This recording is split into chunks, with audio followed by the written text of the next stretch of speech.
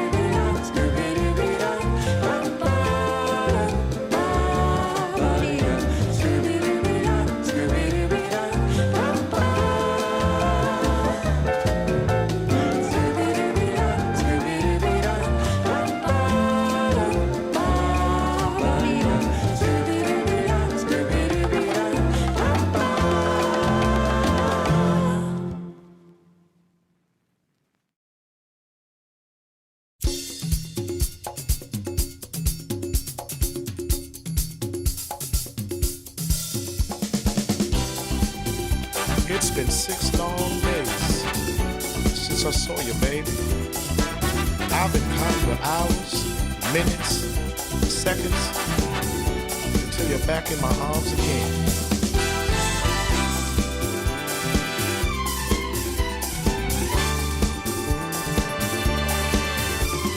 Monday night staying with my baby. Tuesday night I feel a bit lazy. Wednesday night I'm hanging with the crew. Thursday night I go to the movies. Friday night it's time to get groovy. Saturday night the DJ spins the tunes. Saturday night feels right.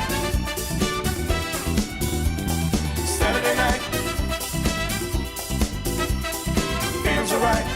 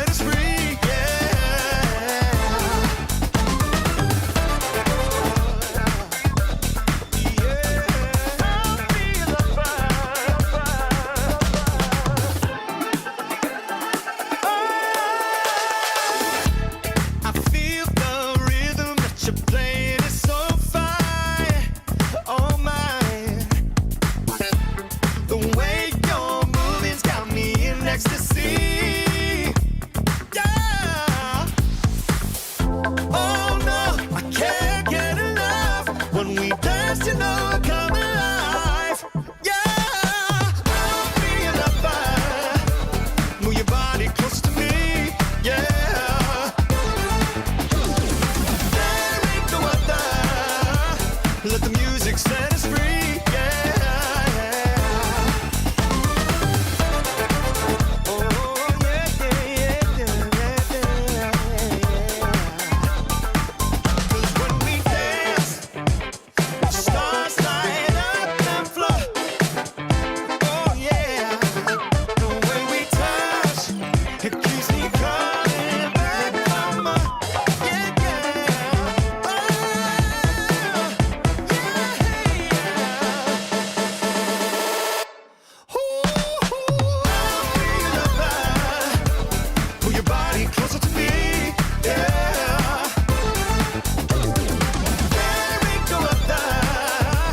Let the music set us free, yeah. I'll be your lover. Put your body closer to me. Oh, there ain't no other. Let the music set us free, yeah. I'll be your lover.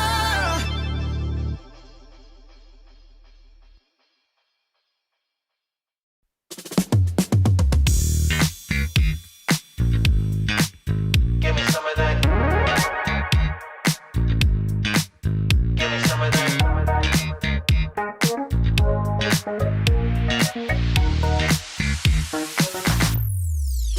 Give me some of that good stuff. Give me some of that fancy pants. Give me some of that high life. I want something that will make me dance. Give me some of that good stuff. Give me some of that fancy pants. Give me some of that high life. I want something that will make me dance.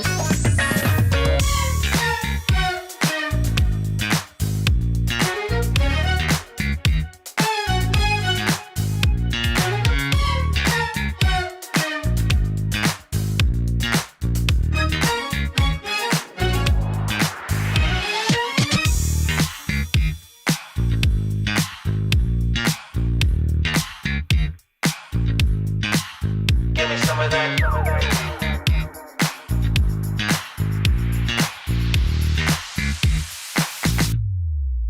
Give me some of that good stuff. Give me some of that fancy pants. Give me some of that high life. I want something that will make me dance. Give me some of that good stuff. Give me some of that fancy pants. Give me some of that high life.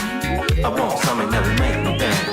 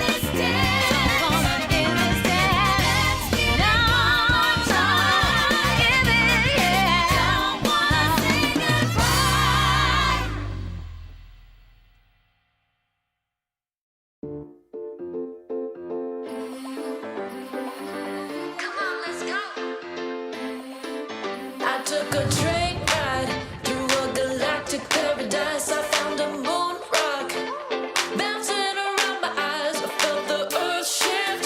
It was a gift. I paid my dues and grabbed my ticket for the best adventure.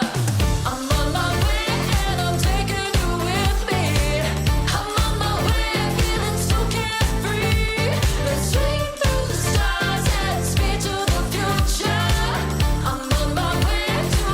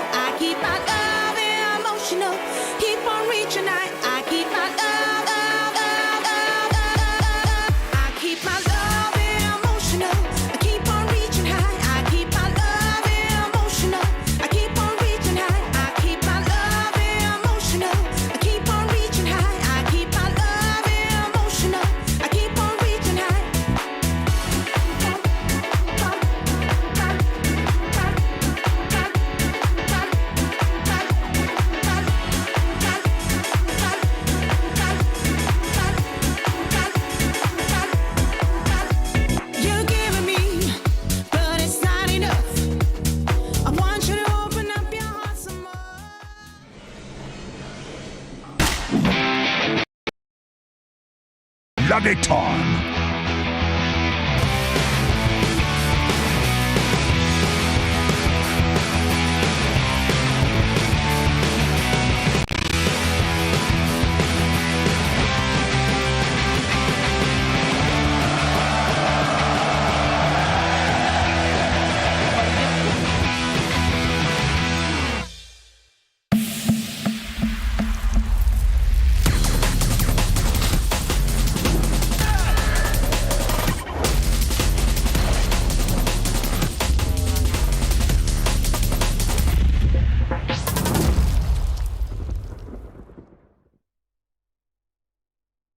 DreamLeague Season 28 is brought to you by DHL.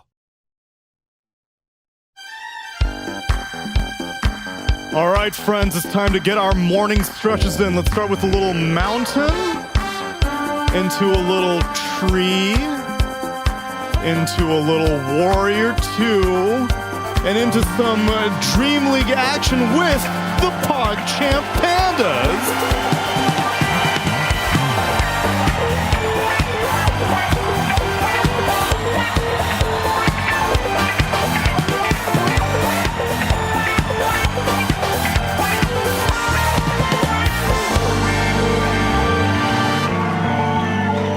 Welcome back, everyone, to more DreamLeague Season 28 action where someone's looking a little stiff. Oh. You're looking a little stiff there, Avery. Oh, yeah.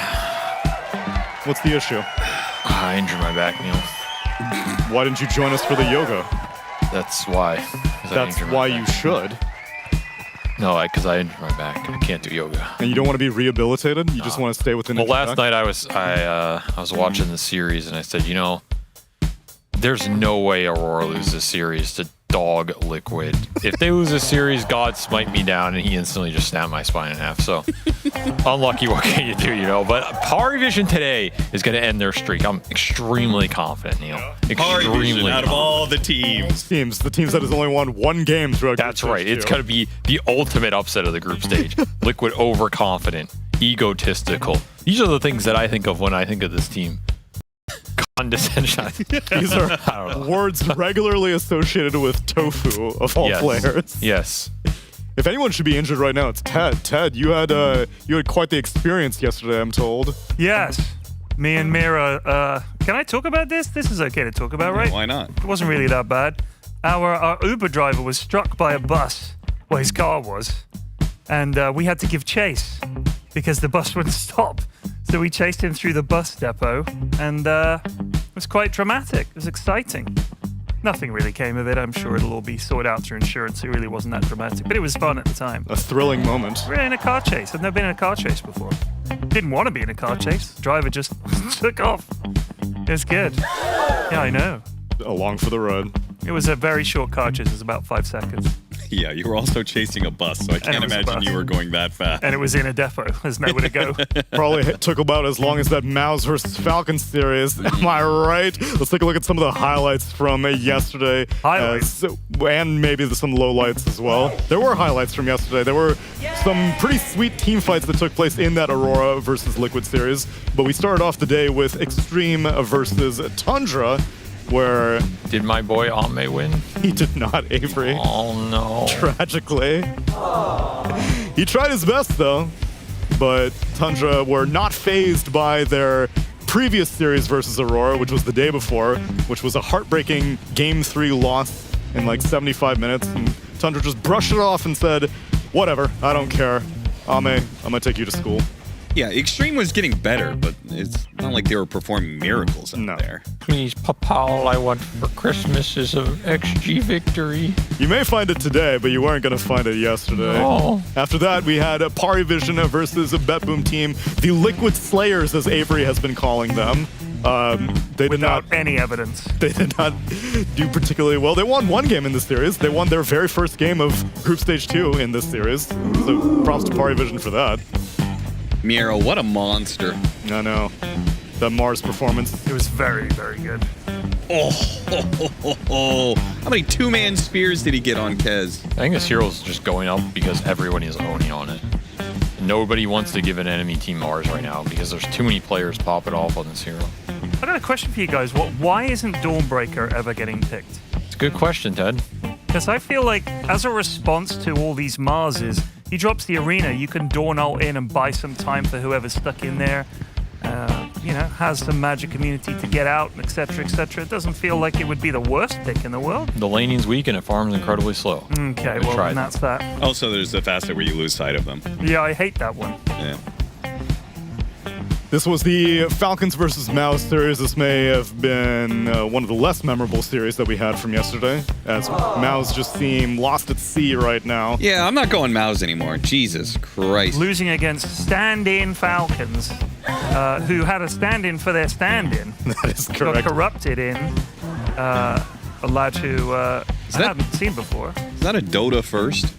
A stand-in for a stand-in? Stand-in for your stand-in? To go stand-in and then the next day, other stand-in. Yeah, I don't think I've ever seen that. Yeah, I've never seen a stand-in get kicked before. One day. That's kind of wild when you It think really about is. it. Like, Now, this team fight was a highlight from yesterday. Oh, yeah. For liquid Six-man, haters, for five-man spear, the double spear into the triple spear. oh yeah, Neil. Injected into my vein. I'm sorry, that's the only moment that you'll see of Liquid losing, as they did clean up the rest of the series. You know, in the middle of that game, too, when they they won the big team fight, took 2 lanes of barracks, I messaged Blitz. I was like, thank you. I needed that prediction. He messaged me back. He said, what the fuck? We just lost. I was like, huh? I said, I'm sorry. I'm watching the stream. I'm a little bit behind.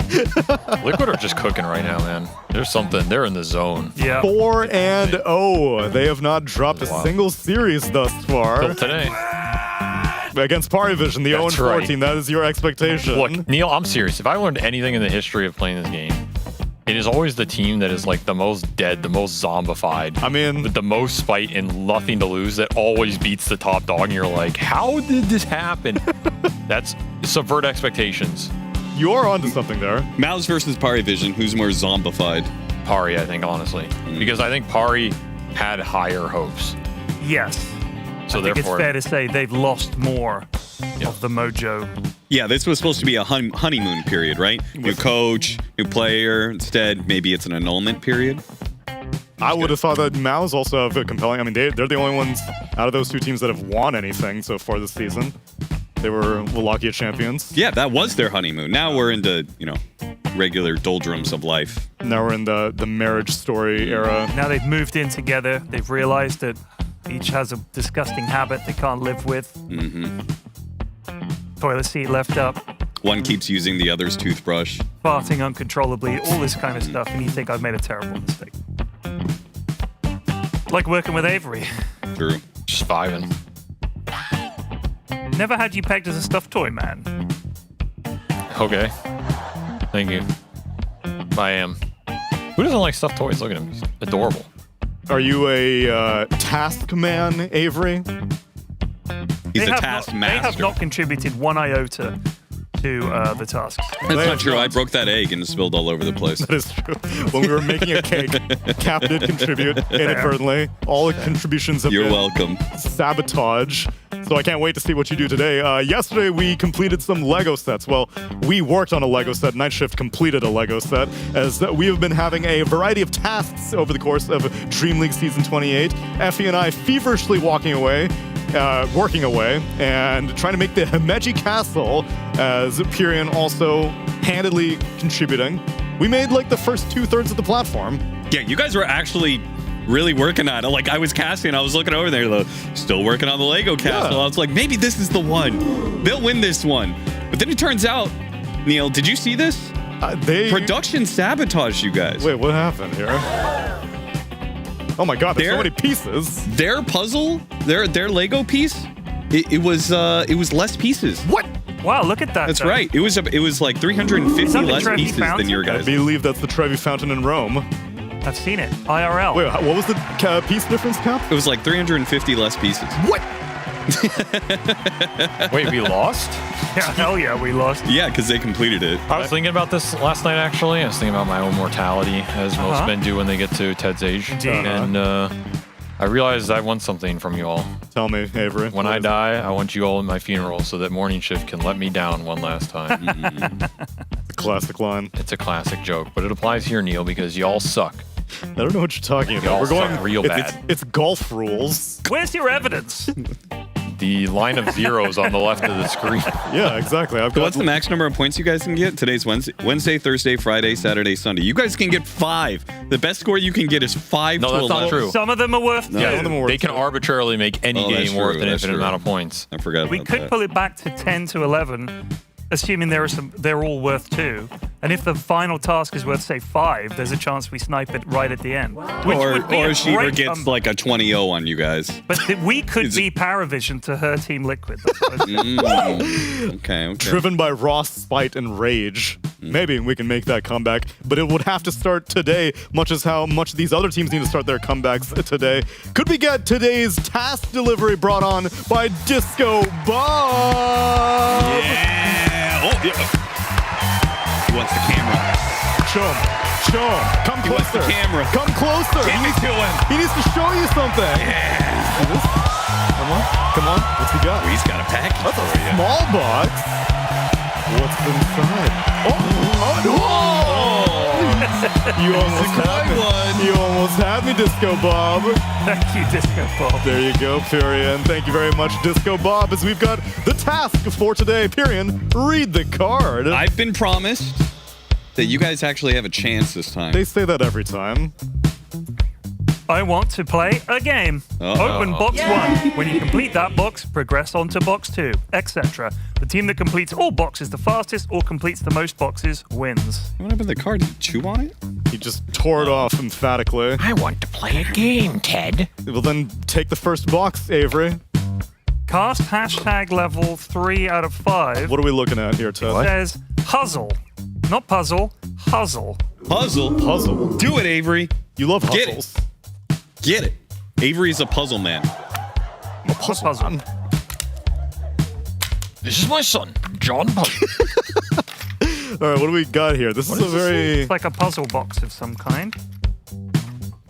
I assume that opening the packaging is Was not that all part- that was in there, man? Yeah. No, there's more. There's some paperwork. So it's not... Oh, wow, that's small. Tiny little guy. Okay. Puzzle. Puzzle provides puzzles for adults which are solved using a blend of inspiration and logic. All right, yeah, that's the advertising. Let's list. The plate-shaped pieces intervene with each other for the perfect balance. The pieces all fall apart instantaneously. Unbelievable when considering all the straight moves you make with the pieces to take them apart. So there's something that you do that causes the whole thing to fall apart. It's a puzzle box. So we need to separate them. Yeah, apparently so. That ain't me. I do quite like these. Yes, you just take it apart. Ted, does a Merely take it apart. Does a Well, Bond I've got a villain... I got a blowtorch in the back, so this would be pretty. Does a Bond villain need to be good at puzzles, Ted? Why? Ted, give Avery a crack at it, so Nah. that way the casters have done something. No, for because you guys. I was told that I've never contributed once. So You don't... Okay. You're One's on not Ted. getting in the mood of the Saw vibes? These handcuffs come off if you just jiggle the right piece. I think I've seen something like this before. Oh, yeah? Yeah, at your mom's house. Ah! New Bond. That's a good one. That's a good It's shot. tricky Actually. to open, though. Isn't Someone send that to me. Someone send that to me. Someone send that to me? Yeah. What, you want that clipped? Send that picture to me at tedforsyth69@gmail.com. Make sure. Ted, you're cracking away at that one. You Yeah, seem intrigued. give it a go, eh? I do like a puzzle like this. I can see some potential here. I see a lot of potential in all the teams that are competing here on the journey to the Esports World Cup. Oh. Because potential is all we have to realize right now. We have the numbers on how many points are being awarded at these Dream Leagues and the numbers of your slot allocation. Holy shit! 12 teams. The top 12 teams are going to make a direct invite to the Esports World Cup 2026. And then we will have the defending champions of Team Spirit in attendance, and then 11 teams from regional qualifiers. Look at my boys Pari doing so great. They are doing pretty good. Number 2 Pari about to destroy the 10th ranked Liquid. It's not even close, Neil. Not even close. Yeah, but it's been upset city. Number 1 Yandex is already out of the tournament. Yeah, what as the is heck? number 3 Spirit. Yeah, but my boy Ame on the rise. As- Fourth As and climbing. is fan favorite climbing, number Neil. 6 OG. Yep. Stairway to Heaven was written about Xtreme Gaming. Seems believable. I'm sure there is some Chinese social media lore. How? Oh, he's taking off the glasses. Oh wow, he's inspecting. I've never seen Ted take off glasses. Except when he's watching a Bournemouth Cherry game, of course. I don't want to see this anymore. In addition to being able to have the glory and the honor of doing so well, a lot of these teams also get a pretty penny in their purse. You see the EPT points on the far right side, but There we go. Giving club rewards. Oh, Holy. Ted has solved it. Ted has solved Box number 2, the first please. puzzle. Give him the $250,000 for first place. Box Because number 1 complete. box number 1 complete. Box, Box two, please. box. Oh, Box it's just number 2 another one of has been those. awarded to Ted. Wow. Okay. Good job, Ted. Thank Wait, you. how'd you You're on do a roll. that? All 4. The tic-tac-toe is gone now. Look, you get a round of applause from Mr. Panda. Nice. Broke it apart. Well done. This is cast level. Where am I going? Where's he going? Where's he going? There we go. There you go. Sorry, camera guy. Level 4. No. This is a level 4. Oh, I have one of those in my garage. So, paperwork here. It says 2 U-shaped bolts and 4 nuts. This looks like a combination of spare parts, but That should be looks your are team name. deceiving. This puzzle comes with a deviously hidden trick. The key to unlocking these parts is to look carefully at each part first. The theme is complexity. Okay, The theme is complexity. it says. I haven't heard that name in a So long untangle time. these. The ghost of Kyle continues to haunt us. We can see the team names that we will be seeing for today, as I can show you the schedule of our 4 best of 3s for this day of Group Stage 2. We're going to start things off with a BetBoom team versus Xtreme Gaming. After that, it's Liquid losing to PARIVISION, apparently. It's already been predetermined. Followed by Falcons versus Tundra, and the night will be capped off with Aurora Gaming versus MOUZ. This is possibly the most boring day or the most interesting. Exactly. Because these are some one-sided matchups. It's literally the top 4 teams versus the bottom 4 teams in every single matchup. You gotta screw it through the hole.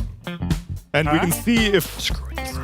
You can't take it off. You gotta screw it through the. the theme is What are complexity. you talking about? Screw it through the. Try dropping it. No, Like your Yules? I was gonna go like this, and there'll be a point where this bolt will slide past the other. I must say, for broadcasting, this is not a particularly great puzzle. It's just Ted's hands. I You can't disagree. even see the puzzle. This is highly engaging content. I'm at the edge of my seat right now. I'm almost got this one, I think. I believe in you, Ted. You got the first one really fast. He's been getting a lot, actually, because he's been topping the charts of our predictions. Ted the Mastermind, 21 correct predictions so far over Group Stage 1 and Group Stage 2. What can I say?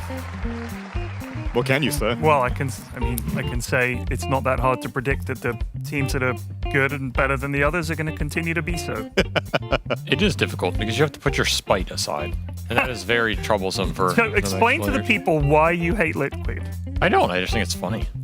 It's just a good bit. I just do it because they are the most beloved team. Yeah, Avery Like- hates happiness, Yeah, and joy, and laughter. I don't even dislike Liquid. I dislike the fact that they don't have a single hater. Right. That's what I dislike. I think every team should have at least one hater.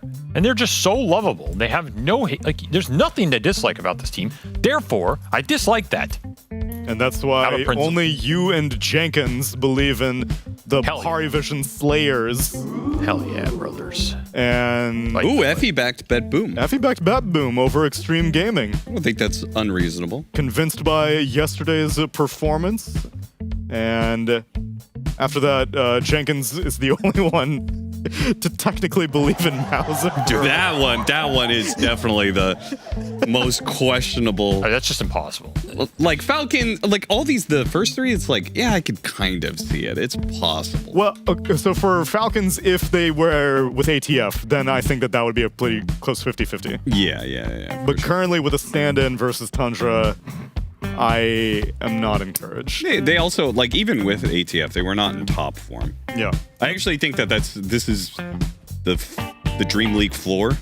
It's like every team is not really playing that well, which has kind of made some of the matches interesting as a result. And Liquid's just kind of like, they have the highest floor of most teams. Yeah. Falcons is another one of those teams. True. That MOUZ matchup was a great example of it. He just kind of got skill checked by Falcons. MOUZ is not in good enough form to beat a bad Falcons. So No. I would like it noted that I have conceded 6 points in this contest by betting against Liquid in series that I Nobody knew they would win. Just like Nobody that cares. noted. You got all the rest right. Yeah. So if you had bet on Liquid, you would be on top. I'd have like 24 or something. Wow, that is But my honestly spite commitment to is spite. too strong. I love that. I committed. I woke up this day and I said, is there a chance Pari can beat them? And then I said, I'm asking the wrong questions. What's the right question? Do I want them to beat them? The answer is, Hell yeah. Because that would be funny as hell. it would be pretty funny. We'll see if it comes true. And that'll be later on in the day, though, because we have to start things off with our first series. It's time to get into BetBoom team versus Xtreme Gaming.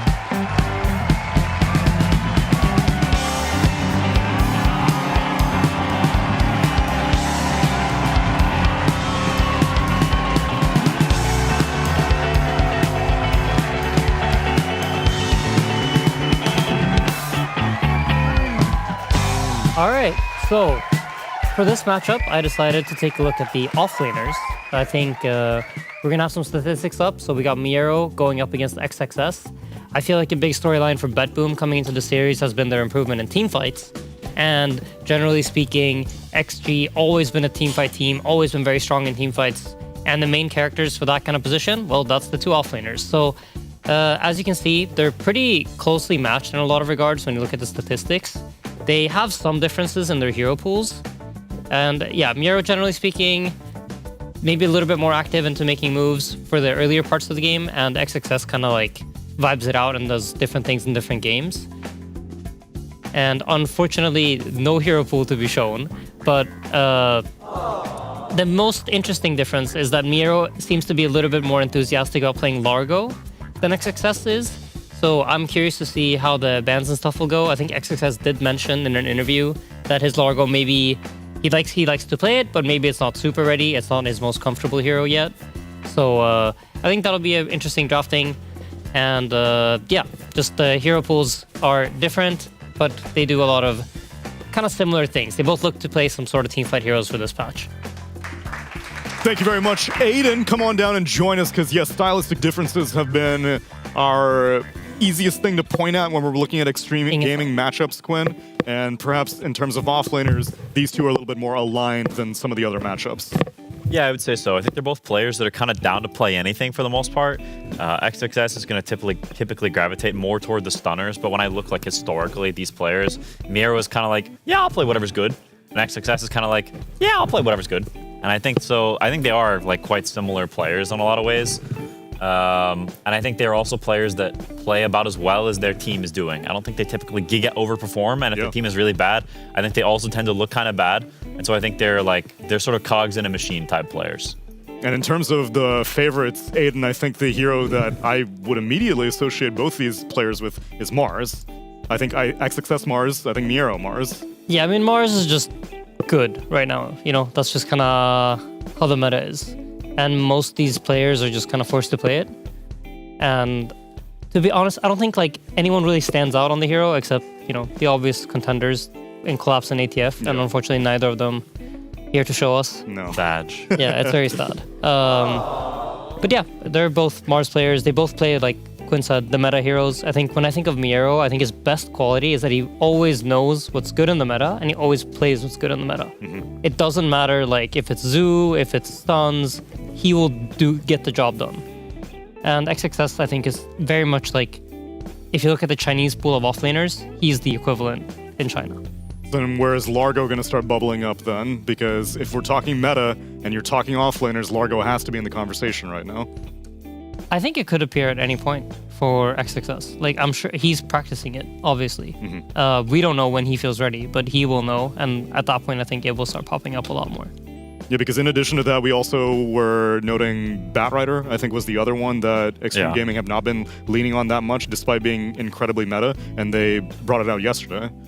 Yeah, I mean, he looked honestly kind of sus on it, I won't lie. Like, they were playing against Tundra, who was just skill diffing them like crazy all across the map, but I do think somehow on these more farm-oriented offlaners, I don't know if it's an XXS issue or if it's a team issue, but it does not look very good for them. Because like Largo is not a mechanically difficult hero to play. It's not like it's super complicated. Everyone knows about the Ags timings. You just strum. Really hard. You press your W on stacked camps, you farm fast. Like, congratulations. So to me, it's like it has to be a team thing, or I don't know if it's a psychological thing, something. But like him on farming heroes recently, at least, does not look particularly whelming. Agreed. Whelming. You're not a rhythm gamer, Ted? You don't find Largo intuitive? Neil, if we ever get to hang out and play Guitar Hero or something, you'll see for yourself. Oh, yeah. Not my vibe. I have yet to play Largo, and I haven't really played much MOUZ either. I'm still trying to understand just why this hero is so strong, because I get it, the arena's pretty cool and everything, not being able to see inside it. Is that the big thing? The blind inside the arena? Because obviously, when we're watching, we can see both perspectives. Is that it? Or is it just, he does everything well? Because if he does everything well, why aren't they banning it? No, I wouldn't really say it's about the fast. I mean, the fast is okay. But for the most part, people don't even take that one. They take the one that heals when you get a kill inside the arena. Victory feast. Yeah. I think, honestly, the hero's biggest trait is just he's a strong laner. He's a melee hero. And he's both a starter, so he's got a stun, but he also has teamfight. I think a lot of the heroes that are like blink fight starters sometimes don't have teamfight. And Mars kind of has both. Also, Arena is like specifically good in this way that it's really good against turret heroes, because you can just hide inside the arena and abuse this wall, which is like very good in certain contexts. So he's just got a lot of tools, and he's also a melee hero who's good at laning, or at least solid at laning. Most heroes don't check all those. He's just a box checker, really. You pick him, and he's like, we got teamfight, we have stuns, and we have good lane. And that's three very good things. Right. Checklist complete. Let's take a look at the full Venn diagram, though, Insania. I want to see both these players' hero pools in their entirety. Sure. Let's take a look. So if we could get the hero statistics up now, there you go. So you see, they're not necessarily the same heroes, but it's the same like archetype of hero a lot. It's like very much control, very much some sort of team fight, a lot of stuns. Miero obviously with a little bit more variety, and you can see the bigger the images, the more they played it. So I think the biggest size is 3 games plus, and then it drops off from there. So yeah, I mean, these are the heroes. A lot of team fight, I feel like, is like the main thing here that I wanted to display. Yeah, the one Largo game that we have for XXS was against Gamer Legion, and he lost that game. And that was a while ago, so they have kind of shied away from it. But I think the deeper you go into this group stage 2, the more your lack of versatility will be exploited by teams. Yeah, and you're also going to be put more in positions where you might just be forced to play it. You know what I mean? Like where it's like a lot of heroes get banned out, and now Largo's in the pool because people want to abuse the fact that you don't play it, and you may be forced to do it. I also wanted to add to the Mars point, I feel like in this current meta, it's very nice to be able to kill heroes, which sounds very basic, but to be able to like burst someone down very quickly, I think is very good. And Mars has that ability in the early game, especially when he hits 6. It's a very easy hero to rotate to and kind of ramp up the game with the arena. And I think that's like one of the reasons he's so strong in the current meta on top of everything Quinn mentioned. That's the offlaner conversation. Quinn, I'm intrigued in the mid laner conversation. GPK versus NTS. How have these two players been inspiring you or discouraging you over this group stage? I don't know if either one is inspiring me in particular. I think it's quite a stylistic clash, because GPK is the kind of player who wants to win lane, he wants to abuse you, he wants to snowball, and NTS is like, I'm chilling. I'm just a chill guy. Don't mind me, guys. I'm just chilling. I'm gonna farm some stacks. It's cool, guys. I'm not hurting anybody. And then he comes out in his blink, goes wham, and owns you with this blink. So I think it's a bit of like, it's one guy trying to dodge and the other guy trying to attack him. I think that's like sort of the theme for likely for the series from mid, because NTS is just not the kind of player who's gonna try to stomp you. He didn't do that. He's not like that. Well, how much of it is dependent on his supports joining in on the fray, though? Because I know back in the day, one of the best ways to beat GPK was to antagonize him mid, not just with your mid laner, but with the supports rotating in, contesting runes, things like that. I think that depends a lot on draft. Like, I think so much of the mid skirmishing depends on the heroes, because oftentimes, like, there's the mid matchup, sure, but then also there's how the support heroes interact with each other. Like, if you've got some real weak hero against Clockwork on one side of the map, it's difficult for that support to actually get to mid, because the Clock can kind of just fight him and zone him off in a way, like on the way to the river, so this rune sort of gets choked off. And now can you fight the other one, right? And so much of that is if they have Jakiro and then some other Chad 4, like maybe you just can't contest the runes because their Chads are zoning off your little weak supports, and so the river kind of becomes their domain. So a lot of it comes down to how do the heroes actually interact on top of like the laning and stuff. What are the Chad 4s? Tusk a Chad 4? Tusk can be Chad. A lot of the like Matchup depends. yeah, a lot of outside of Jakiro being just like this monolith of terror. Like I think you can just slap him into any draft. yeah, with Chad. exactly. Jakiro walks into a dark alley with literally anything on Earth. Godzilla, I don't care who, he's gonna go put and they're cooked. Besides that, it depends a little bit. That's it. And then the last matchup that we get to touch on, Kiritich versus Ame and Sanya. Now, for the majority of this tournament, we have not been too enthused by Kiritich. He's been getting the job done, but he hasn't been standing out necessarily, as we tend to expect from Eastern European carries. However, recently I think he's starting to raise up the bar a little bit. I feel like BetBoom as a whole have been doing that. Kiritich himself, I feel like he's kind of doing the same thing he's always been doing. I think this guy is like very consistent. He pretty much always looks about the same in every single game. And I think that's, for BetBoom right now, it means that a lot of the star factor has to come from GPK. Yeah. Simply put. It's a way to set up the team where your mid laner is a bit more like the dominant star. And yeah, I think Kiritich is more like a dude for them right now. Hopefully he can rise into becoming like more of a Yatoro-esque type player. I think if you had to lean him in one direction or the other, he's probably more hard carry, farm-oriented leaning, but just hasn't like reached his full potential yet. Is this going to be Aiden's most hated draft? The minus armor strat? Oh my, wait, did he have minus armor? Oh, they both have minus heroes armor. have minus armor. Oh my god. Well, I'm glad we mentioned it already, so we don't have to bring it up again. Well, we need 2 heroes on one team before we really get to lean heavy on it. I'm so excited. I'm so excited. Dude, yo, Vengeful Spirit, Shadow. All right, now we list all the heroes that... Yeah, exactly. List all the heroes that have minus armor. That could be potential Who things. else? Shadow Fiend's banned though. Oh, Shadow Fiend's out. Well, I guess it's not an armor strat then anyway. Well, the SF Slardar, they saw it coming. The minus armor strategy from Xtreme Gaming. They banned out the Shadow Fiend, the Treant Protector, the Shadow Demon, and the Bat Rider. Extreme offlane heavy bans. I guess technically Beastmaster goes anywhere these days. Largo, Beastmaster, Windranger, and Tusk.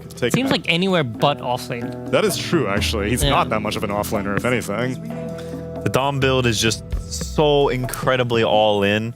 There's also so many heroes that kill the boars in lane, so if you commit to playing boars against 2 heroes, then it's kind of crap. Compared to mid, the boars are much better because it's just one guy. It's difficult for one hero to nuke the boars down. But if you're playing safe lane and they pick one dude with nuke, you kind of just nuke the boars and you hit them and they give like an insane amount of XP. So it's very, very risky to play through the Wild Hunt facet. That makes sense. And yeah, surprisingly, Jakiro slips through all the way to second phase bans. I think it's rare that I've seen both teams open with cores, like, unabashedly in phase 1. Without shame. Without shame. Do you think they should feel shame, Ted? I mean, if they pick a Razor as well, then they should feel shame. Because I played against Razor Viper last night and it was bloody miserable. Both of them? Yeah, both Razor and Viper. My Viper mid. I think it was Razor offlane. And they had some miserable bloody thing carry as well. Just rotten. It must be what it's like playing against Falcons where they just pick shit like that. You're like, all right, they pick Razor. They're not going to also pick Viper. Then they do. You're like, what the hell is going on? Also, haven't we seen Razor as a carry in this tournament as well? We have. Seen him as all 3. It's too much crap. I think for me, it takes me by surprise the most because Xtreme has oftentimes been opting for Phoenix as soon as it's available. But this time, they find more value in an early Slardar. Yeah, this hero's banned a lot versus them. I think partly because it's a flex for them. NTS is also a very prolific Slardar player. But on top of that, I think it fits like this enabling your hyper carry type deal because you give the guy minus armor and then Ame with minus armor minus armor, he annihilates them. So I think it fits this team. It's also a blink stun hero. It scales well. It's tanky. It can buy BKB. It does a lot of things that Chinese teams typically like in a draft. And I think XXS is also very, very good at that hero. He's a blink stunner. Fits into the archetype. So I don't know if he has touched on this already, but Amar also used to, back in the day when he was like only Razor, only Timber, only Viper, I remember he used to think that Slardar was very good against Razor, because a few times that I saw him play against Razor, Slardar would be a frequent pick of his. So I think he likes the matchup from Sardar's side. Interesting. Yeah. Is that because the idea is you blow up the Razor before he gets too much damage off you, or that the bonus damage from the bash, or? Yeah, I think the main thing is just Slardar, like, when he works correctly in a minus armor strategy, he amplifies the damage on Razor, and Razor dies very quickly. Right. And these like Razors, Vipers, they don't like playing against heavy single target damage. That kind of just kills them because they just want to run around and be annoying, and Build their up damage kind stacks. of exactly takes time to build up. Man, Ted, you don't need me anymore. I've been teaching you too much in the green room. This guy's good. This guy knows everything. He's leading the prediction leaderboards. Yes. He already knows what I'm gonna say before I say He it. does. I try Padawan to has listen become to the you guys. master. It'll all be gone. Next event, it'll be like I've never played Dota before. But the final day of this event, you're gonna be like the Mastermind. biggest genius. Dude, he's 3 blue heroes. Yo, blue hero strat? Minus armor strat? Both teams going for blue hero minus armor strat. It's too strong. You would think getting like 2 pro players on the panel, you'd get less memes, but it's actually opposite. I actually thought we'd get more, especially Yep. you two. Yeah. Wow. Dude, if they pick a hero that's not blue, I'm actually gonna lose it. I remember there was like one event we went to where they asked us about this because all of our drafts were color scheme. No. Well, it's the Sweden colors, kind of. What? Don't you need Almost. yellow? Almost. Almost? But that's yellow. That's not yellow, she's green. That's yellow. I mean, she's definitely green, but it's like yellow adjacent. That's yellow. I mean, if we wanted a yellow hero, I would have wanted Phoenix. Phoenix is so good for extreme gaming, and yet they keep not picking it right now. Phoenix yellow? Isn't Phoenix kind of red? You think Phoenix is orange. Who do you think is more yellow, Hoodwink or Phoenix? That's red. That's red, with some yellow accents. What flag is this? Dude, it Red, does have yellow, on his blue. hat. Dude, I feel like his hat says Romania. sus crap. If you could read whatever language that is, like I feel like that's something real sus. It's like I would not want to have the dinner fucking with Warlock. Stones. Do you remember? Oh, yeah, the Slack glyphs. spent like a day Decoding them. decoding the runes. I think that's the Romanian flag, isn't it? Red, yellow, blue. Yes. Yes, that I is think true. so. Also, maybe Moldova. I think might be those colors as well. There's a lot of countries in Europe that have that flag Red, yellow, blue. Yeah. in just like different configurations. Yeah. I feel like almost every. Another blue. That is another blue. BetBoom is actually Oh, yeah, BetBoom Bet stands blue. for blue boys. I don't like their heroes, but I like their colors. I don't like this Abaddon. We've seen it a few times, and I'll be honest with you, so far, what it looks like to me is Abaddon survives the fight, and then it's just chasing Abaddon because his whole team is dead. And meanwhile, he's just running about, not really doing much. That's what it's looked like.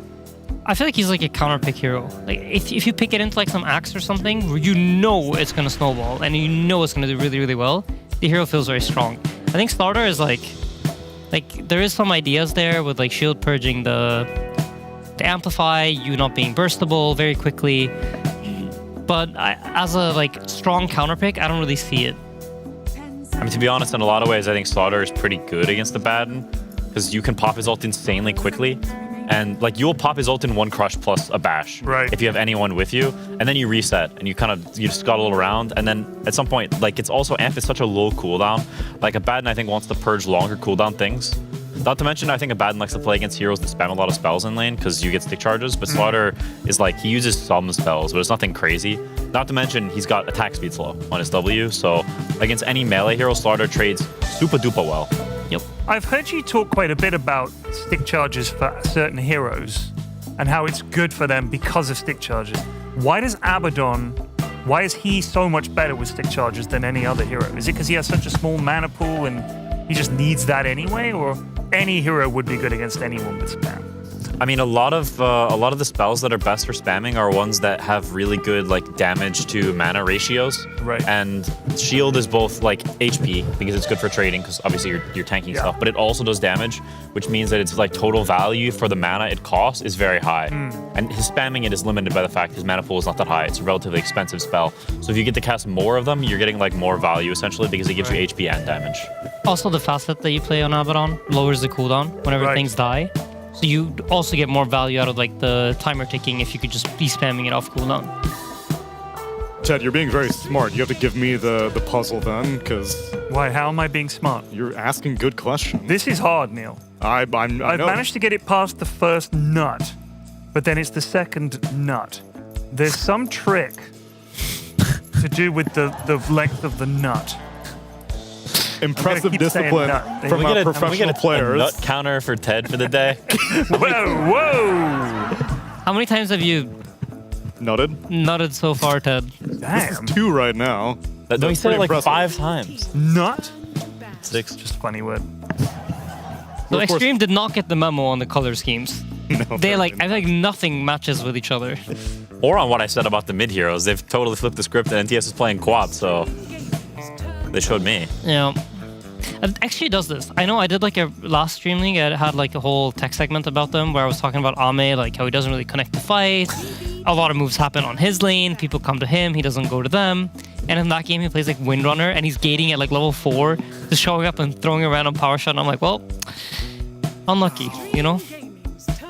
Thanks, Ame. Some teams do that to you. Yeah, thanks. Color is the opposite of blue in your mind? Orange? Isn't yellow the complementary? Nice try hard, Tsunami. Nice actually knowing the real answer. This guy thinks he's All right. cool because he knows the color Exactly. wheel. This guy, This guy thinks he's clever because he knows colors. Yeah. Lame. You know who also knows colors? A 4-year-old. Yo, a 4-year-old couldn't solve this puzzle, though. Neither can I. neither could Ted. Or you. It's tough. So the key is to look closely at the parts. So there's something to do, if I may show you. No, you focus on the draft. Okay. You're being the smart one right All now. right. There's something to do with the nuts. There is something Nut with the on the nuts. bolt. There's some Like 7. point on it where things can slide past. Gotcha. You have a look. Noted. He's got blue hair. That's why they're doing a blue draft. All right, do you guys want the ultimate, the next thing after minus armor strategy? It's the complementary hero with Slardar. Because every single carry deals physical damage in Dota, but you have to specifically mention that Clinks really likes to abuse the fact that Slardar gives minus armor, really and he likes can burst heroes even quicker. Oh my The god. synergy is amazing. Oh, Terrorblade then. Wouldn't he be good here? He's got tons of armor. For I haven't BetBoom. seen Oh, they any got Terrorblade. Holy Yes! poggers! My boy! Why? Still, it's kind of a sus Necro game. It's offlane Necro against Clink? Necro against Quap is rough, right? In mid or what? Just in general. I don't think it's that bad. Not I mean, that bad? eventually it isn't great, It's probably. off lane. Let's see. Why Yeah, would Miro Necro- did play it. Why would he be good against Clonks? Is it? I mean, you can do the Ghost Shroud and he can't click you, I guess. Yeah, but for laning, I don't think it's that nice. Generally, Necro likes to play against like more melee heroes where you get value out of like, you know how Yeah. Quinn mentioned the shield on Abaddon? Yeah, yeah. Necro Q is kind of the same thing where it heals and deals damage, and you Yeah. kind of want to get value out of both factors. So consider this, at the very least, it is very hard to bully Necro out because of the amount of regen that he gets. So maybe they're just thinking, look, Miero, you can just like live in the off lane. It's going to be hard for them to chisel you down. You've got the heal. Who are they going to pair him with? It's going to be save on Tiny, right? So Tiny Necro? Tiny Necro. Yep. I mean, I will say to XG's detriment, I think their heroes are somewhat ugly. Like, I think Warlock Clinks is very like dysfunctional safe lane. You don't use the heal at all. You have no kill threat. It's just kind of like spam poke lane. Warlock's. It's 2 dudes. Oh, Yeah, wait, it's do you very get, two dudes. do you get Sadist stacks? If you get Fatal Bonds, then you get the Imp. Do you get Sadist stacks by killing the Imp? For I sure. wonder. For sure, you sure. do. Yeah. But I think it's 2 hits, right? For the That's minions. one hit for the Imps, isn't it? It Pretty depends on sure. your damage. It's not. Yeah. big. Oh, really? Yeah. But I think it should be 2 hits, so I don't think he actually is going to get the stun. Press Q. on the Warlock Golems? Yeah. All right. I mean, Necro's in the game, so I have to vote for Necro because Yeah, 100%. I just love that hero. Yeah, it's like one of my favorites. I'm XG with is- Quinn. Me and Quinn have actually very much similar mid pool. He's a little better than me. Debatable. A little better than me. I haven't played in a while. Debatable. I'm all in on Necro, my boy. Same. I wanted to win. I want to see more of him. The hero's still a bit of a mystery, a bit of a puzzle. We'll see if we can maybe figure it out as we get into game number 1 with Cap and SVG.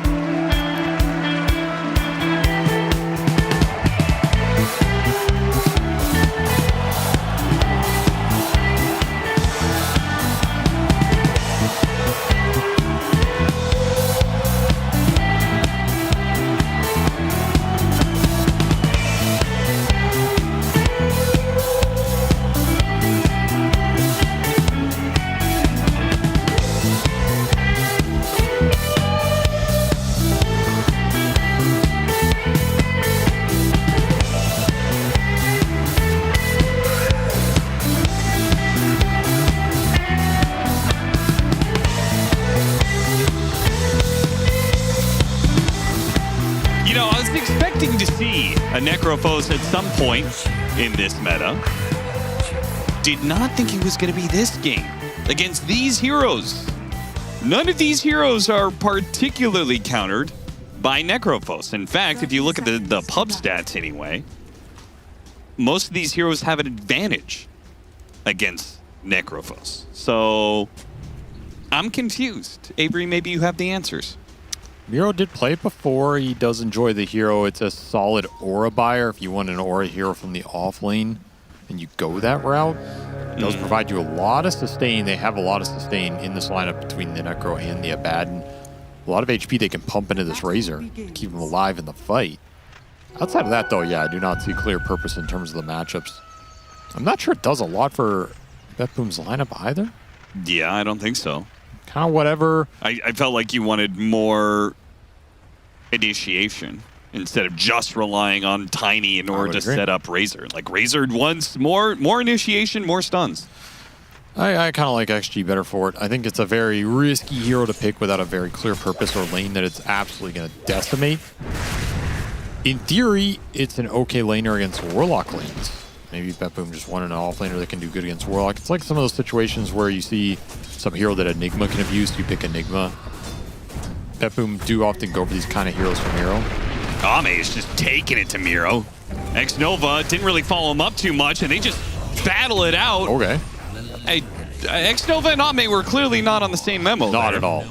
And it is really important to be on the same page for the early waves against Necro because that is when the hero is the most abusable. Right. His level 1 is really bad. And it's often a lot of the reason we don't see the hero is you just cannot get through the level 1 to 3 period on this hero without dying once or twice and falling behind, and then you're just a slow jungle farmer. Takes a long time to build up. So the fact that they win that trade is a big deal for BetBoom. What's Ame doing now? He's taking a break. He says, "Fine, if you want to help me, you go get the last hits." Really weird sequence. There's no way you're supposed to die level 1 with Clinks against Necro. No. Like, that's just a brain lapse in this lane for XG. No way around it. Are you ready to rumble? Well, what about the other matchups? We got Abaddon Disruptor against Hoodwink Slordar, so a very aggressive duo from Xtreme, but it's into an Abaddon. Oh, they should be chilling down here. This lane's really strong. I don't see Disruptor putting enough pressure in that they're able to chase heroes down. Maybe you get a clutch glimpse on the side or something if FY overextends. It's kind of your best kill target here. Lane's pretty far up for them right now, though, so solid position for BetBoom. It's one of Kiritish's signatures. X-Nova got tossed into Miro here. See if they can get the kill with the final nukes, and they do manage to get it. Miro, unfortunately, did not get the last hit. Save just hits too hard, so Miro is going to have to back away from Ame. Yeah, well, Save might chase him down here. 3 more seconds till the toss. 2 more seconds till the avalanche. And he has a Mango, but opted not to keep it going. So it's going pretty well for BetBoom early. Just chaotic. Not necessarily getting a lot of net worth here on the Necro. That's kind of the downside. You have to buy some extra regen. He's not getting a huge amount of last hits. But you're getting a lot of experience in gold for the Tiny. So maybe Save is the true offlaner here, which is the strength of this Necro pick. It's a hero that can combine well with Tiny on lane and help him out and just playing the lane straight up instead of the wave pull shenanigans. I mean, I'll never hate on Tiny getting extra farm. It's probably one of the more value for positions to get some, but particularly in this game where all the responsibility of initiating is on him. I agree. If there's one here you want to have a good start here, it's Save. Can bring this lineup together, can do a lot of work in the team fights. Also cool to see some more Queen of Pain today after it won a game yesterday. It looked pretty strong scaling up in that as it went late, luring off in that game too. I think it's the hero we might see more of just because I think it's been forgotten about a bit, and it is a traditional Razor counter, and there's a lot of Razor in this meta. Sure. Your scale against Razor is superb. And this hero's fun. It's got cool cosmetics, so that always helps. Yeah, you like the Quap cosmetics, Avery? I'm just saying objectively. You big fan of the Arcana? Me personally, no. I despise Queen of Pain cosmetics. I think they are blasphemous. There are children playing this game. Have some modesty. But they're very well designed. Well, of course, the design.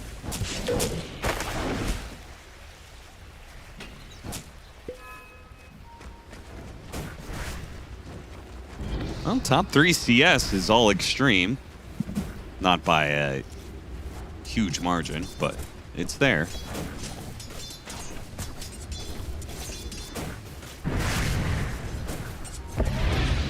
They have a lot of damage in this lineup, too. As this game progresses. That's a big balance. Kill the golems. Got one of them. Got the other. See? Yeah, that's close. That was really close. One hit. Miro not having fun up here.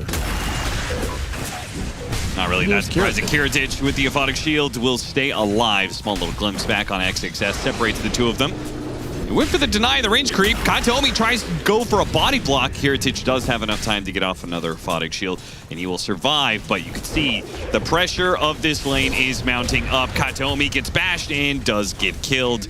And the creep wave is pushing in too, so they might opt to try and keep that pressure on the Abad and go for a little dive. We'll see. Nice by XXS. Got all of the bash procs on the heroes there. Pretty nice sequence for him. Timing it up well. Strong lane down here. A lot of physical damage to throw into these heroes that don't have a huge amount of starting armor unless you're under that tower for the bonus. So pretty efficient trades for them. Lane's going well for XG. Just max Scream of Pain build on mid. No dagger gameplay, even though the dagger can be kind of nice against the Razor to kite him. Nothing to say, just wants to push the lane and get mega farmed. Probably look for some kills around the map with Sonic Wave, especially if you can get the 6-minute power run. Save comes in and takes away Haste Rune. That's big. That would have been a pretty nice rune for NTS to secure. Would have been a guaranteed kill somewhere on the map. Interesting. GPK opts to use Eye of the Storm for this medium camp. Which is kind of weird because, like, where does he go? There's not another camp nearby to use Eye of the Storm on, so it feels a little inefficient. Maybe he just hates wolves. Yeah, could be.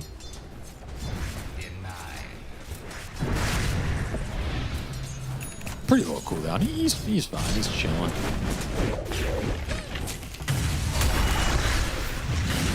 Still have a half level to try and abuse this Abaddon before ulti's up. You feel like you can rotate to him. But the rotation's going to come to top. Nothing to say. He's going to blink in. Sonic Wave, Dang. blow up Miro. It's a lot of damage.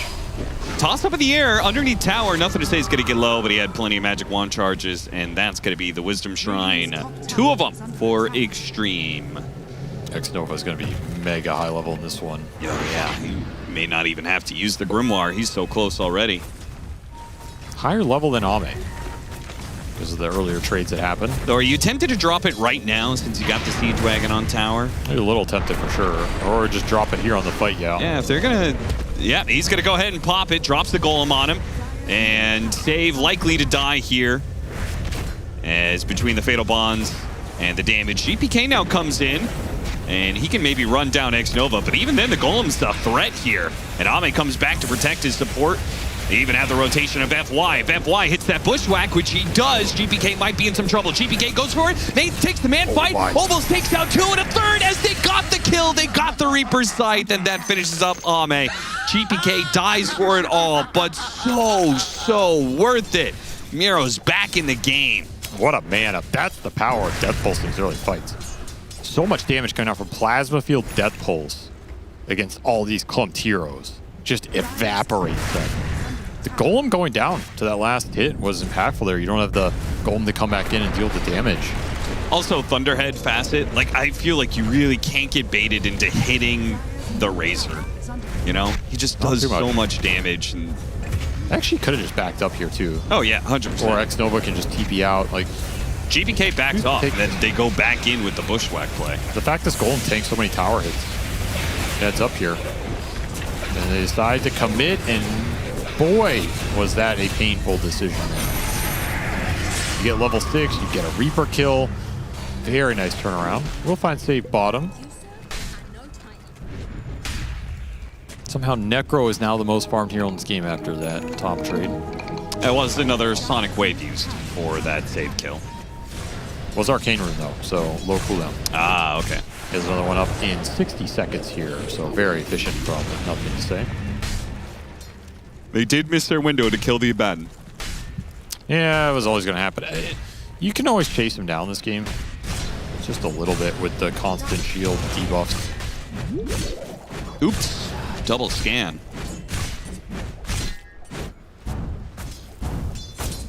to make sure no one's there.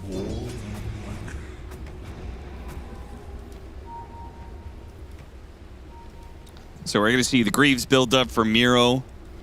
Do you think he goes... Is this like an early Lotus game because there's a Slardar? Is it weird to get Crimson Guard on Necro?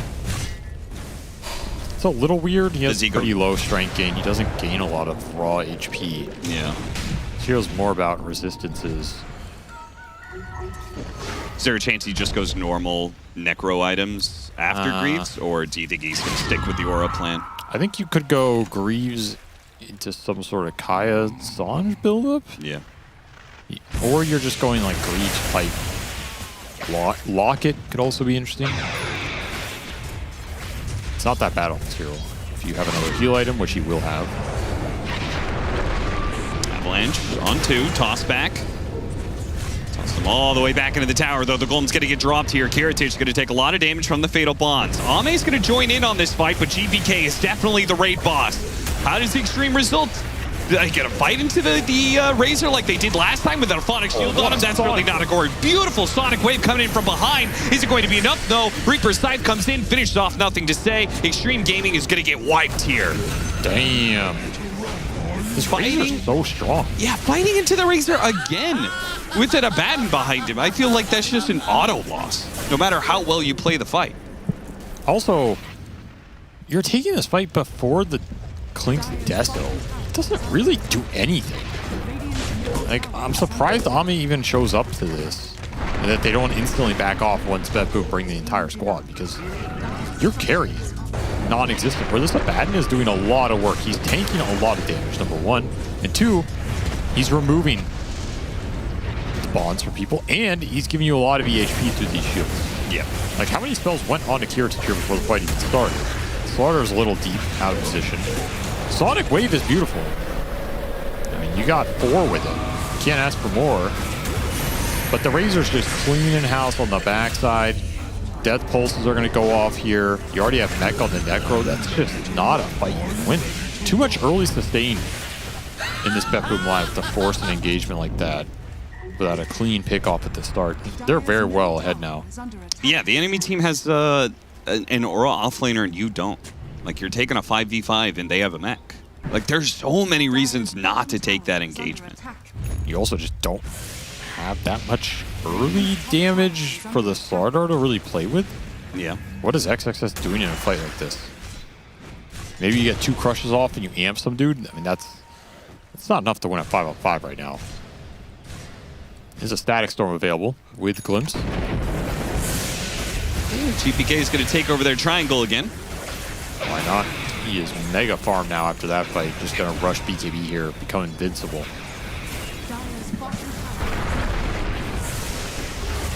Nice toss back. Caught FY.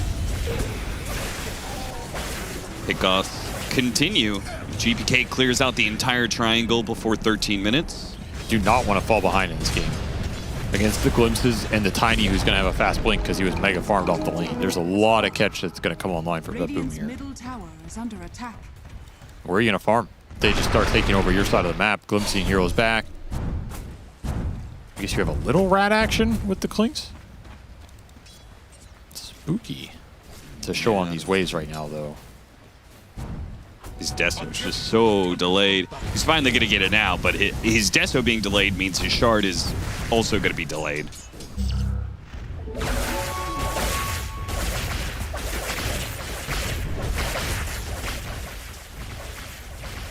Dire's structures are fortified. Well, I will say between that team fight and the Aura pickups and the early BKB, bright red flashing signs for Extreme Gaming. Don't take any team fights in this lineup. That means it's time to fight, right? I guess so. All right, here we go. Let's see what they can do with still level 1 Sonic Wave, though. I think you need the extra damage here. Well, survive Static Storm. Look at that. I guess so. I mean, GPK almost had BKB. There's no reason to dive into a tower for taking a team fight until you have that item. This is the point where I would have expected actually to fight with the Clink's Deso. except they're a little bit behind. And as we said, I don't know if you have damage going into the early Greaves Necrophos here. It feels... I think you have to play this game a little slower. Maybe you let BetBoom go into you where their lineup's weaker. Disruptor is strong if you can get isolated chase downs. But in theory, if BetBoom try and dive a tower or something, and you respond accordingly with a large Fatal Bonds into some Clinks damage, some double 2 Sonic Wave going through, that's a fight I could see actually. And Taz and Katomi on top of the Squirrel. They don't even need Glimpse for this one. It does save Ame's life, presumably. He's going to sneak on by, go through the gate. Try and trade towers here, probably. That we could defend their safe lane. Yeah. I'd be really surprised if they did not try and defend this. You have to be careful showing here, too. You can get Glimpse back under this tower. Is Golem available? Save already in position. And here comes Katomi, though they're going to jump him immediately. He doesn't get the chance to go for a glimpse play. So, a little bit greedy trying to go back through the gate. Getting picked apart by Xtreme. Nice little ward in that corner of that twin gate. Very hard to de-ward that one. And now seeing, is there more heroes they can pick off? Now, here Right outside sentry range.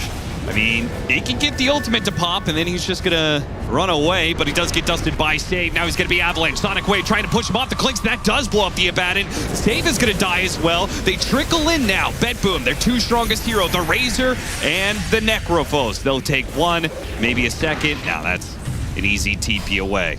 There's a smart disengage from XG. Yeah. You are not fighting those 2 tanky boys.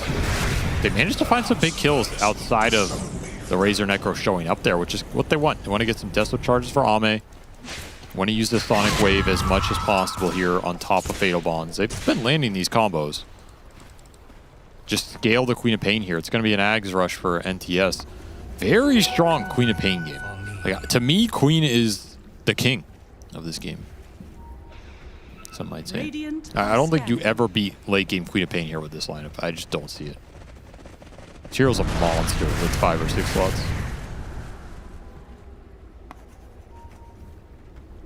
Yeah, even the Photic Shield doesn't really work that well against the Ags, right? No. Like, you take off the dagger, but then the screen goes off as a result. It's just too much damage in the late game. The hero becomes too tanky, too mobile. It just does too much of everything. Maybe Ag Static Storm and you just lock him down. There's no save for Ag Static Storm here as we go later. Have to glimpse him back in. This is not that effective. So fast with the leg day. Man, BetBoom, they had the early advantage, but now it feels like swung. Yeah, Static Storm attempted play on mid. Now this attempted grab, that bottom lane tower defense. They're just not finding the pickoffs with this trio that I think they need to be right now. Yeah, they need the Tiny with that. Right. Tiny Blink will definitely help.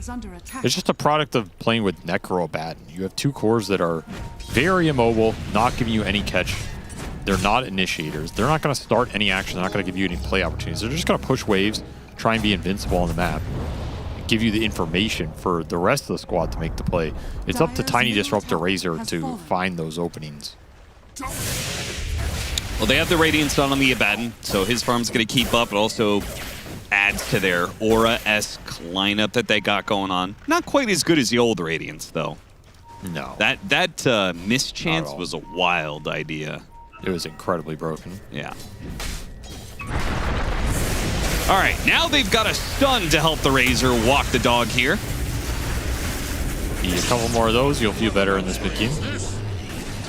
I also wonder how early BetBoom can force Roshan, because they are building a lot of auras here. And you're going to get ratted in this game, so the sooner you can start doing Roche plus Tormentor, the happier you're going to be. The lineup's not incredibly good at it. Ame really likes doing this. Just forcing the ultimate, and then nothing to say. Now that he's got this Axe, now Ame's probably going to die for this one, but Kiritich is taking a lot of damage from the Sonic Wave. Another round of the dagger. Let's see if Miro can out-heal the Axe.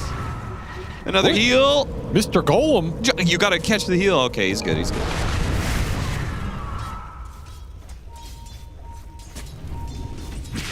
That golem just froze, man. He panicked. Got him back in the Static Storm. No follow-up to this, though. Team's pretty far away. They're going to get here now with the Avalanche toss back. Nothing to say. Blinks away and kills the Tiny. The golem seals his fate. And you can see these immobile heroes, or not super immobile, but they are reliant on their mobility. Do not like being daggered. Quick little blow up on Katomi as XXS gets in there. Another round of daggers onto the Necrophos. Not quite enough to burst him down, though. Gets off the Reaper Scythe in full heal. This is going to become NTS verse 5 here very shortly. That's what it feels like. This Slaughter is finding nothing in this game. Ame is also being so aggressive. He's forcing the issue. He likes looking for kills with the Clinks. It does do a lot of damage, but we haven't seen a big issue for XG's team is they've not combined the cores well. I don't think we've really seen a hero get amped and hit by Clinks. Yeah. Once. To me, most of the value for Slaughter in this draft is helping the Clinks do damage against these cores and playing the fight more on the outside. Like, I don't think you want to just go in and fight these heroes head up and tank a bunch of spells on XXS. You're just getting Reapered every time you're dead. With BKB, it becomes a little more doable, but I feel like they should have just been playing to kite these fights out, especially in this early game. Yeah. And considering the fact that itemization-wise, like, he went for the Blink Shard, like, you should be coupling these heroes together. He didn't try and go a faster BKB. They're going to just try and force it again. Get an Avalanched on 2. There's no great start. Toss back, get the pick off. X-Nova. It's a 4-man boss. Going to die. They're really playing aggressive in moments where I'm not sure they have to. I don't think they do at all. It's kind of giving fights to BetBoom that they enjoy. Just running into Necro Razor or Bat. I go, okay, yeah, sure. We'll take those. I feel like you really need Hurricane Pike on Clinks to get these heroes off of him. I think you need BKB on the Slardar so he can go in and not instantly die. And you're not afraid of scaling because you do have a Quap. Yeah, just keep pushing lanes, splitting BetBoom up on the map. Their lineup's not very mobile. They're not going to react well. This top lane going in right now, someone has to go up there and farm it. It's either going to be a Baden or Necro. Once they show, then you can look for a pick-off on the map and play this style of game. Radiant's top tower is under attack. I feel like they're just banging their head against a brick wall. Yeah, game's still even. It's definitely felt pretty nice for BetBoom to play with their Aura build-up. They'll get the Tormentor here. Nice little objective to claim. If you struggle to take Tormentor, maybe Roshan is not in the cards for BetBoom. They will have to pick up the single target physical. I think this Abaddon is just going to have to itemize for as much single target DPS as he can alongside this Razor to alleviate the weakness of this lineup. Yeah.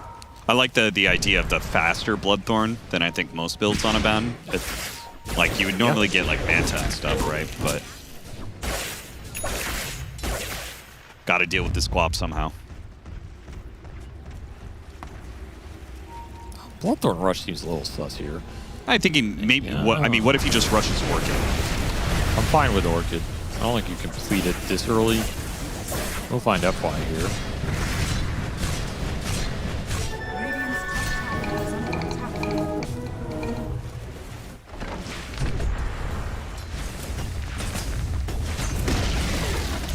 Nice little last hit. Almost level 18 on this Queen for level 3 ult. BKB almost done. However, the objectives fall before you hit your timing. It's not the fastest Roche I've ever seen. Yeah, I actually feel like is this Aegis going to do that much? I think this is a lot of time for Xtreme, right? You've got 5 heroes in this part of the map. It takes so long to do this. I actually feel like this was kind of good for Xtreme. You're doing this just to get the ball rolling on them. You have to at some point. It's slow. It was always going to be slow. Your ball is already rolling.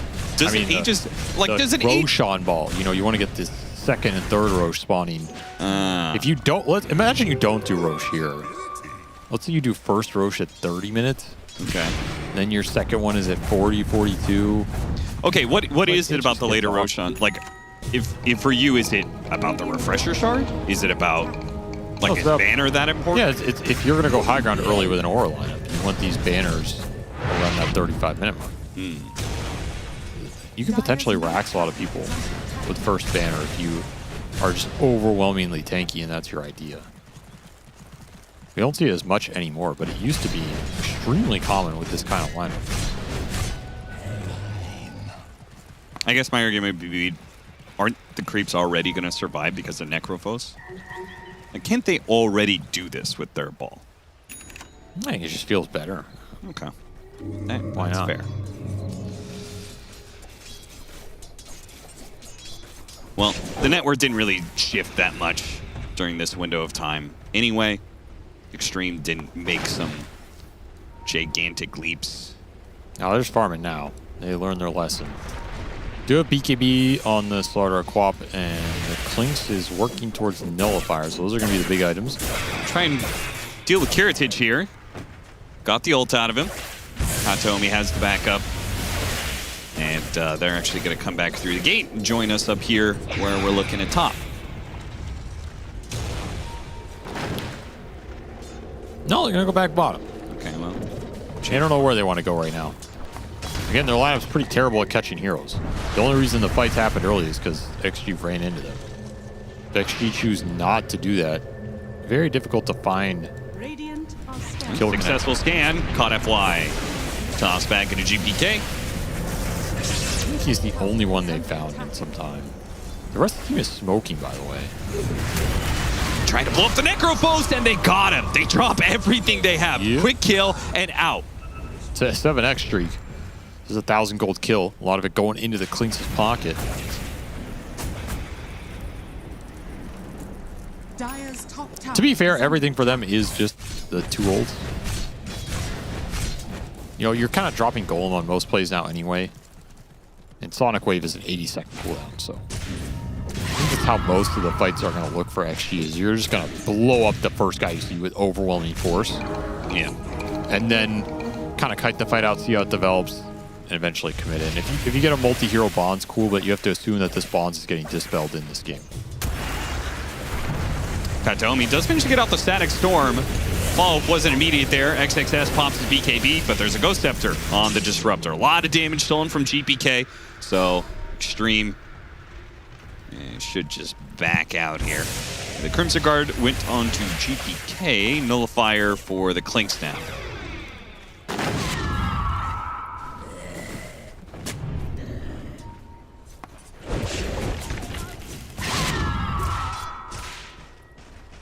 Nullifier, the ultimate foe of the Necrophos. Yeah, do you think this hero should, one of his like Ags, like Aghanim Scepter should give him undispellable Ghost Round? This hero just feels way too countered by Nullifier. Sounds pretty broken. That might be too much. You telling me 4,200 gold for just being undispellable W is broken?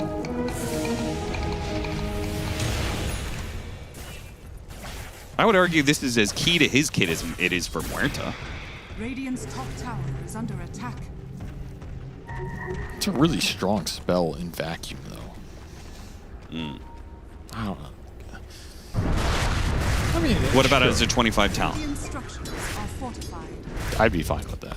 Okay. Dire's bottom tower is under attack. Getting to 25 on Radiant's Necro top is, tower you know, is under attack. power to you, son. You've seen a lot of shit in your time. Well, they really didn't get too much done. In fact, they lost 2,000 net worth off of this Aegis. It's getting ratted around the map.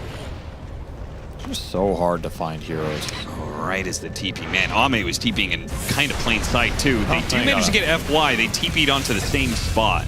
Sad Squirrel TP'd last, had the longest time running. Oh, and now Ben's alone. They just saw so many heroes. So Kiritis is going to use his ult here and will be able to blink back. So it's not like he's going to die, but that is now another 75 seconds where you don't feel comfortable taking fights. Even if you could force those fights. XG just drawing this game out right now. Working towards their late game scale with the Queen confidence. I kind of agree with that. I think the onus is on BetBoom to get a lot more done here, particularly going into this next Rogue. The next 5 minutes for them are crucial. Are scanning. Need to get these last few items in terms of utility up. You need to get that Aegis, and dare I say, you might just need to push with it. I don't think you want to get drawn into this kind of game with such a static lineup. Hard to see how you come out on top. You're chasing after Xtreme all the time, and occasionally Xtreme sets up traps. If you're going to keep chasing after us, then that means you're going to walk up into high grounds. GPK is tanky. Yeah, they might get lured into thinking they can kill GPK. They can blow him up for sure. It's everything. They took the Disruptor instead. Set it for a Static Storm, though. Got 2 inside of it. They both have BKB. Managed to get a Bushwhack onto the Necrophos. Decent amount of damage, but they do have to back away. Keep away from GPK. GPK has BKB and Satanic. Ame tried to get on top of it and tried to do some damage. Fortunately, the Hurricane Pike will manage to disengage. XXS now pops his own BKB. Makes a sprint for it. X-Nova's going to be left behind. Nothing to say, getting more and more daggers. FY, well, he already used his ultimate, so he can't shoot himself down the trees, but BetBoom feel like they can't keep this going. The dagger pressure is mounting up. So hard to chase in there. Just getting spammed out like that. He can survive it, though. That part went well for him. The Razor is mega tanky. Take as much damage as he did. Klinks was starting to shred him. And that's the concern. Like, if Alme has Daedalus there, does this Razor survive? No way. Yeah, probably not. So we're starting to see glimpses of what this XG line is supposed to do. 7,000 damage coming out from Queen of Pain there to kill a Disruptor. Zayt is doing a good job with the pickoffs. He is. The downside is it's just been the Squirrel over and over and over. Yeah. I don't like they've killed anybody else in forever. In fact, yeah, the last core kill, I should say the last non-Squirrel kill was at 20 minutes. Well, this is not a Squirrel. Oh, the last shot! Got Scepter right as the nullifier expires. Well, cursed the hell out of Ame there. Yeah, good job. He bleeds a massive kill in this game. It's not just FY. I mean, there's going to be a period very soon where, like, they have so much backup for the Razor. This second Roshan, you get an Aegis, go high ground. I think you are supposed to go high ground with that Aegis here. I believe so. If you don't, you're going to get stuck going late game here, and it's going to get real murky. Also, some of your items, like the Lotus Orb, are effective now, won't be effective, say, at level 25. Corrosive Haze Undispellable. Are you just watching Illusions kill creep? Going ham there. It's Quapoli. You were. Cutting the mid-wave. Tearing the whole wave up.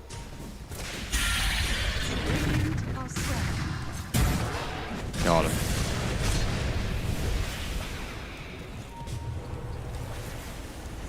All right. Second Roche.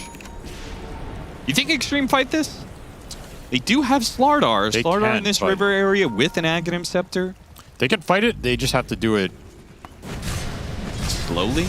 Like really in draw a the fight smart out. way. Ideally, you'd also want the Klink's Daedalus. That death really set Ame back. He might have been very close to it by now. They do get the Quap Shivas, so that's pretty big. Some extra damage amp going in as well.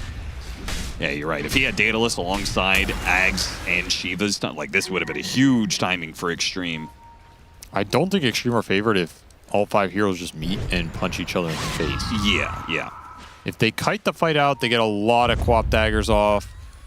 The Klinks is able to get multiple volleys, then they can win that fight. So it's all on BetBoom's lockdown. Can they connect on some of these heroes, pop the BKBs, reset, get another go? Oh, that high ground ward is still up. We saw the ward, or should have saw the ward dropped in the middle of the river. Smokes on both sides. Tommy's going to show. BetBoom baiting out a power rune. Breaks and a shield rune for nothing to say. That's a goodie. jump the Sloridar here, toss him back, Reaper Scythe him immediately, no chance at a BKB, but what a Sonic Wave Fatal Bond! That was super special. The Hoodwink Sharpshooter unfortunately hit the Abat and not the Necrophos there. Otherwise, it might have been 2 kills off of that one with Kiritich no longer having his ultimate. Glimpse back on a nothing to say. He's going to blink after them. Still force it here a little bit. I mean, that was super nasty from both sides. Very well executed from BetBoom. Is under attack. And that's the power of the tiny toss back here. You always have some damage to put into this Reaper, and there's no save for the Reaper Scythe in this game. Yeah. Part of what makes this Necro pick function a lot better than it otherwise would have. But man, that damage is insane. Imagine the Sharpshooter goes out and hits Necrophos during that. If they had Daedalus there, maybe they wipe him. Also, if they have a second Sonic Wave, that's when this game becomes just really difficult for BetBoom to play. The damage is going to be way too overwhelming. And it'll be next year for an NTS, so... Roche does go over to the other side, which is BetBoom's favored side, since they have the outpost here. So and they're looking strong. I mean, they have AC on the Abat, and they finished Refresher on the Razor. So this Razor's still scaling super hard in this game. 6-1 and 13 for GPK, having himself a performance. I love the Blink Dagger choice. He really needs to get on top of these heroes. They're getting kited too much. He is so strong. If he could just get Xtreme Gaming to fight him, if he can jump onto the middle of the whole squad. Or the Clinks. And find Ame with a Link, plus some of those later talents, plus double Eye of Storm, he'll just shred him. Yeah. Does have the Daedalus now, so his Clink's damage got a big upgrade. Same situation, looking for the rune. Toss back at a Reaper Scythe. Did it again. Not enough for the kill, though. Too tanky. Save's gonna die for this. His Nullifier gets dropped on him. They do have Kiritich blinking onto him, and he couldn't get away. He tried to Force Staff away, but the Nullifier stopped him there. Sonic Wave pushing him off of Ame where they can, but they got the glimpse back. And, well, he actually got a little bit of heal. Gets a little bit more on the deck pack. One more round of skeletons from him. Tossed up in the air. Nothing to say. Almost dead. Sounds up. He falls, and this is a GPK Razor going to town. What a fight from BetBoom in this river. Looks real bad to start when you throw Reaper and the Quap just blinks away, but the save buyback does some work here on that outpost. Favorable Roshan, and this Razor is just too beefy with the Satanic build-up plus Refresher. Also, I think inherently Ame's positioning is just not where you want to be, right? It ended up being very awkward. I'm surprised they don't burst this Tiny down faster. He's surprisingly tanky. Kiritich straight onto the Clinks. He did not get over the cliffside there. Nope. That hurts him a lot. Yeah, how come he didn't get That's over what I the was cliff? trying to figure out. He didn't get nullified, right? There's no nullifier. Yeah, I was looking through. I was like, it had to be a nullifier. Did he They must have picked one up, but there's no nullifier. Oh, maybe the glimpse? But he got glimpsed when he was running away. I don't know. Maybe we can get a like slow-mo of that little... I don't know what happened to his Hurricane Pike. That's supposed to be his big reset button there. Yeah. Didn't reset anything. It looked like he was nullifiers. Even though there is not one on the BetBoom side. Odd. I mean, I think either way, even going into the Roshan pit isn't going to save him all that. Oh, we got loaded for nullified. I swear, I'm like, it looked like he was nullified. Well, that's just cursed right there. That's funny. Absolutely owned. Oh, well played, Miro. If he can force staff into the pit there, that fight looks way better for XG. So that's a massive Lotus Orb reflection. They do get that Roshan. I think that is Roshan. I think that Roshan was kind of always BetBoom's to take in most scenarios. They are really strong now, though, especially behind this Razor. Razor is just chopping people up. XG need to find a way to answer GPK, or he's just going to run the fight over with double Eye of Storm, almost level 25 as well with Arcane Rune. They can just throw all this utility and support into him, especially if he gets on top of the Clinks. I don't think a single Hurricane Pike is going to bail you out. Yeah, I'm beginning to think, like, Xtreme Gaming, FY has the Yules. They got to do something to stop this save initiation, man. Like, he's getting way too many good tosses. It's just the Yules, right? I mean, there's nothing else. You can't really do anything else in time. You can't blink in and crush him. I guess you could BKB blink crush him. You're super fast. Oh, blink before GPK's blink in. I had the Storm used, but not a big deal. He's got Arcane Rune running. They're scaling their supports up here. BKB on save, so you can just go and ignore that Yules counterplay. And they're almost to Ags on Kataomi. He's halfway there. Be a monster item in this game. Getting close to some level 25s as well. High ground ward, spots X Nova. Glimpses him back into the Static Storm. Want the Reaper Scythe charge for it? No, you gotta save at this point in the game. Still the Aegis period, 2 minutes. XG just trying to dodge. Map is getting redded a little bit. Probably just hit high ground, right? If you're BetBoom? Yes, you want to go high ground with this Aegis period. It's too bad you're not level 25 yet on the Razor. Or the Abaddon, you're so close, but the time is right. You don't want to go back and deal with these side lanes. It's a refresher for the Queen. A lot of damage coming out. Doesn't have the 25 talent yet, though.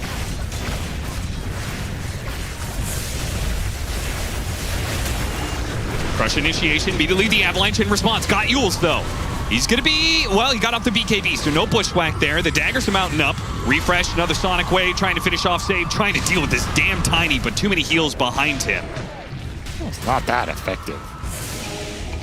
To refresh there, just to push them off so you can kill Banner. I guess that's base defended. I think it's defended the second the Abaddon pops. Heavy committal from nothing to say. I mean, there is a big enough wave bottom. They kind of have to deal with this. Probably means Aegis just takes out. Yeah, I guess maybe you're just okay defending base there.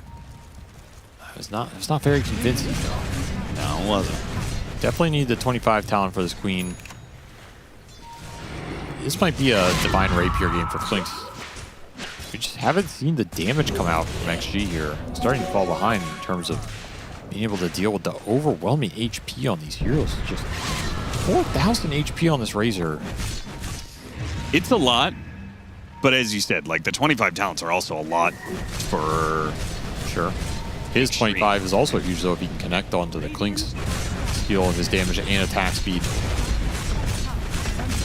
He's got, I mean, he's just so tanky. He's 4,000 HP plus an idol for evasion, plus Vampiric on it.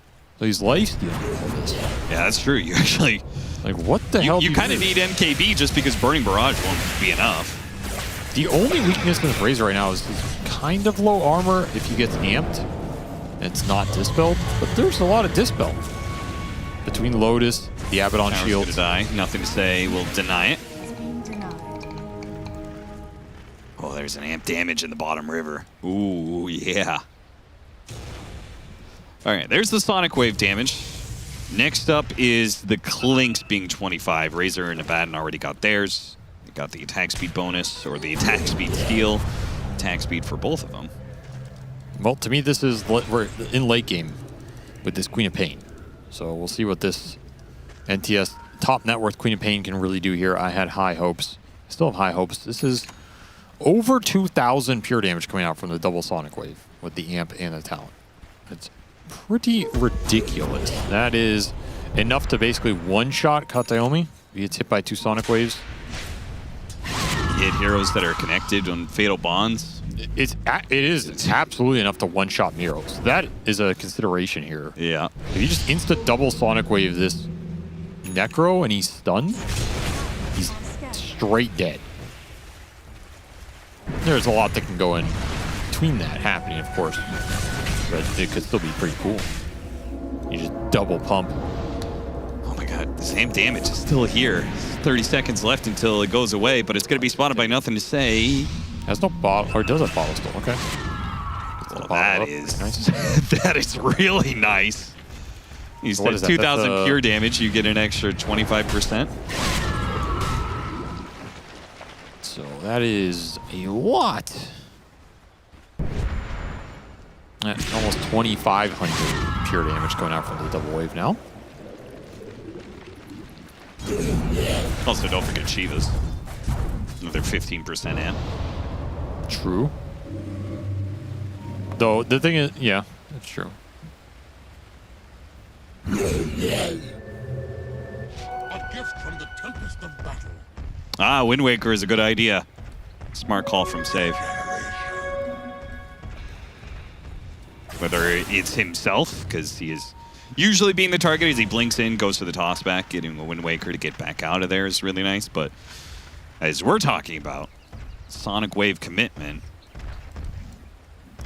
could be pretty clutch if he saves Miro. Could get a Wind Waker on the Hoodwink here. As much as FY has died this game with 9 deaths, he's still finding a little bit of farm here.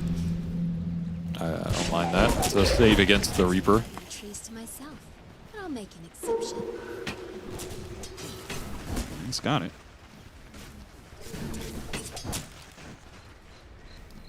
So what else do they need? Level 25 Clinks? It's your last little upgrade here. You can truly 6-slot Ame. You can sell treads for something, but what else do you buy other than Divine Rapier here? Is BetBoom's lineup just better late game? I mean, it feels like that's what they think. It is definitely easier to execute late game. It has a lot of sustain, it has a huge amount of HP. You have a Refresher Razor. I feel like you can always win late game with a Refresher Razor. I expected them to get kited a bit more. They just found a lot of net worth on their supports. They have Ag Static Storm, plus this Tiny who's just so beefy going in. Yeah, the tiny toss back at a Reaper Scythe is pretty broken. Also, how do you start fights as Xtreme without getting punished? It's a little difficult right now. Jesus, oh man, you're really making me nervous here, man. Surprised he did not get jumped. Yeah, what? Kind of crazy. Jump out of Heritage, and there's nothing here. Just trying to see if they can get a reaction out of the rest of BetBoom. A Power Rune, Invis. Pretty whatever. And damage ended up being wasted.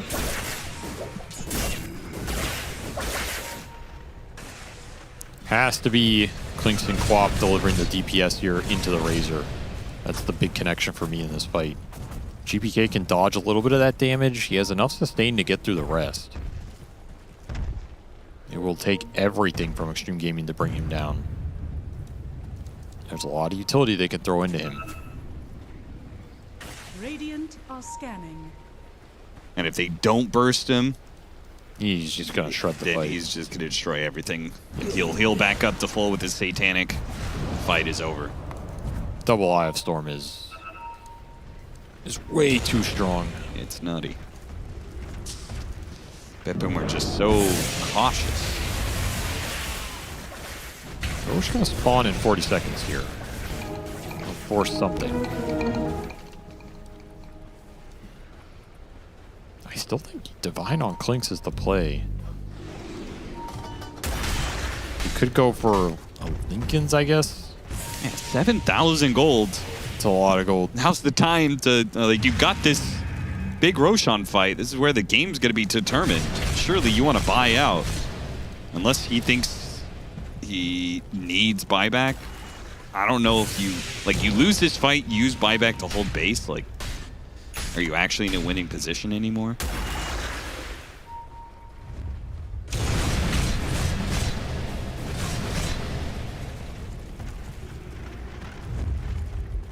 Here comes BetBoom.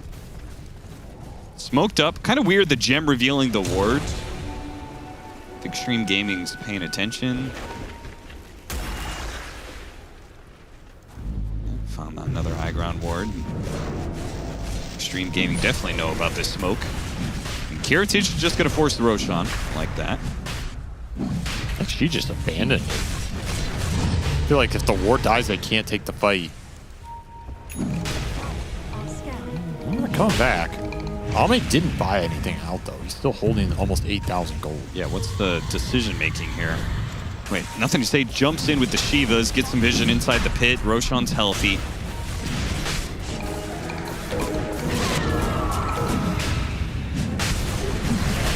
Do have a bunch of long-range spells. Get inside the pitch. GPK blinks in with the plasma field. Gets a little idea of what's happening here. Got the toss back, nullifier, and the static storm on the clock. That is perfect. Save with another beautiful initiation. They hit him with the Wind Waker, but got him on the Abyssal Blade. Wait, Roshan! You can't do that. That's interference. No way. They're going to heal him up. They have a bunch of Lotus. Oh my god, the Quap survives because of that. Now they're going to jump back in, and there's the Razor, and he's gone. Poof! He just disappears. The Clink's damage alongside the Slardar. The minus armor strategy is too good. No bad ulti right now. Time to strike if you're Xtreme. NTS knows it.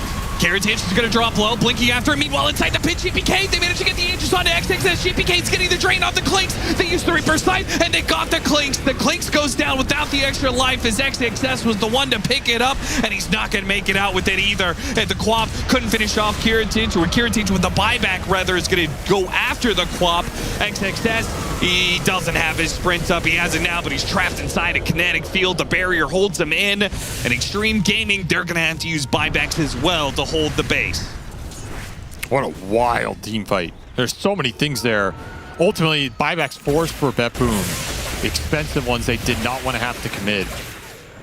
And it's a fight for the Aegis in the pit, which means it doesn't go to Ame there, who they were hoping for. If he has Aegis and can come back after that Reaper, it's a massive deal. Yeah, 100%. That shouldn't even been close. It should have just been, they kill the Quap, and I think Xtreme Gaming just give them Roche as a result. Should have Quap ever gotten out of there in the first place, though? That's another question. Got tossed into Ag Static Storm. Somehow walked it off with Roche bashing Kirtich on the last right click. That was absurd. Where was the Reaper in that, though? He Reapered right away. Okay. So he just did it for the stun. Toss back onto the Warlock. Save, BKB. Double buy for XG here. See if XXS can hold him out. Jump in from Karatage, going after the Warlock. Got him. And Ban's going to drop pretty low here. Ban's going to just die. No ult. He got broke. Did not get his ultimate off. See, it was broken and silenced up, I guess. Katomi being chased by the Slardar. He's going to die here. Yeah, look at him, XXS. He wants more. Not a filthy support. He wants a core out of this one. He wants GPK, the big bad, who used his buyback in the last Roshan fight. That's a dieback. That might be game. If you can run it down right now. No buy available on either of these core heroes. He just didn't pop ult on the TP out. Tried to TP with a Baden, got broken. No silence, just didn't get it off. A fatal push, perhaps, for BetBoom here. Indecision. You're either all in fighting this because you don't have buys, or you're instantly bailing. They did neither. And it's that indecision that might end up costing him this game. Kirstich, like, he can just pop his ultimate, right? It doesn't stop TP? Could have just ult TP there. Can BetBoom defend this?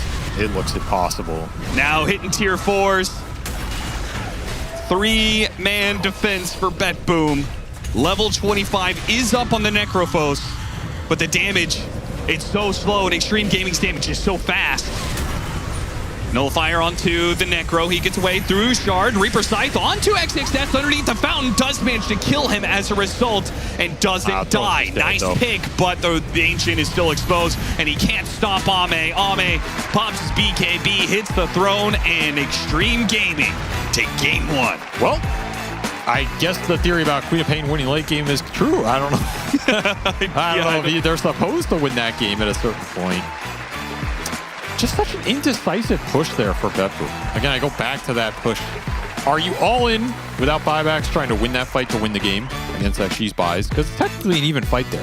I think there's a world where you can win that fight as BetBoom pushing that high ground. Yeah. You just have to decide what you're doing. Are you forcing buybacks, bailing on some hero, playing the kind of like defense buyback exchange? Are you all inning? They committed for neither and just get mega punished on that push, and that's just GG. So much of that game goes back to that Quap toss in the Static Storm too. I don't know how NTS gets out of there. That is just so absurd that he survives. There had to have been something else they could throw at him in that. It's sort of like, I refuse to believe that was perfectly executed. I agree. Yeah, it was probably 90%, and in most times that's good enough. But they needed the extra 10%, something in that extra 10%. So man, that's just one of those things you just shake your head. It's like, what? What are you supposed to do? The Necro looked okay. It's 13-3 and 15. Yeah, he did good, but wasn't enough. Xtreme Gaming take game 1. And they do it in basically a very 0 to 100 fashion. This game was back and forth throughout much of it. Watching, as Ted noted, it was the team that loved having long fights versus the team that wanted to make really quick work out of the fights. You've got Necro, a Batten, and a Razor. They want long fights, right, Yeah. Ted? And then on the other side? Also on the other side, you've got Quap, who, as once she gets Ags, doesn't mind the longer fights because it just builds up more and more of these dagger procs. So you get all these screams of pain all over the place, which is great. But Slaughter wants to blow someone up. Clinks wants to blow someone up. I thought this was a really close game. I'm just sad to see my boy Necro lose, but I don't know. I don't know if it was execution or draft. I wouldn't say that one team or the other was like, oh, they won this. He got robbed by this Roche bash. That was actually absurd. My boy Necro would have won this game, but this Roche decided, Roche is a smited hater. by the gods, Yeah. gave and said, Necrophos shall lose this day, and he did. What can you do? Roche is a hater. Heartbreaker for him. But this was the push that finally decided the fight in the end, because BetBoom team had a advantage. They had the racks taken down, but perhaps lingered a little bit too long there. Did you see what happened in that last fight? Or what didn't happen in that last fight? FY broke the Abaddon ult while he was so it didn't pop while he was TPing, and he died without buyback. So the break did come into play, though. Break actually did have impact. So we should have mentioned it on the panel. I love feel like mentioning breaking Abaddon is like 95% of the time like a skill issue if you die to it. So it's like not even worth mentioning unless there's a silence on top of it. For Silver Edge, I agree with you. They also have Yes, meta. you have to exactly. I agree with Silver Edge because you should see that one coming, but like, how much time do you really have to react for Sharpshooter hitting you and then What do you bursting? mean? The same as any other break. But you would see the guy walking up to you with Silver Edge, or you And you don't see like the giant green arrow shooting across your screen.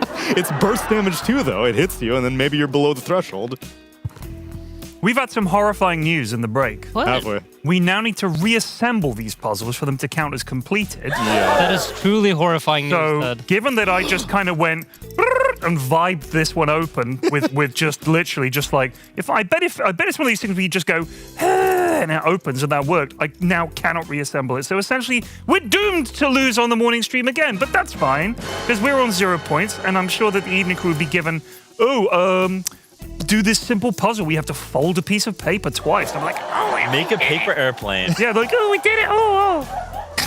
Dicks. First, like, yeah, I actually stuttered paper airplanes in high school for 4 years. Yeah, Brian will have some bullshit about, well, think about paper airplanes. Oh, and he's just fucking does it. The progress I've made on this one is that I think Ted, you already did this, but we can get it past one of the nuts, as you mentioned. It's a width thing, and it's just fiddly. It's just fiddly. It's not a fun puzzle. It's just fiddly. This is just fiddly. What is fun? See, yeah, you can't really. Give me like connections. You know what I mean? Yeah. I'm telling you, we need to do a crossword competition. Oh, between we destroy. I think they will get annihilated. We would destroy. They will get annihilated. I do the New York Times crossword every day. We sound like a bunch of losers, you know that, right? Like when we're like, We are. if the challenge We're like is this 0 one and 12. specific thing, we would destroy them. No, there's plenty of specific things. I feel like we should do something more related to the event we're working. Okay. Like something Dota related. Yeah. Go on then. Like a 1v1. Yeah, why don't we do a 1v1? We were Yeah. going to do a 1v1 yesterday. Why don't we compare how many TI wins each side has? Something fair, you know? Yeah. Major wins. Major wins, Major wins. tournament finals appearances.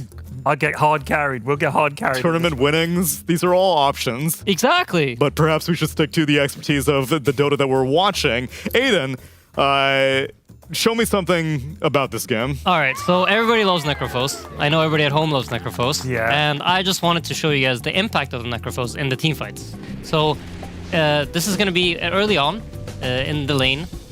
We're going to have them go on the Necro, and then Razor's going to TP in. And this moment was just way too satisfying to skip.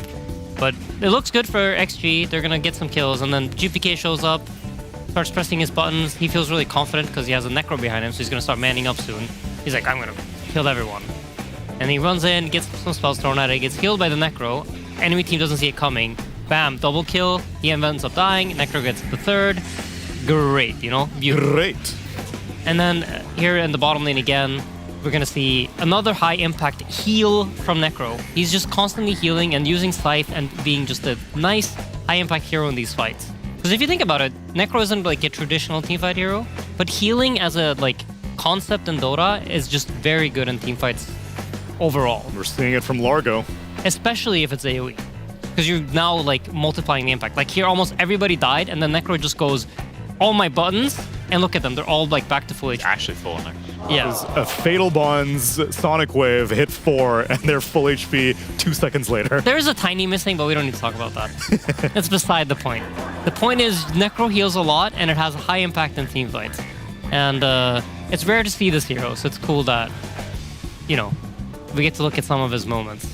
This fight maybe less cool, but once again, just Necro killing Clinks. It seemed to be pretty effective with the Scythe because Clinks has a lot of HP. So Scythe obviously deals a lot of damage. Exactly. Quinn, you're a big advocate for Necro. How much do I get to point a finger at him in this game and be all like, if they had picked a different offlaner, would have been different? I mean, I think their draft is a bit weird and like messy before that. Like I think when it comes to this last, I think Necro did good work, to be honest. And I think the game was in like a decent position. I don't think it was one of those games where you felt like Necro was some crazy burden. Like I think he was doing his thing. He was having impact. The game was relatively close. Like that's better than most Necro games where it sort of feels inevitable you're gonna lose. If anything, I think it felt like BetBoom was gonna win for the majority of this game. But Valve, to be fair, if you're listening, this is not a PSA saying Necro is broken. Necro is very bad. This is one of a million games, and he's still lost. Please buff the hero. Thank you. Just wanted to make that clear. Agreed. If you did have a buff in mind, if you could get one changelog implemented, one bullet point. Revert the eggs to what it did before. The breaking buyback? No, when it did more damage. Oh, yeah, okay. The damage is too bad now. Can't buy it anymore. What if his shard became global? You could death seek across the map. That seems very imbalanced. Bad movement speed. You're saying you want Spear Breaker? So I see. No, I want it to move at like Hurdle Breaker. Just little skulls following Yeah. you all over the map. You stop for a second, suddenly there's an army of skulls just coming at you. You can press it while you're in Death Seeker. Yeah, that would be sick. You like go through all the camps and you just like. And we were supposed to have the smart panel, Ted. How was that not a good idea? Great idea. This As a guy's Necro player, that's I feel like that's a good idea. That's why Liquid paid him the big bucks. Exactly. All right, Aiden, then use your big brain to solve this puzzle because we're still struggling on it right now. Those Okay. heaving metal bolts and nuts around the room. The thing is, I feel like in my head it's solved, but in practice, Yeah. I'm not. there we yet. know the theory. The problem is Yeah. it is actually just quite fiddly. It seems like you have to be quite precise. Putting this back together is also quite fiddly. Annoying, frustrating. We have the original box, so then So yeah, it's compare. it's all meant to go back together. I mean, it shows you a picture of it disassembled, but it says you need to put it back together. It just says here, take it apart. It's like, okay. But yeah, it's really, it's tricky. So did you actually just like shake it to get it? No, it's just sort of, I gave it a sort of a jiggle, and by being gentle, it like eventually I think all of these, the gaps all lined up to the point where it just literally went, fell apart. So it's about sort of lining up all of these lines so that they all line up at a crumbling point all at the same moment. Yeah. Which means putting it back together is going to be quite fiddly. But this is a 3 out of 5. This is the one you'd give to a kid. in terms of difficulty rating. Yeah, yeah. Well, that draft that BetBoom team had was a 5 out of 5 difficulty because they thought that the heals would be able to outdo the damage from Xtreme. Didn't work out. Let's see if they turn things around and have a new plan as we get ready for game number 2.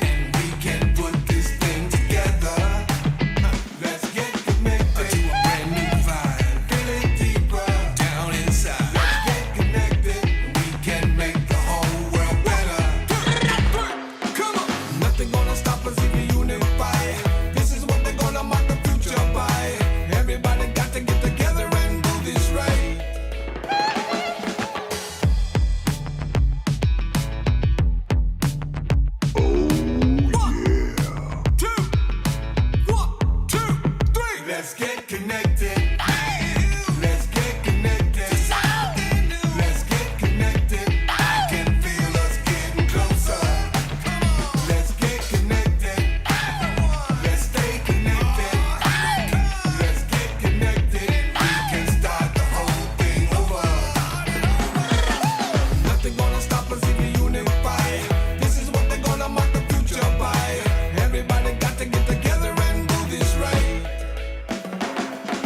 Nothing gonna let nothing get in our way. Wanna change the world and start today. Everybody get together, let's start living life. Oh, come on. Am I connected? All right, let's go. 1, 2, 3. Let's get connected. Let's stay connected. Come on. Let's get connected. I can feel us getting closer. Let's get connected. Let's stay connected.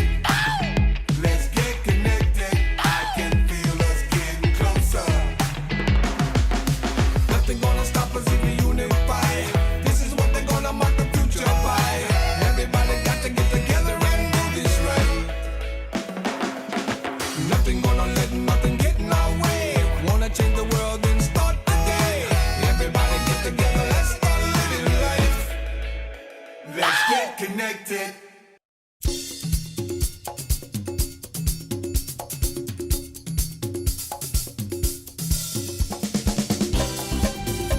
It's been 6 long days since I saw you, baby. I've been counting the hours, minutes, seconds, until you're back in my arms again.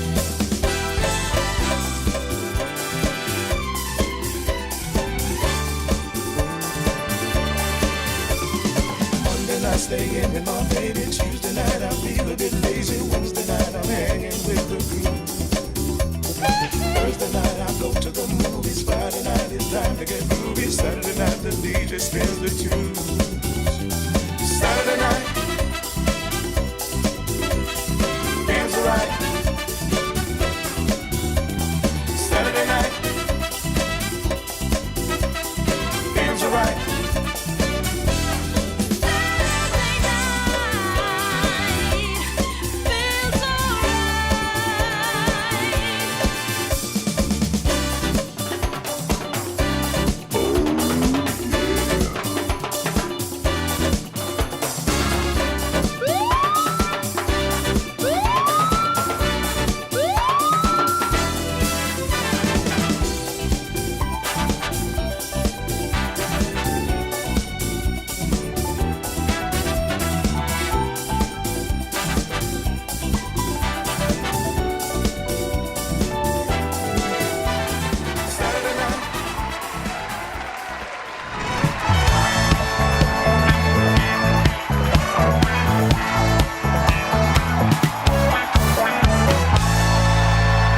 Welcome back, everyone, to game number 2 of BetBoom Team versus Xtreme Gaming, where maybe there are some things that you could pinpoint about that game number 1. Like, Aiden, let's say you're coaching, you're bulk, you're brought back into the mix. Or maybe you're not bulk, you're just the coach for BetBoom Team. In your own flavor, how would you give them advice on how to repair their draft? Well, Tsunami, first of all, your own flavor, I see, okay. I would take them all outside. Uh-huh. And I would tell them, like, what are you guys doing? I am losing $10,000 a day. And, like, I would ask them why they're not communicating louder. Like, for example, Miro, you are playing Necro, and they're ganking you on the lane, and you're not saying loudly enough you need help. Like, imagine your dad was getting hit by a car. You would say, get the fuck out, Dad! You would. Yes. And Miro is like not doing it. No, he's not. That's a good interpretation of what you could say as a coach. Quinn, we see a Razor getting picked up, Mars, Slardar, Bat Rider banned out, Treant Protector, Largo, Shadow Demon, and Shadow Fiend taken out of the pool. Yeah, I mean, I respect the fact that they run back this Razor. I think we saw GVK had a pretty good performance last game. I mean, I like the hero has a whip. That's very sort of, it reminds me of my youth and sort of, you know, going back to the farm. We had, you know, sort of cattle and cows. So I think Razor fits into that archetype very well. And I think GPK is great on the hero. It's been a classic for them throughout this tournament, and so I like they've gone back to it. They ain't shying away from it. They're not, sort of afraid of it. But they're going for the horse, man. Quinn, what are they doing with the horse? Centaur War Runner for Xtreme Gaming. I mean, that's really bringing me back to my youth. I feel like I've been dealing with sort of cattle since way back yonder. And so seeing him is putting really back my comfort zone. I feel super at home watching this game. It's like a warm bowl of grits. It's been great. I'm super excited to see this horseman against sort of the Razor whipping the horse. It really fits. Just like Mom used to make them, Ted. Please be. I don't know what you lads are talking about. It's blowing my mind. You've got a lad with a bloody razor. You've got a centaur running around with a bloody wagon hanging off his arse. It makes no bloody sense to me. I'm surprised Storm Spirit hasn't been making much of a comeback in these games. But what are you going to do, eh? No, I think we may see that coming down the line because it has been another GPK hero, one that has been a strong suit for them.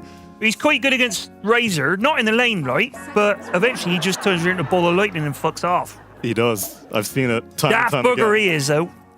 Yeah, man, how are you going to last through a ball of light? Like, I don't even know. Can't bloody Light's do like it. It's a wave and it's a particle or something. Like, can't do it, They don't can even he? understand how it works. How He's could you off. possibly last through that? Some kind of double slit experiment Can't be needs to be done. run. Can't be done. I'm sorry, I don't understand a word of what you're saying. Your accents they are very confusing to me. You don't think they were able to decipher this? It's hard. My English is not my first language, and you guys are speaking very difficult Dialect. Yes, How about you stick to your- difficult accent. You can stick to your native language. Tell me about this draft in your native language. Oh then, yes, Aiden. dialect. The very difficult dialect to understand. You can use the language. Not the accent. Yes. Where's this Warlock. lad from, anyway? Sounds like he's from London. Yeah, I don't know. Is this guy talking? I thought he was kind of just making noise. Is he speaking? He's from bloody London. Yes, that sounds good. Warlock is one of my favorite heroes for current meta. We had chance to talk to Snaking, and he's also Warlock, strong, laning, good in tidiga delen av matchen. In the early game, exactly. Yes. Very good for that part of the game. But I've been told that he's just a dude, though. He's a dude sometimes. Same thing with Jakiro. These are just dude supports that they're picking. Like on a dude ranch, Quinn, you just pick him up and stick him wherever. I mean, that looks like a sort of a two-headed dragon there. I think that sounds very powerful. Now, I don't know how the dragon necessarily interacts with the bird, but I imagine if I was on the farm and I saw a dragon and a bird with sort of swords, I would be pretty intimidated. So I can imagine if you're a horse, especially, they're kind of skittish sometimes. If you're going into a lane versus a dragon and a bird with swords, I think that might not end too well for the horseman there. So I feel for them, really. They need to be treated well. They need to have their hooves sort of polished, and they're going to be fed well. They're going to be treated horse well. I can't believe we're actually getting this many animals in the draft. And it's actually lining up. Kaz. Sorry, I didn't understand. You said the horse have a sword. No, the bird's got a sword, sir. The bird. Bird, yes, bird has the sword, yes. Two of them. Two swords. I think it's called a knife when it's a small sword. Well, I thought it was called some sort of Shodosai. Shodosai. What you buggers are talking about, in all honesty. Do you Why understand have when you stuck me on you're a stoop talking? with a bunch of foreigners, Neil? I thought Brexit meant bloody Brexit. No, I'm sorry. You have to assimilate with all the cultures. We don't have horses on my farm. We got cows, got a couple of sheep knocking about, and that daft bugger, that dog of mine, he's a daft bugger. He is. Do you guys understanding him? I'm picking up what he's putting down. He's got a dog. He's got rocks are being banned out as Tiny gets taken out in the second phase. Not able to lean on that, and the support duo has been picked up for Xtreme Gaming as they're going to follow up their Warlock with a Shadow Shaman. You sound like you would know Shadow Shaman in real life. Now, what do you mean by that? What are you implying? Maybe where you grew up, there is Shadow Shaman. I mean, there's maybe some voodoo, some hexes going down, and I suppose he's got a hex, so that I guess that does track that maybe he's from around the bayou parts potentially. Turns them into chickens also. I mean, I think I look at XG's draft. They got some good synergy. The heroes, they're making a lot of sense together. They got some stuns. They got some damage. There's a lot of random animals and paraphernalia. There's a flying snake. There's some ground snakes. There's a horse. It feels almost biblical in sort of the types of animals that are around. So I like that. That rubs me the right way. I actually grew up in Birmingham, Neil. Did you know that? Birmingham. There's going to be a tournament there. I know about it. We've never got no bloody animals in Birmingham. We ate them all. We paved all the fields, turned them into roads. Get your tickets now. ESL-1. Well, you like a little word. I didn't want to hear what birdie booming. I won't say that much. .com. Right. Get your tickets. You can hear all of this live, which is a great sales pitch. I'm sure you're hoping. Don't come to Birmingham, Flax. We'll bloody stab you in the eye, making fun of us. How dare you? We'll have tips with everything as well, whether you like it or not. You daft bastard. Sorry, I don't understand the word you're saying, but Viper and Razor, it's interesting matchup. It's Amar the fucker, Amar the friendly classic, you know. He plays both heroes. And he used to like to play Viper against Razor because you can like slow him, and in the lane a very strong matchup. But sometimes if the game is not going so well, you can get into trouble because Razor can link you, and he has minus armor. Minus armor is very important in Dota. It's one of the main strategies that's been used for multiple years. You combine one hero with minus armor with another hero with minus armor. It's very effective. Now, is that like addition or something? I wasn't particularly good at school. Is that adding up, or what is that? Is that subtracting? How does that work? Tsunami, can you translate, please? Yeah, so it depends. Sometimes there are multiplicative sources. Sometimes there are additive sources. What's a multiplicative? Multiplicative is, the X. Sometimes there's the X in mathematical operations. Like an X-ray? Yeah, like an X-ray. It goes right through the body, and you can increase numbers at a exponential rate sometimes.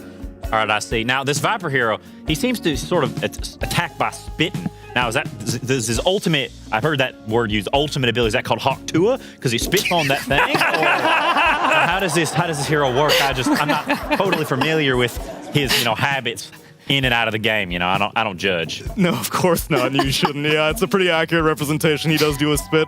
It is going to be quite effective specifically against the Razor because the Puck, not so much. It's going to be most likely the mid lane matchup between GPK Puck and NTS's Viper, as most likely XXS will be playing the Centaur in the offlane. And now we just need to get an Ame hero for Xtreme Gaming, and for a BetBoom team, I guess we're going to figure out where the other support will be, what the save hero is going to be. It's going to be a bounty hunter.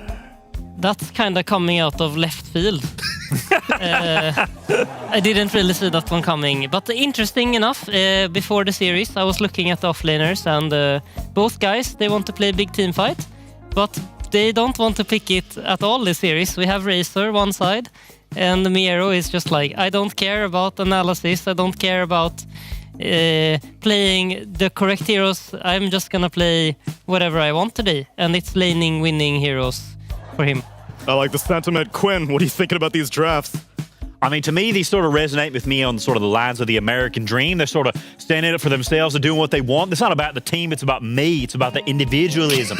And so they picked the Sven out here who's going to get a lot of farm. He's doing his thing. He's going to chop down the wheat, chop down the chaff, and sort of, it's all me. It's all mine to collect it. Sort of that, capitalistic state. I think our casters might agree with that to some extent. So I'm big on both of these drafts. Do they agree with it? Avery, what's your opinion as we have Xtreme Gaming versus BetBoom team?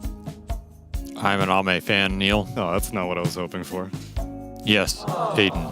Ursäkta mig, I don't really know how to say this in English, so I will just take it in Swedish if that's okay. Jag tror som sagt att Fågeln kommer vara väldigt stark i det här gamet. Han har väldigt bra lane matchup, så det kommer se bra ut för dem. Jag tror att de kommer ha ett stort övertag i början på matchen. I agree. Ja. Couldn't have said it better myself. Starka lanes. Stack the lanes. Stack the Starka lanes. Why won't these guys speak American? And I speak American. And it's important to control the jungle. Control unions? The jungle. You need to make sure you have we don't good do jump. Unions where I'm from. Good jump, find them in the jungle. We don't do that. I think he's talking about the bloody jungle, Neil, with all the trees. No, we don't have any of them in Birmingham. We in the ate them jungle. all. It's important, okay? Jump them in the jungle, get the kills, secure the early game, jump and progress them forward. in the jungle while they're trying to kill neutral camps. Let's see if it plays out that way. Let's get into game number 2 with 2 Americans. It's Cap and SVJ.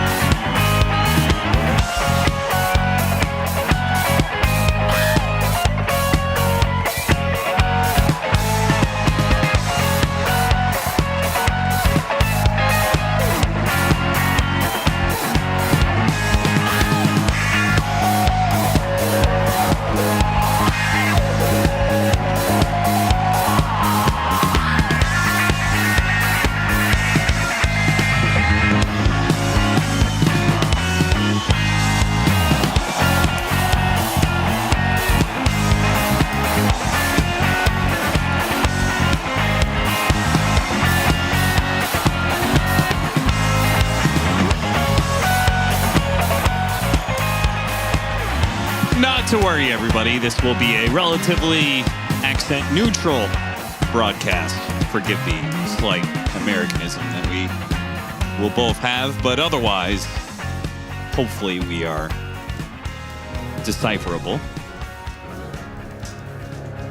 What are you looking at me for? I'm the most normal individual at this entire event. Well, that's definitely not true, but welcome back, everybody. BetBoom versus Xtreme Gaming Game 2. We have a bounty rune split, nothing major. What'd you think of our draft? It was not really what I expected after what was like a heavy team fight clash between the two. Now we've got some very lane-oriented heroes. Centaur, Viper, Razor, Jakiro. I think the XG draft looks pretty balanced, so like Warlock, Shaman behind these guys. You got some team fight there. Front line with the Viper, initiation with the Centaur, some saves in the late game with the cart, physical damage with the Sven. Kind of got a little bit of it all. Yeah, the implication being BetBoom's lineup is not balanced. No, I think it also has a decent amount going for it. You have catch and lockdown, and you have some scouting advantage with the bounty hunter. You can get on top of these weak supports, abuse them, set some of the fight up for the Kez and Puck to come in and just clean house with some of the mobility that maybe XG won't be able to lock down because bounty hunter's just all over him. So I think this bounty hunter is an important role to play in this game. Safe's going to have to find some early laning impact to get online, so you can get the ball rolling and then start getting some track kills in the mid game and scout out this backline in the fights. And if you can do all that, this pick can pay off big time and you can find yourself winning this game too.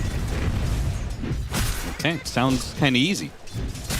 Dota is easy when you're good. Well, that last game was rather hard for both teams, so. Ooh, that might just be a kill with level 2 on Centaur, though we did have the Fairy Fire. Still too many disables here. A double edge to serve it up. First blood for XXS. Nice little body block and nice recognition of the early level 2 there. Taking advantage of the level advantage. Got a link on the Warlock. Don't see that every day. Tough lane for this Warlock to play into. Bounty Hunter is generally a difficult matchup. He almost always either pulls or blocks your camp or both. So you just never can pull as the Warlock. You can't walk past the tree line ever. The harass is, you know, backed up by some gold steal. So if he's just hitting you and you're sustaining, you're still losing gold over the long term. The Bounty Hunter can kill couriers, which is super annoying. You have no chase or lockdown for this guy in the game, which also feels pretty bad. So it's a very one-sided matchup in terms of support on support. Very annoying for the Warlock to play. So that's another reason we see this bounty come out here. I think we're going to see more of these creative picks as the teams progress in this event. Try and answer some of the top meta, right? If you're going to give away, there's only so many heroes you can ban. Teams are performing super well with specific heroes, then you have to let more of the general meta through. If you're going to let through the Warlock, Jakiro tree into the world, you better have some creative answer to them and how you're going to deal with them on the lane and shut them down in the game. So I think the bounty pick it's a cool idea. It's a cool idea. I don't know if bounty is the strongest hero right now as he's ever been. The through and through is quite strong. Oh, yeah. Especially with the Max Shuri. I like that part of this hero. I think where he suffers is the transition. Like getting through the early game, it's doable. You have a lot of options. Playing in the mid game with track, the fights, it's honestly, it feels quite good. My issue is the between phase. How do you get from the one to the other in a smooth, a smooth trajectory? That's where the hero can sometimes he just doesn't get there. Kind of like Nyx Assassin, I think. Yep. Only the bounty's hunter laning is significantly stronger than the Nyx Assassin, so maybe you have a higher chance of getting through that transition phase. But they both kind of suffer in that little valley as they try and push towards. GPK rather, doing all kinds of weird stuff in order to contend with this Viper matchup. Though the Viper matchup, I mean, Puck's one of the better heroes for it, right? Chilling a little bit. Gets a water rune, he's doing some wave shenanigans. There are 12 denies on this Viper, so NTS is definitely controlling the lane, controlling the equilibrium. However, the Puck is doing quite fine, has not had to buy a lot of early regen. So he's chilling. X Nova snipes the Bounty's courier in a rare turn of events. Yeah, that wasn't supposed to happen. That is blasphemous against Bounty bros everywhere. of which there are probably 3. That is definitely not true. There are a lot of bounty hunter players out there. Not only Solely for the fact that the hero steals gold. I think most of them have been reported into non-existence. Well, yeah, they're probably banned, which is why they're watching the broadcast instead of playing Dota. That could be true. I feel like Bounty Hunter is definitely one of those top public enemy heroes in pubs. A true dread to have on your team. You just know this guy's going to do nothing. And then blaming other people. Is Centaur a better answer than Mars to Kez in lane? I feel like they're both beefy boys that should get hit a lot, but it seems like the Centaur is doing okay. And the fact that he builds Helmet Dom has got to be really good. If you get the armor items up fast enough. That talent toss killed his healing cell. I could see this being slightly better than Mars. I still think some of these Mars lanes should be going better. It's super dependent on your forward position's gameplay. I don't think we've seen a lot of super strong laning fours try and really out-execute these lanes as well as they can. I think people they're almost like conceding the lanes before they even try and play them because these 5s are so scary to go up against. There's a lot of finesse in Dota. Should never be afraid of a hero just because everyone says it's broken. FI fighting for a power rune that he will not get. The Viper opts to Viper strike the Jakiro. Dragon on dragon violence. You know, straight out, and it's hard to deal with this Viper even as they have the numbers for it. One little heal is enough to dissuade any more BetBoom claims. Support for support, nothing more. He's so strong early on this Viper versus a lot of the nuke damage. You just have the extra magic resist. You have raindrop already online. You're getting wand charges. It's so hard to punch through this guy with this bounty support duo. They're just not that great at fighting the Viper. You're gonna end up on top of him, taking a bunch of damage. Rough hero for BetBoom to interact with. The less they try and deal with NTS early here, the better I think this game is gonna go for them. Just play through the Kez, play through the Razor even. You can get some nice links. At some point, Kez just blows this hero up. Oh yeah, for sure. They can deal with Viper later on. Tower is under attack. You just don't want this to turn into a Viper skirmish game early. Wisdom Shrines get split. Good news for FY. Gets the much needed XP here. And the attack is going into bottom. They're bringing the Kez down here. It's going to be a long TP for the Shadow Shaman. But with heal already out on the Sven, it seems like BetBoom have called it quits. They brought 4 heroes down here and feel like they can't force the issue. That's disappointing.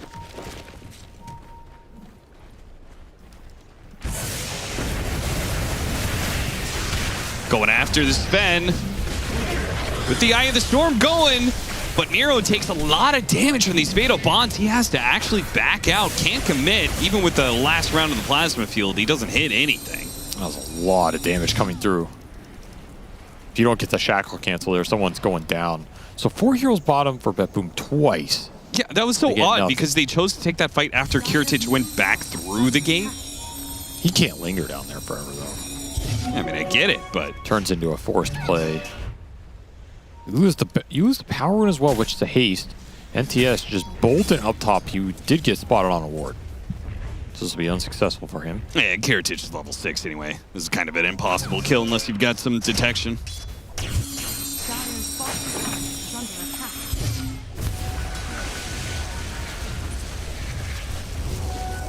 Oh, double Centaur action.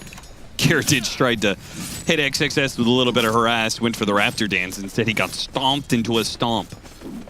Centaur War Brothers up here. Where's he going? Yeah, he wants to pull the wave, but he's dead. Met by the Jakiro. Really good at killing these Helmet Dom creeps.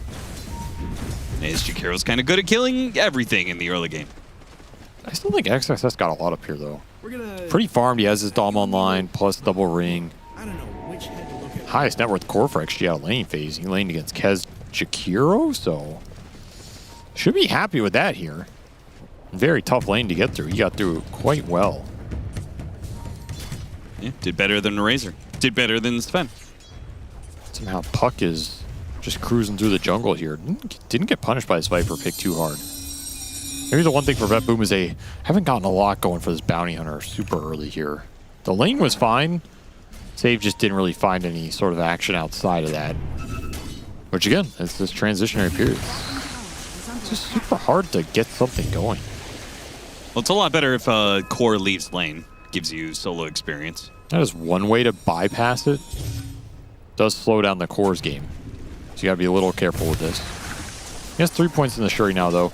Here comes the two-man rotation for the safe lane.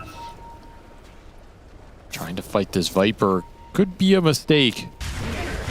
Trying to fight him on the power rune. Don't get a power rune. Do get a coil on it, but they just immediately give up. That is a wise idea. Yeah. This is not the guy you want to be skirmishing early. Already has boots of travel in line too, so he can join some of the other lanes. Illusion rune could be pretty sweet. Actually, the Viper Strike hits the Bounty Hunter. They've got detection on him, but the Bounty Hunter's going to make a run for it. And he actually got Hex Shackled on the puck. Drop the Golem on him. He tried to Waning Rift Orb out, but too much damage over time. I was about to say, I'm surprised he orbed there. Thought he was safe. FY shows up, gives him the old chicken fingers plus a level 3 shackle. And that's the Siege Wagon lane too with the Golem, so this tower is possibly dead. I feel that the one thing BetBoom should not have done in this early game is try and deal with the Viper in any capacity. Yeah. If I'm safe, this is the last lane I want to be in. It's just not the guy you're going to go into and have anything good happen. You should be scouting the Sven. He's the easiest target in this early game. Centaur maybe, if you feel like you have enough damage with the Kez to punch through.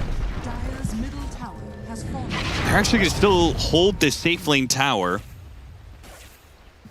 Kiritage once again making a move through the gate to try and put pressure on Ame. Ame's not afraid of him whatsoever. After all, the Viper has a TP. He's slowed down by the Ice Path. Ooh, what is that range on that Shackle? Jeez. Well, that's disgusting. That'll probably kill Kiritage. Nope, Raven's Veil, he's actually okay. Don't forget about that Dispel. Gets rid of a lot of the poison. Sounds like you forgot about the Dispel. I did forget about the Dispel. That's why I told everybody else not to forget about it. Don't make the same mistake I did. Yeah, don't make the mistake of assuming you can do anything to this hero. Yeah. Radiant structures are fortified. Just to be clear, doesn't get rid of Viper Strike. Does get rid of the other poisons, though.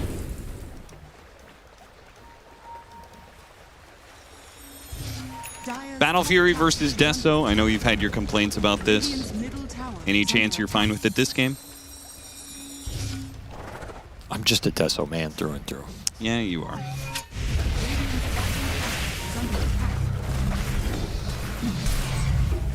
The great thing about having hate in your soul, Austin, is that you can just stick by it no matter what. And it's very satisfying. Yeah, it is. It is funny how you call that principles. Really, it's just hate. Some would say it's a grudge. Some would say it's respect.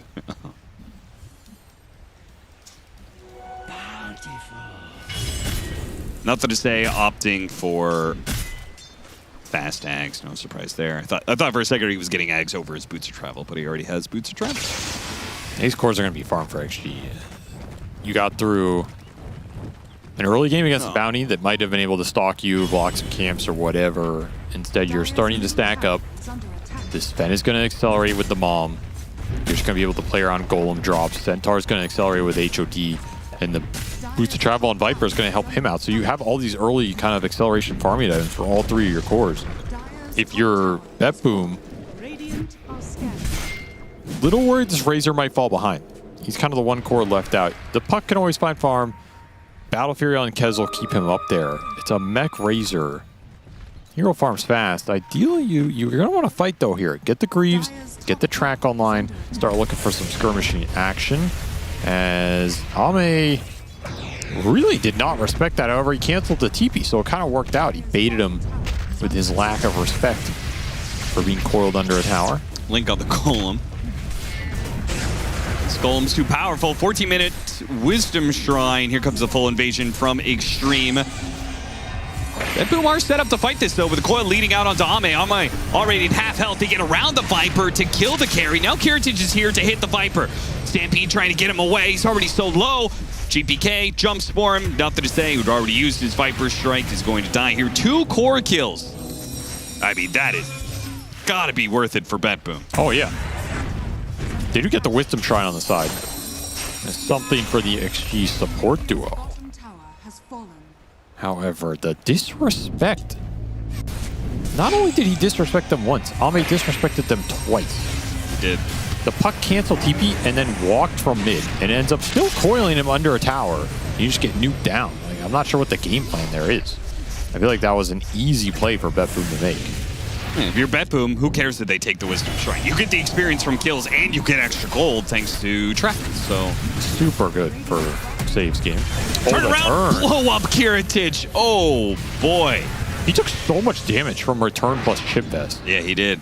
Do not underestimate chip vest on these tanky boys. You look at the damage numbers on that kill. 150 damage from 12 chip vest procs. 530 from return. He just killed himself. He really did. He That's kind quite of literally bashed his head against the rocks. That's one way to deal with Kez. You just let him hit you. I guess.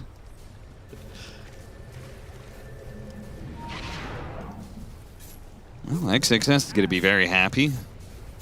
He almost has a pipe. Yeah, he's mega high level too, level 11. Got a lot of soul XP, so... Again, all these cores finding a lot in this game. It's just going to come down to who can find better initiations and some team fighting. Maybe Save can find a couple pickoffs here as he works towards Vessel. I still think tracking Ame in the jungle would feel great if he's confident to go on to XG side of the map and dodge some sentries. Always a risky proposition. Like, you just run into a ward sentry trap, you get shaman hexed or something. Oh, that was courier. the pipe. Super value courier. Even gets a nice little ward here. Doing work. Doing work right now. It's going to create a lot of attention and space that mainly the puck is going to be able to use in this game. While you're chasing bounty, puck is getting lanes out. Or maybe they didn't.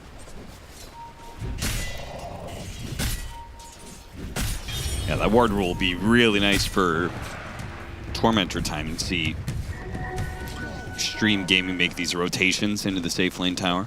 Also tracks the farming pattern between side to triangle here. Yeah. So you know when to invade triangle. When to smoke into it. Or when heroes are alone, because you're seeing two setting up those stacks and farming right now, which means XXS, he is completely isolated up here. There's a shaman coming, but they brought the whole team. The puck's here. Stuck inside the coil, silenced up. Pops the Stampede last second before he dies, trying to help his team perhaps get some revenge, but trades out. 1 for 1. Oh, Viper Strike on the Razor. That's not going to feel good, especially with the Godstring Spent going after him. They chase down the Razor. They got enough damage. He just dies. Miro shows up and is almost immediately killed. Heroes from the tree line with a lot of burst damage. And you're kind of stuck in a rough place because the Golem and the Shaman wards are behind you. Yeah. So you're running away from Viper Spend into Shaman wards Golem. Some might say stuck between a rock. Actually, I'm not going to finish that because I could see where that one was going, yeah. Stuck between a rock and a hard something. Uh-huh. Uh-huh. A hard knight. A hard knight indeed. Yes. As he is a very defensive character in the game of Dota 2. With a very big sword. These are factual statements, Austin. I don't know why you're laughing. Dodge that? Dodge that ogre stun. Not everybody can dodge that. Yeah, what team got double stun? I think that was in the Xtreme gaming one. Oh, I don't remember, man. That was a good sequence though. That's a tanky boy. You just can't leave XXS alone, man. Got a pipe, man. I don't know about this. Well, they do have an amp damage, which is why I think they have the confidence to go for this one, but oh, Miro, look at that. He's been Viper struck again. You've been Viper struck. It's a pretty good song. Yes. That's just not the guy you want to find in the jungle. I still think you want to be scouting Sven or maybe Viper at this point. Centaur's worst case scenario because his pipe delivery. Oh, that was fast. Still finding a lot of farm on this puck. Yeah, I think that's always going to be the case unless FY can somehow catch GPK on sides of the map with some clutch wards, I don't think he ever dies this game. Just way too free. FY is 31. Okay. I had to check. I Thank you I for- didn't know you could be over 30 and have those kind of reflexes. Maybe it was a misclick. Ah, that actually fits. Yeah. It's like, I'm going in, guys. That's what I meant to do. He's 31. Oh my god, that's way too old. Okay. Relative to me is what I'm saying. You know, it's like it's been too long. What? Miro is getting a good drain on the Viper. A good bit of revenge for him. God Strength is going to be popping suspend. All in commits to kill Miro, but now he's stuck in the coil. Not great. I don't know what the idea was there from Ame because, well, the Viper walked into a trap, and that was already bad. But to make things worse like that, give them an extra kill, an extra track kill perhaps, maybe even an extra kill. Stampede to get him away. XXS will be fine. Very disjointed fights. You don't have everybody there. You're getting jumped on first, effectively. The tracks are going out. And you got to respect what this Puck-Kez duo are going to do to you with the mobility if you don't have the stuns in combination with the spend going in. Like, I don't think Ame can really jump anybody this game if he doesn't have the control with him. If he's here at this point, yeah, you jump in. Yeah. You can jump Kez, do some damage. By now, there is no control for you to play off of. You're just going to get the runaround. Didn't even have Stampede either. Yeah, I was going to say, if you had at least, like, Stampede to play off of, I mean, he still dies, but maybe he kills the Razor. This has been a weird game for XG and Ame specifically. Their read of it just seems off. Maybe some of that is the Bounty Hunter removing a lot of this jungle area they don't want to farm. They're a little afraid of. I mean, I thought game one was weird too, right? We both felt like they were Yeah, it was a weird being overly aggressive with their lineup, unnecessarily taking fights before like Desto and stuff. It's like they're not really the usual XG style of we're going to farm for a time and take a fight off that at very discrete points. They're kind of just getting dragged into these skirmishes, which is what BetBoom won. I mean, they're super happy with this. They get another amp damage on GPK, level 16, almost 17. Parasma's going to be done here. His damage is ramping up really fast in this game. You're almost more worried about the Puck right now than this Kez. Yeah. That says a lot. As straight into the Roche Pit. Again, I almost want to get this Aegis to GPK here. I don't even care about Kez. I mean, Kiritich is really fun. He's got Battle Fury and he's soon going to have Desto. Battle Fury, BKB, Desto. Also, he's going to take it just because, in theory, Puck can't die.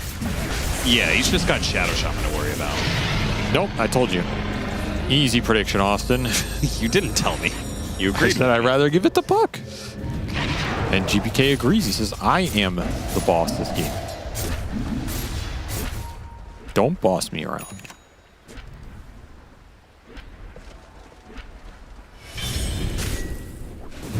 Parasma done amp damage online. Dormant Curio in hand. Shard. Oh, he is begging it. Please give me the tier 3, the Whisper of the Dread. Whisper of the Dread. Oh, yeah, he's going to get it here. He's going to get it. Unlocked Whisper of the Dread. Dormant Curio fans rejoicing right now. They're like, I knew this was what the play was. Yeah, we've definitely seen a lot less people hold on to Dormant Curio. Seen a lot more weighted dice, though. Very sus. Yeah. Well, that's mostly satanic. Dire are scanning. Hasn't been winning a lot of games. Maybe there's a connection there. Top tower is under Here's the amp damage pop on the Puck. 4 minutes on the Aegis. He is looking for blood. Super strong right now. As long as they don't run into the Centaur. Actually, I think no intention of fighting. They're just trying to break smokes and get the hell out Why of breaks Dodge. it, his reactions fail him this time. Goodbye. What? What? What? Hello? Well, apparently they didn't want to fight that badly. Were they that afraid to go up there? I mean, he has Aegis on the Puck, right? Worst case scenario, you go up that hill. You stop, and Sven is sitting right there, stuns you point blank and kills you. Okay, and blows your Aegis. Then you get a team fight out of it with the team. Why were they so afraid of going higher? Yeah, he still had plenty of vision from the orb, too. Yeah, that's just mega. Unless he got some really weird pathing that made him run up there and it just looks like he's afraid and he really just is some weird misclick or something. That is bizarre. Mercy was shown. No mercy this time. Or, you know, more mercy. Or more mercy. Maybe GPK's like, you know what, I know you're getting up there, man. You're 31. I feel bad killing you. Like, we killed you all game last game. It's too easy. I want some harder kills in this game. I assume XXS is the youngest on the squad. That's also the hardest to kill.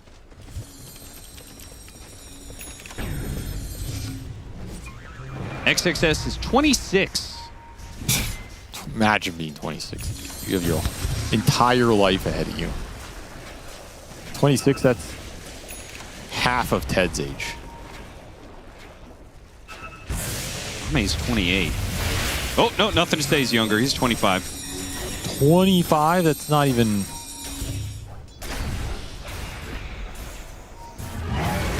So you know Dota 2 is an old esport. The youngest player is 25. In other esports, that's the oldest player in the entire scene. It's true. XG, they are smoking up. They have BKB on Ame, and they have Pipe Crimson on the Centaur. BKB on the Viper as well, so they hit a really nice item window right here. You can connect on it. Walking into each other here. Smoke breaks. Save getting a lot of information, but we'll die for it.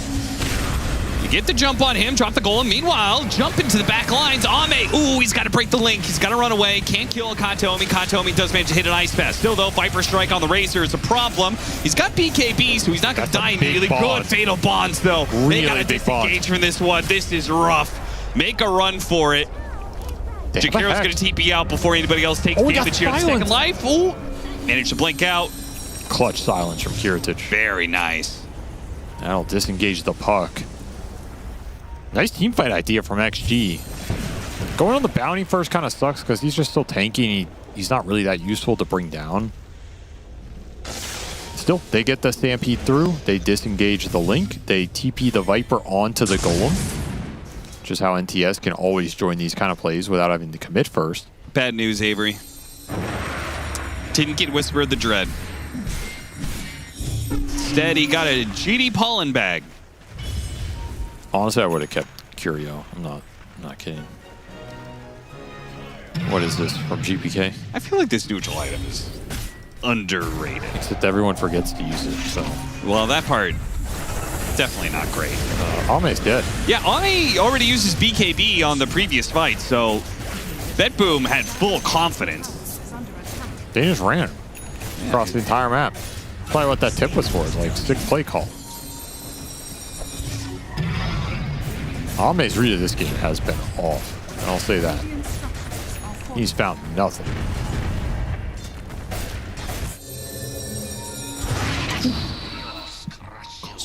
Still power rune for the puck here. Aeon disc already done. So now GPK is incredibly difficult to kill. In fact, I don't really know how you kill him. It's probably in a situation where you just run down the entire team in a 5-on-5 for Roshan or something like that. And a really long fight where they do manage to catch him initially with the Hex. Aeon disc procs. Fight goes on for 10 seconds. They get another second chance at hitting a Hex. To me, this is BetBoom's game to lose at this point. I think they are firmly in control of it. They have the scaling puck, scaling Kez. They're going to have vision advantage with the bounty. Utility from the Razor. You get next Roshan, you're in an incredibly strong position. The only thing XG can kind of do is try and stall this game out and scale into the ultra late, where their heroes are just so tanky that BetBoom have to overcommit in trying to kill them. Is there such a thing as a hero that is too tanky for Kez, however? Unlikely. But I do think Sven... It's tough. It's tough. I mean, Sven's pretty good at taking these other carries out the back at the end of the game, you know? Blow him up. God strength.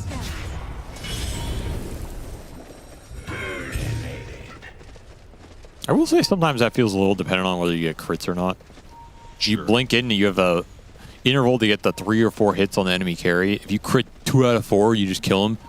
You crit 1 or 0, he just walks it off. There's a little RNG there. Yeah, but Ame's the lucky guy.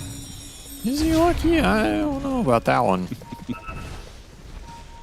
Well, you may have vision of the Centaur. 4-man smoke from Xtreme. He's got to break on GPK. Hit him with the Hex. He has Aeon. You cannot go on that puck.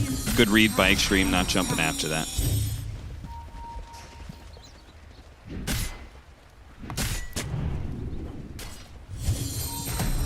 Ooh, success. Couldn't quite catch him. Ame uses God Strength and immediately gets coiled. This is not a great start to things. Actually, you might just bail on this. Yeah. I also just, is that the guy you want to Centaur stop? The bounty hunter? Like,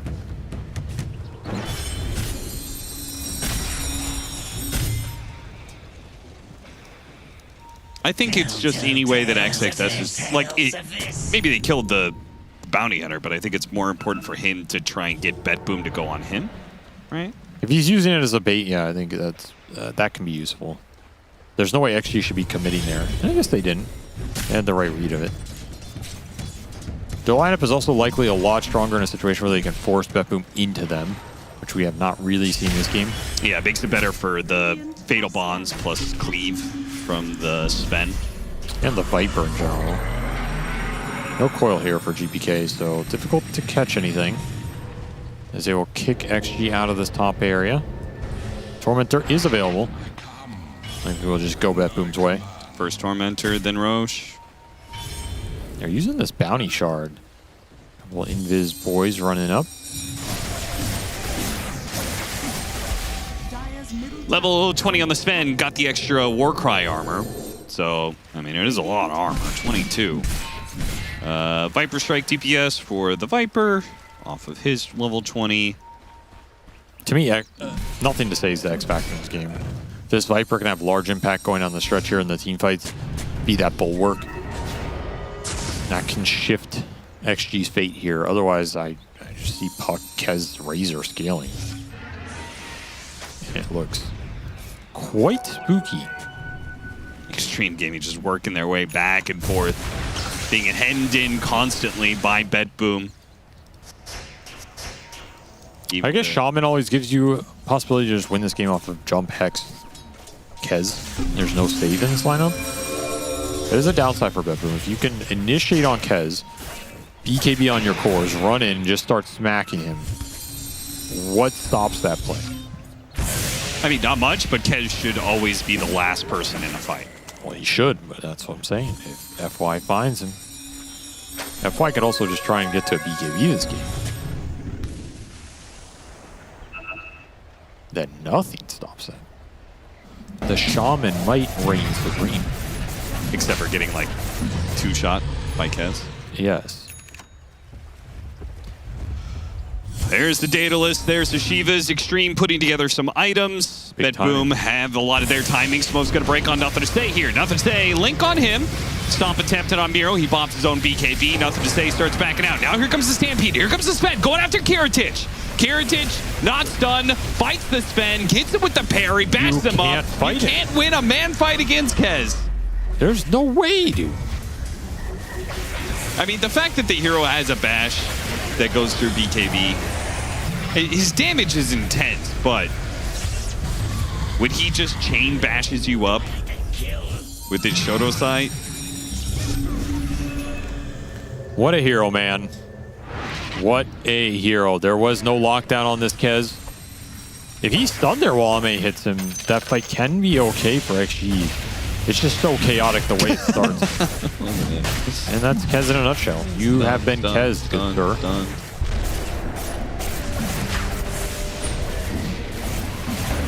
Ame definitely went in.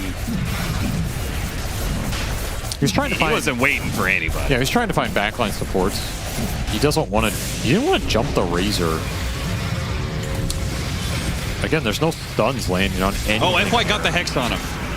And then Force Oh, Staff. he did. Interesting. The Force Staffs were just too good. Okay, well. But I don't think he ever got a Sven hit on him while he was Hexed. it's so deep in the fight. And there's so many force staffs already out in utility. That's a great find from FY.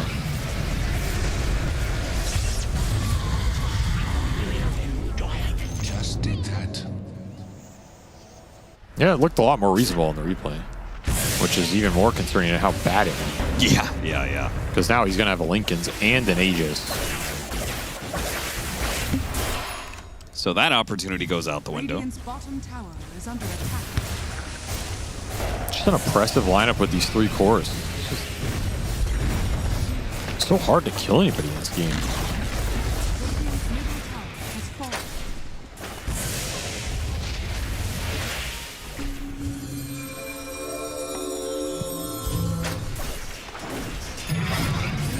Well, we'll watch BetBoom chop down the rest of these outer towers, probably at a high ground.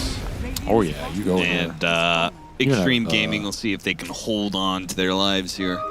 Even have Ags Jakiro now. Give you a bit more firepower from behind the front line. Got Butterfly, Aegis, Edge. What do you do about that? Instantly finds the 2 supports. Beautiful. And Viper did they hold do back the nothing. rest of the team. Got a stomp on him somehow. Cheap PK. Aeon Disc slotted back into his inventory so it doesn't get popped.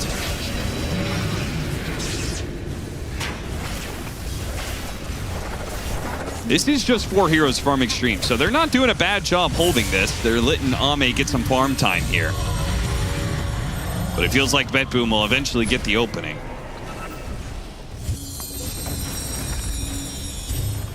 What is Ame even going to get to? It's not close to Link. anything. Stomp goes out. Miro slowed down. Viper's getting a bit low.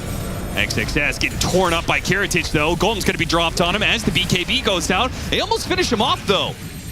Oh, I mean, even still, even if he doesn't lose the Aegis here, that is enough to force BetBoom back. Ame was farming that entire time. It's a good hold. Yeah, that was really good for them. He needs to get to MKB in this game. I mean, that's what they've identified. He does not want to enter another fight without MKB. He has no chance of bringing this Kez down. You cannot bring Kez down. You cannot win the fight. So he is racing against that clock. XG, they hold. Kind of a weird fight from BetBoom. GPK finds the 2 supports and nobody else commits. They don't want to take the fight that deep. And then it's pretty hard to siege this straight up against the Viper. Because the Viper just sits behind his tower, starts hitting you. He forces you to make a decision. Like either you're jumping Viper, who potentially has buy deep in his base, or you're just backing off. They choose to back off. You can go hunt the map, I guess. You can always send the bounty and try and find Sven farming. Currently on a ward right now. I mean, they could also just... It didn't work out the first time. They still have Aegis for a good amount. So...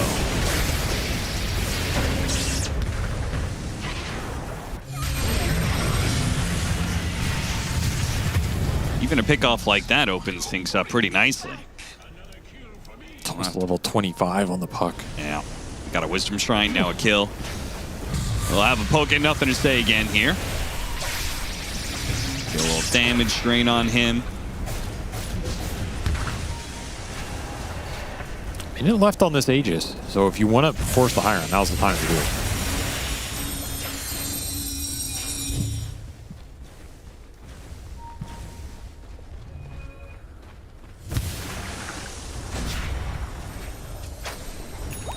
They opt not to. This Aegis is going to expire.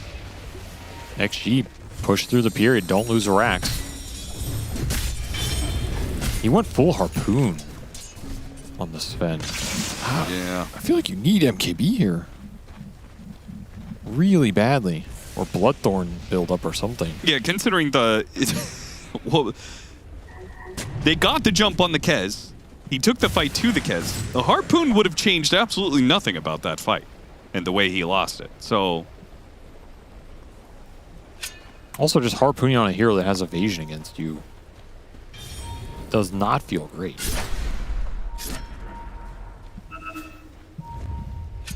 Yeah, go for the play right now with the Aegis expiring.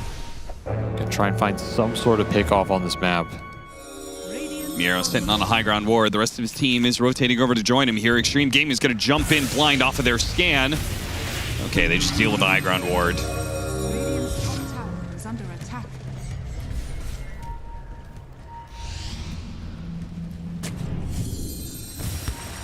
replace it with one of their own.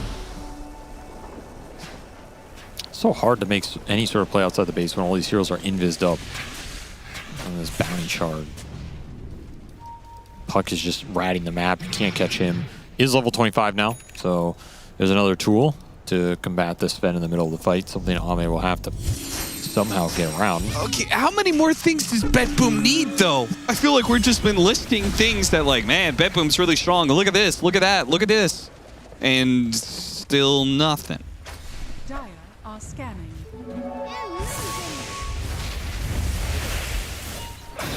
Yeah, but look at how 24 farmed they are. kills in 40 minutes.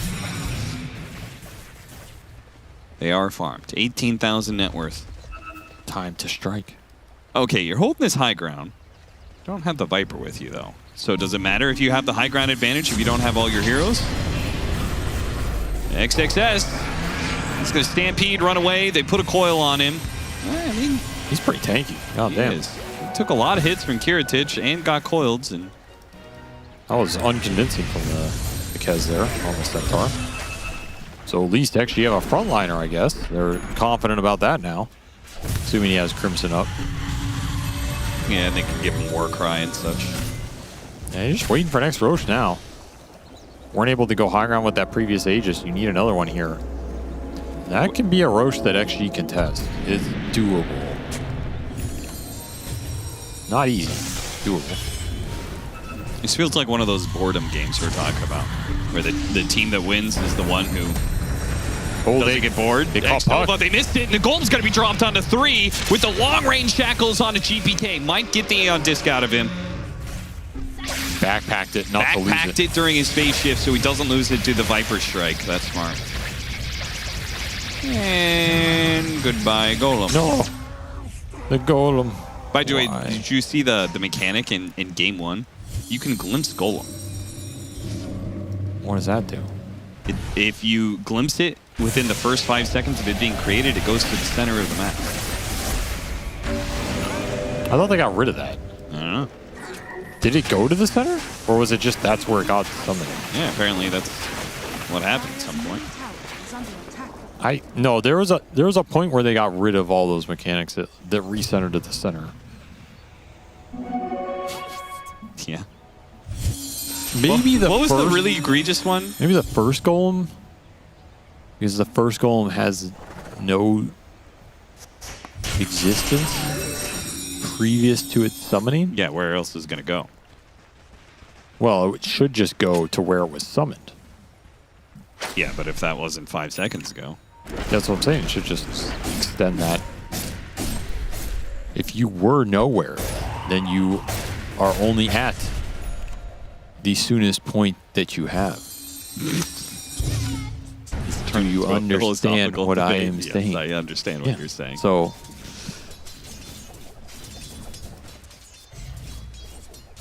dumb Valve don't even understand space. Swift Blink for Sven. Almost level 25. Well, Kiritich is already 25. Do you take Stormhammer stun duration here? I think you do, man. What? This is effectively bonus damage anyway. With the but what if you don't? What if he already BKBs? Well, that's the downside. But if you land it, it's gonna go ham sandwich.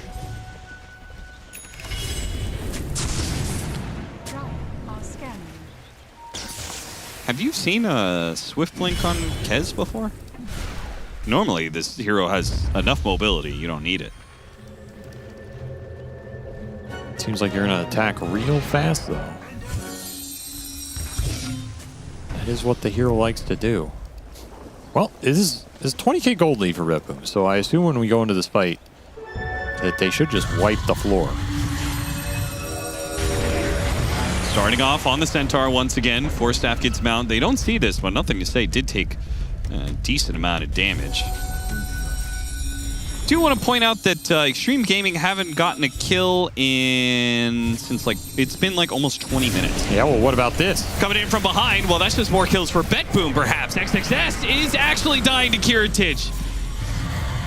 He's got a stampede run away. They're just going to coil him. He gets ice bat. They kite him around quite a bit. Xtreme Gaming obviously not fighting back. They're full retreating. Ooh. A little scary. 3 heroes survive for Xtreme. 2 picked off for BetBoom. That's enough to take the Roche.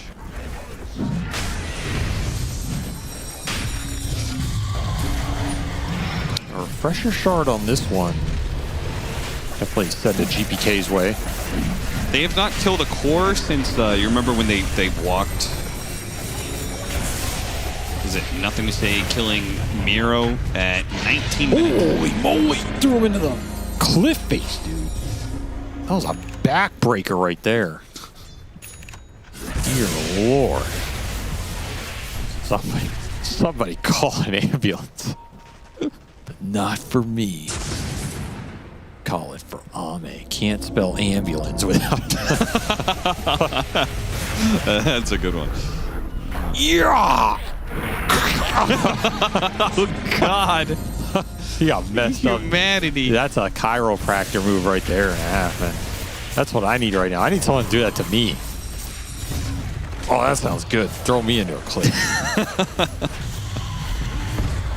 Hell yeah. This is not inspiring. Viper's just hitting Kiritich over and over again, and the damage is so slow. Kiritich is taking objectives. Well, that's coil down.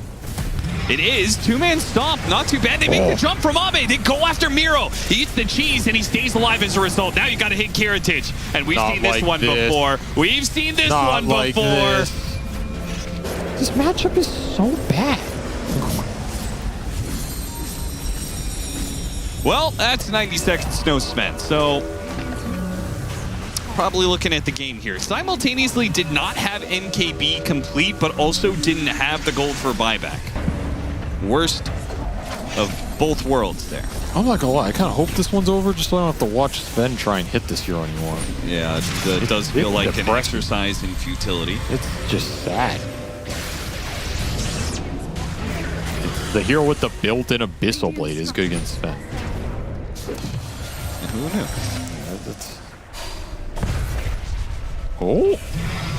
Got the Hex on him. Of course, GPK is just slotting in his Eon Disc, so you're not going to kill him fast enough before the Eon Disc gets in from the backpack. Ice Bath, Macro Pyre, burning out, Nothing to Say. He will survive, barely. That Talon Toss doing so much damage. Jeez. Still 2.5 on the Aegis here. Can you weather the storm for the Ame respawn so that he can die to Kez one more time? Please, guys, this time when I fight the Kez, it'll be different. What else can he do, though? It's not really like you can take the fight in your way. You don't Call GG. Got the X on the Kez. Force staffs are getting him out. The Fatal Bonds is doing a decent amount. It's actually bringing the Jakira low. Ame up. 9 seconds. Can BetBoom finish off this lane of barracks and retreat before the Sven is back up? They cannot. Now they're retreating. Now they got Hex. Kiritich. It got him on the shackles. Is back. A buyback used. Why is this damage, man? Ame wants revenge. Ame, can he kill Kiritich just one time? I'll take it. Even if it's just the Aegis, I'll take it at this point. Ame waiting for the perfect moment to strike. Kiritich healed back up the full off of the Satanic. 2 minutes left on the Aegis. Watching him parry and then blink out is kind of disgusting, by the way. Another Hex. Another Force Staff. Another Viper Strike. Oh my god! It's funny how effective the Macro Pyre has been in this game. Stomp initiation, but Miro's already popped his BKB, and they will finally deal with this pesky Viper that it has been a nuisance trying to kill him. Got the Hex onto the puck. Here comes Hurricane. So, okay, he got hexed up, but he just dices up the Shadow Shaman. All right, one more time, Ame. Let's do this one more goddamn time. They forced him out. He's chilling. He still hasn't popped his God Strength. He's still got that in his back pocket. It's all a bait. Once we get that NKB, Kiritich will know pain. That is if Ame doesn't die inside of the fountain due to the constant assault. Boy, Extremes are really they really want to take one more fight. Here it comes. The jump. There it goes! He got the stun on the Lincolns! Okay. Well, I think we learned a little bit about Kez Sven in this game, and think XG felt real bad playing that one, as they have no catch for this puck Kez around the map. You just farm up, scale up, become unkillable, are dealing the most damage in the game, secure every Roshan, and pretty much never died in a team fight. They had one death between them, and that was very early on. That was a Ame looks stunned. He won this brutal game 0-6-1. He just could not connect on anything. Very, very rough game for XG. I think they're just a little baffled at what they were even supposed to do there. I think you had to kill this puck at least 2 or 3 times in like the early mid and just snowball the Viper. That's probably your best chance of winning. Not very easy to do here, especially with Bounty running interference. Kind of a quiet game for Save, but I think he had a lot of intangible impact here, just ruining their smoke plays, getting deep wards out. You're seeing where they're farming. It lets you just rat the map super aggressively with puck Kez. And even Razor was shoving waves this whole game because you're not afraid of anything because Bounty just gives you so much info and actually can't make a move. Well, let's go ahead and go back to the panel. I'm sure they're refreshed after the nap I'm sure they took during that game too.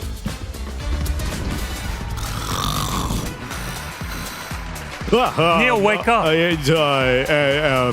BetBoom team equalized the series after defeating Sven. They do it with Kez and a Razor and a Jakiro and a Bounty Hunter and a Puck. And then they beat the Viper and the Centaur and the Shadow Shaman and the Warlock. Are you just naming heroes? Anyone could do that. That's all he does. Have you not noticed that? Whenever a draft starts, he just goes like, they have banned, and then he just lists the bans and hopes that we talk. I specifically do it because there's a lot of I've gotten commentary on this where people are either watching in their car or they like aren't focused on the stream itself, and they're like, oh, now I don't have to like look back and forth. I actually really like that because I'm like a person that does this a lot, where I would like have it in the background, especially for parts that I'm like not that locked into. It's really nice when you get like, you know, the radio experience. Exactly. Where somebody talks over the game as if like, and you would understand it as if you didn't see it. Exactly. Yeah. I actually do like that part when I'm not on panel with you. Well, too bad. Then you get to watch this thrilling game, Aiden. Why don't you tell us about this game then if you're such an expert? What? Yeah, big brain. Yeah. I didn't say. What did I say that could possibly lead up into that? I said I appreciate when I'm not on panel with you. Yeah, and now that was you a are, compliment. Now you are on panel with me. Yeah, and then when I'm on panel with you, I mean, I appreciate you to talk about more stuff. Oh, I see. Good cover. Okay. That's what I meant. Well, I named all 10 heroes, and as you said, my goal is to name all 10 heroes and then hope that you guys talk. And then you talk about 5? the bands. Can I name 5 of the heroes in that game? Yeah. There was a Viper, a Razor, a Kez, a Jakiro. That's 5. That's 4. That's 4.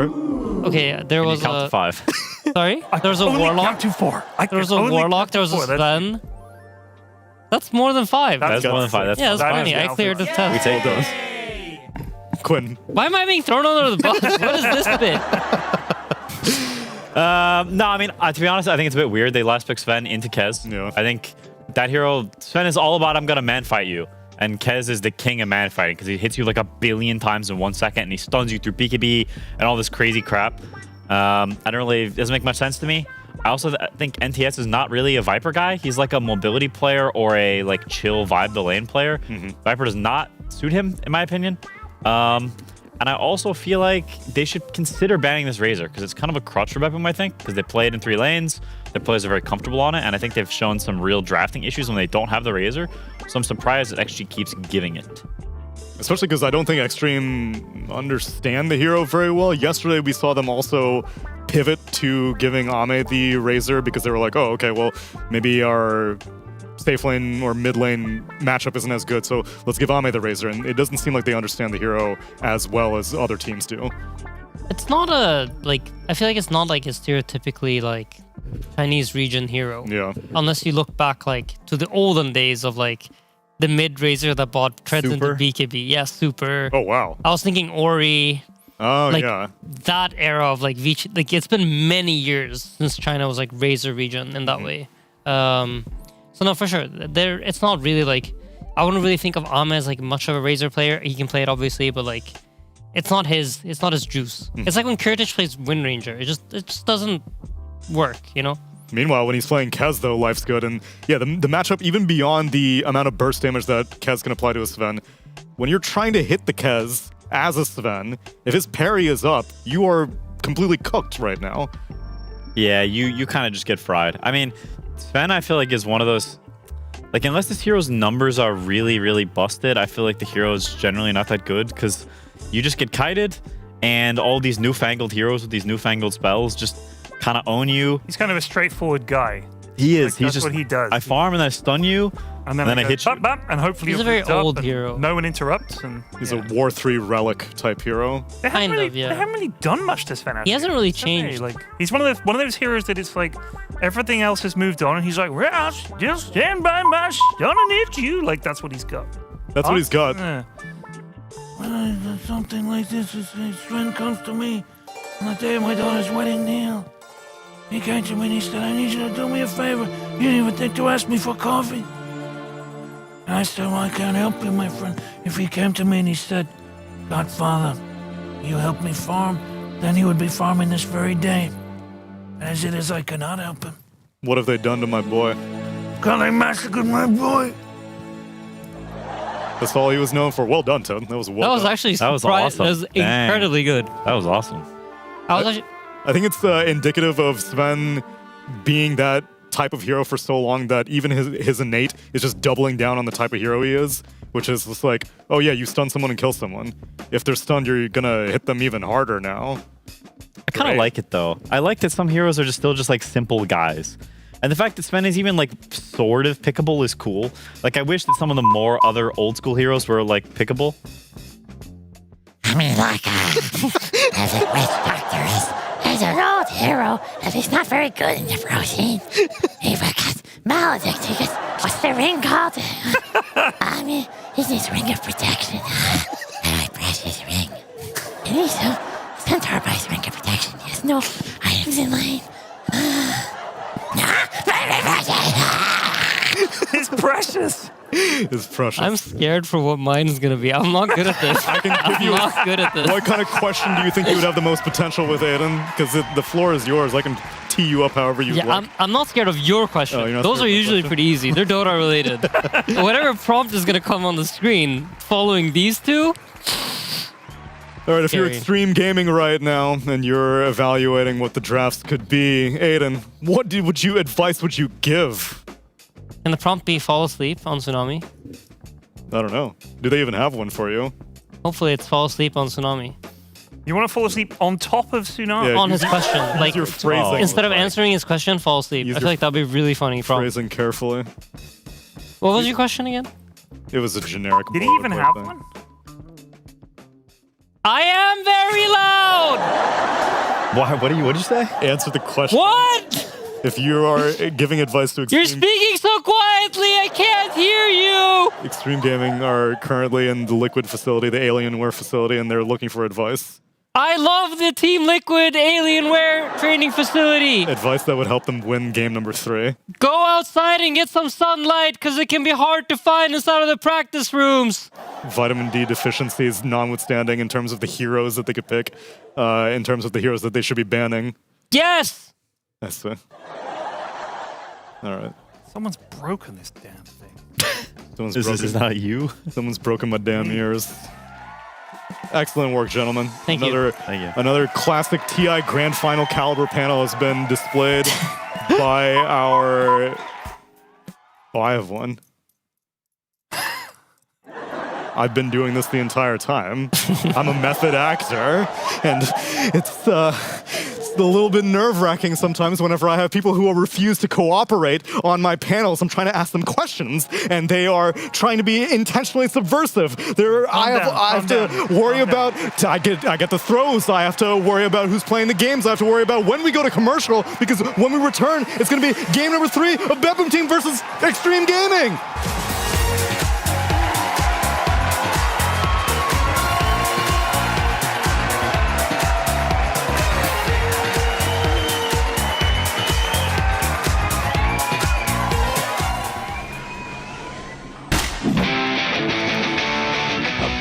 Bloody time.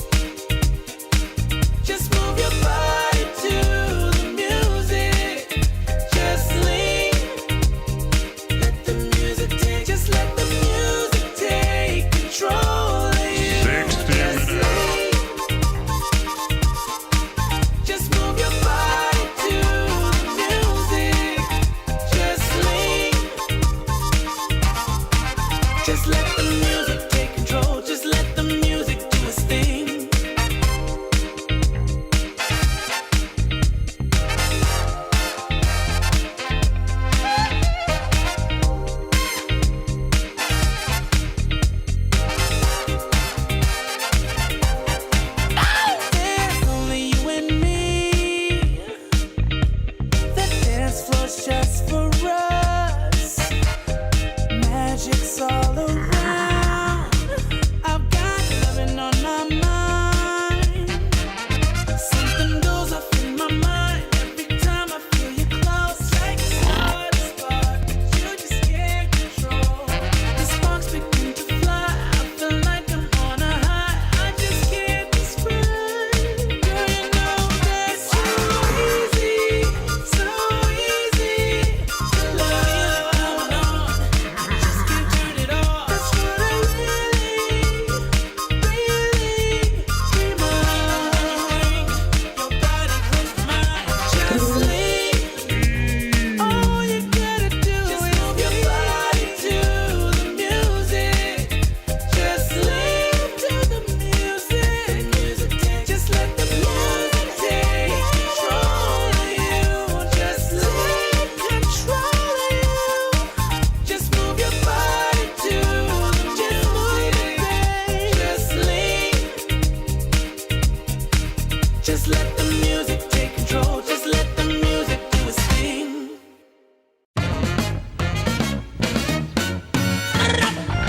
Let's give it one more chance. Don't wanna end this dance.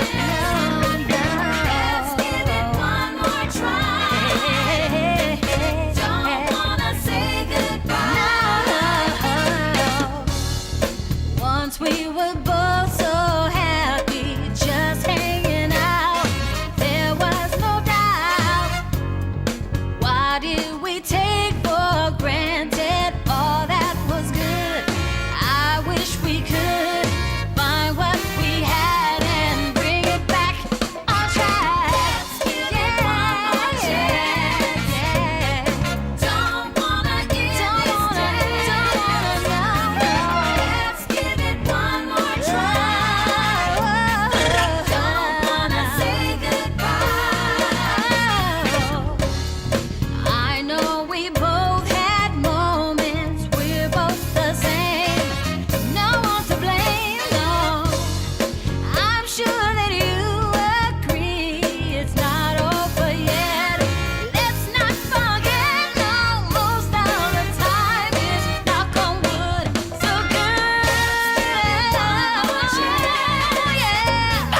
Don't wanna end this dance. One more try. Just give it one more try. Don't wanna say goodbye. A love like we once had just can't be denied. If we both feel this way, then starting tonight, come on, let's do it right. One more chance. Don't wanna end this dance. Let's give it one more try. Don't wanna say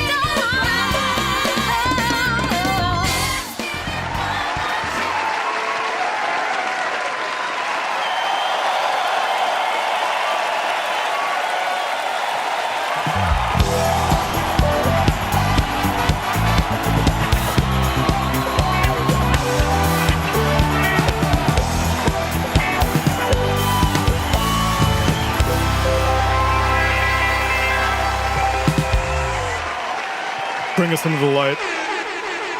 Like Evanescence. Welcome back, everyone, to game number 3 of BetBoom Team versus Xtreme Gaming. And it's rare that we get a game number 3. I was scrolling through, and not just day shift, but in general. So far in Group Stage 2, I believe this is the only 5th game 3 that we've had throughout the entirety of Group Stage 2.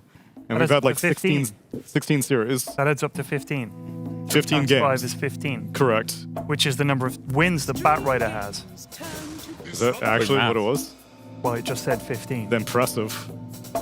Maybe he was the secret to success in all those games. If I just know that shit, I'd be so good at my job. We were like, this is the 29th overall Batrider pick. Just calculate. Just have an infinite sheet of paper like me, where I can consult these things. The mind is an infinite sheet of paper, Neil. Whoa, that's deep.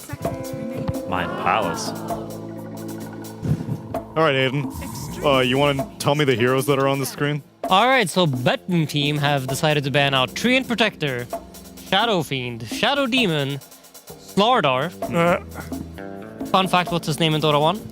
Slardar? Yep. He was called Fishman. The Slithering Guard. Oh, Slithering Guard. Mars, Wind Ranger, What was his Beastmaster, name in and Dota 1? Largo. Mars did not exist in Dota 1. Correct. Good job, Ted. Nice question. What are those 4 heroes you named? What happened to them? They have been banned by Xtreme Gaming. You gotta tell them. People at home need to know. Batrider has been picked by Xtreme Gaming as the first pick and responded to by BetBoom with Disruptor. What Quinn, was why is that? Batrider's name? Well, Batrider runs around. No, he doesn't.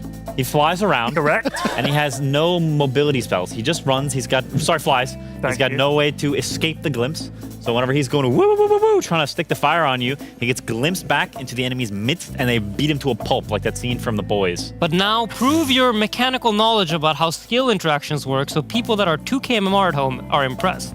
So if you glimpse the Batrider while he's mid-lasso, it'll break the lasso. Oh my god, that is fantastic. What an amazing counter to Batrider they've discovered in Disruptor. Good grief. We should really just trade jobs, Aiden. Do you actually enjoy watching Dota, Aiden? I love watching Dota. Are you sure? Yeah, why? Because you seem very angry about it. No, I'm not. I love watching Dota.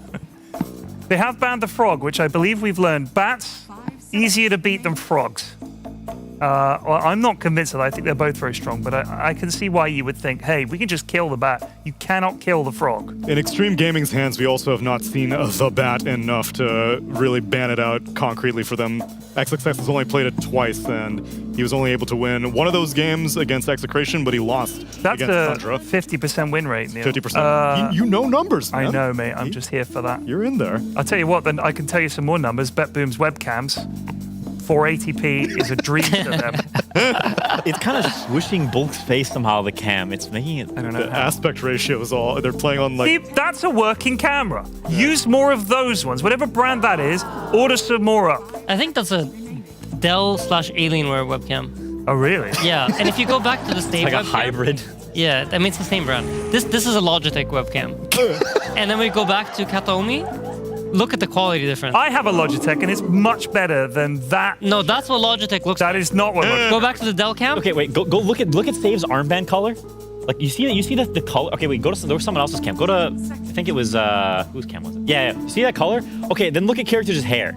5 seconds remaining. It's the same color. His hair is the same color as his headband, as the armband. Yeah. Wait, it's just the sleeves of they're all wearing the What same part of color. the sleeve is that called? That's not the cuff. What is that part of a sleeve called? The bottom end of a sleeve. Yeah, with like The bicep grabber. the elastic. Bicep grabber. Yes, that's what I know it as. The bicep grabber. Yes. The hem, perhaps? Maybe it's the hem. Maybe it's the hem. So, Tsunami, Yeah. you've been watching DreamLeague for a while now. A couple of days. What do you think about picking 9 support into 13 support, as BetBoom have done here? I've been told, actually, no, I haven't been told. I speak with utmost confidence that it indicates weakness oftentimes. If you don't have a core that you feel enough conviction for, that I'm presenting a problem for you, here's my first phase pick core, you need to respond to it, then that's how you establish draft integrity. However, when you're starting off with just 2 supports, just 2 doo-boos, as we like to call them back in the day on my professional team of Dota, then it doesn't inspire confidence.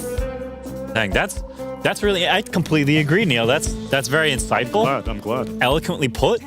And I agree. I don't think these first 2 heroes really they do much. The Jakiro to me says nothing. I also don't think 4 Jakiro is particularly good. Because we've talked about how the lane mechanics, the different safe lane and off lane work.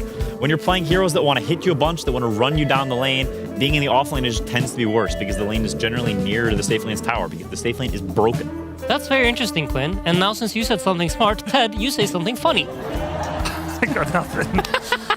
All right, well, Tsunami, now you fill the gap since nobody has anything to say right now. They pick up the Underlord, which if is going to be the Miero hero of choice, I'm a little bit disappointed. I prefer seeing him on the Blink Stunners. That is the archetype that's the box that we've put him in over these past few days, and he's stepping out of the box. It's team fight, I'll give you that much. It's auras, sure, but beyond that, who's really initiating fights? Who's getting the vision for this disruptor to get the glimpses?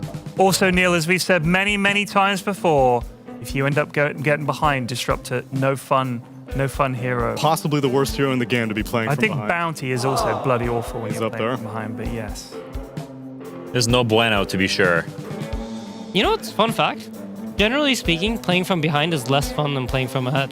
That's and a heroes hot are take. better when they're ahead than they are behind. But don't you think some heroes are worse?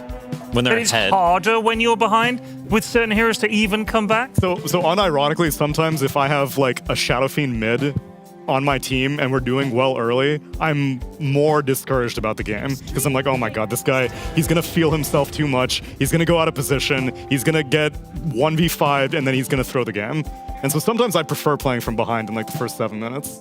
Just pop psychology. I've actually watched my friends play, and this is something I've genuinely noticed, is when they get ahead, like we're talking like lower MMR games, when they get ahead, chances are they're gonna do something incredibly stupid. You get overcome. But when they're behind, they tend to like stick together, Yep. they farm the map, they do all these smart things because they think they can't kill the enemy. That apprehension is what breeds the teamwork. Yeah. If you're doing too well, then everyone has too much net worth. You have all these items that you're like, oh, I have a Blink Dagger and a Desolator. I don't need a BKB. I don't need my supports. It's fine. And you wanna know a surprising fact? I feel like it sometimes applies to top teams too. I can see it. Yeah, like for real. They'll just start like spreading out, trying to do too many moves, trying to get too fancy, and then that way you throw the game and it's unlucky. You got to maintain the fundamentals. Yep. God, BetBoom's team is so boring. It is like John Blob 4 times. Like just- what is happening? no flair. Nobody's doing anything. It's just like, I am Lord of Happiness. Oh, Pog! Okay, the game has been saved. That's cool. It's also NTS Tinker. It's NTS He is Tinker. Lisan Al Tinker. He is Lisan Al Tinker. They have no way to catch this guy apart from glimpse. That's it. Underlord is also like his whole game plan is I'm gonna be Mr. Fat.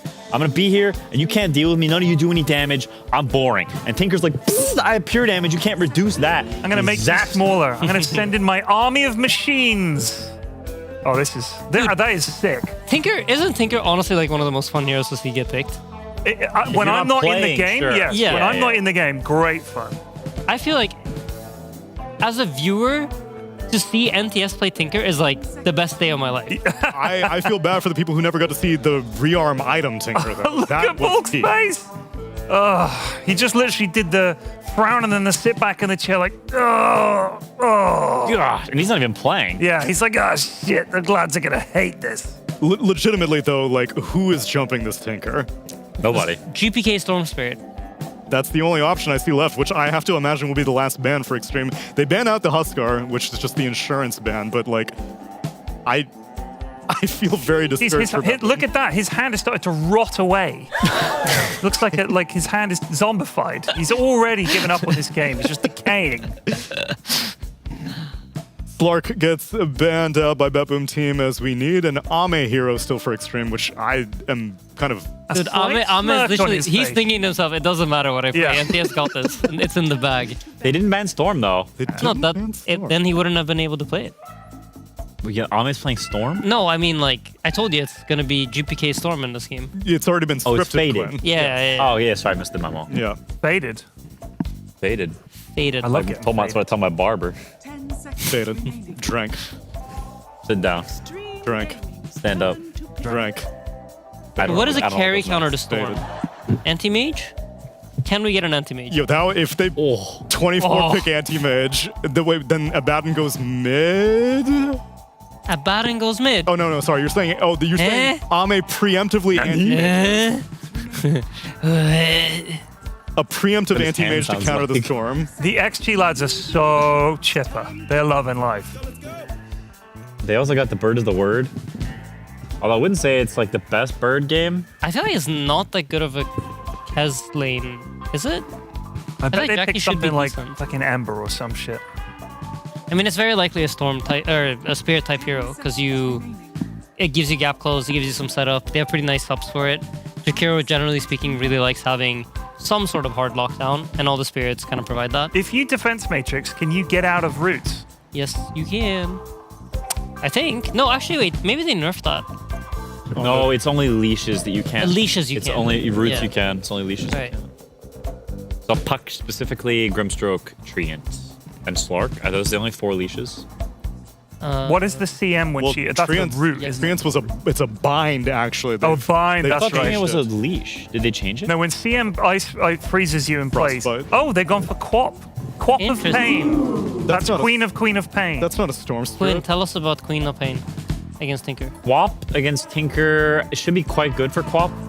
You can kind of just spam dagger on him. Tinker has this issue around like level 4 to 5. Like level 4 specifically is a bad level for Tinker because you're really strong at early levels, like 1, 2, and 3, because you have laser, and it's an insanely strong spell and you have good damage. But once you get to level 4, now you put your second point in the whatever the heck March is, and your nuke is not like that strong anymore. It's fallen off a little bit because it's a single target. You can't like push the wave with it. And so there's this weird window where Queen can like spam you. You can have HP issues because your trading becomes a little worse. And so like as the lane pans out, there's this level between 4 and 5. And Queen's also gonna get 3 points in dagger potentially, so you can like get owned there. But if you get like past that bit, then you just start spamming March on the wave, so you get to 6, and you like Citrus farms psychotically fast because you can farm Ancients every minute, which like no other hero in the game can do at level 6. He farms like literally the fastest in the entire game, so you need to like shut him down, sit on his triangle, be like obnoxious to this hero, or he farms like way too fast.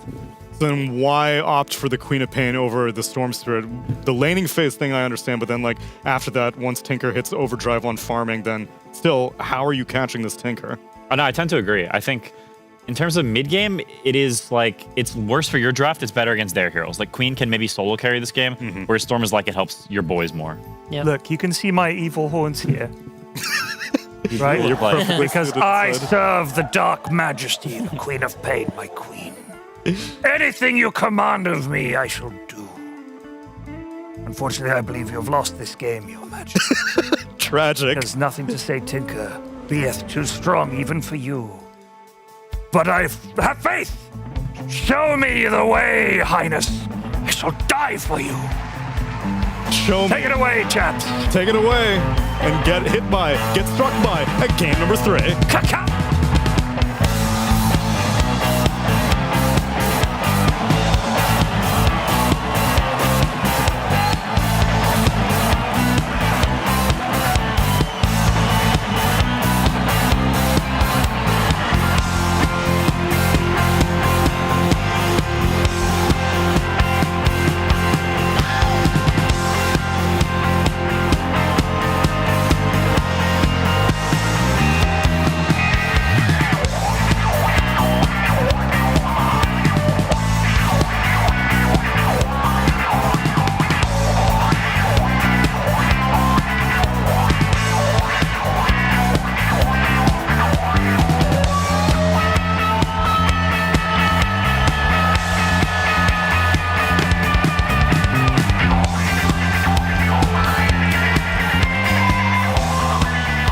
With the translocator fasted, Tinker certainly is a smooth criminal, though I do want to correct the panel real quickly. It's roots and leashes are both able to go through translocator. See, Quinn? No? Wikipedia says. Wrong. You think Wikipedia is wrong? I do. Really? Okay, well, in that case, it's just kinetic field is technically a leash. I don't know how that works exactly, but... All right, well, I guess we're going to find out.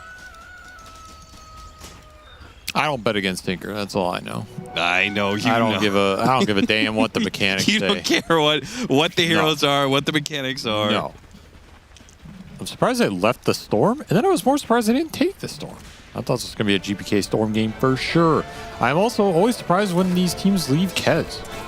Especially after there's a game in the series where Kez just destroys the game. You're like, oh, all right, you know, they gave it once, it looks completely stupid, they're broken, but no one's going to play against Kez again. And then the very next game, it just gets ignored until last pick. I feel like I'm living in some weird dream simulation matrix or something where it's just like you can't ban Kez. You go in the draft screen and you have Kez hover and you're trying to ban it and it just doesn't, the button doesn't work, so you have to leave it. Is this hero just not as strong as it looks? Because every game we watch, this hero owns. And it looks incredibly demoralizing to play against. Yeah. And then they just let it through again. So, okay, yeah, why not? Last pick Kez. I mean, they have Bat Rider, Tinker, and Kez. Feels like some unbeatable heroes from what we have watched. for sure. What we casted in this DreamLeague. That means they'll probably lose in 10 minutes or something. Yeah, probably. It's usually how Dota works. See how the lanes go here for BetBoom. I do like the Queen pick. I think it was between the Queen and the Storm. Queen gives you a little more individual scale, as the panel mentioned. Why Storm not? maybe more consistent for the squad.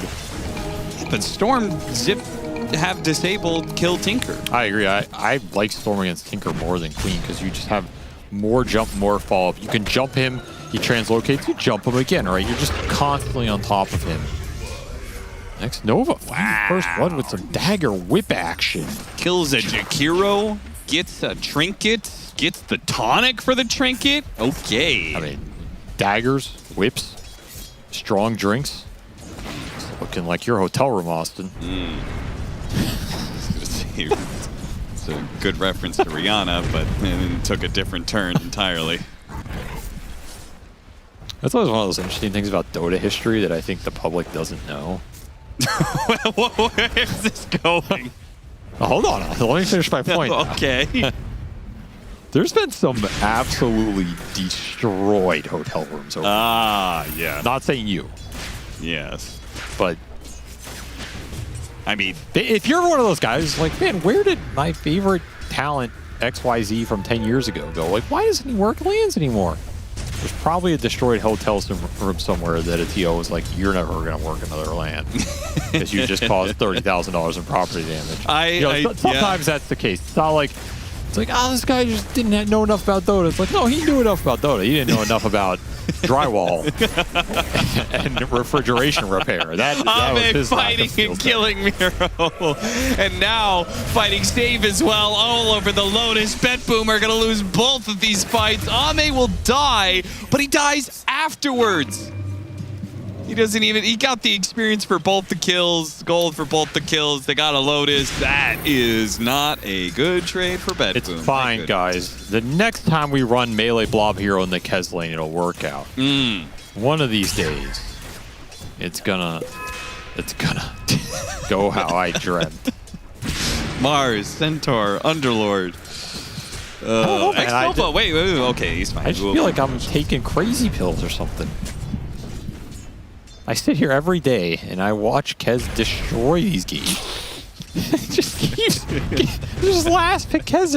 I mean, I understand like whether the meta, there's some stuff that's higher priority. Teams have specialized heroes. You're trying to ban those, and like you have some soft answers, and you're going for exchanges and all that. But okay, well, I mean, Xtreme Gaming thought one of their answers was spent. It did not look like it was an answer at all. That was a known non-answer though. That one that was just a swing and a miss.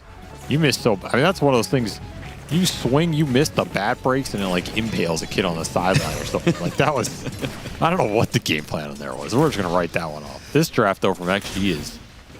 I like it. It's cooking. It's got the Tinker. It's got the Kez. It's got some strong lanes. It's got double saving supports in this lineup too. Yeah, worth mentioning. The box is really good against Disruptor. There's technically a nullifier buyer in this event. I guess you got that going for you. Yeah, that's true. You can buy Radiance, disassemble, make it a nullifier at some point when they need it. So with the double kill up top, the Kez is leading the board. Other lanes are going pretty even here. See if BetBoom can pick up some of the pressure. Do have a Disruptor in this game. Could go around trying to glimpse some people.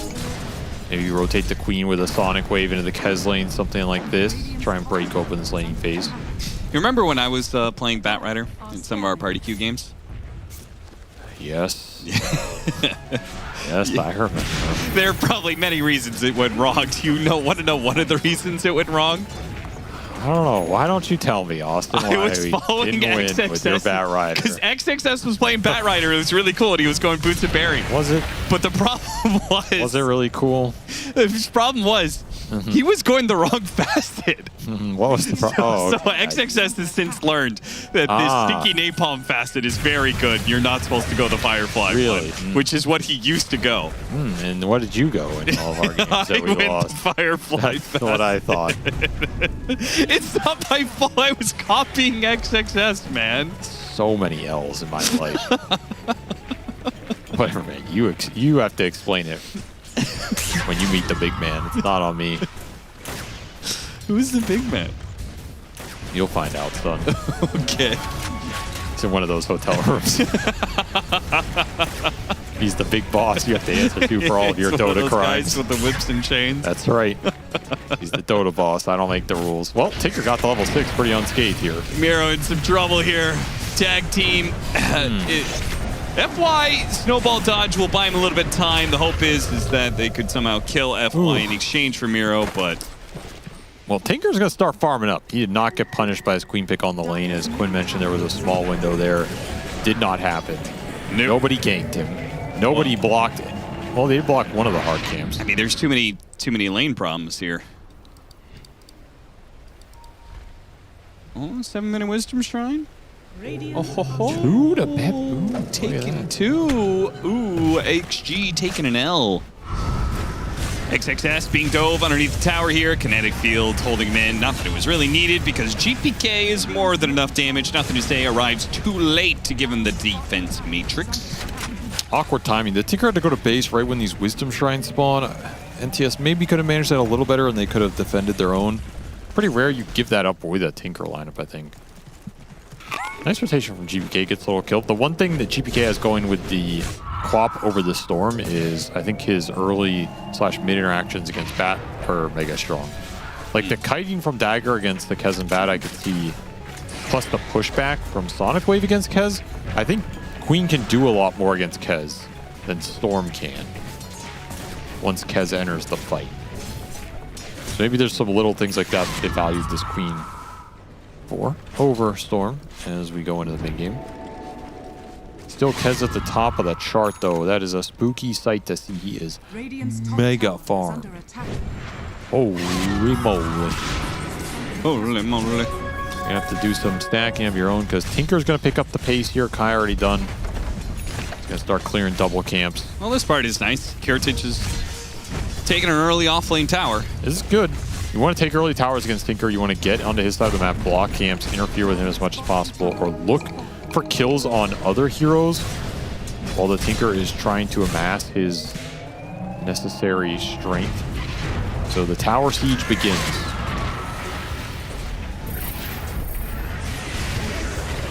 Nice fast snowball dodge from FY.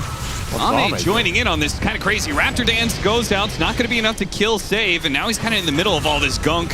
He's going to be slowed down into the trouble. Tries to parry his way back, but he gets glimpsed back into the rest of the team, and he will die here. Odd. Xtreme Gaming, once again, looks similar to Game 1, where they're trying to force action and then way too aggressive with it. Just let a support die there. You defended the tower. 5 heroes mid for BetBoom. It looked like Ame was like, oh, nothing to say, translocate. Nice yeah, completely irrelevant for the hero, but a good try. I can understand that team fight if it's BetBoom going into you under your tower. They're under March of the Machines. You TP the Kez in. It's like easy team fight, easy cleanup. But to try and stretch there when you're rushing this Battle Fury and you're having a completely free game, I felt like that threw away some of the momentum.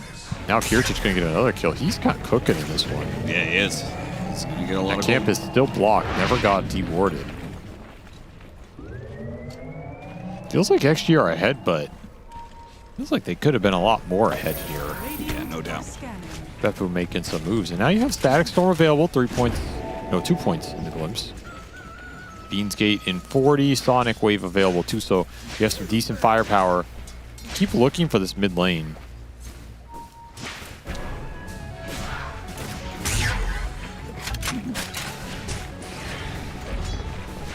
Sing you the song of my people. So I looked it up. It looks what happens is the roots and leashes. It's only the roots and leashes that cannot be dispelled, which most roots can be dispelled. I'm not sure what root can. Tide Hunter Anchor. That's a leash. Yeah, you said roots and leashes that cannot be dispelled. Yeah, I'm talking about roots. Oh, roots only? No, I'm. What? Conversation on the panel was it's leashes, not roots. And I'm trying to think of a root that is not dispellable. That's why, yeah, a root that cannot be dispelled. Yeah. Is Kantomi okay here? Blocked in by the ice shards. I mean, Kantomi's definitely dead. Kiritich is unable to save him. Xtreme Gaming get a little bit off. them just holding high grounds. I don't think that exists. Yeah. It's like...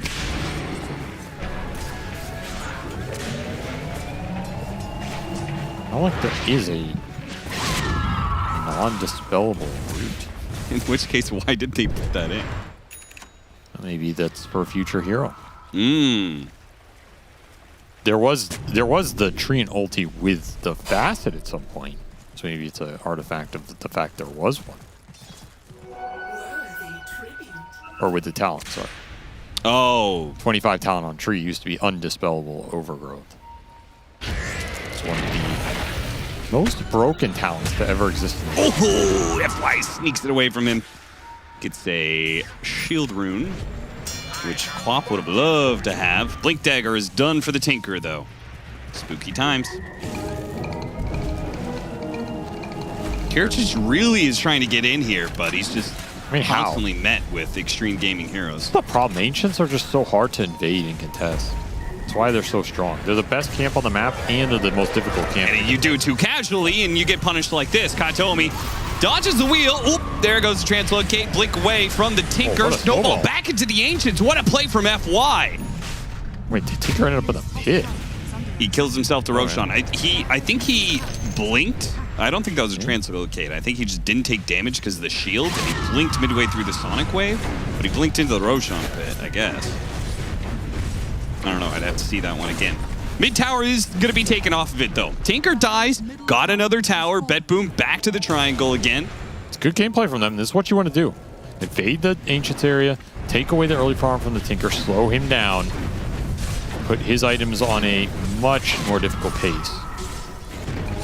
You just start running at anything in this game, glimpsing it back. You're going to be happy.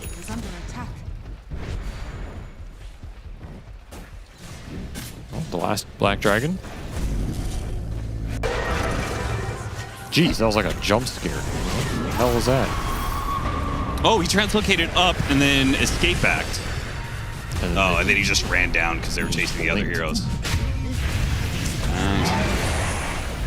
FY in trouble again. Escape backed. There's those saves. It'll take a little bit of time. Kirich is going to waste a lot of his ultimate here chasing after, but I don't think Extreme Gaming can really punish. Look how slow XXS is. Well, definitely a good Boots of Bearing game, that's for sure. Yeah, no doubt. There's a lot of slow in this one. And they'll get a Wisdom Shrine. NTS pushing towards that level 12. Ame went back to AFK Andy over here. I mean, he's not gonna. He joined one fight. He said, "I'm done with that." No, he's just flash farming with this Battle Fury. He is still mega farming. Imagine if he not died earlier. Haste rune on GPK though with Blade Mail could potentially get aggressive with this Queen. Just run into the Tinker with Blade Mail. Maybe you can threaten him a little bit.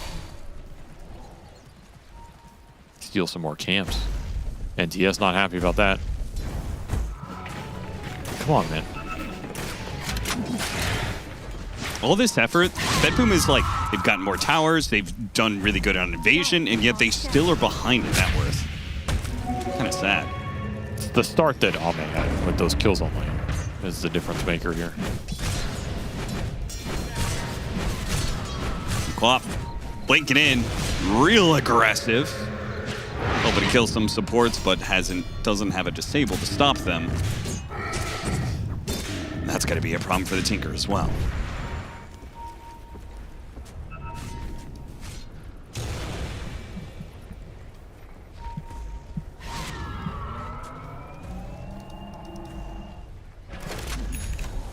She just guarding his outpost, man. The amount of sentries and wards they have dropped to defend the Tinker's camps. They're just patrolling it. It's like Patrol Man FY up here. Yeah, seriously. This is his beat. Guard. We smoke, but it is underneath the ward. This is the Radiant timing for the Abaddon, so should be very confident. The triangle of wards is so absurd. That's what I'm saying. It's just the unassaultable fortifications here of XG. They've set up their castle. And they haven't even touched this top lane at all, but apparently that is going to change. How did Ame... Well, I guess the smoke This would be about the time the smoke would get to this area if they were trying to get to him. He just knows Austin. Okay. This is a 3-time grand finalist. 4-time third or better finalist. Dire's top tower has fallen. Radiant Need I even give you more of his resume? Yeah, keep going. 3-time grand finalist.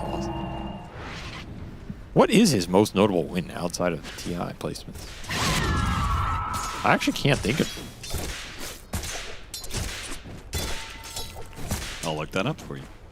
He won some major, right? Was it Shane Du major? Well, they won anime. He won anime. Animator. Yeah, So that's got to be the biggest, because that was...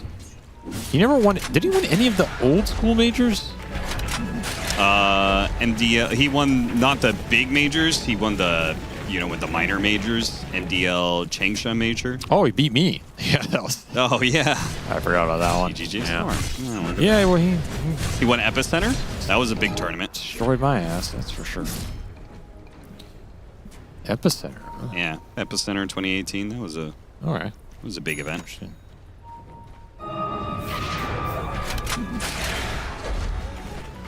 He won the first Riyadh Masters. Well, back to the action. Nice trip down memory lane on his resume. But he has BKB. He's going ham, doing Kez things. Managed to get a blink away on the Quap, so he'll go after save. Pop comes back in, hits him with a Sonic Wave. Ame's getting low. Yeah, Raptor Dance goes out, and look at that, full heal. Wow. He hits Miro a bit. Got to keep your distance, though, from Kiradich. He's a little dangerous. Hits him with a parry. Cool.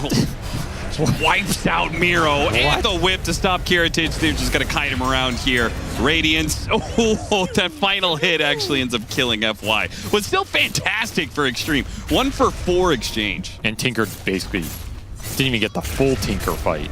So much of that damage is the Kez just running rampant. BetBoom trying their best to invade these areas against the Tinker lineup and get something done. It's just so damn hard. This is kind of the setup of modern day Dota and why we don't see a lot of teams try and do this, because it's so difficult. You have to be ahead off the lanes, and they just didn't win the lanes hard enough to be taking these kind of fights. Like I said, not even the full Tinker experience yet, because he doesn't have an Ags or anything to really put laser damage in, and there were no marches down here for most of the fight. He's chasing the Queen of Pain. It is the Tinker hunting the Queen.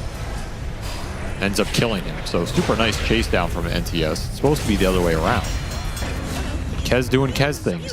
This is why I feel like I don't know, I'm in like a Black Mirror episode or something. Where teams just have amnesia about the chicken. There's a monster you see, but nobody else sees it too. Yeah, it's almost like a point of pride. Like, I will not ban Kez. Out of pure spite for Valve putting this hero into the captain's mode, and then you lose to it, and then probably ban it next game. But if it gets nerfed before TI, then maybe that's a... That's true. I was thinking about that, yeah. long-term goal. Do you even want to be peaking right now as a hero or a team? Mm-hmm. Shout out Team Liquid, undefeated in this group stage so far. They are killing it.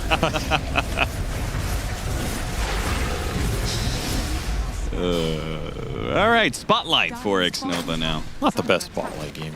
Yeah, it's not doing that much. Doesn't look too amazing here with basically 3 spellcaster semi-carries for BetBoom.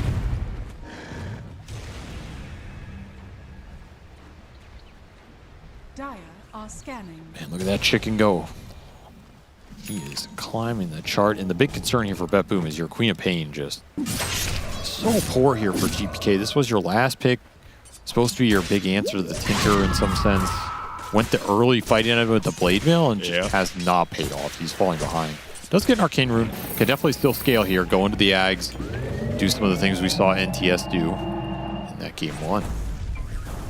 So it's not out of it by any means. Just would have hoped he was in a better position by now.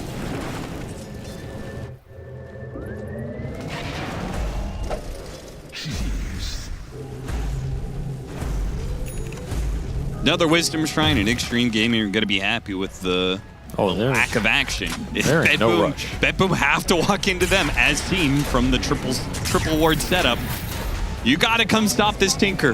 Look at the level difference in this game. It's a 20% experience difference.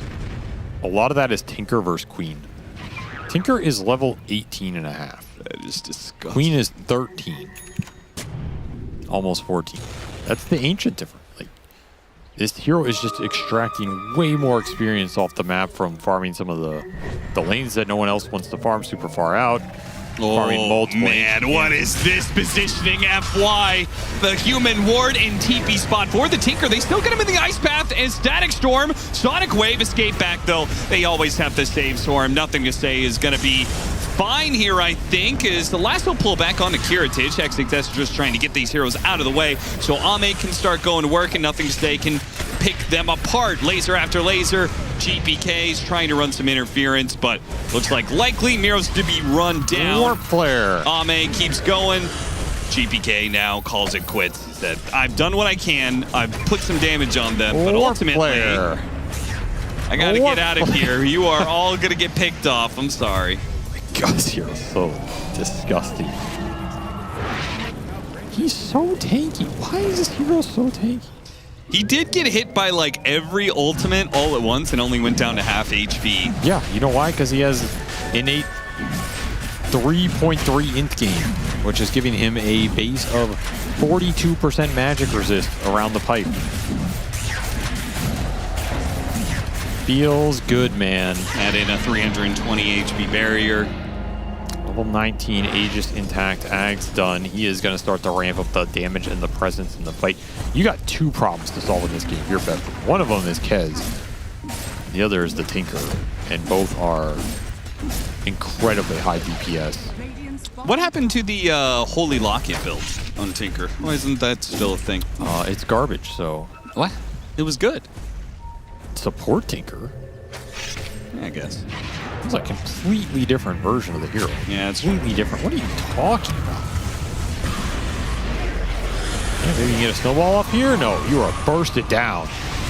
Only got one. Now XXS up next. Escape back goes out. You get glimpsed. Trying to help him out. The Bat Rider's going to die as well. Oh, got the wheel, though. Oh, that is real pretty. With the Raptor dance over the top, that's going to do a ton of damage. Actually gives Xtreme a fighting chance to kill some heroes here. BetBoom quick on the retreat, though. Will not lose any of their cores, despite that excellent setup from Xnova. Not a bad fight. Got the bat. Got out with all your heroes. Before the Tinker did some damage, he got glimpsed to base. That slowed NTS down. Sick wheel, but unable to capitalize on it. Yeah, it's ultimately they're still kind of like fighting to survive, not They are surviving, though. Getting farm on all their heroes. They can win a fight here into the next item on the Queen. I think they're not in bad shape. Very close to this Axe for GPK, and that's going to give you a lot more damage in the fight, a lot more longevity. At what point do you make this Radiance a Nullifier? Because he's got Blink Dagger Orchid. He's got, like, the tools to go after the Tinker. Definitely at some point. It's still the issue with this hero is he buys BKB, and you're going to need an Abyssal at some point as well. That BKB is going to be up before the next fight unless BetBoom forced it really soon.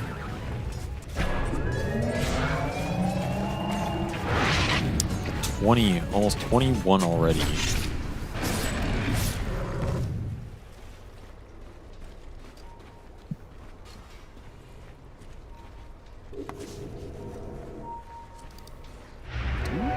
Thought about doing Tormentor? Sometimes, this is going to sound wild, but sometimes I wonder if there's some real wacky builds on Tinker that just haven't been explored because we don't see the hero that much. Like what? Like mega tank builds. Like, can you go hard on this hero? Some like Heart Shiva's Overwhelming Blink and just become so unkillable you win the game by default. Is that a thing? No. Okay. Dire's middle tower. Art Tinker. I'm just saying. Hey man, no ideas are bad. You never know what it'll lead to. No, that was a bad idea. Yeah, you know what? You were a bad idea. How about that? How's that feel? Not very good, does it? No. Didn't affect me at all. It doesn't feel very good. Words hurt, Austin. Didn't you just Words call hurt. me stupid for talking about a holy locket? Sometimes it's better to be nice to your friends. Well, it's a good thing I don't have one in broadcast with me right now. That's also very hurtful. I do not appreciate your cadence right now, young sir. Butterfly's almost done for the Kez. And Xtreme have decided they don't need to play defense anymore. They have BKB on the Tinker. He also got Whisper of the Tread with Keen-Eyed. So you're going to get shrunk. He's a tiny little guy. He's not going anywhere. Stop it! That's bullying, man. The hell is that warp flare lockdown?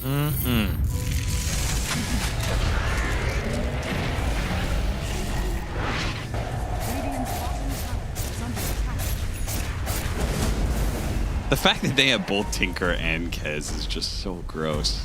If there were only one, I'd say this is kind of an okay game state for BetBoom because their 5-man is just so strong. Yeah. With both, I don't know. It looks concerning. Got Lotus. Gonna hit him with Macropyre Ice Path. Of course, Tinker's fine. He's got BKB. He's not scared of any of this.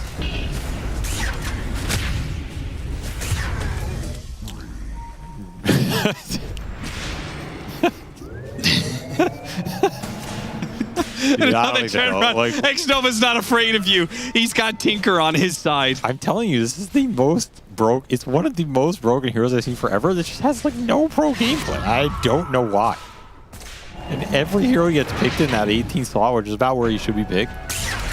It just looks so free. What are you supposed to do? I still think this is the tankiest hero in Dota right now. And he's also the anti-tank hero. Yes, he's so good against so many things in this meta. There are so many heroes in this meta that just want to exist in the fight. And you cannot exist against Shrink Ray. It's not possible. Well, he does have a 100% win rate of the 3 times he's been picked to DreamLeague. And PARIVISION one of them. Twice. That's how you know. That says a lot. Yeah. There's another pick off. This map's just collapsing for BetBoom. Heroes are too slow to be able to get these waves out, which means XG are just continually finding pick-offs. Tinker can join everything. He is approaching 25. Just gonna go in, 0 cares. Yeah, he's got so many saves, I guess, behind him. FY thinks he's going to be fine. He's wrong. Laser, though, making short work of him. Man, Kiritich had his ultimate pop so early on. It's just pushes forward, tries to do what he can, but the rest of BetBoom can't follow him. They're just going to die alongside him if they try.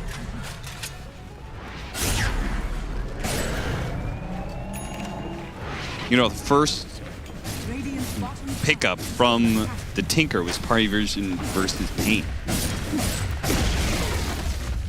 I shrunk Parker's career. Am I allowed to make that joke? Surely I am. Gave the old shrink rate of his time in DreamLeague.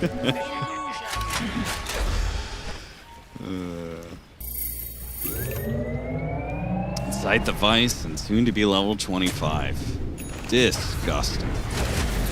This is why Tinker's my most hated hero. I do enjoy watching it though. There's something really satisfying about seeing this hero just take a game over single-handedly. So this is okay. I'm gonna actually make a real point here. This is why I don't understand all of the people who are like, Dota needs to go back to a place where the carry can 1v5 like Miracle Era Bat Chest. And then you get a game where a hero can 1v5. It's completely immoral and disgusting. How can Valve allow this broken garbage can to 1v5? So which is it, man? Because let me tell you something. You can't have it both ways. All those times in those games that carries 1v5, I played in those games. We all played in those. This is what it felt like. This is what some AM who's completely invincible, some Spectre who's just haunt killing your Tide, PL with 2-second doppelganger. Like, they were equally untouchable, if not way more so than this guy. Yeah. And you want to go back to that. I don't. The only one I think is defendable is Invoker. Because Invoker as Aura was badass. It's badass. That's right. When you won a game with Invoker, you know, that was badass. And Meepo kind of. Because at least Meepo is the highest skill cap hero in the game. You know? Yeah. Nullifier is about to be picked up by Kiritich. He did buy that helm for it. Unfortunately, you've been shrunk by. You've been war player by Smooth Criminal. Goodbye. Level 25, 200 AoE laser. He gets the tip. I feel like that was one of those draft tips. Like, nice pick, bro. Yeah.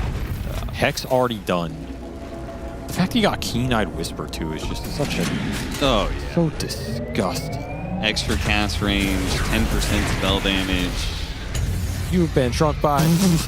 Oh, misclicked by BKB, guys. Oh, no. Oh, it's going to be on cooldown for 30 whole seconds. What am I going to do? Man. I'm going to have to pop this regen rune and just walk into their base. Oh, no.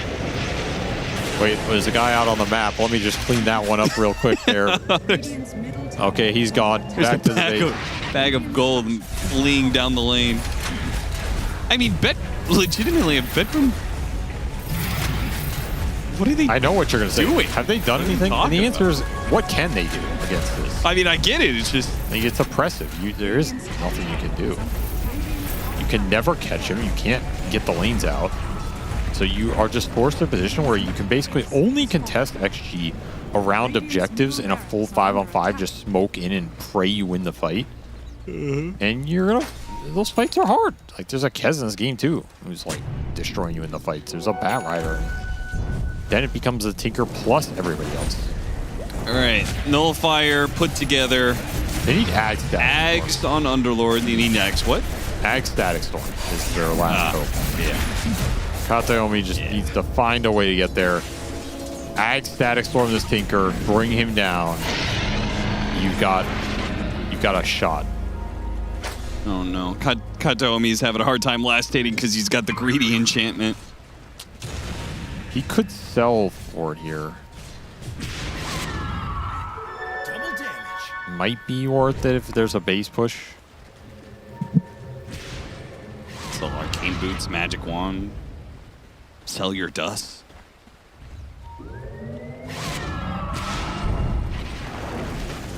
Danger, danger.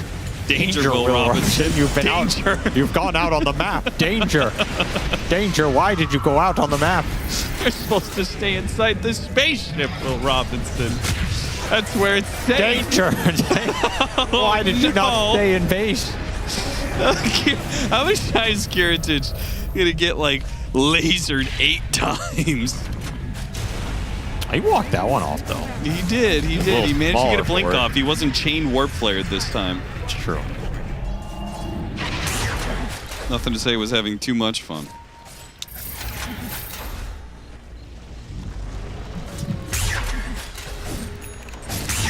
Hey, he's got it. He sold everything he has. Okay. They've got one shot, one opportunity. Cue inspirational soundtrack. This is everything you ever wanted to kill the Tinker. You have the technology. Oh, they're stacked too. We have the technology. They've got the Kez and the Tinker both in Static Storm AoE. Tinker disappears. He comes back in. Use his hubris against him. Look at him. He's just sitting so far forward. Oh, lasered himself. Careful. He got the Kez lasered. Okay, the Queens respawn. All right. Now that we have the damage, Nullifier goes out on the Kez, but he is already grappling clawed away. Back to punish Miro. They want to keep that banner alive for some reason. Now the Static Storm. They got the Tinker. They got the Kez. Can they kill him? Sonic Wave, kill the beast. Oh no, he's been put inside a snowball. He's rolling in after JPK. He blinks back to the back line. Nothing to say is now untouched. They're trying to kill the Kez. They do manage to get him, but guess what? He had an extra life. Now nothing to say on a quarter HP. Marches forward. Warp flare, laser, warp flare. GG is called. And congrats, nothing to say. You did it the dirtiest way possible. It works every time. 90% of the time, it works 100% of the time. That's Tinker Dota, everybody. He's got a smile on his face. Look at that. Xtreme Gaming. They are happy with that last draft. Got him. They got him. They don't play a lot of cheese. Chinese teams historically have not played a lot of cheese, but the Tinker is the one you have to think about. Sometimes that Huskar. That's just a draft win. Like, there's nothing you could do in this game except for the only way you win this game is that you just completely steamroll them in those fights around Dire Outpost when you're invading Ancients. That's your one moment in this game to make something happen with the glimpses and the pit in and running people down with Dagger. Or you just completely run lanes over. And we just haven't seen a lot of teams be able to run lanes over in this meta. It's just not something that really happens because 5s are generally so strong that your safe lane almost always wins. Mids are mostly washes. Like, it's very hard to just lane victory your way to a GG, which means you got to fight and invade. How do you fight and invade against this? Like, in that Ancients area in most games against this line of Bat Rider, Tusk, Wheel, Marches, it's just disgusting. Tinker Dota, ladies and gentlemen. Y'all wanted it. Y'all got it. Now y'all got to live with it. It's now 4-0 in Dream League, and I anticipate we're going to see a little bit more of it as time goes on. 9-1-9 for nothing to say. Xnova didn't die in this game because all he had to do was play the back line and hit his skate back every once in a while. Huh? He did die once. It says 4-0-16. Oh, Xnova? Yes. Oh, I thought you were talking about the NTS. Well, that was an absolutely disgusting Tinker pick. When it's in the hands of nothing to say, that's pretty much always what you're going to get as Xtreme Gaming get the victory in this game number 3. And the other hero that I'm going to shine a light on is Abaddon, because I got some statistics on Kiritich's Abaddon specifically. Quinn, take a guess at how many times they've picked this hero. 6 or 7. Okay, we're close. It's 5. Okay. Instania, guess how many times they've won with this hero? It has a 0% win rate. You are correct. Kiritich's Abaddon is currently 0-5. BetBoom lean on this hero quite a bit, and it seems to be an in case of emergency break it out. They did it 2 times in this series, and I'm not all going to point it at him, obviously. It's a team loss effort, much as how winning is a team win effort. It's not just NTS single-handedly winning the game, although it could feel like not. that. Cap? Cap? Sorry, I had a cough. Oh, okay. Yeah, you can't have an in case of emergency break glass hero. Yeah. When this is the equivalent to in case of emergency break glass, there's a fire. Oh my God, break the glass. And inside the glass is more fire. It's a Molotov. Just literally throw Molotov on fire. Like, stop picking this hero. Yeah. And I mean, the Tinker giveaway is just like, what can you do? I mean, you know it's coming. Everybody's like, oh, Tinker, nothing to say, Tinker, oh. If I know it. You know it. They know it. They know it. And they thought, we've got the answer to that. They did not. It happens. Which I guess the answer had to come in the form of the Queen of Pan, because they did not have much time to react to this Tinker. And there was like, okay, GPK, figure it out. Yeah, I mean, it's one of those cases where your draft is already lost by the time you get the last pick. That's what happens whenever you pick crap that's not good with each other, right? You pick 2 supports first, and you follow it up with 2 fat guys who have very similar counters. Everything is too much overlap. It's all countered by the same things. If it wasn't Tinker, there would have been another counter pick that's some long-ranged hyper damage dealer, because they have no catch, right? They have no way to get on any one of these heroes that shoots from very far away. So Tinker was the hero of choice, but I think there were a few others they also could have picked that would have done the job. Maybe not as well, but they would have still got the job done. Yeah, it happens. Instania, what did you spot in this game number 3 that you'd like to show us? All right, so I know a lot of you guys at home are big Tinker haters, but I feel like it's mostly because you can't relate to the hero or understand the feeling of playing the hero. So I wanted to show you guys some of the highlights in this game, and I want you guys to really imagine that you are Tinker. So in this first scenario, BetBoom thinks he's in a snowball. Hey, XD, I'm not. Goes and denies himself to Roche. Beautiful play by NTS. And now just look at the damage. Like, look at all the things you get to do. You get to rearm, root him. This is the second time. root him again, third time, laser him for the last hit. Wonderful. Once more. Just imagine you're the Tinker. You feel so strong. Nothing can stop you. They're yuling you. They're throwing ice paths on you. You're not taking any damage because you're tanky and you got a BKB because you have infinite gold. And you just get to keep lasering people. And it feels so good. I promise you guys, you need to try this at home. Like, don't hate Tinker players. Become one yourselves because it's the best feeling in the world to just do this. Look at the Jakiro. He died in 2 spells. And you're saying this is supposed to make people feel good about Tinker? Oh, yeah. This makes me feel good. And I feel like, okay, before I played Tinker myself, I was definitely a Tinker hater.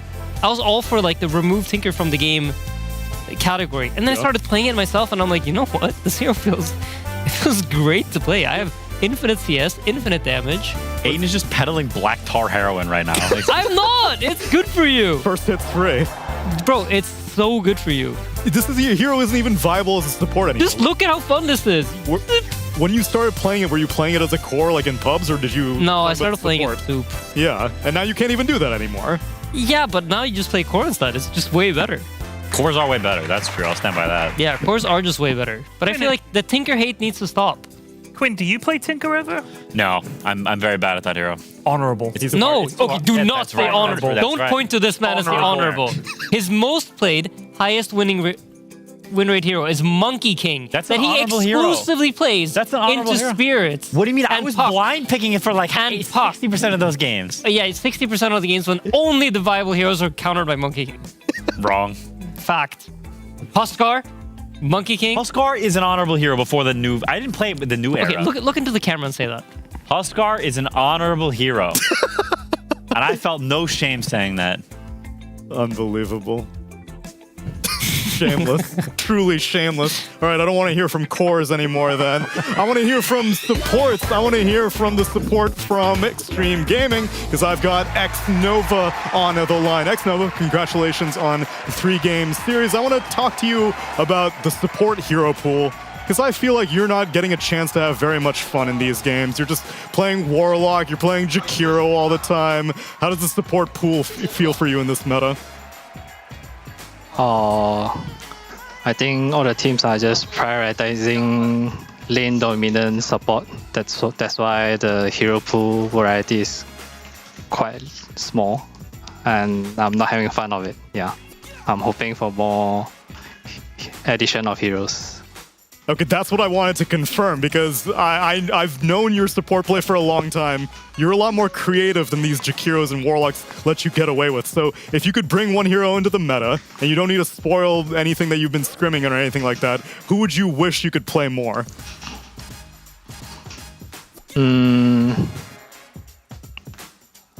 I don't know, maybe Tekis. Uh-oh. Yeah, Tekis is always a fun hero. Not the answer I wanted, X-Nova. What a shame. All right, fine. Let me ask you about other healers and lane dominators that you've been playing. I want to ask you about Phoenix. We've been seeing a lot of teams pick up Phoenix, and many of them are letting it be on position 4. How do you feel about Phoenix as a 4 versus a 5? I think Phoenix laning is not that strong, but it overall gave a lot of team fights to the team, which in competition games it's much needed to help you secure a stable lineup. But comparing, I think it's more suitable for position 5 than 4, as Pos 4 mostly plays like initiators heroes. It's much more better for the team. That's what I think. Gotcha. Makes sense to me. I've also got Insania standing by for a question as well. Hey, Xnova. So we just had a discussion about Tinker and Huskar and Monkey King. And I was kind of curious to hear your opinion on, one, do you think Tinker is like a cheesy pick or do you think it's an honest hero? And do you think Huskar is a cheesy pick or an honest hero? And Monkey King, cheesy or not cheesy hero?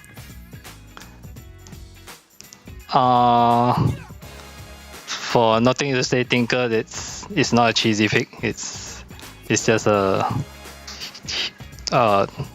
popular hero for him. Yeah.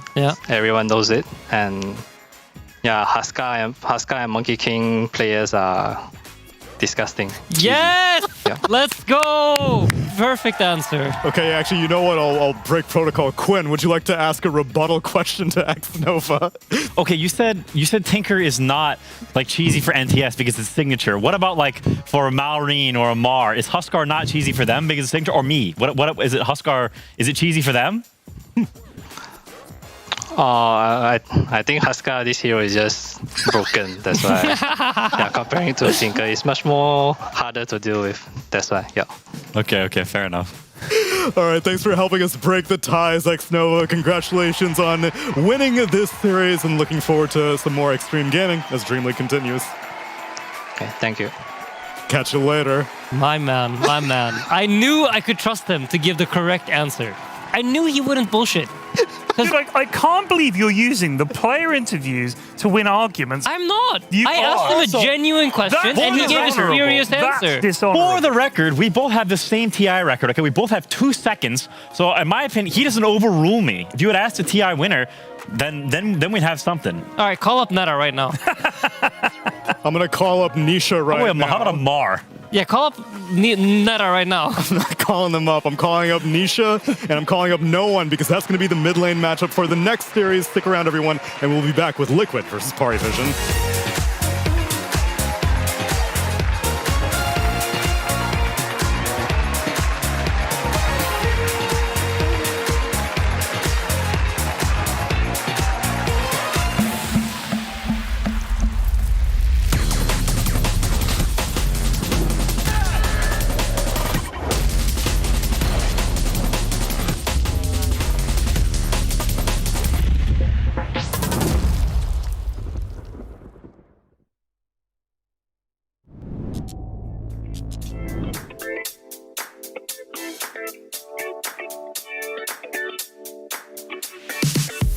Turn it up tonight, let's turn it up tonight.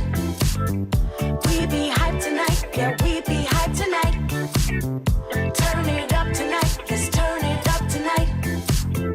We be hyped tonight, yeah, we be hyped tonight.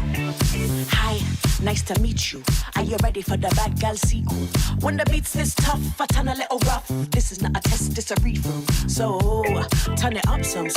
Bassline kicking with the beating of the drum. Bad gal rhythm, yeah, with the disco string run. Ooh, yo, we about to have too much fun. Like, turn it up tonight, let's turn it up tonight. We be hyped tonight, yeah, we be hyped tonight. Turn it up tonight, let's turn it up tonight. We be hyped tonight, yeah, we be hyped tonight. Like, hi, nice to see you. When the song comes up, yeah, I feel you. We've been dancing all night, dropping that vibe, TikTok into the sequel. So, turn it up some. Bassline kicking with the beating of the drum. Bad gal rhythm, yeah, with the disco string run. Ooh, yo, we about to have too much fun. Let's bust vibes on a level. Yo, me and my team, we incredible. Let's bust vibes on a level. Yo, me and my team, yo, we special. So let's go, let's start the show. Tonight's the night, tonight's the night. Yo. Turn it up. Who's bad? We bad. Who's mad? You mad.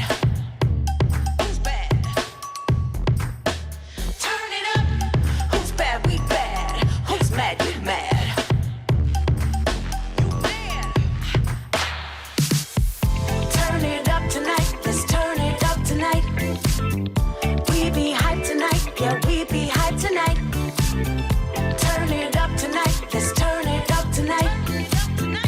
We be hyped tonight. Yeah, we be hyped tonight. Turn it up tonight. Let's turn it up tonight. We be hyped tonight. Yeah, we be hyped tonight. Turn it up tonight. Let's turn it up tonight. We be hyped tonight. Yeah, we be hyped tonight.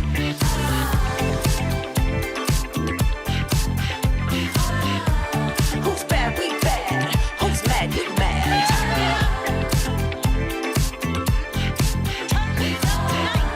Who's bad? We bad. Who's mad? You mad.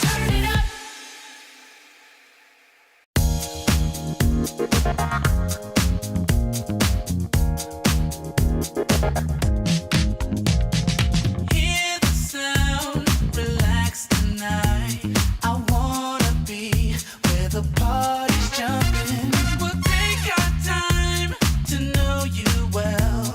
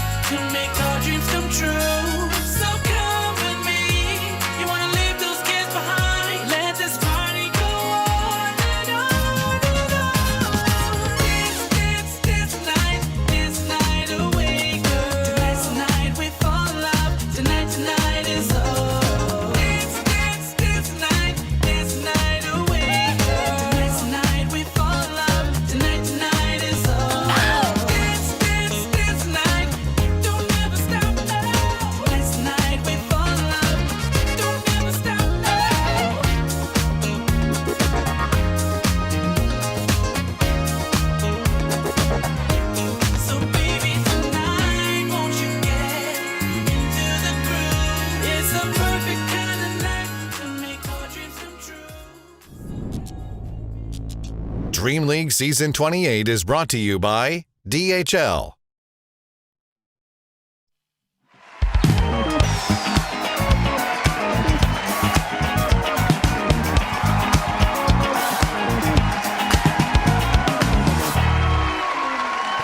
Welcome back, friends, to our second series of the day. It's Team Liquid taking on PARIVISION, which, if you're just looking at the standings, maybe you might be writing this off as like, oh, you know, I don't really need to worry about this. This is a foregone conclusion. I am inclined to disagree, and I've got some hard evidence to back it up in the form of Quinn.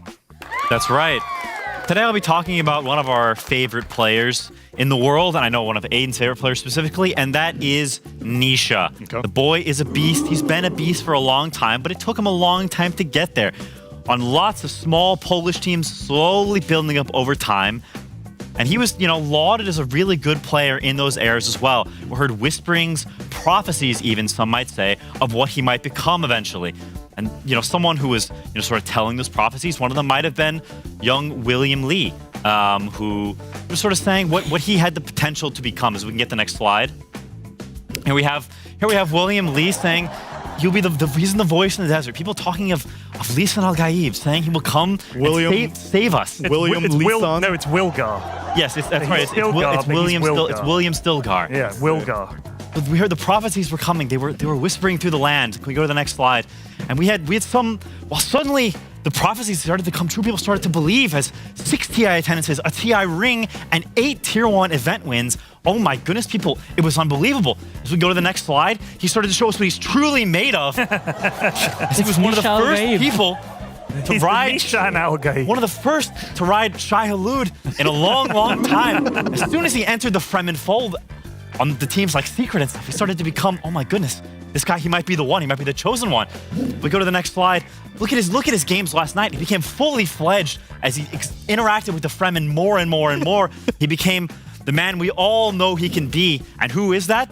That is Nishan al-Gaib! Nishan al-Gaib. Oh my goodness, the voice from the outer world.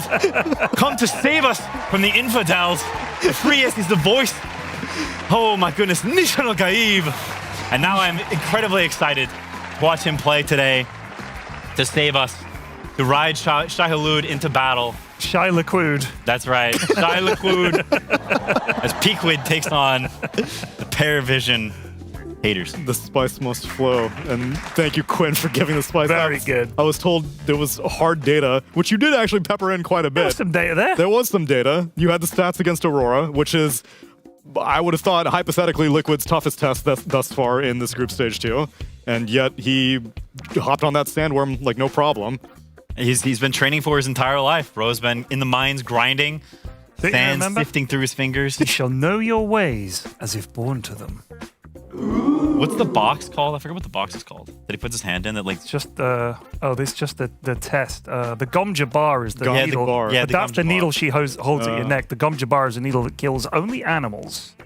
He must prove himself human, and he does that by not gnawing off his own arm to escape the box, but by tolerating the pain of playing with Insania for such a long period of time. He kept his hand in that box. And he's reached the promised land on the other side. Yes. You should be proud, Aiden. You hardened that man. He said playing with me was like a punishment. Yeah. For reference, that punishment is like, in the universe, is like literally the most inconceivable pain. Like, and it's like the flesh on your hand is crisping and dropping off, and you just have to keep your hand in that box until you're proven to be the Kwisatz Haderach. You could be the Kwisatz Haderach. You guys are bullying me again. I don't know what you're talking about. I'm just telling you about Dune lore and Nishan al-Gaib. I feel like you're reading between the lines a little too much here. You just loop the violin music every time Aiden's on screen. He's looking for sympathy. He just bends his lip even just the littlest bit. You can hear bit. him backstage. He's a big meanie. It quivers. Quivers in pain. Watch a single tear drop roll down my face. Wait, if he cries, then we have to drink it because it's the law of the desert. You don't waste water like that. That's true. You need your your suit. Water composition. The still suit? Yeah. Yeah. Part of the reason why we may be not taking this series all too seriously I don't know if we have it prepared, but we can take a look at the standings for where we are in Group Stage 2 because Liquid are crushing things and PARIVISION are not doing too hot. They have been crushed. They have been crushed. They have won one singular game throughout the entirety of Group Stage 2. They are 1-8 in terms of game score. Liquid, on the other hand, have only dropped a single game this entire Group Stage 2, and that was against Aurora yesterday. So, not exactly an even matchup in terms of these scores, Aiden? I feel like it's like, you know the hydraulic press videos? Yes, I've seen where you know how it's going to end. The only curious thing is like you want to see the crushing process. Right. To see what that's going to look like. You want to see like the Play-Doh squirt out the sides or something kind like of. that. That's a little bit of how I feel about this series. Because Pari obviously not in top shape. No. I think if they were in top shape, this would be a very exciting series. And obviously like it's two teams of very high caliber when they're both peaking. Agreed. But I think right now we have Liquid like peak form versus Pari like worst form I've ever seen. This actually may legitimately be the worst form of PARIVISION, which they still made it to top 8 of the tournament because this is Group Stage 2. We had 16 teams originally, so they made it to the second stage. But once we have done the separation, this may be the worst I've ever seen Pari perform.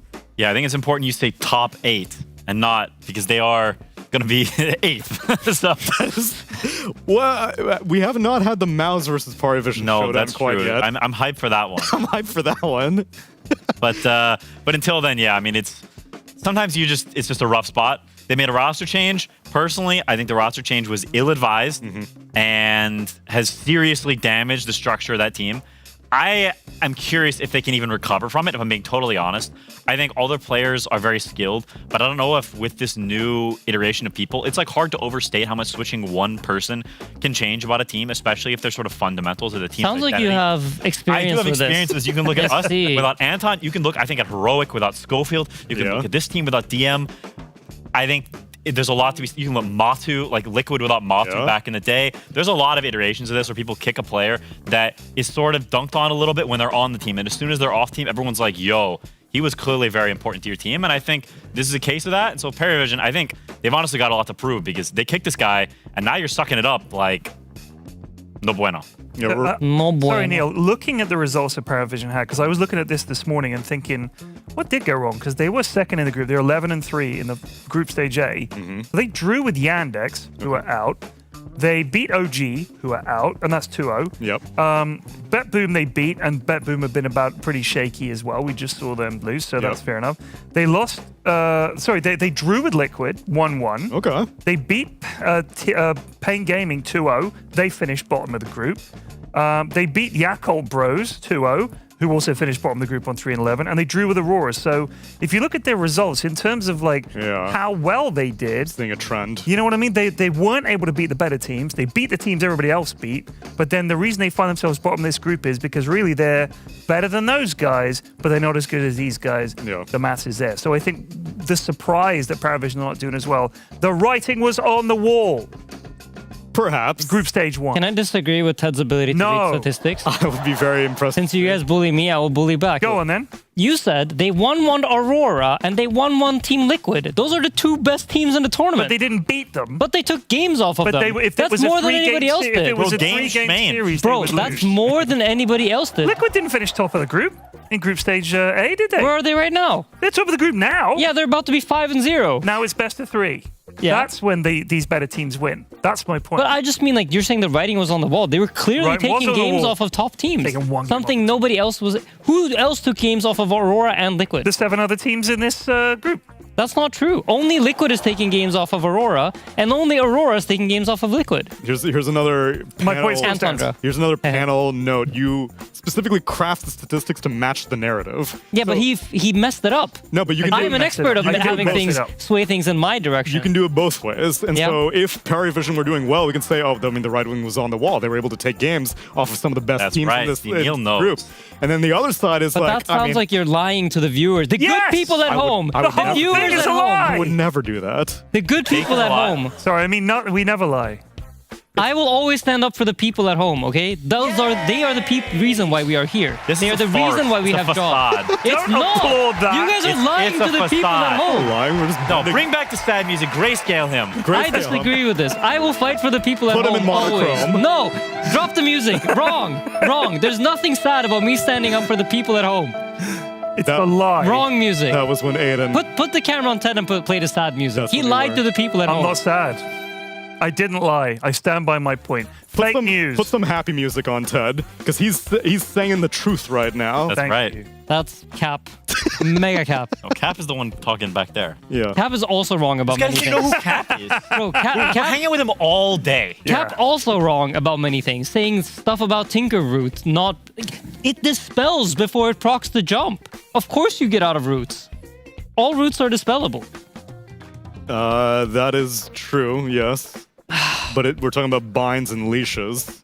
He was talking about roots. He was talking about roots. I will back Aiden on this one. Speaking of Cap, he's just wrong. So what makes me laugh is Aiden is quite new to the talent scene, and he is extremely unhappy with the way it's run. He sees the holes everywhere, and he is brave enough to step in and say, you guys are a fucking disaster. You're lying all over the place. You're wrong. Cap's lying. Flax says nobody's talking about. We all know this. You just keep it a secret, and you have to, if you want to be in the club with us, break down the establishment. I am willing for this to be my last DreamLeague ever, and going out fighting for the people at home watching the stream. They deserve the best they can get. The cabal. I will gladly die on that hill. You guys think he's defended, but if you could see what he said off stage about the people. I've never spoken ill of the people, not one time. Sure, in my no, life. it's all good. Check the tape. Check the tape. Sure, show the cameras from the green room. Oh yeah, we took him out. Production, play the clip. He doesn't have it. There is no We clip. don't have it. I think he got to them. He destroyed the tape. Yeah, he got to them. Let's try to maintain kayfabe here. We're all friends. We're all experts on Dota, and we're all here to entertain the people. Whether or not it's truth or fiction is irrelevant. If they're enjoying the show, that's what matters. He does not agree with you.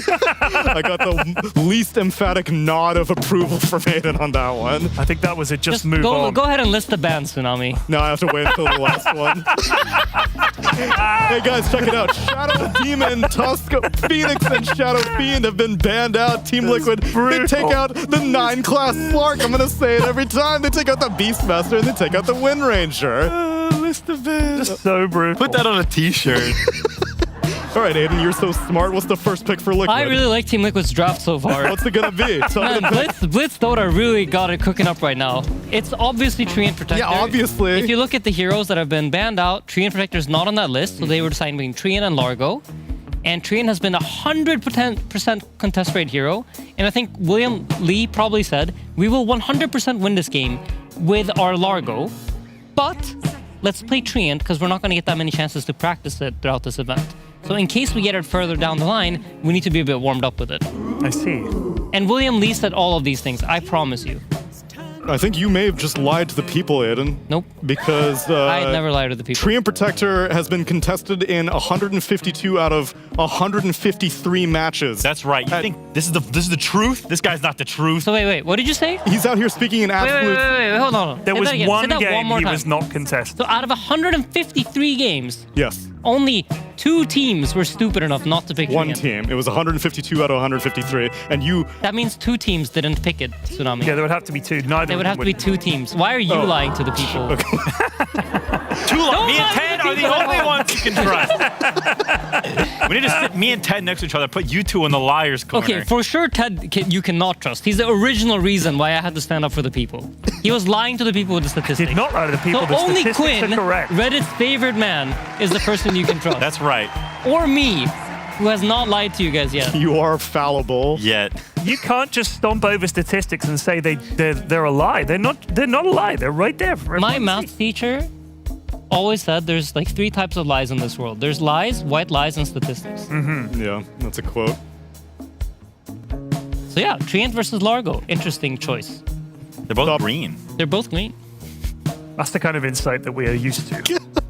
I like the color. You know, Celery used to do this crap all the time. They were like, heroes with feathers or wings or the green or the blue or red. He's like, oh, we need to keep picking the red heroes. We have 2 red heroes already. Or like, we'd have 2 reds and then a blue and then another red. I don't know. That's always... 2 reds, 1 blue, 1 red. That's not good. There was always something. Anyway, I think I actually liked the give tree. I think it's interesting whenever there's a hero that is clearly good, but maybe it's slightly overbanned, that you call people's bluff a little bit on it and you leave it and say, can you actually play this hero? Is this hero actually good? If you prep for it the night before, you can also have like what you think is pretty good counters, and they might not understand the hero fully because it's just sort of, you become accustomed to, we just ban it every game. And so I think this is actually, especially in a matchup where you're clearly the underdogs, I think coming in and mixing things up a little bit, not running into Liquid's prep, so to say, I think is a good idea, and I like it so far from PARIVISION. You know, I'm trying to look at their blast run, Liquid's blast run, and they actually did not get their hands on Treant a single time. I'm assuming because it was banned out. So this is actually the first time throughout all of DreamLeague and Blast that Liquid are actually going to be playing Treant. Who sort of brought out the Treant into the meta as like, this is the guy? Or did everyone just figure it out at about the same time? I think it was from pubs, right? It was just a very successful hero in pubs, and that's what kind of made everybody think this hero is Zimba, and then it just kind of reached permaban status very, very quickly. But I would like to say, I really agree with Quinn's point. I think, like, when we talk about, like, you know, BetBoom did the 2 sub openers, we giga don't like it. Yeah. This is a sign of confidence. We're giving away the most contested hero of the tournament. Here you go, best team in the tournament, arguably best hero in the tournament. Have it. We're gonna show you how to beat it. That is, to me, like, good signs of confidence. And I think, like, if you're Pari, you put yourself in a position of, like, you know, if you lose the game, you can just be like, yeah, Treant's just broken. What can you do? You know, from that standpoint, I really like it. They're in like a strong mental position here. So then even though it's a support hero, would you mind if Liquid picked another support hero now because it's still 2 supports at the beginning, or Treant is just so good that it's the problem? Well, it's different when you're on first pick, right? Because on first pick, you pick your hero, and then you see 2 heroes, and then you pick twice. Sure. So no matter what, you're picking a sup and a core here. Or not, I'm not going to say no matter what, but 99% of the time, it's the support and the core here. You recognize this song, any of you young people? Doesn't ring a bell. Speed it up a little bit. I feel like I should be, is it I mean, in your minds, I'm not telling the band to speed it up, so you guys speed it up a little. I feel like I've heard it. Shaka Khan, Ain't Nobody. Oh, wow. Banger. What a pull. Great song. Oh, they got a tree and a bat. Oh, gracious. They're getting a lot of good heroes. Bats live in trees quite often. They hang upside down in them. Did you know that? You also get frogs living in trees. Shamans might use frogs or bats to make potions. Make trees? No, to make potions. Oh, okay. Wow. This is a very... And rocks, of course, are part of the very living earth in which we all reside. So this is a very nature-based, a very natural, earthy draft so far. I support it. This is the David Attenborough draft so far. You sound like Gwyneth Paltrow gonna sell me some snake oil. Some goop. When she got hit by that skier, that was my favorite trial thing ever. She got hit by a skier? Yeah, and he sued her and she sued him and they ended up in court. Watch the highlights. It is fucking gold. Because they both put together a 3D recreation of what happened. Worst graphics ever. These 2 guys, right? Bugs, they live in the jungle. Disruptor's the only guy that doesn't fit because electricity is unnatural. He's got a prehistoric animal that he rides around on. How come SSS can get a big bottle of water and I can't?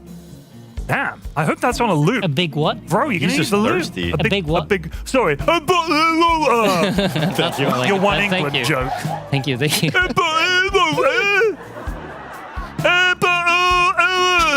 Thank you, Aiden, for this.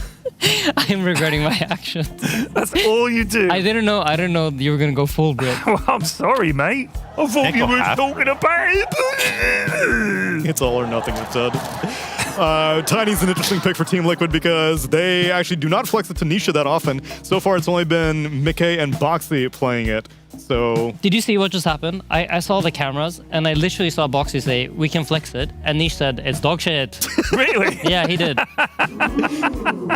I don't think he wants to play it mid. That is funny. Boxy is talking. He's murmuring something. This is also a horrendous mid-tiny game. Oh my god. Nisha Yeah, I told you. Boxy literally said, "We can flex it," and Nish said, "It's dog shit." Oh, that's funny. It's still flexed between 1 and 4 though. Because Mick played it. The Nisha's- puck? No, the No, Tiny. they're tiny. In this tournament. In this tournament, Mickey played it against Pain, and he beat them. I think he could have played Carry CM against Pain. Wait, but it may have been a Parker Pain. Let me verify if it was or We've not. seen 33 play back core. It was not. So could you put like Tiny 4 with Bat and have like Tree 5? We and also then still pick a carry? We also saw Bat 1. Mickey played Bat Carry. Oh, did he really? Yeah. Oh, shit. That Carry is playable. To be honest, Boxy also plays Puck 4. Like, Puck no 4? no joke. Yeah. This is something he genuinely plays. You did tell me there were moments during Team Liquid in games that are pretty confidently in your favor that you'd be like, let's play Arc Warden, see what happens. I mean, we had, whenever we would be done with groups, and it was like guaranteed we're through, and you don't want to give away any like draft intel. Yeah. Sometimes we would try to draft, either you draft open, so you get to play against, like, let's say we thought Naga Siren was Imba. We would try to give Naga Siren away and get a game against it. Play against it, right? Yeah, exactly. Or like, if there's a hero in particular that we would want to play, we would try to get that to come through the draft. Gotcha. Which I assume Treant is that, because I do think, if I'm honest, they would probably rather play Largo than Treant. I think they're more confident in their Largo than their Treant. But it remains to be seen. I've actually not seen them play Treant, and I don't really think of either Tofu or Boxy as like Treant mains. Yeah. I don't know if you've seen Tofu Treant. He's not a Treant main by any means. He can play it, but like it's not his favorite hero or something. Right. That was Celery's thing. Now you need to protect this puck, so they ban out a Void Spirit and a Slardar, and PARIVISION are expecting a carry to come out last as they ban out Kez and Clinks. But again, this Tiny or this Bat could be flexed. Yo, you could go carry Tree. Yo, that sounds hype. You can't anymore. They removed the facet. Really? Yeah, he doesn't have any facet. Primeval Power or whatever. Primeval Power. They buffed that facet so much, they really wanted it to work. And I also really wanted it to work. I even tried playing Treant with Armlet. Oh, man. But it wasn't it. Ooh, that sounds bad. Holy cow. It's not bad. It's amazing. I think me and Collapse won a game together when I was Treant with Armlet. Oh, yeah, you collapsed. Exactly, that's what I'm saying. That's what was needed for me to win the game. Needed the best player of all Needed time. the best player of all time. 2-time TI winner Collapse on my team. Probably playing Primal. You guys think he's the GOAT? He's up there. He's my GOAT, yeah. I love Collapse. What an absolute legend. All right, Doesn't like anime. Puts him even further up on my estimation. Nature's Serious, Prophet. brother. That is a Mickey classic in the first appearance hello. this tournament. Also, I don't know if you guys have noticed this, but I've noticed this ever since I started watching Liquid. But William always tries to put on such a confident face on the cameras. Yes, he does. I buy Like, it. when he's walking around here, he's pretending to be confident. Wait, I know he's not. That's not the case? No, not at all. It's all a facade. I'm learning so much. I know. about I didn't notice it when I'm like, 'cause when I'm sitting there, like I know what he feels like. I know what he sounds like. He's like, maybe Prophet. But then like he walks around like this big Chad, you know. He does it on the big high fives and Yeah, all exactly. that. It's like- I thought that was just him in draft, but yeah, that's funny. God, that's Obviously, I'm joking in case somebody at home did not pick up on that. Write a Reddit No, post Aiden right is now. a devious, hateful fiend who spreads lies and All right. deceit. I will never lie to the people. No one. Who do you want mid against this puck? Quinn, who would you want mid against this puck? I mean, he can look at an Ember. What about Storm? Would you play Storm in this mix-up?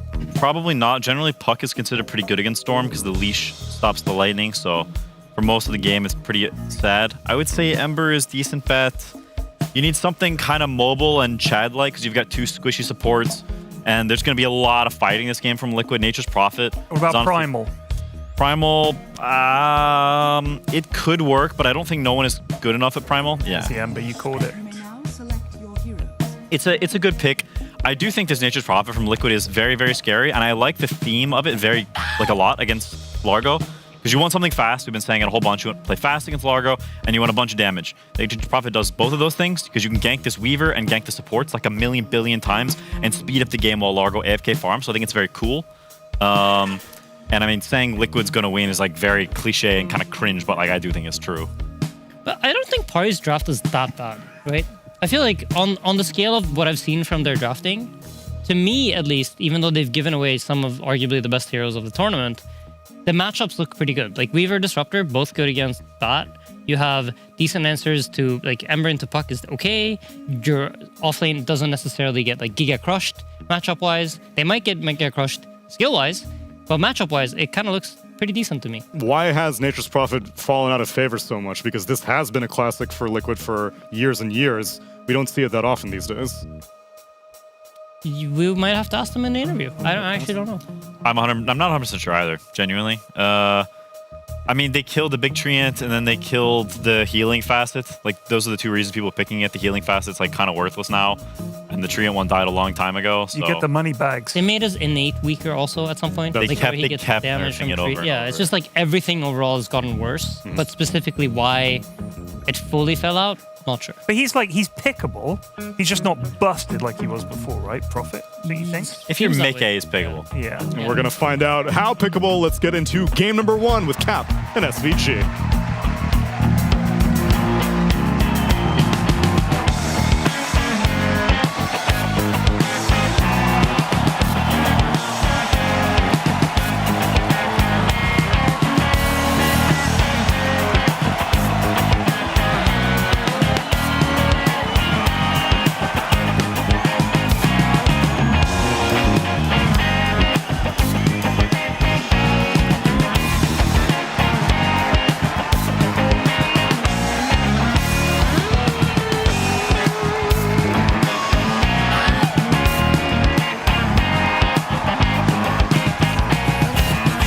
Oh, it's going to be an interesting one. I thought Liquid PARIVISION, it was just going to be Liquid walking over PARIVISION, but we got some interesting pickups.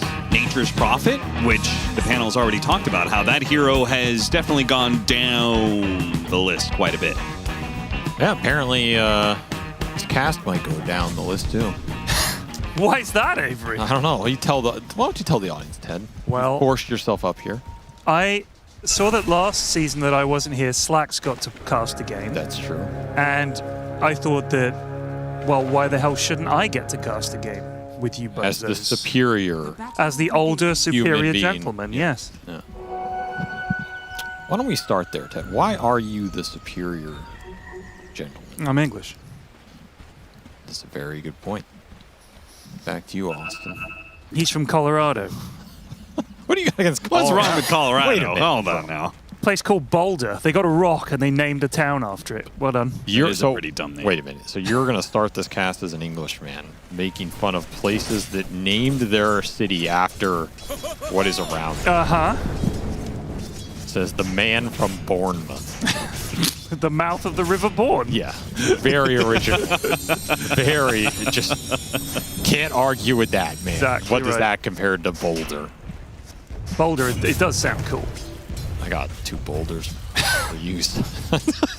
Okay, his guest is already going off the rails. I thought it would take longer with He Ted started it. compared to Slacks.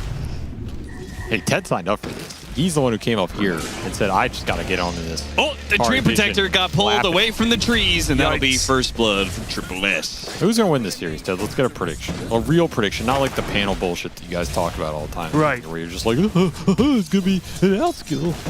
Well, Who's going to win this? Why is it Pari? I said Lick. I know you said Parry, and you made a very good point to me this morning that did actually make me a little worried. Yes. You said That was a good point. that anytime there's a team that's like, oh, they're undefeated, oh, they're so good, they will always lose to a team that has lost every Yep. series. Yep. And I thought, you know what? I've actually seen that happen quite a lot. It always happens. I So- legit think Pari will win this series. Yeah, he might have a point, but I personally think Liquid All right, they lost. Ted. They came real close. They came so close to killing Mickey. Maybe they still can. 9 Class is trying for it. It gets baited in by the Fairy Fires. Oh no, he's being kited around. It started off so well. They got first blood. They killed the Treant Protector. They were going to kill the Nature's Prophet. Wait, Mickey lets the Treant pick up the gold bags? He's a team That's player. good of him. That's good of him. But they have tree synergy. That's true. He's the prophet of the tree. Indeed. I So was he must saying, shepherd him. this is a very natural draft. You have a sort of David Attenborough draft is what I called it. Very English draft. Indeed. Frogs, toads, trees, rocks, bats. That's everything I know in England. No beer, though. Needed brewmaster. We needed a brewmaster. Is there an English town named after a beer? There are beers named after English towns. But is there one the other way around? I don't believe so. The town was invented late enough in history it could be named after. The Coors Light. Not in England. Well, I'll tell you, there's In a America. There's a Coors Light, Texas, brother. I'll tell you that There much. is. Still chasing after this damn Nature's Prophet, but they just can't seem to get him. Ted, how's your play-by-play? I haven't done it in a very long time. Yeah, it was one of those like TI group stages. TI4, when we did the newbie stream, we did some play-by-play there. Yeah, you and Shane were casting together, and I right? think maybe TI5, they had the group stages, I think were the casters were all in the Valve offices in empty rooms. Do you remember that? Yeah, I do remember that, yeah. And I did some of those. And I think TI4 at the Good Studio Hub, me and Shane did some casts, which was pretty funny because I would leave the overlays on for the entire 10-minute delay until people would come in and chat would be like, please get rid of the overlays. We'd have to get rid of the overlays. There were some pretty legendary streams. Yeah, 15 minutes of some sort of break or draft overlay being up on the stream. Literally the draft overlay, which was the thing people have forgotten existed.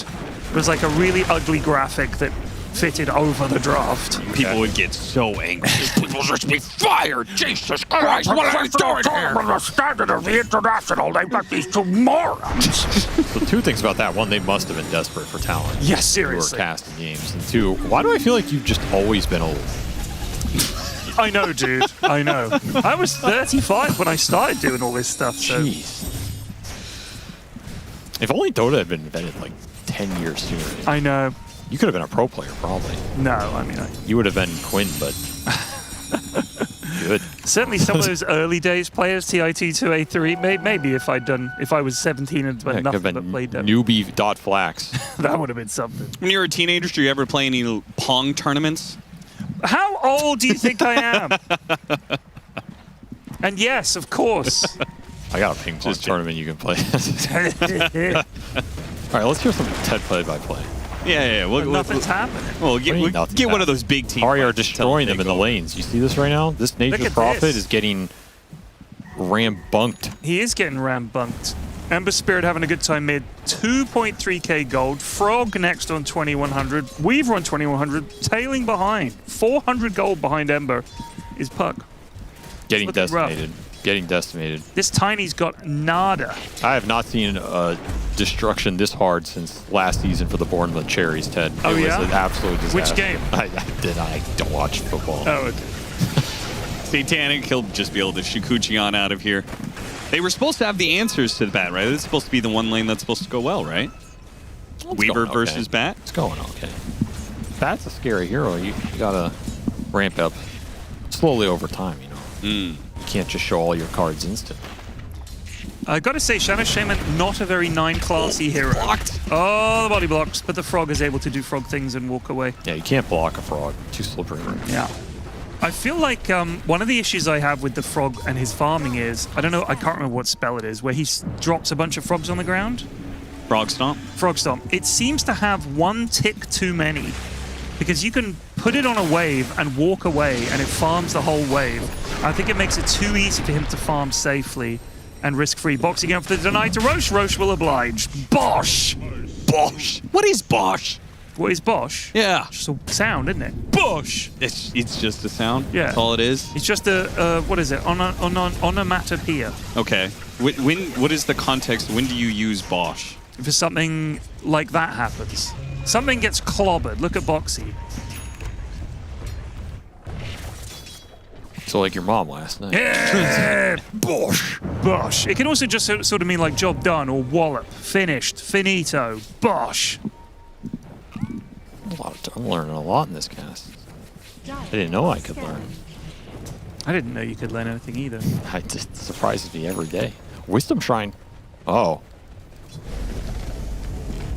Wisdom Shrine rune, 7 minutes. They're gonna safely defend it. Nightclass picking up the one on the other This side. wave up here. Got the frog stomp this out of existence. It's a gigantic wave. I think we'll start to see Nature's Prophet's money ticking up once he gets level 6. Can start stealing farm from people all over the map. Tons of fun. This is probably one of the more infuriating spells. Infuriating, some might say. You can add puns into a cast to add a bit of flavor and flair if you want. Yeah, I mean, Thank you, Ted. we try not to because people look to actually enjoy these. But it's such a dad joke. Fits you perfectly. Do you have any frog puns? Because that's what's hot in the block. You know? Is it really? Frog. He's the new hero. You got to have some fun That's with true. the new hero. I suppose. Let me think. Frogs spawn. So maybe when he spawns. Looks like he croaked in that team fight. Exactly.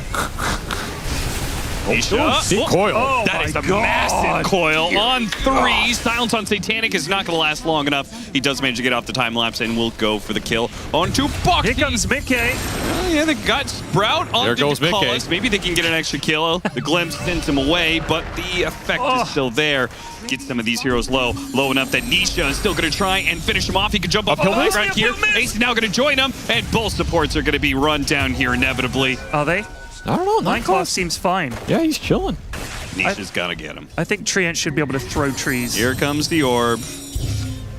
He's dead. Do not doubt my predictive play-by-play, Create some gentlemen. space, Very well. though. Very you got well. an amp damage off that. That was a nasty avalanche. That was.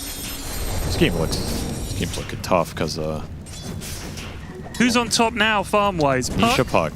Nisha and Puck. then Mickey. Is Nisha Puck the scariest hero player combo in Dota right now? Can you think of anything? Nothing to say, Tinker. That's true. That's true. That's just straight nasty. I mean, once upon a time, it was Mickey Nature's Prophet. I think, honestly, those are some really good current combos. Malrine Sand King is pretty bloody good as well. Yeah.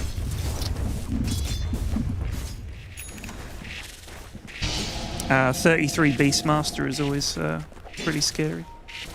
His brew was very good when we saw that the other day. That was damned impressive. Yeah, you could probably put like 33 in any of the like 3 heroes he's running in the patch. Look at this frog. Silly. Do you like his face? The frog portrait? Just his face, you know? I think it's excellent. Yeah, I think it's really Do you like his voice? He's like a Kiwi, right? I would have liked... Yeah. I tell you what, I feel like they did this with Kez as well, where it's just an accent. It's like, Kez is just like an American guy. And I feel like, oh, let's just do this fight first. We'll need to get some Dream Coil on the end, but taking a bunch of It's damage. on you, brother. Mickey might be coming in, gets a lovely tree and off. That catches the whole kit and caboodle, but no one's able to triangle away Venetia, predicting it. One more click a doodle, boop. Another one, boop. Another cube, boop. Got him. Third time's a charm. Third boop's the charm. Yeah, really bringing the broadband to the play-by-play. I'm getting some tips here. I gotta do more bops. Gotta boot up that modem right there. Shit, what was I talking about? Who knows, dude? Nobody. See, that's the real listens to talent these. of casting. Remembering what it was you were talking about. The real talent is pretending to sound like you know That's what you're true. talking about. Oh, that's right, the voices. So, Kez The voices just in my goes, head. hey, I'm a Birdman. Hey, what's up, guys? I'm a Birdman. And Frog is like, I'm just a frog. How's it going, guys? Don't worry about it. No problem. And it's like, what happened to like the ooh la blah blah blah kind of voices you used to get? You know what I mean? I don't think any of those guys work for Valve anymore. I want the frog to be like, oh, frog, something like that. That was Jar Jar Binks. But it's just a guy. Just did Jar Jar. That wasn't Jar Jar. It was Jar Jar. I don't It was think just it was. British Jar Jar. British Jar Jar. Okay. I'm not gonna do a Jar. I was gonna do one, but I'm not gonna do a Jar Jar because mine is way better than yours, and it's gonna get me in trouble. Oh really? Yeah. That is not an accent you want to be good at. It's yeah. No. terrible. Also, George Lucas really doesn't like people doing that. Drinking Fanta. I don't know if that's allowed. It's not allowed. They can hear that, Ted. Sorry. Thank you for the sound effects. Well, I thought this early game was gonna go better for Pari, but they just got outclassed on those rune fights, man. Yep, and Liquid continue to bring more and more, so Nisha gets every single power rune. Liquid Tofu, go. Is it worth using Lasso on that guy? Hell yeah, it's 9 class, dude. What's happening? Oh my god! Why did they just quit on him? Did they see something juicier and they thought, oh, get him? They were trying to inflict the extra psychological damage, you know. They're toying with their food. That's how you know a team is won too much. They start toying with their enemy. Is that the point in the story where the villain is monologuing, essentially? That's right. Yeah. Give us a monologue, Ted. I don't have a monologue to hand. Well, what would Puppy say in this situation? I don't know. I honestly don't know. Give us your best Puppy impression. I can't do a puppy impression. Then why are you here? He's very Why big. are you here if you I was can't invited. do any of these things? You invited. By who? You guys. This morning Is we that woke true? up, you said, Ted, we'd love you to cast with us. I don't think that's what happened at all. I woke up and I got told Ted is casting with you guys. It's only one game. It's literally quite the opposite. I said, Ted Forsyth.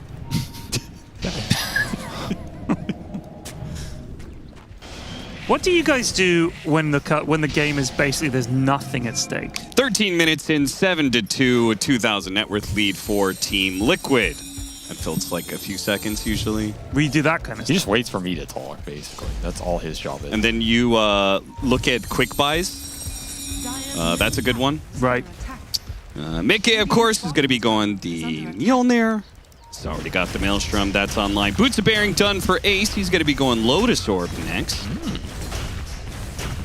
Liquid just methodically taking all the outer buildings. No contest here. You lose those early rune fights, you're going to lose towers. This is why I banned the Nisha puck. Because honestly, even if you have counterpicks to it, I don't think you want to end up in the situation where you're behind going into the mid game and there's the looming threat. Right. Just the noose is being tight. What does he build on puck? Like he goes Witchblade. Does he go? He goes Witchblade Blink. What's the usual Nisha puck build after that? What does he like to do? 50 caliber. A 50 cal? 50 cal mounted. Oh shit! They've caught him here though. Cursed the shit out of him. Good He job. sure Ted. as heck did. See, did that feel powerful? It did. Did you enjoy that feeling? Yeah, you got him. You got the hell out of him. You just slew him in his prime. Well, You're more powerful than Nisha. I feel like taking the tower. They're not responding to the tower, but maybe they'll come around and get some vision down. He just sort of went up through their jungle blind and got caught. Only himself to blame there, really. So you put that on Nisha. I'm saying that was well played by Parry and a bit That's of a part of boo-boo being a by caster, Nisha, Ted. You got to call him out. I don't think that's true at all. That's true. You got to say. Absolutely. You have to look into the camera. There's no camera. You have to look into the mic, and you have to say, Nisha, that's on you. That's on you. You are a bad player. Well, I'm going to Say it, leave off Ted. that second part. You have to say Is that it, how Ted. you get all the nice Reddit comments? That's right. Okay. That's how you get the really juicy threads that are upvoted a lot of times. See, the trick, Ted, is if you turn your phone upside down, any downvoted is really an upvote. That's true. What about the little number that's next to the Well, if it's upside down, downvote, upvote? you can't read it. Yeah, just read it upside, put it in a mirror. Okay. Well, the Axe is done for Triple S, so PARIVISION finally have something going for him. They can definitely fight. They What's can the definitely Weaver fight. got? Click on Weaver, Avery. He's going Deso. He's almost there. That's the piece they're missing, right? If they get the Deso, the Largo Ags, the Vessel, and the Ember, now they're kind of cooking, right? You get this ball going. If you can run Liquid over, There's a chance. there's a chance. There's a chance. Just like Armageddon, there's a chance. Armageddon. What, you don't like that movie? I know it's very popular in America. That's a classic. It's a fun movie. That's a I prefer Con Air if we're talking about that kind of vibe or that era. Yeah, but okay, Con Air is quite good. Nick Cage is. Can't really go wrong. Just with such a Nick Cage dumb in his movie. You prime. gotta love it. I don't know. There's just something intrinsically American about sending Bruce Willis to solve your problem. You know? I saw it in I wish I could do that. with what's his name? It's, who was the young guy in that movie? He went out with Jennifer Lopez. William Dafoe. No, not Willem Dafoe. Got you there for a second. God, you what had to the think hell about is it. his name? Bruce Willis Jr. Not Bruce Willis Jr. Affleck, Ben Oh, Affleck. Oh, you're talking about Ben Affleck. Well, I was like, who's the young guy? What are He you was talking young at the time. Oh, he was young then. He's not young now. No. How am I supposed to think of that? He was the young guy. Yeah, then. To and, Bruce like, Willis's old guy. okay, about? Oh, yeah. Went out with Liv Prime Tyler in age the right movie, there. right? That's true, dude. Did you say if you can believe that? You believe what? Ben Affleck went out with Liv Tyler. No. Okay. Jennifer Lopez. Who's the Ben Affleck of Dota? Who's the Jennifer Lopez of Dota? Very good point. Could be you. Oh, they're looking for a yump here. Satanic Storm? He's Satanic can't die. He cannot die. He's too Cannot beat weavery. Satanic. Well, They're they gonna can kill get everybody 9 else. They don't claws. have to kill Satanic. They can run down the supports. Got a coil on the Ember Spirit as well. That is very nice for Nisha. Still gets off the slide. Box is getting low, and here comes Triple S with that axe. He's running low on mana, though, but he's got maybe just enough. Lasso, they're trying to focus him down. Can they kill him fast enough to win this fight? The Frog has done it yet again. The Salt's on Satanic. They can kill Satanic, but Liquid might lose the fight for it as the chains on him. Here comes Tofu out of nowhere. Bonks the Ember. Got him inside the Overgrowth. Oh, he's got to make a run for the gold bags, but Nisha will collect all of them. Damn. Game is all about money. Get the gold. Well, that was not as bad for Pari as it looked like it was going to be, especially since they're still missing the Weaver Deso. Imagine they have it there. And Frog is your damage leader, but it's really Nisha. Look at Nisha's damage in this fight. 3,666. Hail safe. Omens. Yeah. Omens. What kind of pack did this guy make? We'll never find out. Look at the Frog Stomp. Look at the song. Look at the damage. It's so silly. Yeah, he ran out of mana, too. Yeah, if he had mana, he would have actually continued to stomp this fight. I think if Ari had Deso and Weaver and more mana on it, Triple S, they might win that. I'm actually kind of surprised he didn't come back. He's just so low. He's out of mana. He's low HP. Moneybag's not that enticing these days. Inflation. Yeah, that's tough true. Economy. Cost of living. And if this was pre-Great Financial Crisis, maybe he goes back in there. I think goes back and gets the moolah. There's another Frog kill, though. This game's a little spicy. I've been saying it. No one will believe me. Largo's quite a strong hero. No. Are you sure, though? I'm getting shouted down in the talent room. I'm like, guys, They you're banning hated it him. for a reason. I do think the moment you get Ags, it's like the uptick. I'm trying to think of a hero Ags combo which is as dominant at the moment as Largo gets Ags, game completely changes. Zeus. That's Zeus being gets picked. what? I like how that was your argument against it, that it's not picked, not that it was as terrible. It's also it's not terrible. It's Once that amazing. Nimbus comes online, The Nimbus. entire That game Nimbus. you can't show anywhere. Oh, here comes it. There will be blood. Don't you tell me how to use my Nimbus. Don't. Off broadcast, it's pretty much 24/7 because of Avery and Ted being in the same room together. Oh, he's gone. Don't you tell me how to use my Static Storm. Don't you? I didn't know that it made it onto the cast. I'm excited about It was that. always going to make it onto the cast. Look at him, Mickey just going for the click Satanic, A. he'll live through this silence and get off the time lapse. Got the kill on Mickey on his way out, too. Foxy And in Triple the- S will back his from way behind. through the goal to call us run down by the orb. Nisha is still the biggest, baddest man in the server right now. Silence on Satanic, another orb. Satanic running.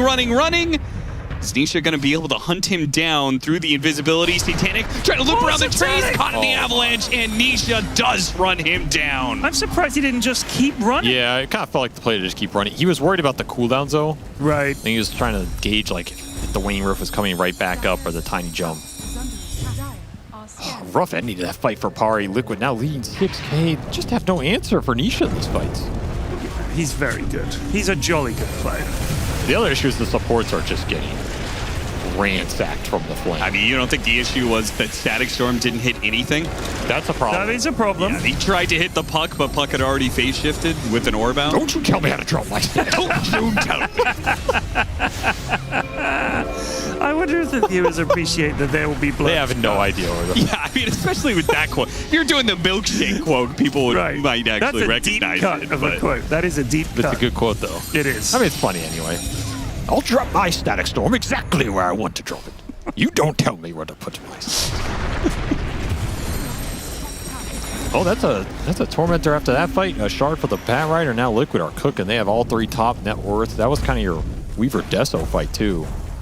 They have not lost a tower yet. Looking very spicy for Liquid. Especially with Eyes going down now, too. The eyes of the forest. So impressive. BKB Puck, Lotus or Bat Rider, Eyes on the Tree and Protector, What do you Blink do to Dagger this on the guy? Tiny. What is this? Arcane Rune, Haste Rune, like, what do you do to this? Yeah, what do you do? Oh, yeah. It's a monstrosity. This is why I think this is the one hero I would always ban against. It's just too demoralizing. It's like, I'd play against anything. He honestly, the amount of damage that he outputs in the fights, like, he makes the hero look so busted. It also gives Liquid a focal point. They just, like, everybody goes mid to ensure power runes for him. That way he can continue to pop off. You're saying he gets carried by his team. He's actually garbage at the hero? Interesting. Interesting. Not even That's close. a thread. Start that thread. Whoa! Oh, tossed away that was on nice. to break the tether. That And was then nice. alley-oop slam dunk him with the orb. See, that's the kind of kill you watch. Wait. You Did know Mickey they'll- just start TPing in just so that they had the toss target?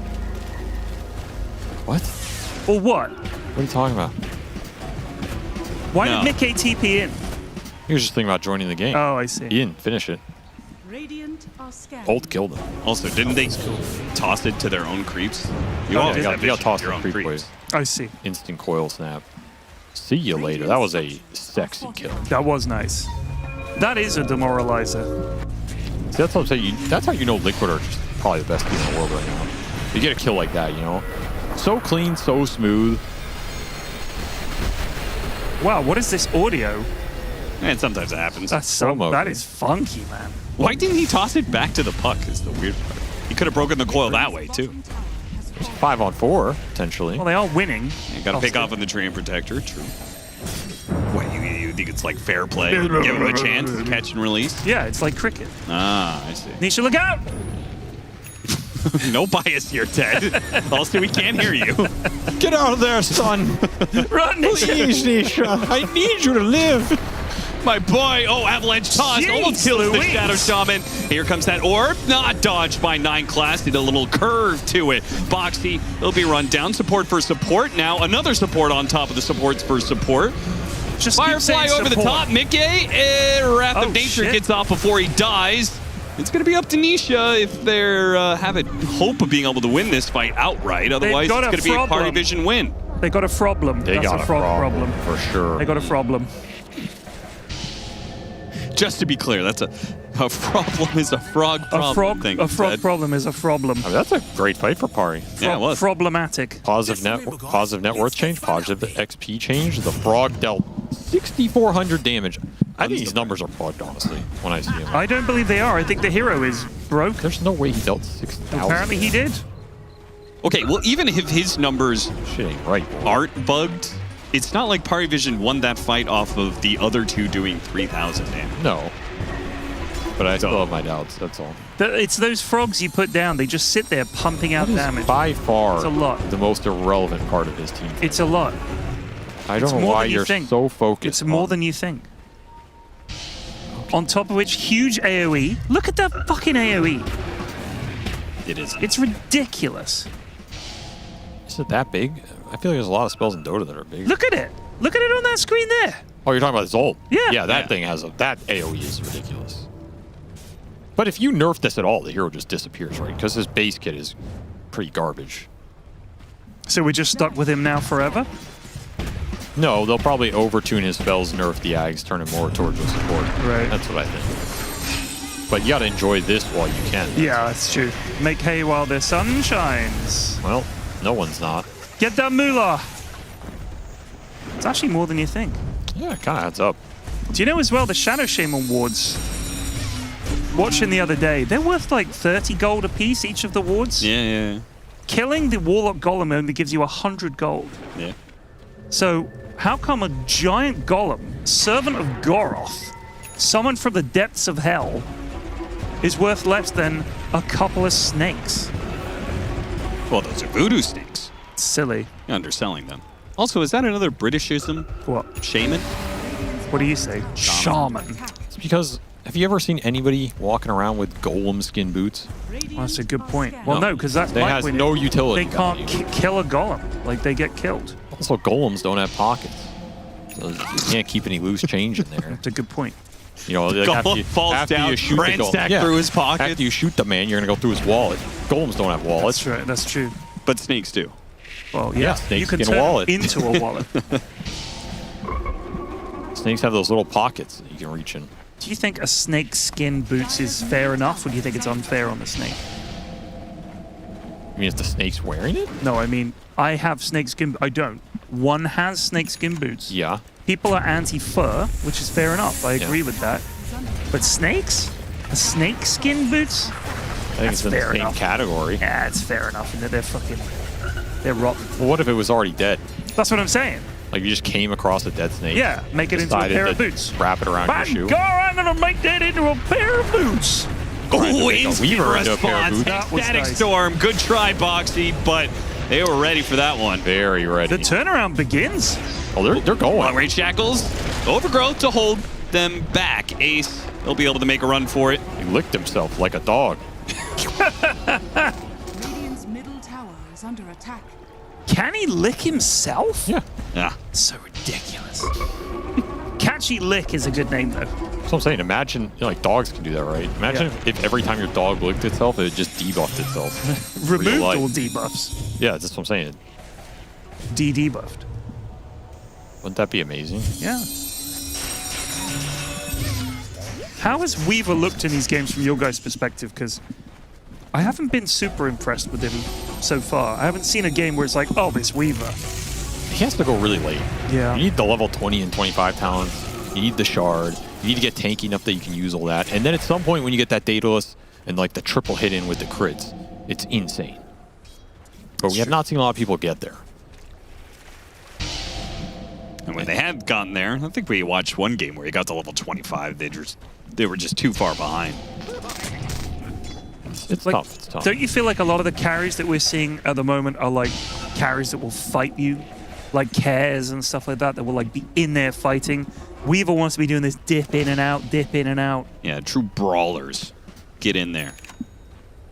And with the frog, you think you kind of want heroes that want to stand and fight, benefit from that frogginess. You want those bare knuckle blocks. Yeah. Did you ever do any of that? No, surprisingly not. Why not? Because I'm not a Victorian ruffian. Really? Yeah, I know, it's hard to believe. I thought every Englishman just... That was like PE class. And you just went out of the alley and like bare it's knuckled. Snatch. Yeah. Line up, gentlemen. It's time for bare knuckle boxing class. That's pretty good. It sounds like an intro video. They got that funky ass, like the arms stance? real stretched out. Yes. Yeah, what was up with that? Newbury style. I actually watched a explain video that? on that. It's because they didn't have gloves, so the technique was very different back then. Oh, so you don't break your wrists? It was more about like what you're hitting and what is going to get hit. Kind of makes sense. You're not really punching the hard parts of the head, for example. Yeah, you got to break the squishy parts of their head. Nut shots only, gentlemen. Nut shots only. That's a quote of the day right there. Talking of nut shots. Oh? I was hoping a fight was about to start. Yeah. I gambled. That's a good try. Can't gamble on cast head. Yeah, that's true. Also, there's no hoodwink in the game. She gambler? No, she's a nut shot. Oh. That was a good one. A good one. Frog coming down bot here. I don't think the two of them can blow him up. I think it would take a whole team to kill Frog. Okay, but they're just going to kill everybody else. Or are they just going to keep scaling up here? Because this Puck's finding a lot of farm. He's 9-1, 300 CS. He's got the candor. Liquid is very far ahead, but I don't actually feel like the game has progressed that much to their favor. You think like if this game just continues to stall, I think I like PARIVISION more and more. Their draft or the game? I mean, I like the fact. I mean, Weaver's got like 2 timings in the game. It's like right after laning phase and then level 25. So. They need an Aegis though. I'm not going to swing towards Pari in this game state wise unless they can get an Aegis on Satan. Then I think they have a very good shot to swing it back in their favor. But they are down 13k. That is significant. So even it out a little bit. That's actually a very welcome shard in this game. Yeah. With how much he has been. That's a good one. Decimated by Nisha on the back line. Do you know what else I'll say? Liquid in these ultra late game things, they're pretty good at that. And one of the things at Blast, I actually talked to Ace. I was like, how do you guys ever prepare for these kind of late game scenarios? And he reminded me. Where's my coffee? Sorry? Said, where's my coffee? Why are you talking to me? He said that obviously Gaming were in one of the longest games of all time, one of the longest pro games of all time. It's like 2.5 hours long or something ridiculous like that. So they learned a lot in that game. And he said they then went away and sort of watched the replay of that, and he'd really thought about how to win those ultra late games. Like he spent a lot of time thinking about it and planning on how to win it. So I think late on, and obviously, they do have the experience for that, but We talked about this the other day. Like, who's really good at that was Jackie, right? Jackie Mao. Eternal Envy was. I was there, man. He had a lot of ideas about how you play late game. 3,000 years ago. When he decided not to cast that Divine Rapier into When the fire. strength of men failed. I was there, 3,000. I was there, 3,000. Silent initiation, lasso, pull out of the coil. Not even needed. Jeez. They kill him without the snap. That is nuts. I've noticed that Liquid is really down to just throw everything they have to kill one hero on the initiation. Now the toss back onto the Shadow Shaman as well. PARIVISION feel like they can still take it, apparently. He's alive. Storm caught a lot of heroes. Oh, The BKB goes out. Satanic, he'll finish off the Train Protector. Now attacking Ace. Ace gonna TP out with his BKB and barely makes it away. Why is he so tanky? It's because he's got that Lotus Orb, right? Jeez. Second item, Lotus Orb. That's a big plate nail. Mickey, no BKB for him. Boxy trying to help him out. Avalanche doesn't do much in that regard. They got the bug on him. Mickey is screwed. I mean, that's something for no one's buy. That's a double buy. Pari kind of baiting that out with the Ember that can instantly come back in. Costly for no one there. Look at his net worth. And they could get Roche. He got decimated off that Yeah. play. But it does help his Weaver and Frog stay in the game. They might get a building. That is exciting. I mean, can't they get Roche in 70 seconds? Well, there it is. Unless you're afraid of Furion buy, if you don't know his exact goal, but I mean, you have to be willing to try. yeah, you gotta kind of go for If he wants some buyback, you should. There is a bat and a puck and a tiny in this game. Coil is up in 2 seconds. Kind of wish they had done this before the tower. The issue is you only have Ember BKB here, so you can't BKB man up for this Aegis if the tiny jumps the pit. Tobo's trying to go. Oh, Boxy jumped in at the perfect time. No, goddamn I told way. you, man. I told you. How did he get the timing so perfect? He got the Roshan. He got the Aegis. He took everything from PARIVISION. Wow. Just nasty. Wow. I told you, man. What a jump. You have no BKB, he's gonna get it. It's just that's the Boxy, man. That is so demoralizing. Especially since I feel like if they get an Aegis, they have a solid shot with the Weaver Aegis because it's so much damage off this class. God, cannon. yeah. It is starting to get harder for them to win these fights. Like he did it one-handed too. That's damn. Just one hand. Let me snatch that. Let me just drag my slot open with my mouse and press that hockey. Just click my spell. For some reason, every time I see those Boxy clips, I just think of him as like shit talking to the guy next to him. Like doing one of those, hey, did you see me just fucking dunk on those nerds? That was pretty good. Cool, wasn't it? Like, it's like to like pop a Nisha, like, hey, Nisha, you see that shit? I can imagine it. You couldn't do that. Man. I'm the goddamn best. You guys are lucky you get to play with me. Always some sly shit. There's always the 4 positions, like some sly smirk on their face, you know? It's like, oh, I know I'm good. That's true. They're all like that. Got 9 Clouds, Boxy in this game. Both guys that like to do crazy shit like that. It's nice that Dota has that role. Oh, the big catch. Static Storm and the single target focus. They got off the BKB though. Nisha, I think he's going to be okay here. No, he didn't actually blink away. Satanic was sitting on top of him with the Shukuchi. And he didn't do the blink straight forward. Satanic. Other than the other 4 series they lost 0-2, you can't beat Satanic, Ted. You can't. This is all turned up and down. You just can't beat this guy. Look at him. Whew. This Weaver's getting scary. He is big deep. Big. And they got an Ags now on the Ember Spirit. That was a recent pickup. They're kind of outscaling him here. That's what it feels like. I think so. That's what a catch, though. What a catch.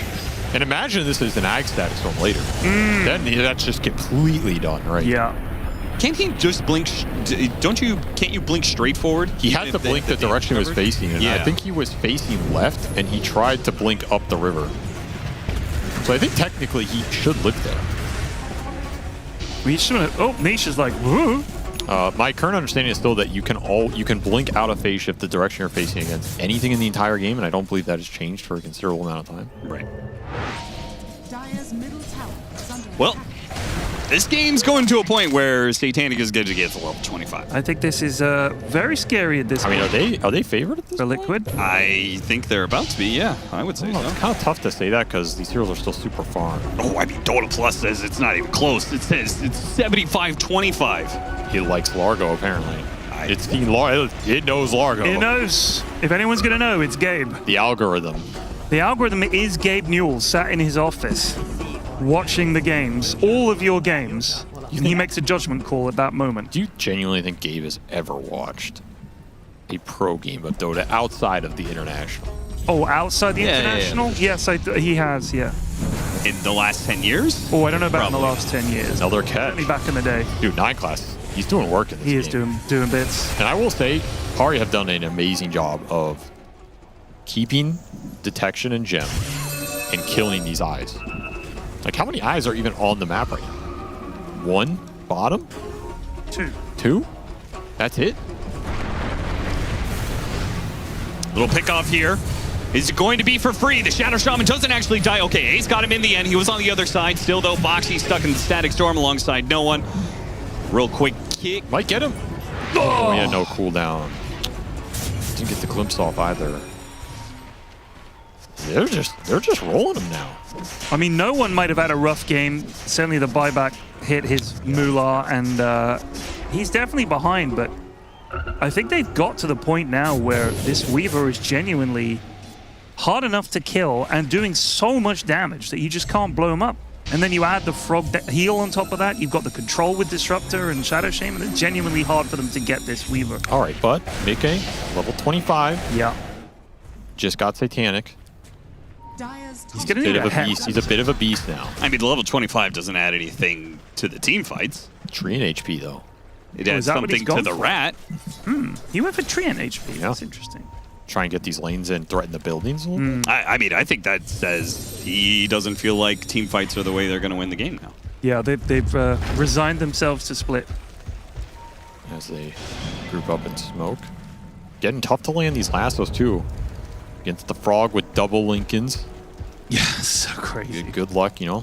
That's a level 25 Largo in the next fight. I will say that synergy I like between the Weaver and Largo. That he can just perma-Lincolns the Weaver. Because Weaver's such a good Lincolns carrier. God, yeah. But doesn't really want to buy it himself. Right. So effectively you have to add a Lincolns to the Satanic inventory, which that sounds amazing. Right. When you're looking at it. It's like, oh, yeah, of course, you know. And there's very few spells that break it in this game. Yeah. And you don't have the debuff pierces. You don't have the debuff piercing Dream Coil. Yeah. Yet. That's a big talent for Nisha still to grab. Big. And Nisha's still a ways away from Ags as well. How close is the Disruptor to getting his Ags is my question. He's very close. 400 off. They might want to wait for that. Satanic did get Satanic, though. His signature. No one with his Ags throwing around those remnants. Trying to break Liquid Smoke. Found an opening. Nice catch. Caught Ace in Lotus Orb. Quickly takes off the chains. And they're going to focus on Triple S. They got the coil toss back onto him. See if they can get him down without too much damage. They do manage to get him. Big. Now Satanic comes through. He starts throwing some damage onto Mickey. But with the lasso piercing through, Satanic, he dies. He doesn't get up the time lapse. Oh, PARIVISION. That was just a reach. Oh, yeah. Why did they try so hard to do that? SSS really buyback too. What did they see that they were like, we gotta go now? They just feel like they're gonna win the fight no matter what. That was just not the moment to force that. Really awkward area around this tree line. Half the team split looking for the tree.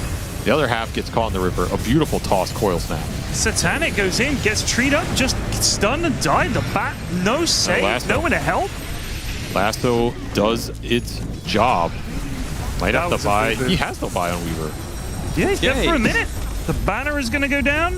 This is going to be a lane at least for Liquid. Level 25 plus Ags coming in for Nisha. This is going to be nasty. This could be where Liquid... Oh, yeah. That's what I'm saying. He does so much damage now. The late game Furion. Oh, the three-man avalanche. Another toss back on the coil that snaps the Ember's neck. No buyback on Ember. Weaver dead for 30. They just get tier 4s here, or they get another lane? They're going to go for another lane. I mean, if you're PARIVISION, it would have been better just to sit in the fountain. Probably would have. Wait for the why Weaver. not? Why not do that? Yeah, like all you're doing is giving the opportunity for Liquid to get more pickoffs. And now you have your Ag Static Storm, but you're never going to get a full 5-man fight out of it. Oh, DeCalls has got to be so mad. We've seen a few of the teams that are not doing so well. MOUZ, BetBoom, and PARIVISION having reasonable times in games, even being sort of ahead at times, and then a bad fight swings the whole thing back around and blows it wide open for Liquid. Yeah, look at that. Recovered this game only to toss it straight back with a sick team fight from Liquid. They have really been on point with the toss. Oh yeah, Foxy's killed it. Be God. Just so fast. You have like no time to react. You can't really itemize against it. Your only options are Aeon Disc, maybe Wind Waker. Radiant's top tower is under attack. Bam, bam, So much time. 45 seconds for the Ember Spirit. They may have to try and take this 4 versus 5. You just Static Storm him here? They can catch up. Oh, Static Storm on 2! It's beautiful! They at least get the puck. The puck is stuck inside with no way out. Now Liquid are going to have to play this out 4 versus 4. Is Mickey strong enough for this? You gotta chase here if you're Pari. Yeah, surely, right? You gotta get more out of this one. You gotta look for something. They got up to the high ground, TP'd away on Mickey. Most of the heroes are already out. They're not gonna get anything more. Wow. They all backed. I was kind of surprised. Well, I think they're hesitating because they don't have Ember. And the Largo has no buy. So it is a scary situation to chase. Like Furion, you have to assume Furion has buyback and can come back in a fight this right. Game. If you chase, you kill Mickey, he buys, comes back in. Maybe Puck has buy. They don't know he didn't, but that's just a gold thing. I can see how that's a scary chase. You know what though? When it was Weaver and when it was Satanic and Mickey just standing there clobbering each other, I don't think Mickey's winning that map. Oh, Mickey, he got caught going for the pick up. Do they have enough to bring him down? He has Satanic here. He does. Activates it, immediately gets hexed up by the chicken fingers. Oh, that Satanic was healing him up, but of course there was nobody nearby to bail him out. He was always going to be stuck in a 1 versus 5. 9 class has really had some reads this game. Found some clutch pickoffs with this Shaman, as you say in England. Shaman. Shame on you. Shame on me. Shame, man. 20 seconds till the puck is up, and we do have a buyback available for Mickey. So if Liquid want to. Really wild game. There was a 90s band called the Shaman. What happened? Well, it was the era of the 90s house music, and they had their time and came and went. What was it like in the 90s? It was a good decade. It was a lot of fun. That's good. It really was. Simpler times. They went for it, but an immediate hex, and now the Static Storm. BKB went up early from Puck, though. So he's not going to be stuck inside this Static Storm. It's just going to be boxing. Immediate buyback from him as well as Mickey. Amazing for Pari. Yeah, that's great. They got Mickey and Boxy buyback. Arguably 2 of the 3 most important heroes this game, because I think this Tiny has been critical. Oh, yeah. And they already took the mid lane of Barracks. The damage is already done there. If they also get Roshan. He's not sniping this one. I think this is... No way he's getting here in time. Oh, no way. I mean, do they want to gamble? There's no way, right? Now Liquid have to what's the kind buyback? of AFK, I think, for 6 minutes. They're significantly on the back foot because the triple S buyback is going to be up at 3 minutes. So if you really want to sit here with your Aegis for 5, wait for that 3, and then go for a fight. You have everything, right? You're super confident, and they're missing 2 of the heroes. If Mickey goes down, you're in big trouble. Puck's not doing enough damage in these fights. Feels like the Largo is just negating the Puck's attrition. Yeah. Like, he doesn't punch hard enough. The damage from his spells has sort of got to the point where it's just like needling away at the supports, but... They don't care anymore. Yeah, I know. I mean, as long as the Disruptor gets his ult off. Huh? Well, that's why the best fights have been the toss-back breaking coil, right? Yes. Because it's so much single target, they focus down one hero. That's the fights that have been working for Liquid. They got to find the Shaman. They have to find the Shaman. It's very important. They're going to be Shaman after this game. He's a good, he's Ebenezer good. That's one of their classics. I could see why they didn't make it past the 90s. Wait, was it the Shaman or the Shamans? It's the Shaman. There were 2 of them, though. Spelled like M-E-N. Yeah. I respect that, dude. 2 of them.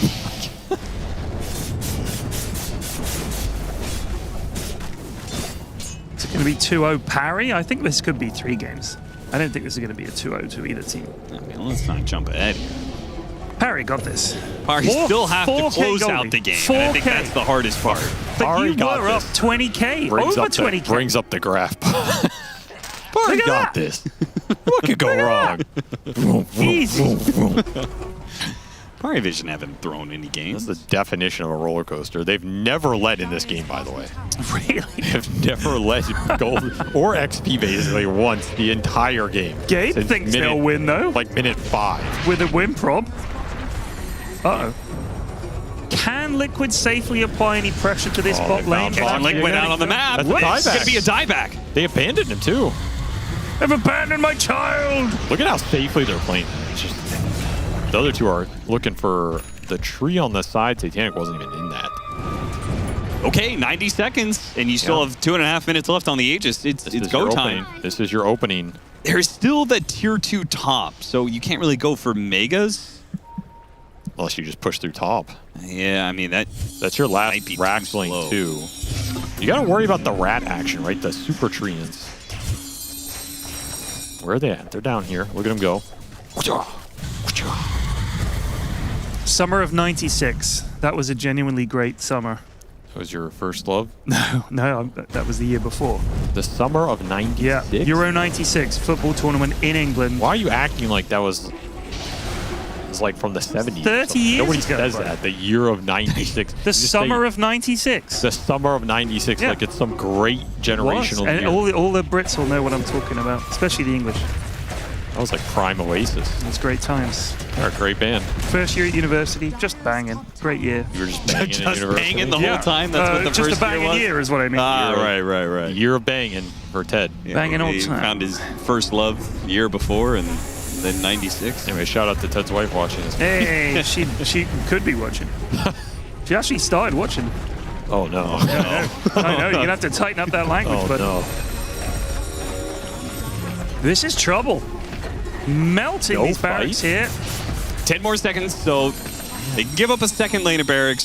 They don't have to worry about megas. That's such a big win for Pari, though, just in terms of controlling lanes against the Furion. Oh, yeah. They still don't have a gold lead. Yeah, it's wild. It is wild. Look at that. Part of that is the Furion effect, though, right? Yeah. He has like a bit of an inflated net worth on this Nature's Prophet. Mickey.sap.aiden. It's calling Aiden a sap. True. He ate a moon shard, by the way. So he's really trying to and damage max his gold here. Someone's going to get picked off here. I'm telling you. They do see the amp damage off of the tree, so it's going to come as a surprise to Liquid. Man's thinking about a moon shard. It is interesting when you have this asymmetric building thing where one of you's got one lane of racks left, and it's the opposing side has the lane the other side. And I feel like this does suit Treant because he can just ship his trees down, and they're always going to shove that lane.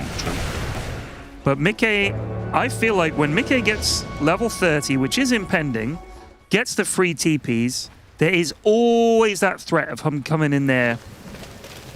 Ember is good at responding for that. Eternal Envy used to call this the Jack of Spades. How so? Because you know on a playing card there's the jacks. Yeah. And he has the two swords. One facing one facing the other. The Jack of Spades. I made that up, but it used to be like that. There's no way that Eternal Envy made a reference like that. No, but you believed it. That's what's important. He would call it, I don't know, the One Piece or something, some anime thing. No, he'd call it like... Actually, I'm not going to say that. Yeah. It's not PG. Some questionable language. It would be a long anime reference. Yes, it would be. Well, we all know what I'm talking about. There's five heroes going down mid for the game-ending blow. 5 buybacks available for Pari here. And a lot of Lincoln Spheres they can throw around. What? Snakes have gone down. Got the last initiation on the Shadow Shaman. And he has been a menace for Boxy. Yeah, he's gone. So now it's up to the Ducalis with the Static Storm to stop Boxy's blink-in tossback. Or you just chill. Yeah, I think you just call it here. But this will reset all buybacks in the game. You only had a minute here on the clock for those liquid ones. Shows a lack of bollocks.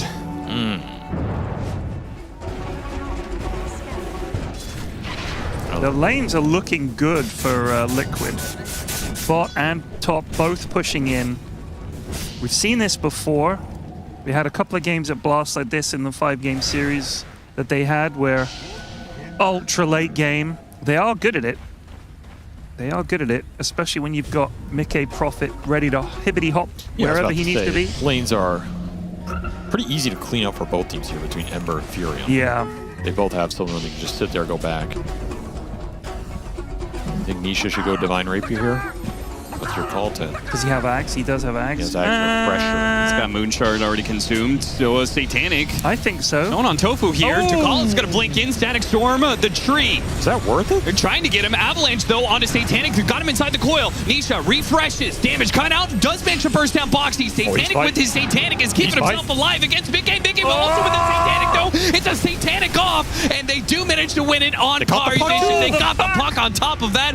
Well, 9 class, God. Liquid about to put those buybacks back on cooldown. I must say, that man fight. That was cool. It was cool, but it was not close when one side has Largo. Yeah. Just sitting there, buffing him with armor, damage, extra Lincolns. What's he supposed to do, man? He needs his own Largo. Yeah. I mean, Liquid can't. I just don't think they can take straight up fights unless they're getting a toss back initiation. Well, they almost snapped him out of the coil. I think he Hurricane Piked him. He might have Hurricane Piked himself and almost snapped the coil. That was almost very clutch. That's for you, Ted. Oh, we tried to get the last no initiation, but he immediately got hexed. Ace, he'll die. That's going to be all 5 buybacks from Team Liquid. These last lives are final. Boxy, that's the death of him. Nisha trying to do what he can. Static Storm on Mickey. Mickey, it's got a beautiful overgrowth. Is keeping alive for now. All they can get is maybe hopefully get no one. That's it with the buybacks available from PARIVISION. They're just going to mow down Liquid from here on out. He's on the page. Give him the page. Needs one more. Damn shame. They're not going to give it to him, though. That's shocking. Come on, lads. Give him the page. He's so young, it's probably only the first one he's ever had. That's definitely not true. Yeah, that is true. No, not the at all. worst thing you said all day. Nisha, I don't even know what he's doing here. Trying to make some sort of weird smoke play. GG is called as he still have gets the timer? caught. No. And PARIVISION, the comeback. Bring down the undefeated Team Liquid in one game. And they do it in a full-out series. That was a spicy game. Well, they tried it out. I mean, Aiden was saying on the panel, I reckon they've given away the frog and they've taken the tree because they want to try and see, hey, how powerful is this tree? How hard is it to beat this frog? And I mean, you know, they did get a lot of other things they wanted. Boxy on the tiny, you got Nisha on the puck. Looked good, but they were on the clock. This Weaver and this Largo gets Ags, Weaver gets level 25 and so on, and gets level 20, it gets pretty damn scary. I mean, Par never had the lead in this game. It's wild. Until that last 2 minutes where they, 5 buybacks, sure, you're going to lose the gold lead. But they effectively never had it this game. It's pretty wild. This was definitely a Largo game through and through. He was just keeping him in it in the mid game. But money. I will say, they did go for the trade, as you said, but I feel like Liquid also did have a lot of their signature heroes. The Nisha Puck, the Ace Batrider he's been owning with, the Mickey Furion. Boxy owned this game. He had so many coil snaps that were clutch. I feel like he was the most important in the end, in a way. Yeah. When the Tiny died that last time and he had no buy, I felt like at that point they were almost screwed because they couldn't snap coil with anybody else. They were trying to Hurricane Pike him out of the coil and they didn't have it. Tough one. They hadn't killed anything ever since, minute 30 without some sort of toss-back coil snap They're just situation. super dependent on that combo. Crazy game one between PARIVISION and Team Liquid. PARIVISION walking away the victors. So in our analogy then, we are looking at Team Liquid as a hydraulic press and PARIVISION roll up as like a Nokia phone up into this series because the pressure was being tougher and tougher and harder and harder. We see the net worth advantage growing, and yet despite all that, Aiden, the press explodes. It can't handle the pressure. It can't squash PARIVISION. Yeah, honestly, I'm really impressed. I feel like Pari showed great resilience. I think maybe Liquid also underestimated them a bit. They decided to give up the Largo, take the train instead. And we talked about it a bit off camera, but the train doesn't really have that many redeeming qualities into the Largo. It's nothing about it really says that it's that good. You can purge off the spells. There isn't really any higher single target burst damage. A lot of the things that we look for against Largo, Train doesn't quite have. So yeah, in this case, I feel like the hydraulic press got dented, They resisted and they they cooked like the first round of the press, but maybe the second round of the press will be too much. Yes, it is a full best of 3, and as encouraging as it is to see this rebuttal from the team that has yet to win a single series versus the team that has won every single series, no one's animated about it. Quinn, can't believe it. We're witnessing a PARIVISION victory against Liquid. It is shocking. I definitely would have expected a 2-0 in Liquid's favor before this series happened. And I agree with Aiden that I think they got a little bit disrespectful when it comes to the Frogman. I don't think I've seen this hero lose in like the past week. Before people figured it out more, it was losing a lot because people didn't understand the gameplay quite as much. But now that we've seen the gameplay figured out, I legit feel like this hero is like borderline unbeatable.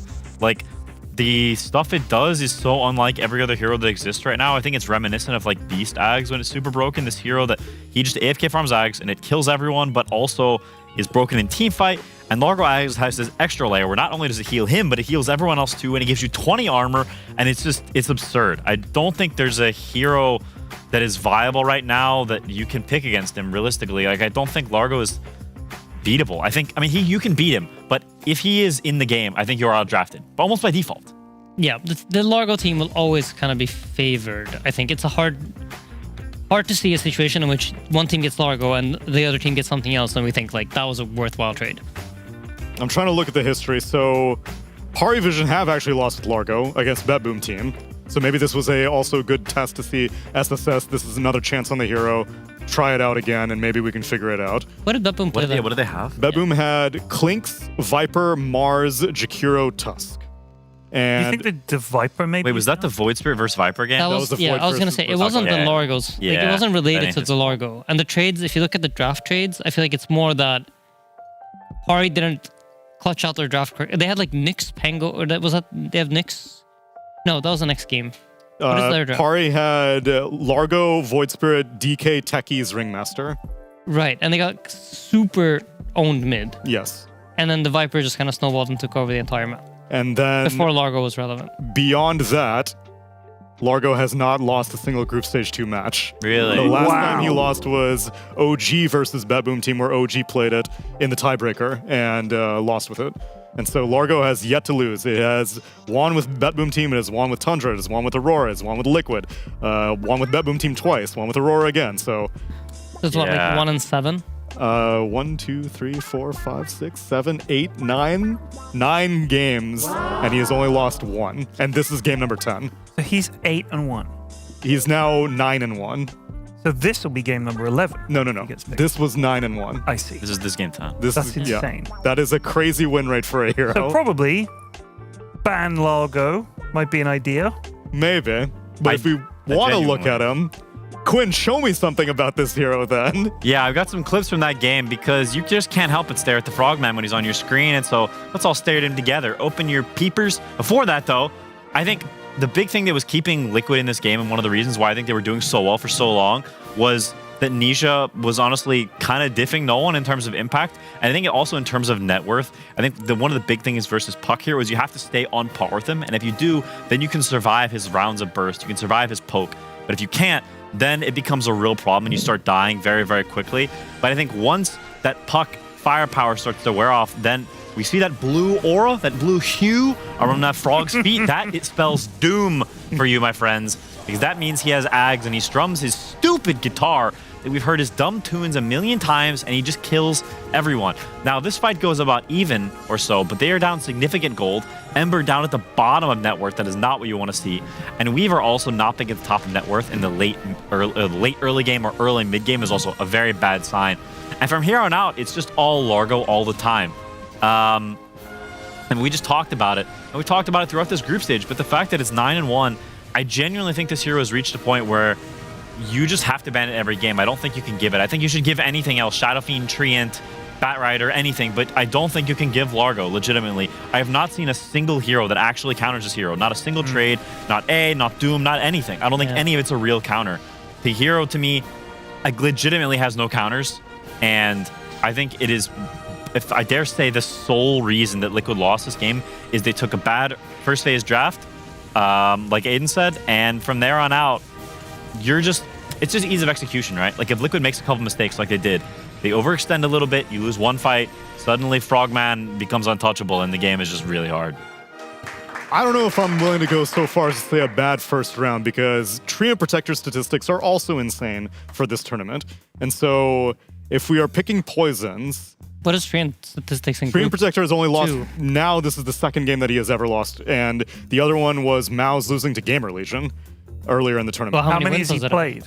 He has been played 1, 2, 3, 4, 5, 6, 7, 8 times. This in was the 8th through time. stage 2? No, throughout the entire tournament. Right. So in fact, this group stage 2. This is the first time Treant has gotten through in group stage 2. Yeah. I mean, I don't know, but if I would, based on the games we've seen, obviously Treant's been banned almost all the time. Yep. But I would probably put Largo above Treant. I agree. As of right now, based on what I've seen, that's probably how I would do it. Don't we also see teams like banning Shadow Demon? It's like, I get it, Shadow Demon's a really good hero, but it's like, why would you rather... Shadow Demon doesn't take over a game the way this Frog does. Yeah. No. Like, you've got to at some point just say, yeah, I don't have to play against Shadow Demon, it's annoying. But then if the alternative is, then you get to play against Largo, it's like, well, then I guess I can manage to play against Shadow Demon. Ban the Frog! You've got to ban this hero! So then, I agree with that sentiment. Is it because Shadow Demon makes drafting harder? Whereas Largo, you're like, I know what I'm getting myself into. He's going to be incredibly sustainable. I know what we're getting ourselves into, we're going to lose. Apparently, that seems to be the current trend. But other than that, it's like, I got to worry about these dispels. I got to be worrying about the banish if I let a Shadow Demon through or something like that. That has to be preferable. I honestly think the big reason why teams aren't banning it is because it's so new. Like, I think when a hero that's super crazy with wacko timings first hits the scene, like, I think back to OG's IO carry at whatever TI that was, TI9, yeah. It was like people gave it a few games in a row. They kept giving it, and it keeps just owning the game as soon as he gets to his timing, and he just kills everyone. He's this monster of death. Like, there's these, like, wolf in sheep's clothing heroes. Like, oh, it's a cute ball of light. Oh, it's a little frog from New Zealand. Oh, he's so cute. Look at him. I love him and his little friends. And then he gets ags and kills everyone. It's like, oh my god. Oh, what's happening? And your village is on flames. Like, that is these heroes. These, like, ags guys, they're not scary early game. They don't crush you in lane. And you don't see their impact that much, but they sort of silently just kill you all, poisoning your wells. And I don't know. That's these guys. I feel like part of it is like core players, right? I'm gonna be honest here. I feel like core players, like, if you get SD ulted, they look at the game and they're like, I can't do anything. Yeah. I just can't play the game. I'm not allowed to play the game. Like, what am I supposed to do? I just can't play. I can't move. But then you get Largo Strum, then you're taking some passive damage. It's like not dealing mental damage in the same way I'm with you. that getting SD Purge does. Yeah. Also, would they just say, I just need to farm another item, guys? Yeah, or like you get Treant rooted on your BKB and you're like, this is bullshit. I don't want to play the game. Or like Treant denies one creep in your face. He's like, oh, he's 90 damage. I can't do anything. I can't play the game. I can't lane. Ban Treant, you know? It's the power of Largo. Whereas, like... It's not only the fact that in the game he's not doing as much, but the mental damage, although it seems to be ramping up quite a bit. Let's see if Liquid want to ban it as we prepare for game number 2.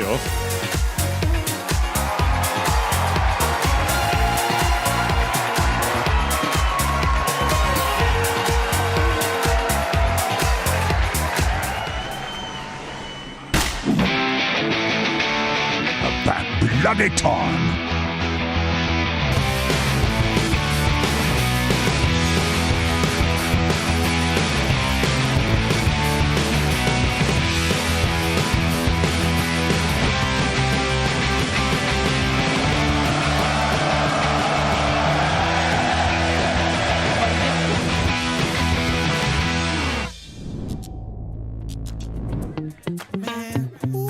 See that girl? No, stop it, man. I saw her first. My lord. Nah, back off, man.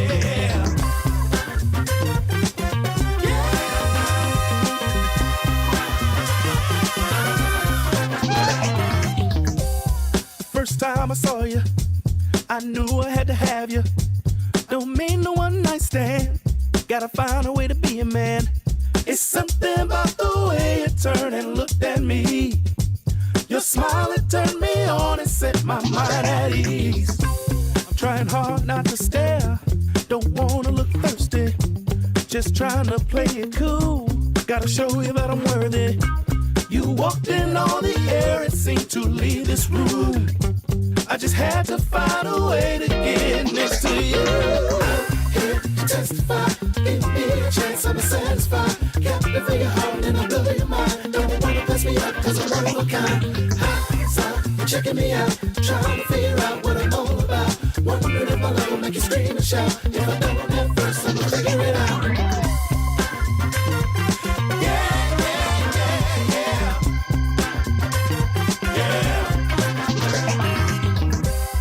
Wolves howling at the moon, peacock and acting like a fool. I'm bothered as you sift through all the nonsense they throw at you. That type of thing don't interest me when it comes to you. I can't wait to show you that my love is true. Don't wanna miss my chance. Would you mind if I took your hand? Out on the floor, baby, let's dance. Extended cut, DJ, make it last. We're the only ones in here, we're so into this groove. Intoxicated by the way our bodies move. Hey, chance I'm satisfied. Hey, and I'll blow your mind. Don't wanna pass me up, cause I'm running with pass me up. So, you're checking me out, trying to figure out what I'm all about. Come on, if my love will make you scream and shout. If I don't at first, I'm gonna figure it out. Chance I'm satisfied.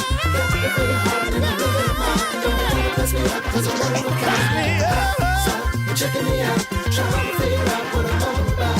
Wondering if my love will make you scream and shout. If I don't at first, I'm gonna figure it out.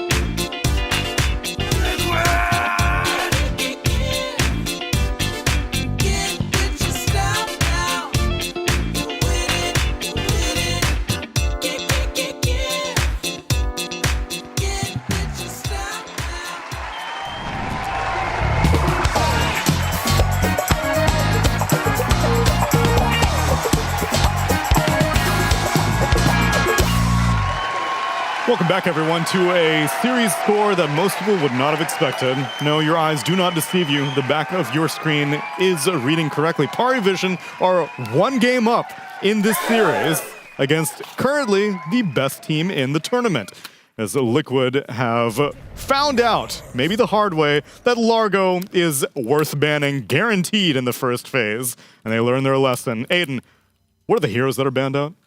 So PARIVISION has decided to ban out Phoenix, Jakiro, and Kez. Meanwhile, Liquid has decided to ban Treant, Protector, Shadow Fiend, Beastmaster, and Largo. Seems like a step in the right direction, and I think most teams will be taking notes. I don't want to kick PARIVISION while they're down, but if even PARIVISION can beat Liquid with Largo, and now I'm just saying that surely other teams are looking at it and like, well, geez. This hero seems to be as good as the statistics that I looked up imply, which is only one loss in Group Stage 2. I actually wonder, have we seen Ace play Largo? Because I know I've seen Tofu play it. I think Liquid is like the only team that plays it as a 5. We have seen Ace play it twice. No, we have seen Ace play it twice. No, I believe we've seen Ace play it twice. That's no. He actually lost to PARIVISION with it earlier in Group Stage 1, and he beat OG with it. All right, I've got a question for you two pros. Has it ever been the case that there is a hero that people on your team, like your coach or whatever, are like, guys, we have to play this hero. This is so good. Yeah. And the person that would have to play it is like, I'm not playing that. It's garbage. And you guys are wrong. Yep. And you're just begging them, the time. please learn this hero, play this hero. And they just won't do it. All the time. Give me an example. Okay. You don't have to throw anyone under the bus. Matumba Man with Chaos Knight, when Chaos Knight was broken and Skeeter was playing it all the time. Okay. Me with Chen, kind of. I was trying, it just wasn't working.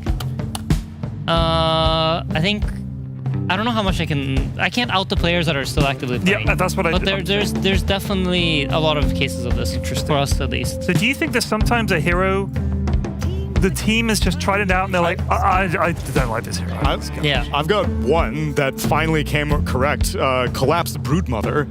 He was never playing Broodmother when that hero was Omega broken. Yeah. And eventually we started calling it out. It's like, this dude has to learn Broodmother because they are such at a draft disadvantage otherwise. It's crazy. And then he finally did learn it, and then they speared. To be honest, every player has this. I know we talked about it regarding Tinker the other day. Yeah. But like, for example, snaking Tinker doesn't work. Miposhka Tinker doesn't work. They're goated 5s, it just doesn't work. Interesting. Yep. So there's like some team dynamics to it, I think, or like player-specific skills. Nisha can't play Pangolier. Yeah, Nisha Pango, I guess. Interesting. Is not his best hero. Yeah. He plays somehow like. It's interesting because like Nisha is like plays literally everything. He plays Lone Druid and Arc Warden, and he plays all the spirits, and he plays Invoker. It like, but not that. But not Pangolier. I mean, he plays Pangolier, but it ain't his best. Is that a new puzzle, Neil? We got a new puzzle. We're on puzzle number 4? We're on puzzle number 4. It seems to be a labyrinth of sorts. And oh, that looks fun. We need to separate them. Head, show the camera. Show the camera. Oh. Sorry, camera. It is here. It is some kind of a... It's a double-sided... I'm worried if I play with this too much, it's going to summon Pinhead. From the Hellraiser movies. As a whole labyrinth, then we need to separate the 2 medallions out Also, of it. part of it rotates. So the pins are fixed. You're rotating the plates. Yeah. Oh, wow. This is tricky. Interesting. I'm surprised that PARIVISION didn't pick Disruptor this game. I think it's this year we've seen the most against Batrider. It's also been the most successful. Historically, very good. We talked about why it's good. It's not great paired with Mars because it's a bit redundant, picking the catch back-to-back, but I'm still slightly surprised they don't opt for it. Although I think Windranger Shadow Demon is a pretty good approach too. Windranger, that's the issue with it is, and we saw something we saw one of the other teams, I can't remember if Tundra or who it was, but whenever they picked the Windranger, even though the enemy had Bat, they still banned the Centaur because you can put Bat on another role and then you end up with Windranger against Centaur, which is probably one of her worst matchups, if not even her worst matchup from carry to offlane. Because Windranger kind of just kicks everybody out over the course of a lane, and Centaur, nobody kicks Centaur out whenever he's level 5, especially not heroes that rely on right-clicking him. Yeah. No, I mean, it's definitely tough. The SD, way better synergies with Mars, I think. Important to note as well. Compared to the Shadow. I mean, the SD and Disruptor are both like kind of main heroes against Bat. They're both quite nice in different ways. SD, you have the Shard, you have the Purge. We talked about how Bat likes to run around. That's how he deals damage. He runs on top of you. So with Shadow Demon's Purge, you cannot prevent him from being a hero for a long period of time. So then I should be assuming that this is going to be a 9-class Windranger then, and Satanic is going to have to pick a different hero. Ooh. I don't know if 9-class really plays Windrunner. Yeah, he has not this tournament. So far, they've only given Windranger to Satanic. I don't think I've ever seen it before. I don't think so either. I've seen his Shadow Demon. I never want to see that again.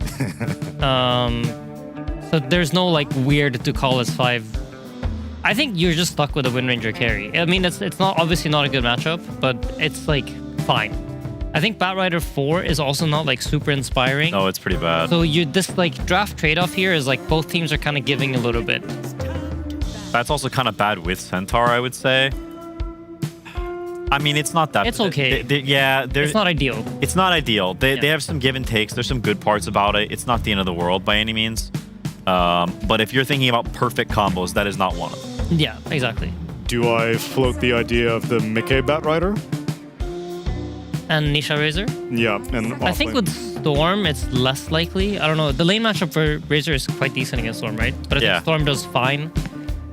and He'll then be he can okay. just jungle, and he'll be okay. And it's not necessarily like a great game matchup. I think for niche, it's kind of nice to have a hero that scales well into the game because he has a natural playstyle where he wants his hero to scale up into the game and become like a threat. I think, for example, with the puck in the last game, what was really nice about it is that he had avenues to scale and become kind of like the main core almost at some point, if needed.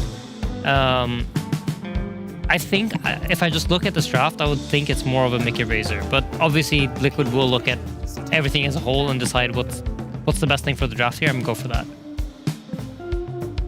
PARIVISION angle to protect at least one ban for the Storm Spirit. They ban out the Huskar, and Liquid, actually, this is a rare instance that the Slark does not get saved for a ban until the very end of the draft. Usually this 9-class Slark gets guaranteed first phased all the time. Interesting. Yeah, because they're not sure where there's Wind Rangers going either. If they really want to continue it with Satanic and going into the Centaur matchup, so be it, but then they really don't want 9-class to pull a fast one at the very end. This is one of these rare drafts that I think it's not actually decided yet whose draft is favored. I think the last picks actually determine a lot. I can see arguments for both sides. Yeah. There's interesting responses. Like it said, they're sort of giving a little bit on either side because there's some twists and turns that you stack a little bit to get this Centaur. But Centaur's really good against Shadow Demon, and because of that, now it's a really good Storm game because your support duo is kind of weird. Like each of these subsequent things opens up a weakness to counter something the enemy has, so you keep getting counterpicked in a way because you keep opening up weaknesses. It's interesting. I feel like it's quite high-level drafting from both teams. I mean, we've criticized Pari's drafts in the past, but I think today they're really they're showing up, and I think they're picking good heroes, and they're picking very smart, and they're creating tricky situations. I wonder if Liquid are considering picking Kaz, because we see a Mars. I think it was first phase. Yeah, first phase. Oh, it's first phase ban. Oh, I missed that completely. Okay. Then never mind. The next response I've seen the most is something along the lines of like a DK, which is okay against Storm. Okay against Windrunner, not like Giga. They do have last pick, so they'll get to see if it's Wind Ninja carry or not, Right. which is very nice for them. There's also Slardar still in the pool. Because the minus armor strat's insane, yeah. We're having a serious draft here, okay, I'm sorry. Tsunami? I will. Let's not meme it up. I will come correct. However, Slardar is a decent pick God here. damn it, okay.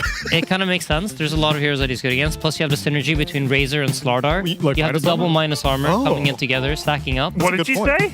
So when you have two heroes that provide minus armor, they synergize very well together. Because the closer you get somebody's armor to 0, the more it actually does. What is it you say? Cap. That's Cap. That's the caster that's sitting up there. No, it's- This it's guy on doesn't God. even know who Cap is. I'm sorry. Is that Austin Walsh? Austin Walsh. On God, they're service, picking Ember Spirit into Storm Spirit, and they are actually going to do 9-class onto the Shadow Demon. Last pick of the Disruptor for Ducalis. This is not that black and white for Liquid. I think a lot of their games, their draft has been favored or like clearly scales better. This is a great Ember game, but like Razor's playing against Shadow Demon against Wind Ranger. Like Razor will not be the end all be all carry this game. Now you've got Centaur to change things a little bit, but on top of that, there's a glimpse. So there's a lot of like give and take. There's a lot of counterplay. I think I probably favor Liquid in this game, but it's not super black and white. Yeah, I would say this is like, I think we both agree, this is a game that's going to come down to gameplay. It's not really like a draft win for either side. They have certain advantages, certain disadvantages, and it's going to be about how well are you able to prevent the enemy from exploiting your weaknesses, and how well are you able to exploit the enemy team's weaknesses. So then in terms of the most one-sided weaknesses, Quinn, the Wind Ranger versus Centaur versus, I guess, the Shadow Demon versus Bat, those are the two biggest I gotcha heroes. Yeah, I would say like Storm and just a really good Storm game is probably the biggest gotcha there. Like the Storm on 18 is quite powerful. Gotcha. It's like Storm versus subs that don't really deal with them well. And like you said, the Wind Ranger Centaur is like the obvious one. So we need Ace, we need to see stuff from Ace, and we need to see stuff from no one. He's going to be galvanizing it up. Ted, your casting performance was fantastic in game number 1. Oh, I wouldn't say that. Oh, we're going to get an encore. No, I think that people probably hated it. I haven't read anything about it, but I'm going to go ahead and assume. I saw nothing but I think they loved it. Worst cast 2025, 2026, whatever. See, I don't even know what fucking year it is. Just get it again. 2012. 2012. West Coast 1996. Let's go into the game. Let's get into it. Cap, SVG, take it away for game number 2.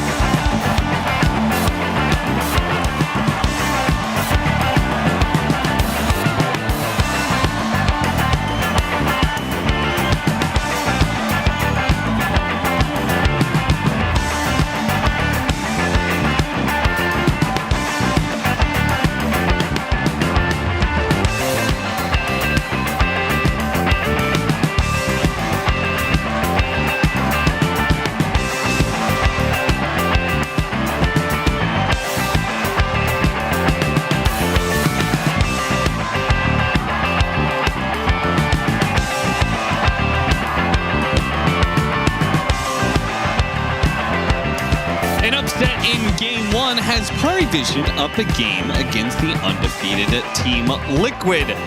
They need 2 games to win out the series, though it does sound like our panel is pretty optimistic about PARIVISION's chances, as am I. I like their draft quite a bit. Looks solid.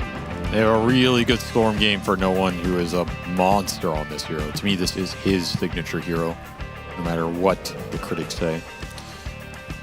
Very good game for Nisha with last pick as well. So these 2 Spirit Bros going to go up against each other, can potentially just run the map, win the game for their team solo. It's a Spirit off.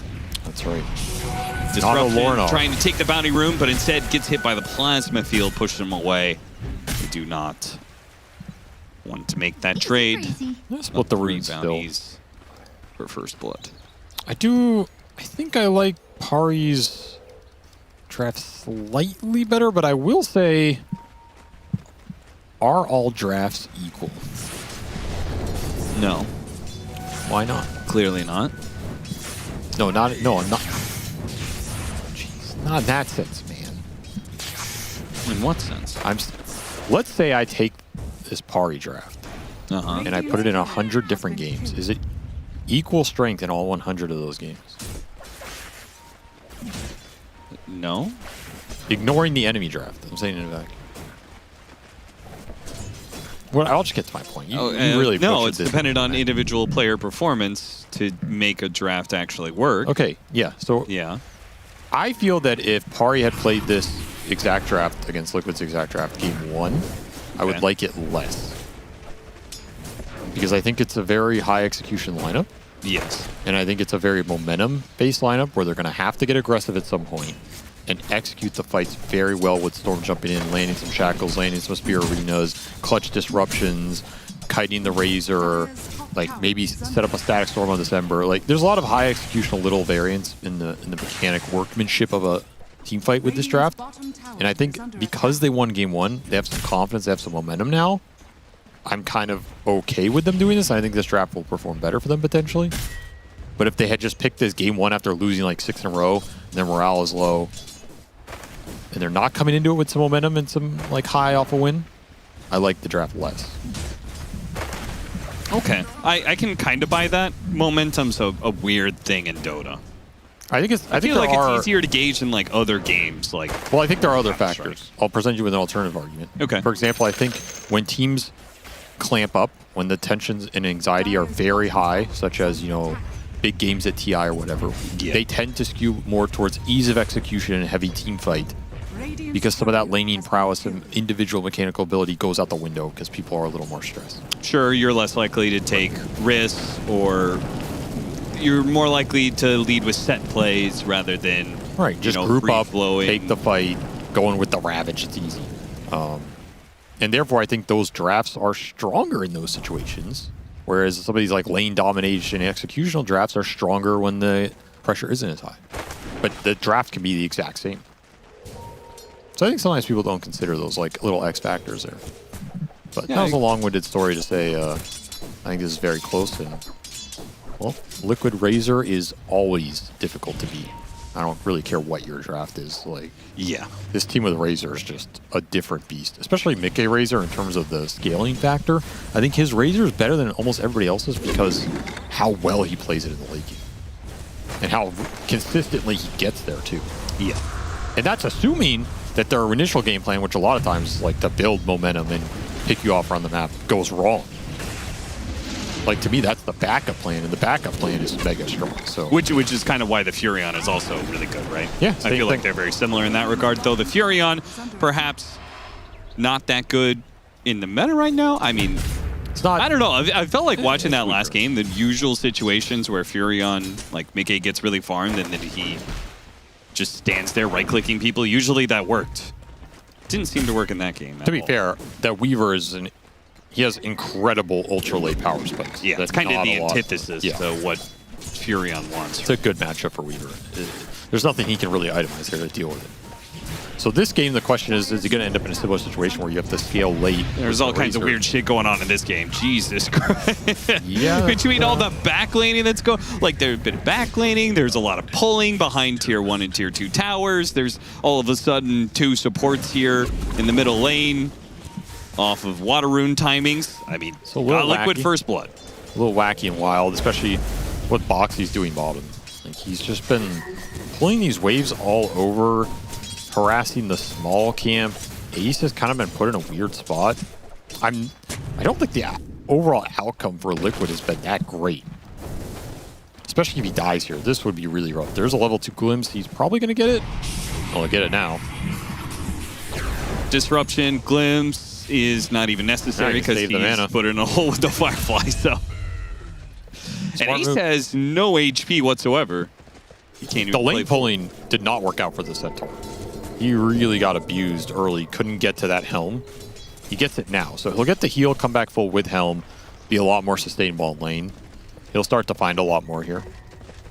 It's an okay hero to have a slow start.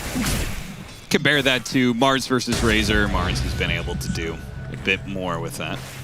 23 and 13. 13 denies. That's really nice. Trade-off of all this, though, is that Liquid put a little more attention towards mid. And Nisha is cooking with that first blood. Or the extra gold here, I should say. So he's on a very nice pace for this Vessel timing. That's a good sign. We've seen how much work he can do on this hero. Not a lot of direct lockdown for him. Like there is lockdown in this party lineup, but again, I think a lot of it is potentially dodgeable. The Disruptor lockdown you can dodge, Shackle you can dodge. Nisha is going to try and Remnant Steal and ends up getting the timing a little off there. Yeah, that was a little early. The shield rune. A little early on that one. Not the best rune for the 6 minute though, so nothing crazy here. No one's going to be able to do with this. Do you think the peak of Storm has been higher this event than the peak of Ember? Because I think they're close. Yeah, I think it's a little close. Like BZM had a very good Ember Spirit the other game. But just from like memory, I feel like Storm Spirit has popped off a lot more. I mean, Ag Storm, it's a cooler play, right? The Ag's Ember Spirit, he's zipped all around, he's jumping, but it's kind of like the damage is very spread. Storm Spirit Ags, like you have a feeling in your gut when you're like, damn, he just hit like 4 different heroes with an Electric Vortex, you know? By the way, what is this cosmetic flashing going on with the return? That would be the Crimson Witness on something. I mean, Centaur has some sort of Crimson Witness. Yeah, that one does not cause that. Well, there's no way this is a normal thing that's happening, so... It's real funky. Real disco-y, I guess, fits the theme. Maybe that's production. Maybe they're surprising us. It's possible. Pari quite happy with this lane phase. Other than how fat this Ember Spirit is. He's doing stacks, too. It's going to be a very fast Vessel. Like, holy. It's not the best Vessel game, though. That's kind of the only downside here. But damn, is he going to have it quick. And it's just a lot of damage around the map.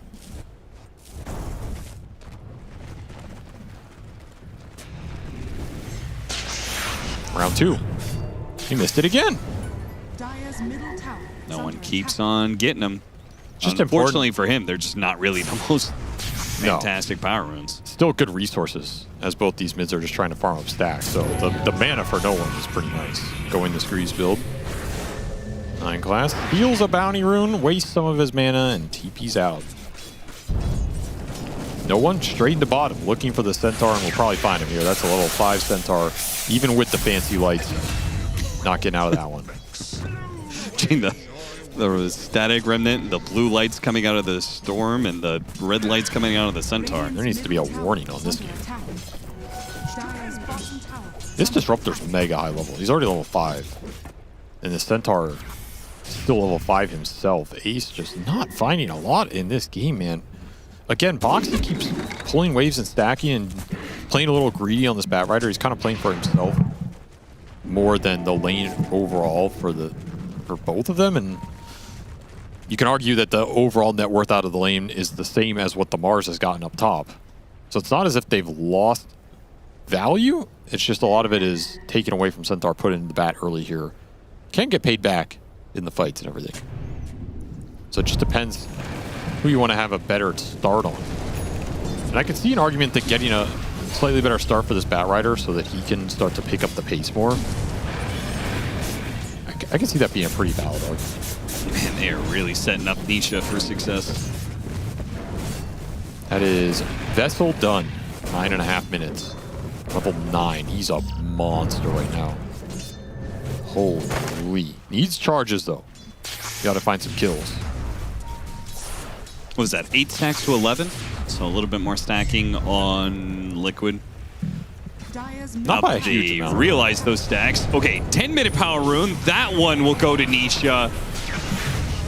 And he gets an amp damage. That's just not really fair. Like, you get out-clicked on 2 different power runes, but they're useless ones. The ones you finally get is like a super impactful amp damage. He popped it instantly, though. That's true. He didn't get anything here. Triple S came down to bottom lane. Ace walked back into the stadium here. He wanted entrance. He got it. Welcome to the show, son. Why didn't he keep running? There's a glimpse there no matter what anyway. Probably just accepting his death. And this helm has been mega delayed. Just trying to get to Dom so you can farm up a little. Pari doing a really nice job of abusing him. The trade-off will be free farm up top for Mickey. You bring all these resources toward the Centaur, the Razor is going to gobble up a lot more. So this Razor Ember are going to be super strong around the map. And I think Liquid are still fine with that trade-off. These are the heroes you want enabled in this game. Tofu's come down here because he's not used to seeing his offlaner being bullied so badly. Says Box. See, that's what I'm talking about. There it is. It goes to the middle part of the map. Okay. He called me a liar. It shouldn't do that. Well. Got him anyway. That might be good for the goal. Maybe you shouldn't have disregarded what I told you. I didn't doubt it. I just said this has to be only for the first one, right? There's no way it does this for every golem? Even after the I think the golems are all unique. Huh. Power to him. Like I said, I think this ended up pretty well for the golem because he's taking a full tier 1 mid. He actually is with the Siege Wagon push. This has worked out really nicely. Nisha is going to join alongside the golem. The golem is finally slain. No and they still got the kill on the Disruptor off of that golem drop anyway, so... Well, now Tofu's joining in. Chains on 3. That was beautiful from Nisha. That actually saves Tofu's life. What a buddy. Nisha, oh, he doesn't have any remnants here, jumping back. Okay, he got outside the Static Storm into the remnant. Oh, there was the Wind Ranger on the other side, but he couldn't finish off Nisha. Now he gets lassoed, stalled up a little bit, hit by the Flame Break. Now Triple S's turn. Everybody's gonna have a go at Nisha, but nobody can finish him off. They really threw the whole kitchen sink at him. Man. Oh, a power shot and a spear. They caught him in the end. Wait. He's out of remnant. Demonic Purge. He's out of remnants. He'll die here. Here comes Mickey. Mickey hits him with the Plasma Shield. Ace in good position. Hit a stomp. Hits on 2. Doesn't hit Triple S, though. None of these heroes are quite yet dead for PARIVISION. It's PARIVISION picking them apart. Now no one's going to join in. They got nothing out of this. Okay, they got 1 out of this. 9 class. 9 class does not die to Roshan. Early mech on the Storm doing work. He got a usage off mid when they were all there, and he got another usage later in this fight. So that's just super value early mechanism from the mid, which is why they're winning these early engagements. It just negates so much of the early nuke damage. Liquid are forced to bring the Razor into this to try and clean up. will further accelerate Mickey's game. He's getting to that scary point where it's like, you gotta do something about this guy soon. Might just run away with it, but hey, they got Nisha. They did. They did get him. Nobody escapes 18 PARIVISION spells in a row. What's a lot? Dear Lord. I will say the Static Storm was a little ambitious with no lockdown. Oh, yeah, trying to stop him from jumping. Yeah, it was one. I kind of understand it. It's one of those moments you're thinking, should I throw this? Is he really going to die? No. And then he's getting low enough, you're like, oh, he might actually die. So you throw it. You just don't have any follow-up.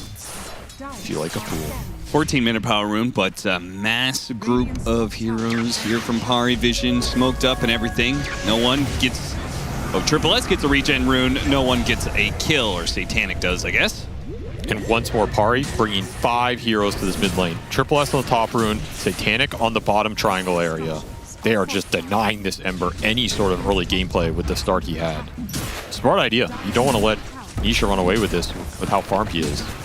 You have the early grease on the Storm, so when you group up like this, you already have an Aura item. It's pretty impossible for Liquid to take that fight. Static Storm is also a massive threat. You can disrupt this Ember into Static Storm. It's kind of nasty. So, some nice early moves here from Pari. Still a Liquid gold lead. That tells you how well the lanes and the farm for the Razor has gone. Just Mickey doing Mickey things up here. 160 CS on this Razor. That is pretty dank. He's almost level 13. The next highest level on Pari, by the way, is just about to hit level 11. So he is significantly far ahead in terms of experience. Just clearing through so many ancient camps this game. Probably won't see him make a move until that BKB is done. I have to imagine, with how strong PARIVISION's getting. Also just hard to really get in there against Glimpse and Arena. It's too much to move this Razor around. Once he gets BKB, you just run down. I agree. I guess this is the lineup you just want to run into without BKB. It feels like you're not going to do as much as your net worth shows. Which is where PARIVISION's smoke might be successful, as they're going to run right into Mickey. 9 class. A chance he dies for this, but they certainly have the kill on Mickey, that's for sure. That's probably why he didn't want to go into fight. Chains on a 3. Oh, that's a great Bouncing chain. around with the flame break. They go for the lasso on the Shadow Demon to make sure there's no more disruption saves out here. Tofu trying to hold on to this upheaval. Gets speared. He got off a wand that delayed his death just a little bit. Enough for Nisha to work with. Satanic already down to half HP. Tried to hit the shackle shot. Nothing to latch to, though. He's low, as is Nisha, Boxy, and Nisha kind of chasing after him, but they've already used Stampede. I was waiting for the glimpse on the Golem just to see what happens, but we won't find out. Decent damage coming out from these 2 mid laners in that battle. Sick chains from Nisha. Just finds the right angles, gets in there, locks them all down on that little ramp. It's a nightmare scenario for Pari. A lot of damage block in this game early. The Pavis on 9 class did some work there. He already has Solar Crest done. Also, did you see the Chip Fest was really messing up Satanic when he focus fired? That's why he backed off. He was killing himself on Nisha, and the Golem's hitting him. It wasn't even the Ember. It was just all this random attrition damage. Otherwise, I think he just commits in there.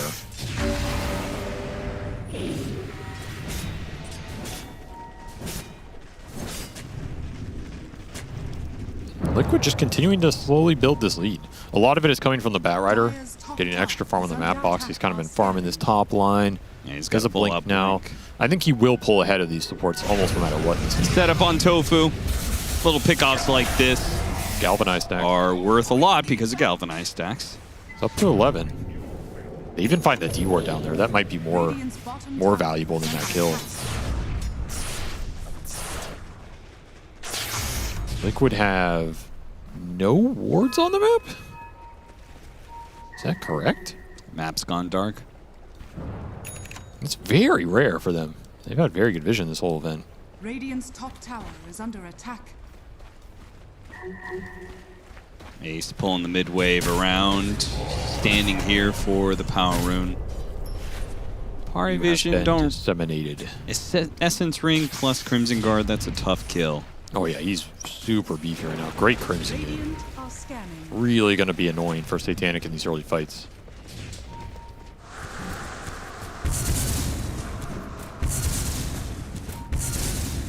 Satanic also going to be going second item, BKB. It'll be a little bit slower than Mickey's BKB, which is about to be done in the next minute or two. So we will have this gap where Liquid will have the advantage in that regard. They'll have two, the Razor and the Ember here. So they really want to get something done with that timing. Even if they don't, I guess if they don't get any hero kills or teamfight wins, they probably can just ensure they get Tormentor at least. Radiant's top tower has been denied. I'd say it's theirs to take. Pari would have to probably smoke the Wind Ranger in to take that fight. It's very risky. Without BKB on Satanic, him engaging is... It looks really difficult. I think it's a similar position for both carries. If he goes in there and gets chained or lassoed, he's just going to get melted with all this magic damage. And he can't focus fire the Centaur, and he can't focus fire the Ember Spirit. Might get lassoed up here. Boxy... They're setting up for it, but Satanic is not foolish enough to push forward. Liquid just going to play super disciplined. They get their BKB deliveries, not going for any stupid plays. Even baiting this Warlock a little bit. Seeing if Pari bite. They do not. Pari just setting up to give this Tormentor away. They don't have any interest in contesting it. And it's interesting, Liquid are going to push into them instead of going back for the Tormentor. Oh, Satanic, he power shots the wave. They keep pushing into mid. They go back. They're going to take out the support. Got to call it. Not an amazing kill for them. Would have almost been more efficient to just do Tormentor. Can't really know that, of course. Yeah, but now you've got the satisfaction of killing their Ancients. True, true. And you get to pull mid-wave Ace with the heads-up Dom play, so taking a lot of the waves off the map, even if the move itself didn't feel too great, you're going to get the objective you came here for. McKay with the rest of the Eye of the Storm. Smart that he TP'd back to just make sure they got enough, because they certainly needed a lot of that Eye of the Storm Midas armor. If only 3 of them are going to be hitting it, Shard goes to Tofu. Stampede Ace, he can get there in time. Stopping Triple S's DPA away. What the hell is he TPing to? It's long like that. Or was it just not long? He just started it late, I guess. Yeah. Yeah, he started late. Nice little pick off. Ember controlling the map. Nisha probably going to get more aggressive now that he has his BKB. Not afraid of Static Storm. What else is there to control him in this game? We're going to have to land some clutch shackle or spear chained into the other to kill this guy. Pretty difficult. This game could go really long here. I think both teams have the ability to split push lanes and not, well, in theory, not get caught. Both teams have the heroes to go catch people when they're trying to split lanes, so... Probably the Bat is the best at it here. Yeah. Especially since he's a support. Doesn't have to show on the map as much. It's also Boxy's forte. Setting up these plays, finding people, making the play calls. He's in the position to do that.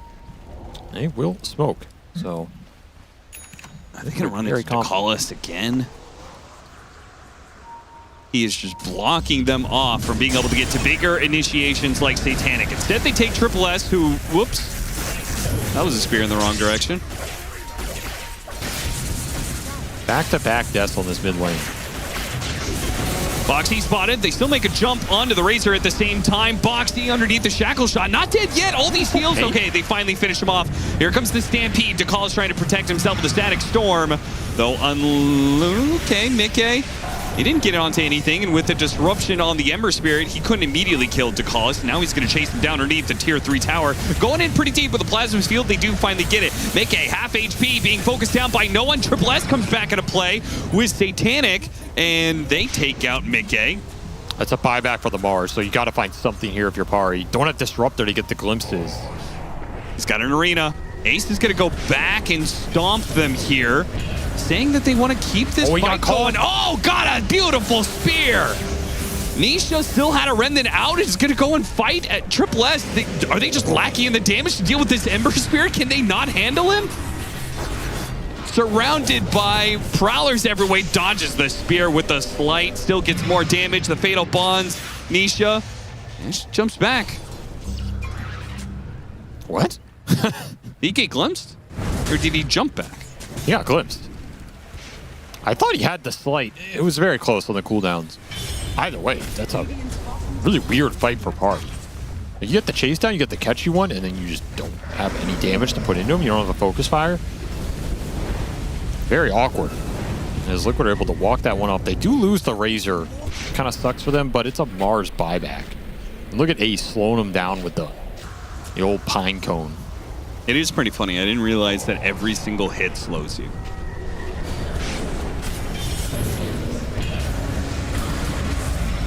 I mean, what a great spear, and yet they just are lacking in damage. Satanic just didn't focus the Ember here. He's going for Ace at first, then he's going for Tofu. These heroes are so damn tanky with the extra sustain. And I think Triple S is lucky to get out of here at this point. Oh, to call his TP'd in, I see. Yeah, I thought he was almost going to get the slight off there. It's about a second off. Back at a real time, trying to hunt the Ember Spirits at top lane. Nisha had a remnant out in mid, though. He just remnants away from the Storm Spirit. Very tough to kill these two mids in this game. Slide chain into lasso for a cheap little kill for Liquid. Up 7K and pushing tier 2s. PARIVISION, we said BKBs. Their timing was just going to be a bit slower.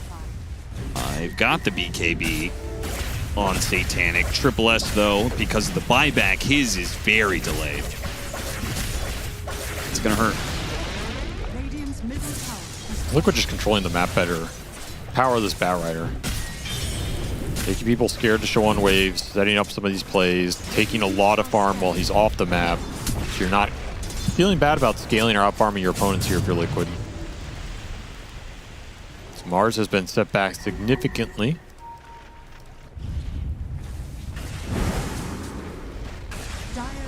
And you have your Pipe Crimson Centaur.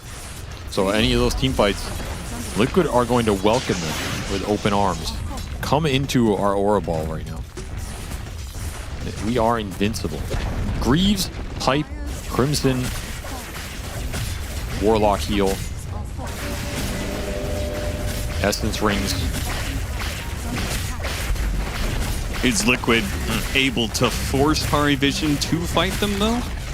Are they willing to go high ground to make it happen? It might be. This Razor is incredibly tanky right now with the auras behind him.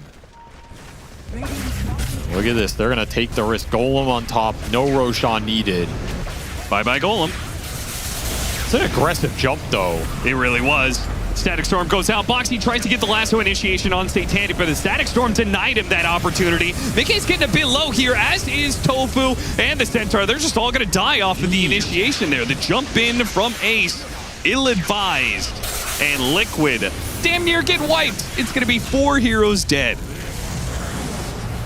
That is such a unexpected play from Ace.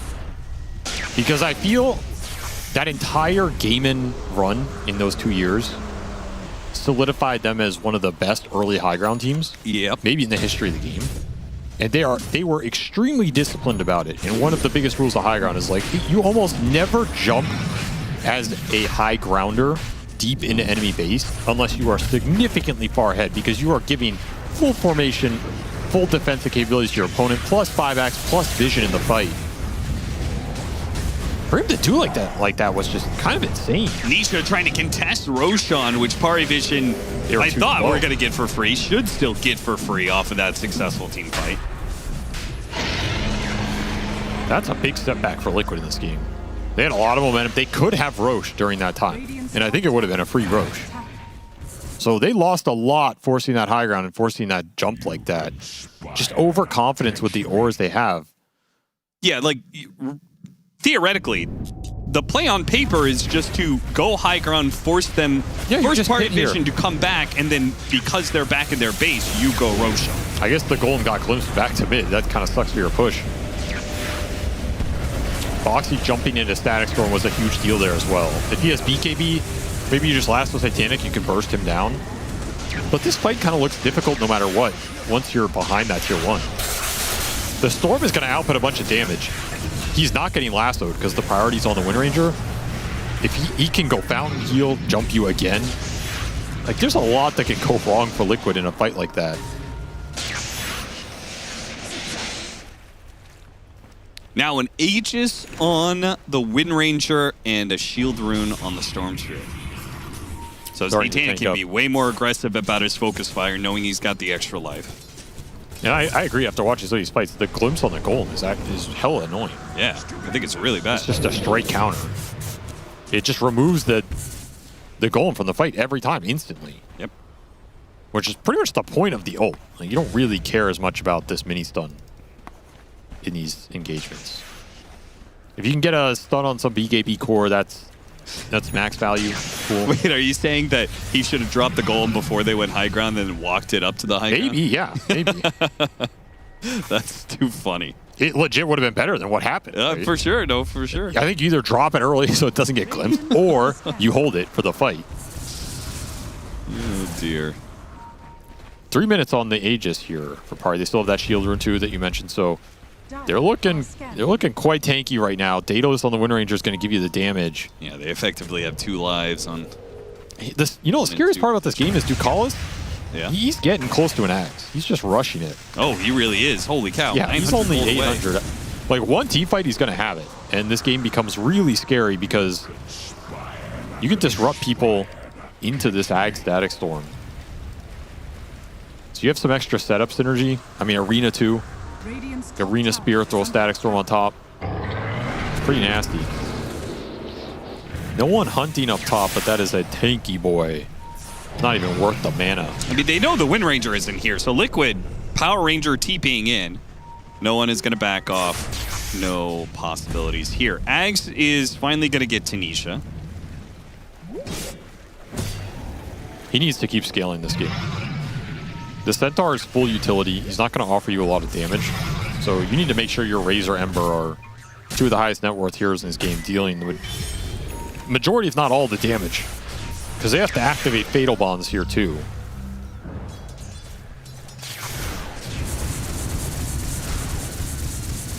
There's going to be a farming period for Pari with this Aegis. They are getting out farmed, which is a little ironic.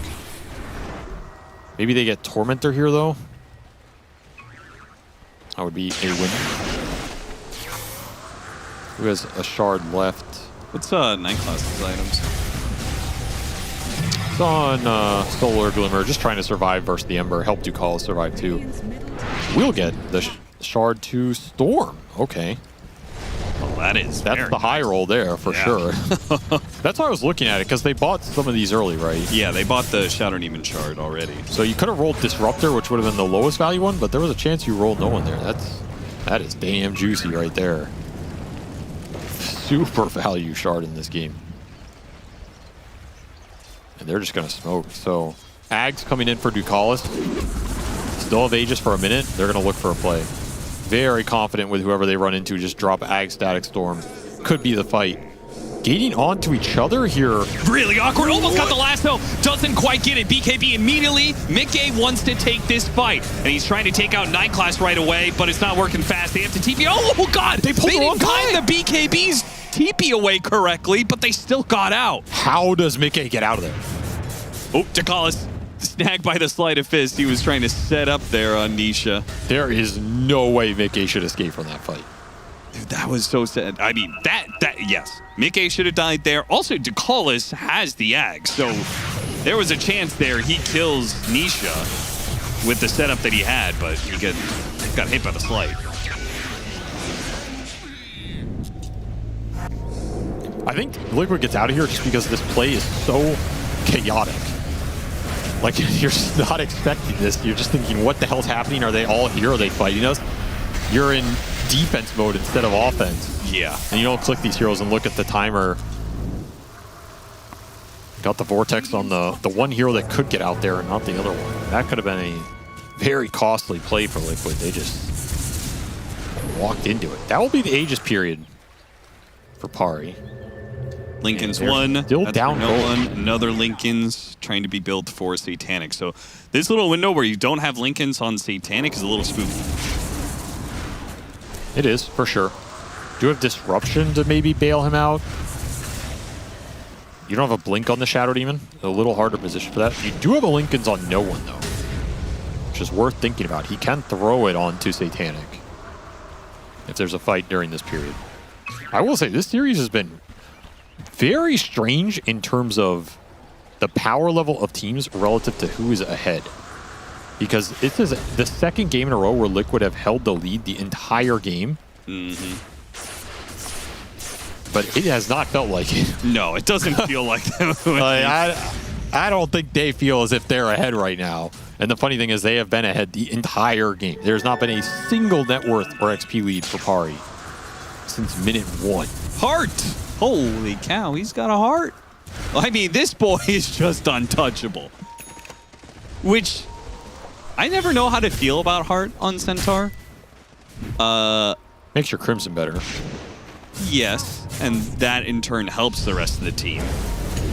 But he's definitely going to be ignored in a fight. Okay, that is a focus fire that just took out the Batrider, but it got linked in return, and that's not good at all. The Arena trying to protect Satanic. Satanic playing around the walls. Betsy can't can't get through the walls, but maybe the Ember Spirit can. He sifts through them, smoke through a keyhole, trying to chase down Nisha, gets him in the end. The chains, now the stomp onto the Storm. They've got him controlled. He's got a little bit of mana to work with. Zips over to the other side, TP's away.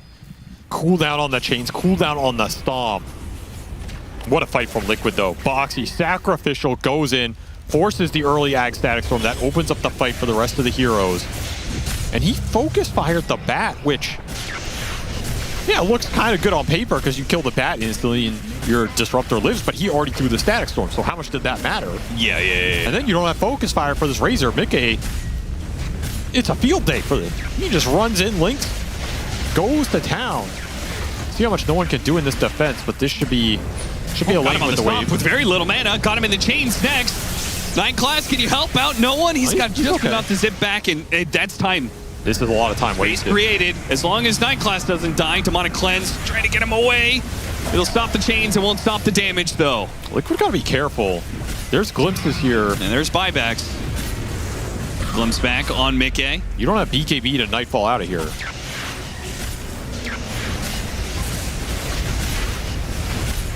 No glyph for Pari. This will be the lane. It would take their victory. And Roshan spawning in 1 second. It is up. Top side for a good chunk of time here. See if Liquid go back and try and snag that. I think he regrets this focus fire in hindsight. Oh, yeah, I think he instantly regretted it. Because it put him in range for Mickey to get the go. The fact he almost lives here is insane, though. Yeah. Do you remember when this Arcana for Razor made it so if you were close enough, you would melee hit? Nisha forces out the Static Storm and kills Ducalis. I mean, Ducalis, he got that axe, but he's just not getting any value out of it. Liquid are doing a really good job forcing him into a terrible position. You just jump on top of him with precast BKB. He has no choice for him. You either drop it or you just die. Save the cooldown. You still have Lasso. If you're Liquid, but Roshan. They threw on the high ground before. Yes. This should do Roshan. Do not do the same thing again. Right? There's no way they don't just go Rosh here. Their Rosh is just so slow. I think it's maybe the one factor for them they're trying to consider. Yeah, I mean, I get it. Surely you have to do it at some point, so now or never. They're missing the level 25 talents too. They have a 24 Ember and a 24 Razor. A little sad for them that they're so close to these big 25 talents. Roche dying slowly. They get the high ground ward, PARIVISION. I mean, unless no one's going to zip into the pit right now and take away that Aegis. Oh, he gets in there. Roshan roars. Mickey, he's been stunned up. Who's going to get the Aegis? Mickey grabs it right in front of no one. Now the lasso on Triple S before he can get out the arena. The arena goes down now, but the damage is already done. They got the extra life. They've killed Triple S and Satanic. Well, Satanic just can't get through. This horseman, Ace, he guards the entrance. Only really the Storm and the Blink Dagger heroes can get past him. Didn't have Static Storm, no shot of bringing this Centaur down unless you're willing to commit everything from the Wind Ranger on top of him. Which just feels like it opens up too much in the fight. You got the Roche kill, you did not get the Aegis. Banner as well for Liquid here. That's the game plan here from the Storm Spirit. He jumps zips in from the from back. behind, goes for Mickey with the focus fire, but Satanic got stomped, so he didn't get much damage there. Shackle shot and a pin onto the. I mean, don't this wanna guy. do You anything don't to want to him. hit this guy. You don't want to hit this guy. He's got a heart. He's half They're gonna HP. try. Maybe they can kill him. Okay, they're actually doing it. I mean, it cost Satanic like a third of his HP, but I guess Liquid couldn't do anything to help him. Can Liquid turn here, though? Low mana on the Storm. They went for the Warlock on that glimpse. Oh, what a shackle shot! Stopping Mickey. Now the Spirit to follow it up. Beautiful kiting here from PARIVISION. The focus fire's back up at the second life. When it comes back, Satanic's still going to have Yeah, he that still focus has fire. it. Mickey's going to be in trouble. BKB activating. Here comes that focus fire. Oh, Spear. It didn't hit the cliff. It pushed him away, but it's fine. They got the kill anyway. They got the dub. They got the What can triple. Nisha do? Satanic trying to get away, but Nisha locks him down with the shackles. So is no one. No one as well as, oh God, it's Nisha bouncing all over the place like a deadly pinball. He kills 2 or 3. Jumping after Triple S for the final blow here. He'll get one more out of this. Man, he almost wiped them. Absolute monster. 9-1 and 10. As that team fight looks over for Liquid, you forgot about me. Nisha on the Ember, level 26 now. He extends his kill total. 8,000 damage coming out from him. And he couldn't even really do anything in the first half of that fight. Just all cleanup duty. 6 shackles from Satanic. As Pari are trying to battle through multiple lives on the Razor. The interesting thing here is they could have backed off at multiple times in this fight too. Yeah. Like, Pari are the ones in control. You can back off here, right? You could just go heal, get more mana on the Storm, but no one says, I want to push it. I want to try and find glimpses here, find something, even with the low mana pool. And it looks so good too. Shackle into Spear. But look at focus fire on an Aegis just hero. running down your supports. Yeah. He's full resources here. This is where I thought it looks murky for Liquid because you get the Shackle, you get the Spear, you clean up the Razor a second time. How much can Nisha really do here, right? Well, he can do a lot. I mean, Fatal Bond certainly helps with Sleight of Fist, right? Sleight of Fist hitting 2 or 3 heroes while they're Fatal Bonded to each other, just amping up the damage like crazy. And he almost killed Satanic. Vessel ticked him down to 100 HP. Wow. So he almost got a Rampage, full team wipe out of this, which just would have, I guess he was only on the triple, so close. But that'll give him his 25 talent with Ags, with Refresher, with amp damage.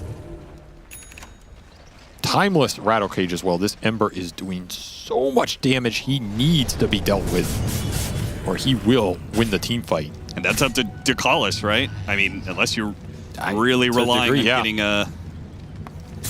I think there are a few things Pari can work towards. One is the Focus Fire talent for Wind Ranger would be nice. The other is Ags for Storm. Putting the blue hole in this game, looking for multiple pulls, that can change this game a lot. Especially with the 25 for Storm with the overload bounces. That's a huge damage spike for them. And I'd say the Hex on Mars is another big item. So there's still some big timings here for Pari to try and scale. But Liquid are getting to the Ultra Late faster. They have the 25 on the Razor for the Link, 25 on the Ember. They have Refresher on both of them. This is double Eye of Storm, double Link Razor with the 25 talent. This is where that hero just becomes an absolute monstrosity. You either kill Mickey or he's going to kill you. And this is the issue. You have to deal with the Razor and you have to deal with the Ember. And they're both just massive teamfight threats. You'd love to see a cart in this game too. Ace just opting to go more carry. Ace's build on Centaur is always so funny to me, man. Like, no Ags. Everybody else thinks the Ags is OP. He's like, nah. I mean, he just got a shard though. I'm gonna yeah, like he just got a shard now because of the Tormentor. He buys heart. He doesn't even buy shard. He has a full AC. Because he's like, I'm gonna right click them to death with my AC. He's gonna double edge them to death. This thing is gonna hurt. I mean, it is now, yeah, for sure. He's almost higher net worth than Mickey. That's what Ace gives you, man. This guy always finds a lot of farm. He's a carry player at heart.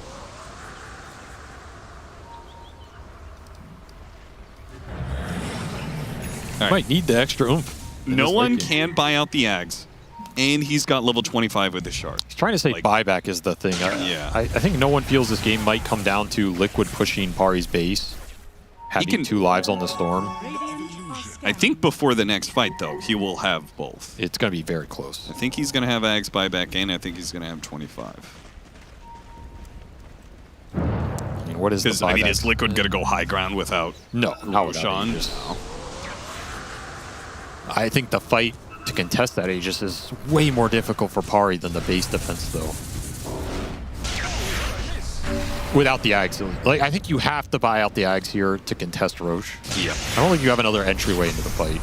You do have a blink on Ducalis now, so that is the threat behind the Vortex pull here. Is if you imagine you pulled 3 or 4 heroes and you just blink Static Storm, the fight's over. Oh yeah, it's instantly over. So that Static Storm alongside the arena. I mean, you've got Scythe on Triple S. You've got so much initiation from PARIVISION that was not there before. It's a big upgrade. And this is some of the late game they were trying to get to.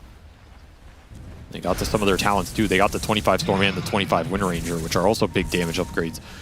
The threat's there, man. This is anybody's game. This gold difference doesn't mean anything. It's about the jump, who finds who in the initiation, what kind of stuns can you get? Can supports land the ultimates here? Can you find a lasso versus a Static Storm?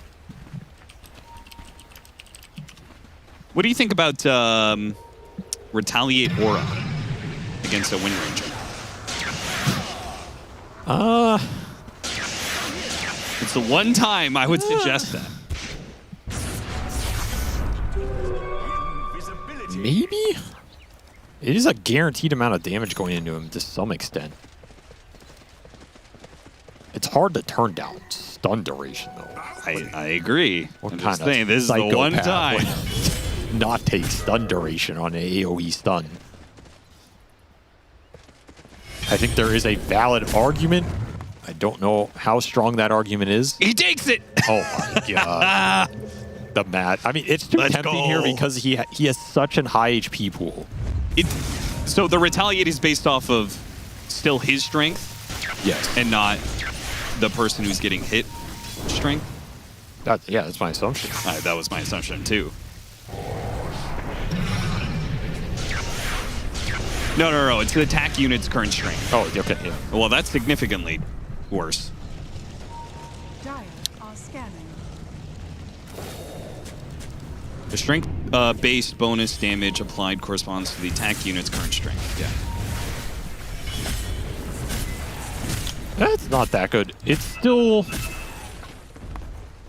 It's probably like 120, 130 per hit on most of these heroes. It's also very different if you've got Satanic. Try to get the stomp on no one. He's already zipping around. He is... Grabs Ace. Of course, Ace is... not taking a lot of damage there. Yeah. That was damage test number 1. He's a big boy. Successfully passed. Boy.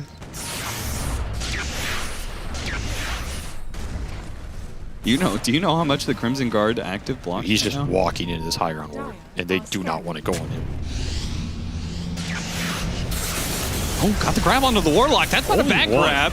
Meanwhile, lasso initiation did go down. Golden's going to be dropped. Fade up onto a lot of heroes. Triple S, they hit the refresh already. Razor is going to have a BKB, double Eye of the Storm. That's dangerous. They got to focus him down. But look at that. They tried to focus him down, and Satanic just died to it. Between the Thunderhead and the Retaliate Aura, he just killed himself.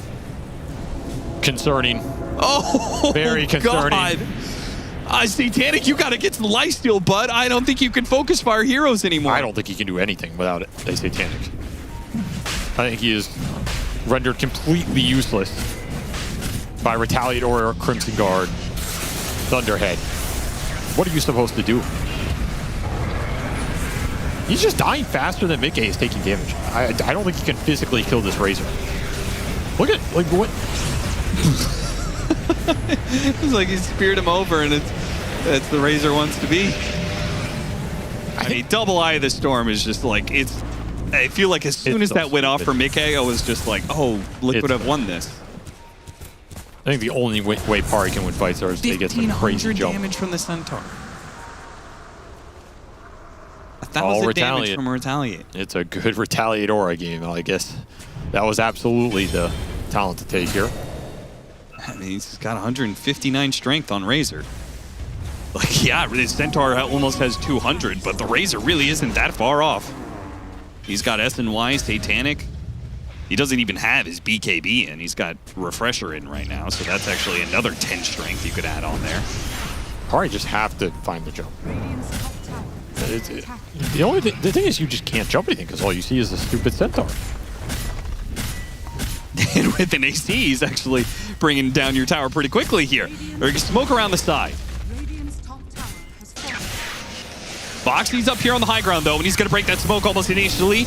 No one. He tries to jump where he can. They got the last one initiation on to Callis. Callis has to buy back. He has to find a static storm for them. But what do? It's just the Centaur. It's the damn Centaur sitting in the front. Okay, Mickey went after Triple S here. Tried to go for a quick TP out Triple S. Not a bad idea, but it doesn't work. No buyback for him. Missing the gold. Pari cannot find an opening against this Liquid lineup. It feels impossible at this point. And the banner is still up, and the Centaur is still hitting buildings. He is inevitable.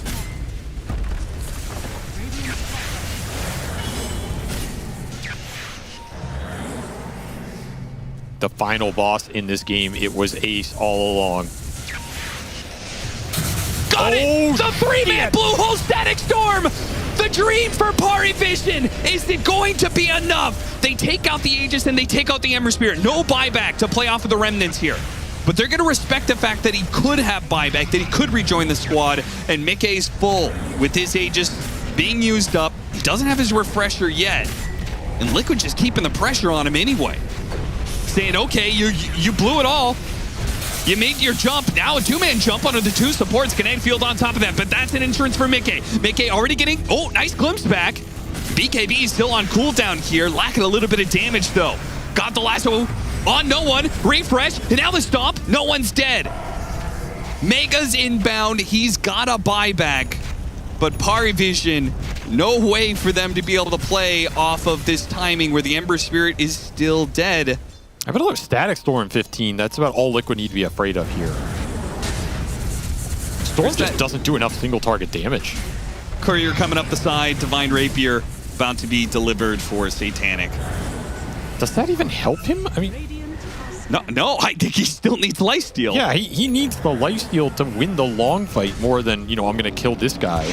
It does help you in the sense of you need less attacks to kill a person, which is less retaliate. That was a sick grab by no one on this ward off bottom lane. Not a ward Liquid expected. Satanic is going to... okay, I was going to Double heart. Wait, really? Double heart. The ultimate go fuck yourself build. 6,400 HP. I am the Centaur War Runner, and I have come for your base. Oh god, those poor tier 4 towers. He has 200 regen and he's full HP. What happens if he gets low? He's like 400 or 500. I don't. What are you? Chains on 3. Lasso initiation on the Shadow Demon. Shadow Demon dead. Buyback available. All the PARIVISION's heroes, you have no one trying to kill Boxy. Really can't get him. There's just too many shields. Meanwhile, Nisha's dance around, pull Triple S and Satanic. Stomp from Ace. Hit Satanic. They have an arena. Try and stop Mickey. They just managed to stop Mickey. Satanic turns and kills. But the base. The base, though. Too many creeps. They got to deal with the banner. No one is trying to hit the banner right now because the creeps are just taking over the base. He got a spear onto Ace. 1,000 HP left on the throne. Kill that damn Centaur. They got him. 500 HP. Siege Wagons are hitting it. They can't stop it all. There's just too much power on Liquid. Too much girth on this squad. God damn, that was a warhorse right there. He was getting chunked by the Divine at the end. It was.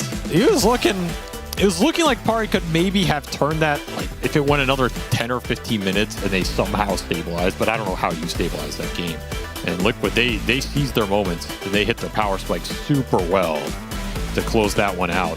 Still held the gold lead the entire time, even though that game felt super back and forth. So from a net worth standpoint, it was like, you know, straight line in their favor. No problems at all. That Nisha Ember Spear did work in those later fights. He's just an absolute monster. Like, he's just too reliable. It's disgusting. The double Eye of Storm is also always disgusting. And then the net worth from the Centaur is what pushes it over the edge, right? It's a good thing Ace farmed like he did. It really did. 22,000 hero damage from him. 15,000 of that was retaliate.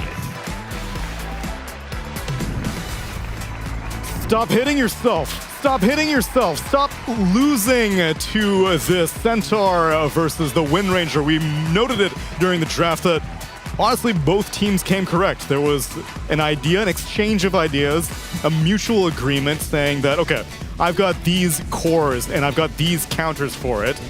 And then we put them head to head. We put them in the ring of battle, and seems like Liquid were able to get the advantage in this one, Aiden. Congratulations to them. Thank you.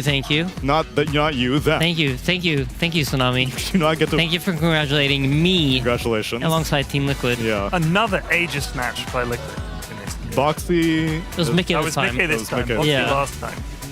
I mean, I think Liquid just honestly played better. I feel like they executed at a higher level than Pari did this game. But to be honest, this series is a lot more interesting than I thought it was going to be. I thought it was going to be a lot stompier, but I feel like Pari seems to have been learning from their games, and I feel like they're drafting a lot sharper, and even their gameplay is like catching up now.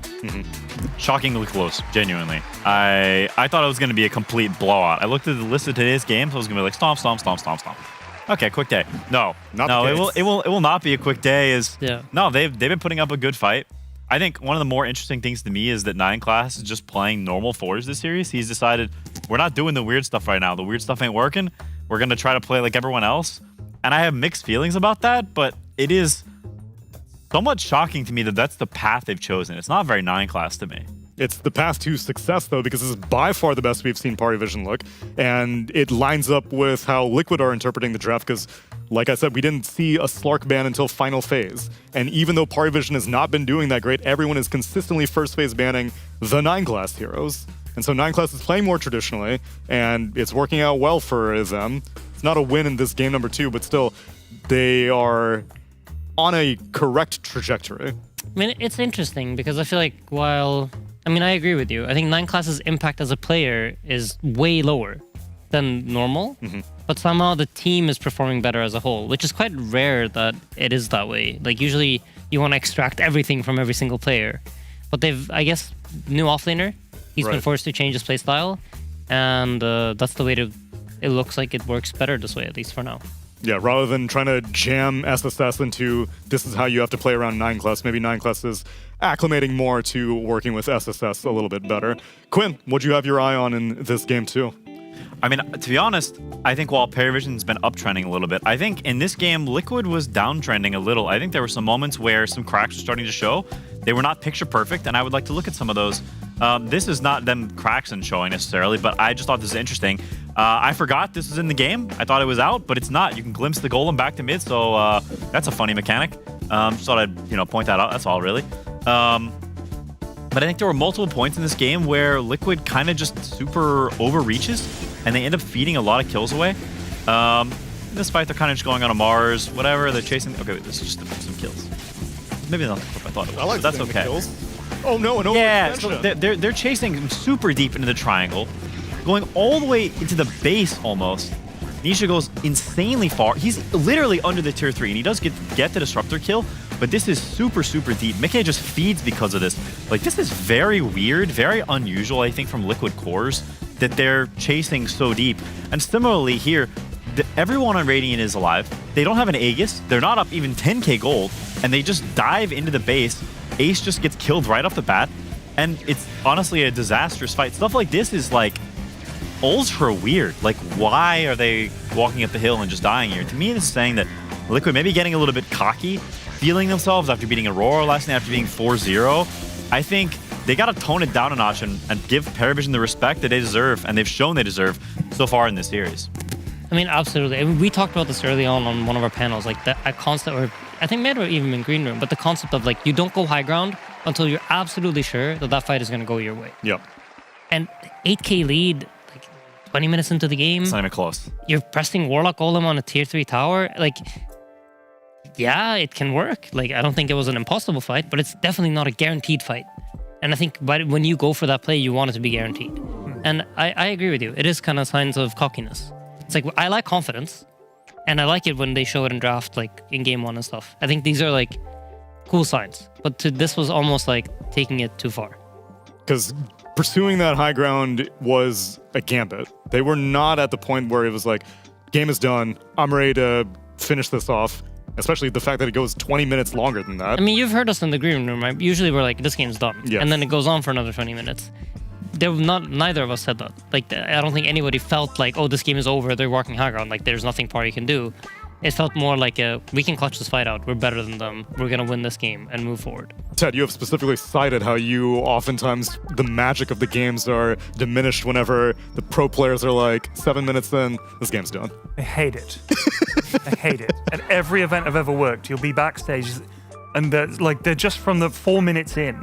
Oh, he didn't get it. His courier got killed. That's it. It's over. It's like, oh, he's gone brace for instead of wraith back. This is the wraith back. This is over. You're like, what? Oh, there's one fight. They go, oh, that's it. They got him. GG. You're like, what are you talking about? There's still like 35 minutes at least. They're like, it doesn't matter. It's over. And it often is. And it just takes all the fun out of it. It's like if you've ever been to a movie and the person leans over and goes, I reckon the Matrix is just, it's like a computer simulation. You're like, why did you tell me that? I didn't watch the trailer. I just came here fresh. Like, no, I figured it out. Also, the spy is that guy's dad. You're like, shut up! It's like that. Do you ever frequent like episode discussions for television shows on Reddit while you're watching it? After I've seen it. So then, After I've seen it. How do you feel about the theories whenever people are coming up with theories for these shows? So I don't mind that. Like, I was a big fan of that show Severed. Okay, Oh, yeah. Severance, Severance, sorry. yeah. Reading Don't spoil the it for Don't everyone. spoil that. No, That show's too spoil new it. to spoil. Yeah. No spoilers. Wait, how does it end? It doesn't. It's still going. So the fan theories about what this character might do or what does this mean or what's the meaning behind this, that's interesting. And I think speculating about it, because I'm doing that myself. Sure. So this is just like a conversation we'd be having. But the equivalent of speculating on fiction is one thing. Speculating on a pro game, the players literally can know that this is over. And it just kind of takes it all out of you. But the lads are almost always right. It's very impressive. It's very boring. And that's why in this game, at no point were either of you like, this game's over. Yeah, it was a good game. Total silence. Well, plenty of yammering, but Lots of not enough. I don't know about silence, but like... It was a rather chatty game in the green room. But yeah, sometimes it will just ruin the... Oh, Neil, have you cracked the puzzle? Oh It's my done. Magic. goodness, he's a beast. Damn, that's what, 4? We've done We've done 4 of the puzzles We now. need puzzle 5. Quickly. There's still time. We finished off the cube, which was it was supposed to be case hashtag. Done. Broken up into 4 separate pieces. Oh, here's the next puzzle. We got the next puzzle. We got puzzle number 5 now. Crack this one open. Oh no, This it's is another called- chained thing This together. is a 6-star puzzle. We had these 2 nuts that needed to be separated. It's called a you and you puzzle. A you and you puzzle, a you and me puzzle. Us and together. we had to separate the innards of this globe from its parent, from its home. It's all very heavy and metallic. Yeah, There's it's some quite problems. satisfying. This is Cast Chain. There's a whole world of wisdom wrapped in this Oscar masterpiece. The 3 pieces can be separated and then joined again in their original form. What's special about this puzzle is that it can be solved 3 different ways, depending on which of the 3 pieces is chosen as the middle piece. Subtle kind of working pieces, victim struggling frustration, chain-like behavior. Keyword is chain. All right, noted. That means Pudge is going to be picked in the next game. You gonna see those chains? There's a chain on his hook. That or Ember. Are there any other chains? Searing Chain, chain? chain lightning? Clockwork. Zeus! Chain lightning? Zeus. Chain lightning. Yeah, that's a bad hero. Holy cow. We'll see if the chain of wins will continue for Liquid, as they are hoping that they don't drop this series. They will lose their undefeated score, but if anyone can do it, it's looking like it might be PARIVISION. Stick around, everyone, and we'll be back with game number 3 after the break.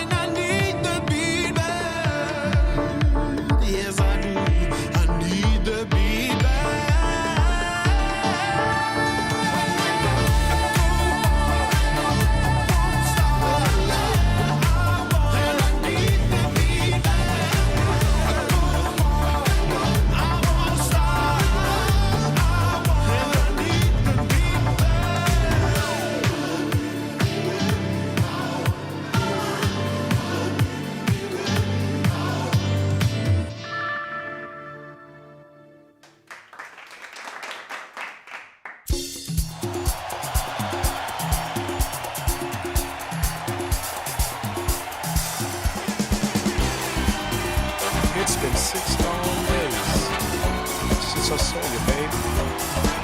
I've been counting the hours, minutes, seconds, until you're back in my arms again.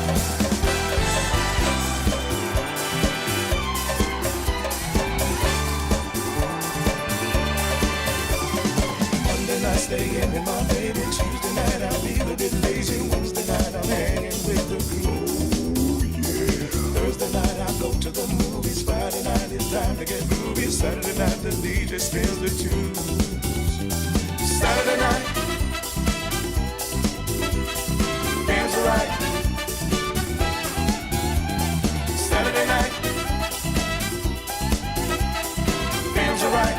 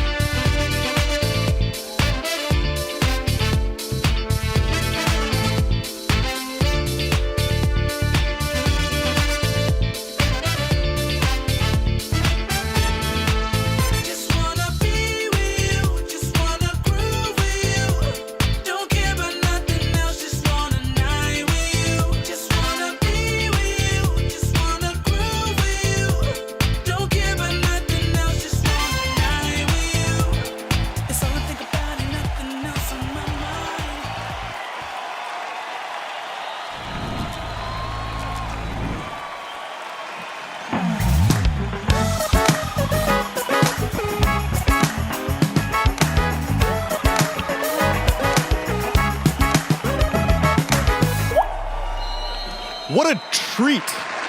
What I a like treat. that. That was so peppy. They do that little bloop, bloop. That's like a frog noise. The frog noise. Largo. 6 games at the start of the day, gentlemen, for what was considered to be one of the most one-sided of days based off of the matchups. I gotta say that this day is delivering in spades. If delivering you mean tiring me to the point of exhaustion, then yes. I'm not. I'm saying you're getting the most high-quality Dota and the most possible opportunities to learn about so many heroes, like Largo, who Liquid once again decide is worthy of a first phase ban. And now we'll see if PARIVISION also say, yeah, you can have the Treant Protector. I don't even need the Largo to be able to ban it, because so far they've only taken out the Shadow Demon, the Tusk, and the Phoenix, the very support-heavy bans. So what's it going to be? Shadow Fiend ban? Treant ban?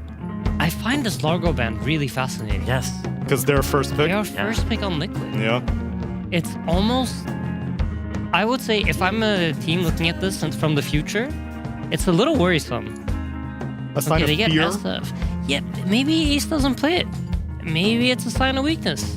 Maybe like this Team Liquid squad does have like, maybe there's something there that we can exploit. Their kryptonite is amphibious. Because for whenever we saw it flex to Tofu, they did win both games. It was Tofu against... definitely plays it. I think Yeah. they're very happy to play it on Tofu, but it's a very different hero as a 5 compared to a 3. Sure. Oof. Yeah. I mean, Mika SF or Nisha SF, I think is like Very scary. It's very scary. I think it's arguably both of their like best heroes. So then why in some ban? ways, maybe more Mickey. I think Mickey SF is like signature. On safe lane, it's just like it fits his playstyle so well. It's kind of like a mid hero that is a safe laner, that is a very good safe laner, and it's very strong in the patch. It can right click, it can cast spells. Kind of, I think it does like a lot of the things that Mickey thrives from. So then why ban the Puck as the last first phase ban from PARIVISION? You don't want to play against Nisha Puck. I think the 18, like I think this is a pre-ban. Like they would not first pick Puck, but you're banning it because you want to save your ban in second phase for something that is actually pertinent to the hero you picked. So you just ban the Puck because the Puck on 18 slot is really rough, and I think they're scared of it. And it's also Nisha Puck. Like Avery talked about it during the cast. It's just, I know we used to do that all the time, where it's just like, if we just ban Puck, just don't even think about it, just ban Puck because it's just too annoying. Get it out of the way. Don't worry about it. Although now a lot of incredibly well-contested heroes have slipped through because Batrider is the response to Shadow Fiend, but Treant Protector remains ignored so far. The Bat, generally speaking, pretty good against Treant. Like, if it was a patch where Treant is like at an even hero strength level with Bat, I wouldn't want to pick it into Bat ever. We'll see. And Liquid don't want to do that, so they decide to ban out the Treant. They don't want to pick it themselves, and they don't want to give it away. Easy ban. I do like PARIVISION's approach overall this series, though. Like the fact that they're just banning a bunch of heroes that Liquid likes, and just leaving all the OP crap. Like there's a second phase tree ban. It's an SF versus a Bat. Razor's in the pool. Like all the stuff that Liquid typically first picks. So like, pick whichever one you want. We don't care, and we'll just take one of the others. Like I think that's a cool approach. And an option that second pick has way more of a choice to do now than they did before since they changed the ban order. So I think it's honestly made second pick way more interesting, and I like that PARIVISION is taking advantage of that because I think, to be honest, teams are not exploiting this opportunity enough. It's a cool approach, and I think it's like you wouldn't do this unless you're to some degree confident that you can beat those heroes too, right? Yeah. It's either you're full despair and you have no other options. You looked at the draft and you're like, nothing is going to make it nice for us if we're trying to ban like quote-unquote normal heroes. So you just leave everything, or you're like, okay, what is our game planning as SF? If they pick SF, we're going to do this, this, and that. We ban this hero. We have it kind of mapped out. At least usually for like the first couple of picks, you want to have like a decent idea of what the draft is going to look like, and if you like the setup moving into the second phase or not. And I get more of the feeling that they've mapped it out, because I think it worked in game 1. It showed signs of life in game 2. Didn't work out all the way till the end, but like there were signs of life. And now they're running back a similar approach for game 3. So they kind of believe in whatever it is that they've learned during the series, that it's going to work out in the end. It was during game 2, though, they were more upfront ideas of counters, like the Shout Demon to the Batrider, the Wind Ranger to the Centaur. Whereas so far, nothing too obvious has been revealed quite yet. PARIVISION have only played the Batrider one time this entire tournament, and it was SSS getting a win against Pain Gaming. And so for as meta as that hero is, PARIVISION have not been exploiting it that much. I mean, if Aiden was in the... I was going to say Oracle! They can pick an Aiden Oracle, and they have done that! What a read. Tofu is also a very good Oracle. And actually, He is an Oracle nerd. He is very good Oracle. And surprising to a lot of people, Boxy's Oracle is also very, very good. I actually don't think a lot of people have seen it, but I would argue his win rate with Oracle is probably higher than mine. Way lesser games, like fewer games. As a 4? He plays it as a 4. I would argue, like, Oracle is Oracle. I think no matter which position you play it in, it's going to play the same way.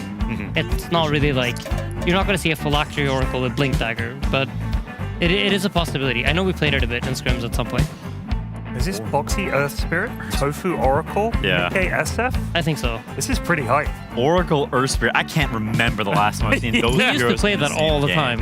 Back when we played with illegal player. Yes. Yeah, this was a common Liquid combo. Okay. Oh, I'm picking up what you're putting down. Yeah. I'm not. You gotta make sure you get first blood every once in a while. Don't worry about it, Ted. No, I mean, it's Oracle is weird with Shadow Fiend because Shadow Fiend tends to want dudes in front of him rather than people behind him because he's already kind of far back. Oh, I know. It just clocked. Sorry, carry on. No, it's like turrets don't tend to like saves that sit behind you in some way because the fight gets very cowardly and pickoff can get very good against you. So it is like it's somewhat two-sided. Like it is nice, but it is also very cowardly. And Earth Spirit is not a traditional fight starter in the way that he's not a blink hero. He's a skirmish guy. So if it comes to like the later mid game, there's worlds where this can fall apart some. Like it's not fully structurally intact. It looks like Boxy's had an idea, but that idea is aliens. When he leans over. Tidehunter, Oracle, Earth Spirit, and SF. And They're this building 9-class Slark. Oh, this is some game. Look at this. This is some jam too. Oracle's going to get hunted down, as indeed it is going to be 9-class Slark. Don't save it until the final phase. They jam it in before Liquid can ban it. I do really dislike the fact that they pick Kez like this, because I think this Tide is, like, as soon as Earth Spirit is shown against Jakiro, they need Tidehunter. They need something that can stand alone, because Earth Spirit can't pull the wave, and he's a useless bot in lane. So you need something that can survive, or you will get mollywopped. So they pick Kez, and Liquid responds with the absolute best hero possible against Kez, Jakiro, and Bat, which is Tidehunter. You shirk off everything, and you can actually survive in the lane. And if you put 2 points in Kraken, it's one of the best heroes in the game at staying alone. So it enables this absolute garbage can laner in Earth Spirit. I think it's the only pick Liquid could have, and I feel like PARIVISION like handed it to them and like salvaged everything. Like Tide fixes all their heroes. I mean, we talked about this before, right? Kez is we want to see it as a counterpick hero. You want to see the matchup. So this, and it's the reason we say that is because we don't want this situation to occur. This is the exact thing that you're trying to avoid. And my brain just goes, is there any world in which 9-class is going to play Kez? Oh my god. And it's a Slark carry. I feel like odds are 9-class has 0 games on the bird. I will tell you, 9-class had 0 games of TA. And he played TA4 against me in... How was it? I mean, I will say skill issue on my part. I got kind of cooked. And, you know, they had some unreal flow that event. So definitely skill issue on my part, but it kind of worked out. And I feel like if there's any dude to do it for the sake of the game, it's him. Because I feel like Oracle SF is not like the most pressure-heavy lane. So you could maybe get away with it, even if it's like not the most ideal hero. I prefer it, honestly. I honestly might like it more too. Does it justify the chasm that Slark would be great against the Earth Spirit Tidehunter lane as the carry? Yeah, it's an awesome Slark carry game. Like, as far as, like, I don't know if Slark carry is legit, but if it is, this is the best Slark carry game you're gonna get. Well, Quinn, let me tell you, I had Brian here with me the other day. What did Brian say? And he told me he's been looking at 8K MMR games, which is approximately his skill bracket. And he told me that Slark carry is like very much a thing. It's picked a lot in that bracket of games. And it has like a 54% win rate, I think, 53. Doesn't the meta trickle up from 8K?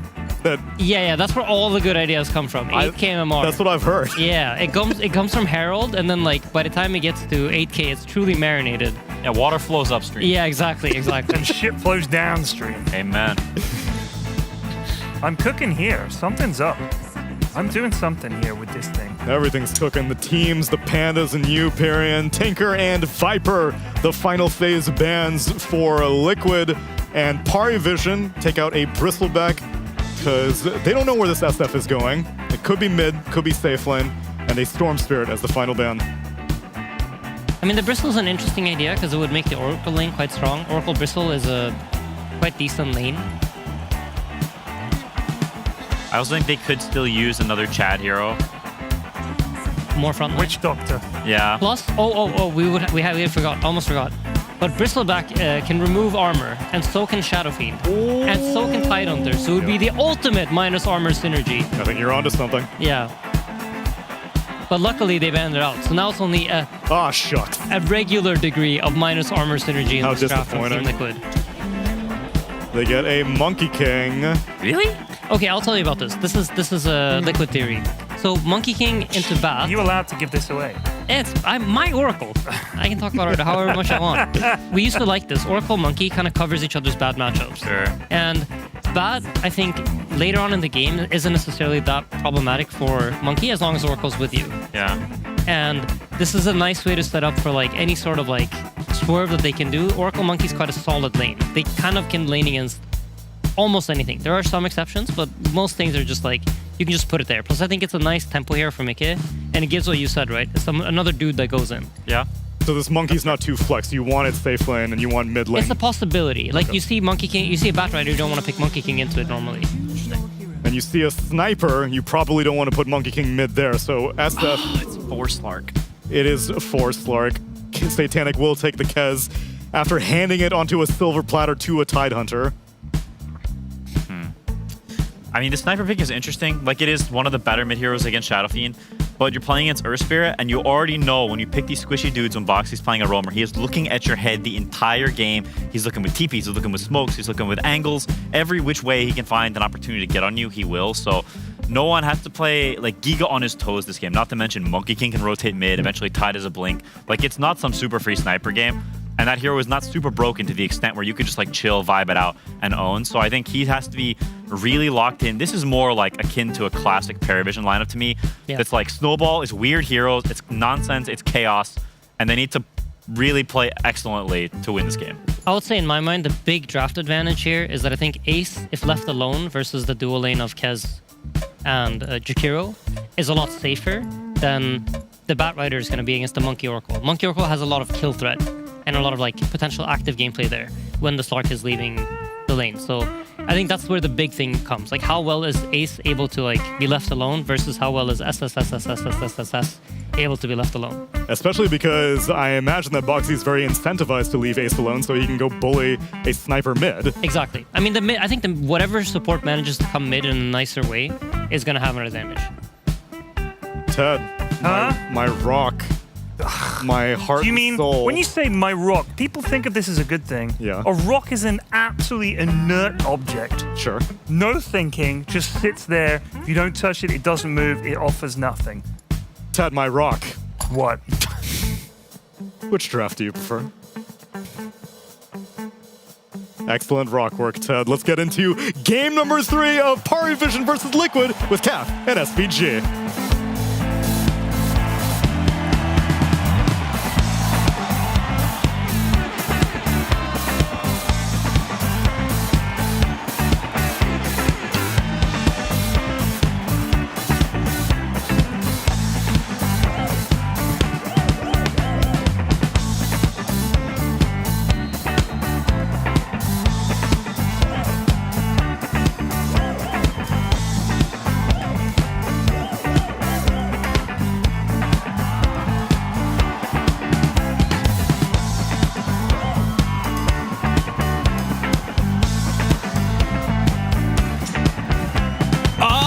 Freakout time. It's game 3, Liquid versus PARIVISION. An opportunity for PARIVISION to stay in DreamLeague, perhaps make it into the playoffs, because one more loss would surely be elimination. Meanwhile, Liquid can secure themselves playoffs right here and now if they can get the 5-0. But PARIVISION have proven to be a bit of a thorn in Liquid's side. They took game 1. They made game 2 pretty annoying. Tough nut to crack, some might say. Puppy putting up a solid fight in this series, honestly. I think they've drafted better in this series than a lot of the previous ones.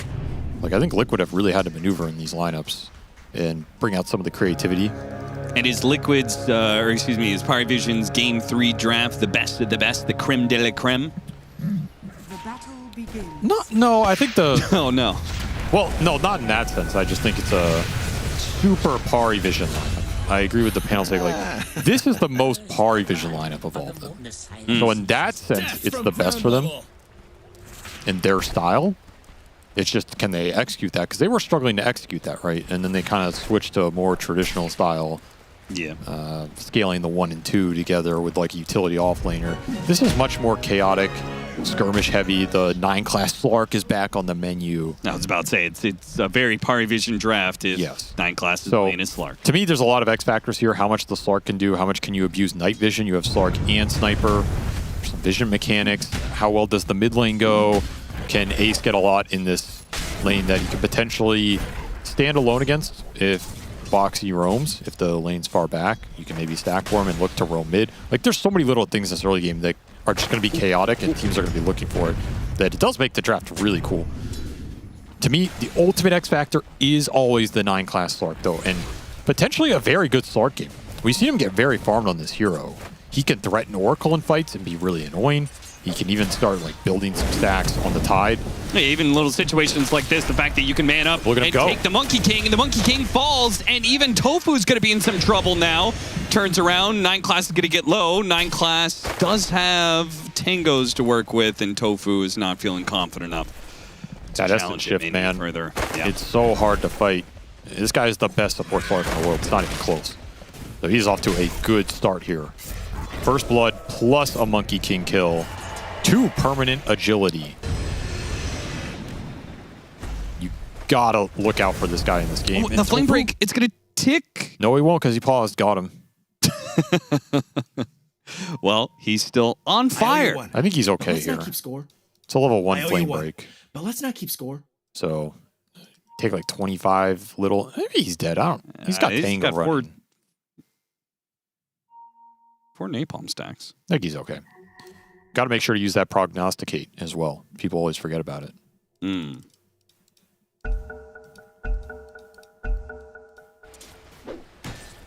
Ooh, 10 HP. You see, no problem, man. No problem. So side lane's starting off well here for Pari, especially with that first blood. Mid lane, no one's 7-1 to 8-2 for Nisha. Nisha cooking the early CS here. That is very good for him. Very nice. Get those extra Necromasteries up nice and early. Boost your ability to further dominate this lane. The Shrapnels are always going to be annoying. I mean, it's always Sniper favorite matchup. But the roam can come through from either side in a sense. We've seen the 9-class Slark rotate to mid, kind of try and backstab towers if you can push it in really heavily, which Shrapnel can do. And Boxy can absolutely look for the sniper rotation, especially kicking people into raises. Oh my god, Pretty dude, that's so obnoxious. We saw that before with the Mars God's Rebuke, how Kez will parry off of it when they try and go for the range creep. And you do the same thing against Tidehunter. Again, a very telegraphed, even more telegraphed than God's Rebuke. Anchor Smash. It's a good lane for Kez. But what isn't a good lane for Kez? Yeah. I do wonder if Ace is going to regret going this this facet. The Krill Eater or whatever over the Kraken Shell one. Tofu's in some trouble. And Tofu is going to die. Little overextension, trying to chase that Slark kill. You get baited by him every time. Fishy, fishy. It's a classic. It's a classic. Also interesting that Boxy chose to rotate top here instead of eyeing up mid because no one's low. So that mid roam could have come through. Would have been a nice time for it. Yeah. I'm sure no one's super happy to see his Earth Spirit top. He's like, oh, nice. I don't have to worry about this guy off the map. Also, is it too early to rotate off the Tidehunter? Because the Tidehunter, it's not like he's got items to guarantee he can play the lane against Kez yet. I think you rotate if the lane is back. It's not really going to matter when you do it. It's just about where the lane is. Can Ace get something? Okay, fair enough. It is back right now, so I think this is acceptable. Oh, we got the courier, man. I mean, it's close, but 9-class does end up dying here. Maybe he thought he was going to get too much out of that saltwater shiv. I think it's really hard for non-Slark players. I know this ability is not very good, but it does do something. It's hard to judge exactly how good it is alongside the Essence shift skills and everything. Surprised he doesn't just take stats.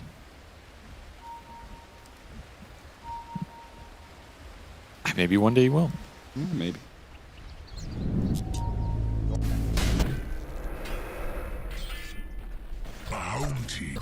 Got him. Oh my god. Wrecked. Dude, that range is so it's pretty stupid. The number of times we've seen that exact situation where Kez, I mean, this ability just offers you so much with the range. Really long range silence or damage like that in the laning phase or in these team fights where we saw, what was it, like Requiem or something got stopped off of it in a clutch situation. Imagine being able to just throw a silence. I mean, A lot faster than Death Prophet can throw hers. I was about to say, cry in Crobulus tears right now.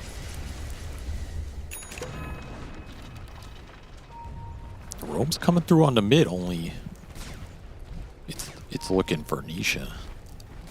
Why is he Nisha backs is off? not to be found. This is that nighttime period where 9 class can position real aggressive. Just kind of look for couriers, look for the setup, maybe leech some XP, get some deep wards out. Very difficult for the Oracle to maneuver this. So that's going to be the challenge for Tofu. He even brought Triple S to the top rune. They've really prioritized these power runes, taking them away from Nisha mostly. It's not like the sniper uses these. They just want to deny it. I mean, it makes sense for the Ember Spirit matchup, less so for the Sniper versus Shadow Fiend. I feel like these are two rune-independent mid laners for once. One of them smacking the tower here, though. Yeah, no one takes a couple of shots from the tower to keep the siege wagon alive a little bit longer. TP down the bottom lane. See if he can get an assassination to finish off Ace with yeah, they definitely got him. Look at Satanic, left him the last. I mean, Satanic's just straight 1v2 down here. And Night Class might actually be able to set up another kill on Boxy. He's gonna pop the healing salve, but he's already been pounced. There goes that healing salve, and he's stuck underneath the shrapnel. He tries to roll away, and the assassination will not go through. At least he doesn't die there.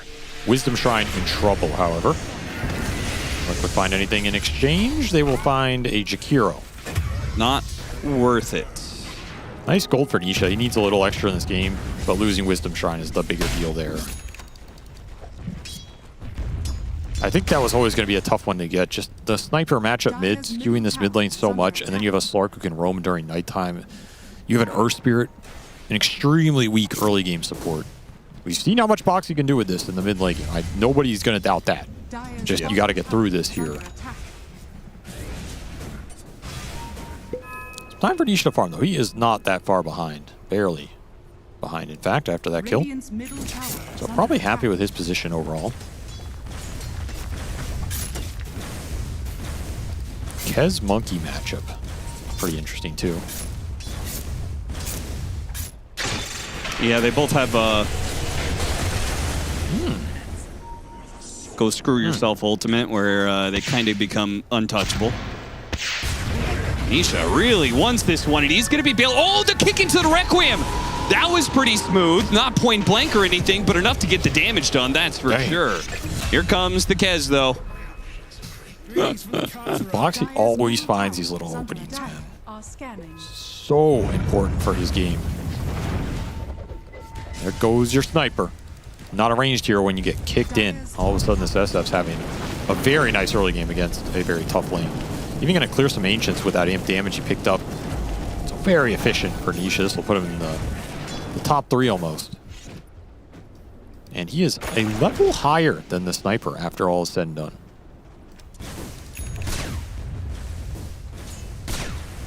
No one, definitely not happy at this point about the early game. It's supposed to be the sniper strength. You just roll these games. You have a free lane, you can make moves. Shrapnel's insanely broken for the first 15 minutes or so. Really nice setup on Triple S. They're going to get him inside the Wukong's command. He got baited in by Tofu. Tofu is not the one to die. Will Triple S die? Yeah, it's too much. Liquid doing a nice job setting these little traps. Baiting Pari in, luring him in. Oh, I'm just a weak Oracle. I'm just an Earth Spirit with no boots. What can I do? We actually do have the two Trap Masters, Slark and Monkey King. Here comes the Kez.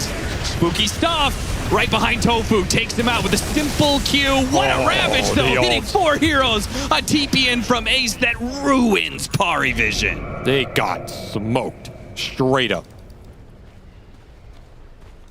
Absolutely smoked. Sniper got rolled on by Boxy. Again, Ravage connects. Boundless Strike with max Jingu Mastery stacks. If the monkey goes down before that, maybe you have a shot there. The second he gets stacks and he strikes everybody, that fight's over. And Pari are in big trouble now. Supposed to be an early game where they were favored with this sniper. This pick has just completely backfired. Look at Boxy. Kicks no one in straight into a Ravage. Nasty. Nasty, nasty what stuff. This guy is just a beast. Like, yeah, he's making Earth Spirit look real viable as a support. Oracle trying to bail out Boxy here. Mickey good into position. Ooh, actually got that ice path out. Assassination didn't finish off Boxy though, so PARIVISION do not get a kill out of this. So Oracle's Fate's Edict causing them problems, converting the damage here. Yep. And now he's got level 6, and that's a world of difference. Just a super solid defensive game from Liquid. They played this early game really smart, using Pari's aggression against them.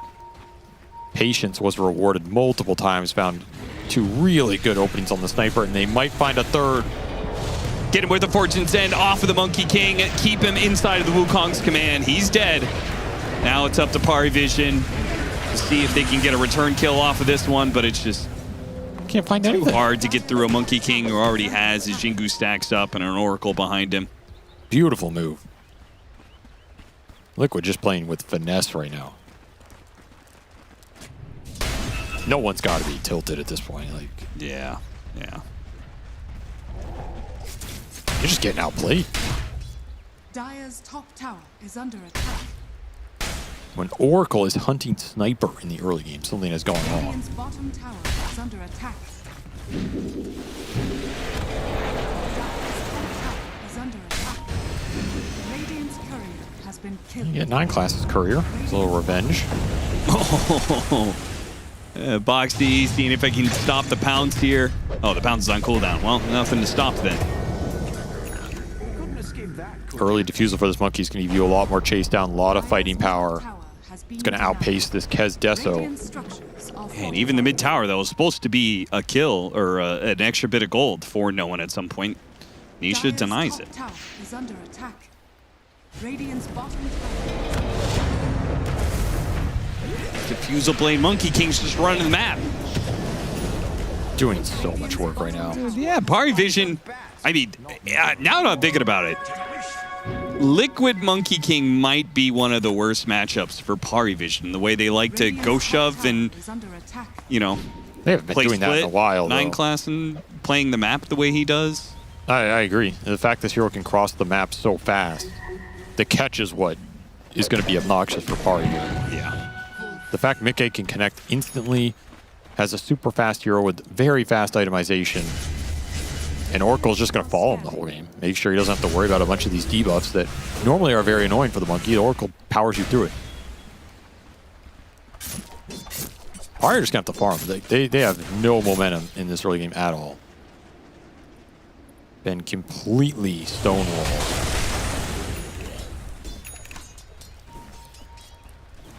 They might have to do a little baiting of their own if you can try and, you know, make the monkey jump into an unexpected numbers advantage or something.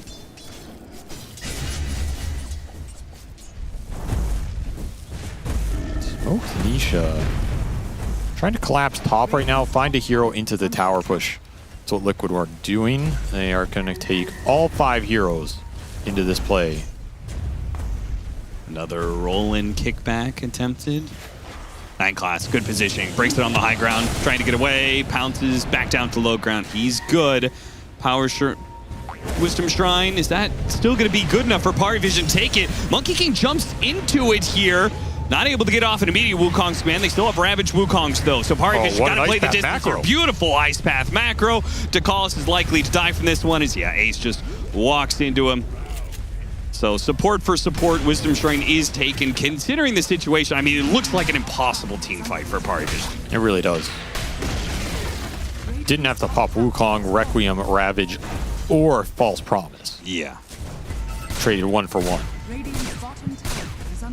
That's supposed to be a fight this Pari lineup takes 9 times out of 10. Like with Sniper at a tier 2 defending your Wisdom Shrine. That tells you how wrong this early game went for them. How well Liquid have played it. They're still hunting here. Another 9 class courier. You just cannot get his courier off the map, man. I bet that feels really good for Mickey, considering he's the one matched up against 9 class in lane all the time.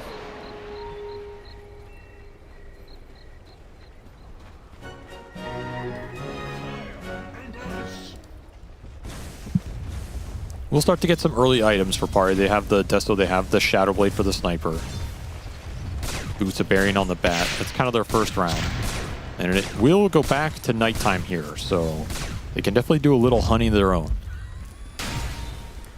Got to start to find some pickoffs with this Slark, or at least control the vision. If you can get some D-wards, limit Liquid's control of the map, that would go a long way to stop the bleeding. Her Spirit might get picked off here. Monkey King Oracle flank. TP's already coming. Yeah, this is going to be a nasty crash here. Jumping onto the Kez. Wukong's man bound the strike, trying to blow him up. Satanic grapple, Echo Slash, Raptor Dance getting away. Got the stacks up on Mickey. Here comes Unfortunate's End. Here comes Boxy rolling back in with the false promise. They didn't have to use it on the Monkey King. He stays alive. Everybody from Liquid stays up. Tofu protects them all. That's a dangerous ult to throw on Earth Spirit because you don't have it for the Monkey. Oh, the bounce strike hits on the 2. It's Ducalis. The sniper will get away off of the Shadow Blade, but 9 class hopping down. Boxy, roll after him. They've got the Monkey King to chase as well. Not getting out of here. Yeah, they just have way too good of chase. His life for a courier and a ward. Is that worth it? Maybe not. The way this game is going, it might be. Liquid just dominating the team fights. That was 2 HP on the Earth Spirit. That's crazy. When that false promise came out.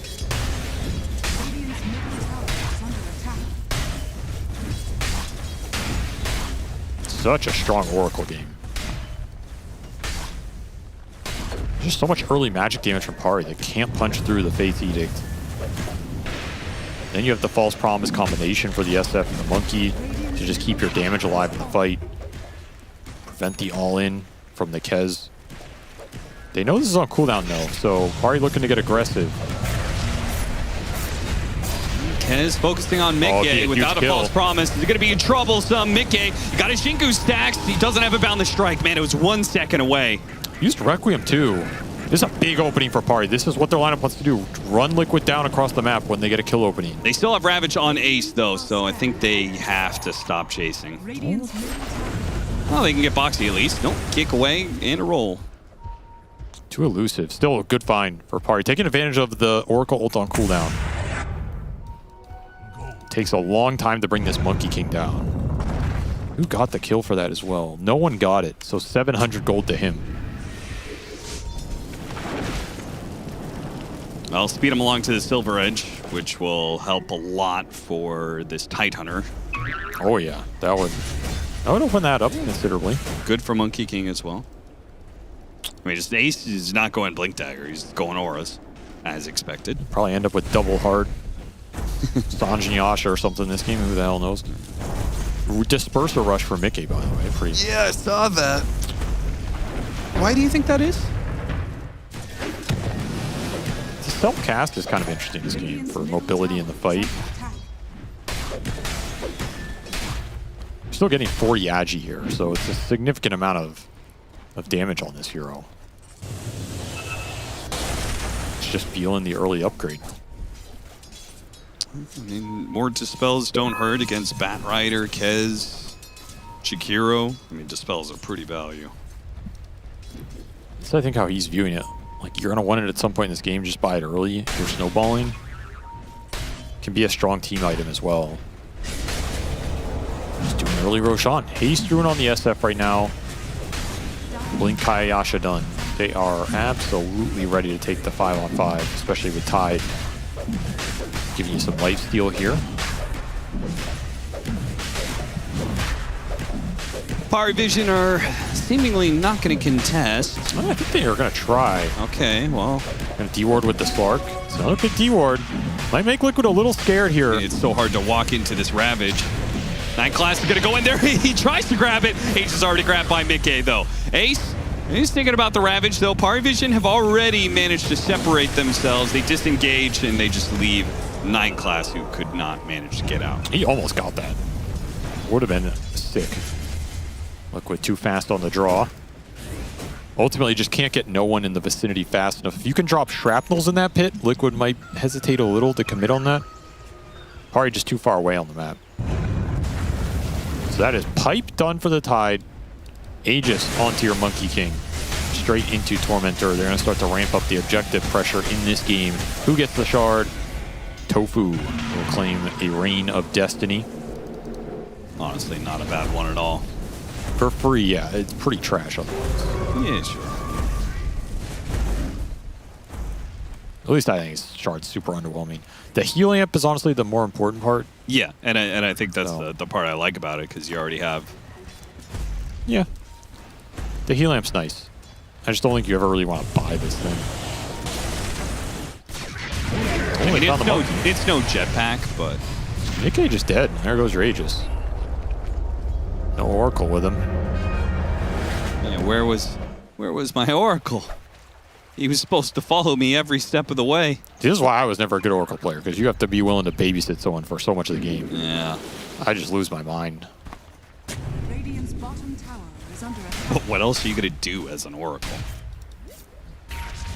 Hit lane creeps with Purifying Flames? Go slay. Get in there. Yes.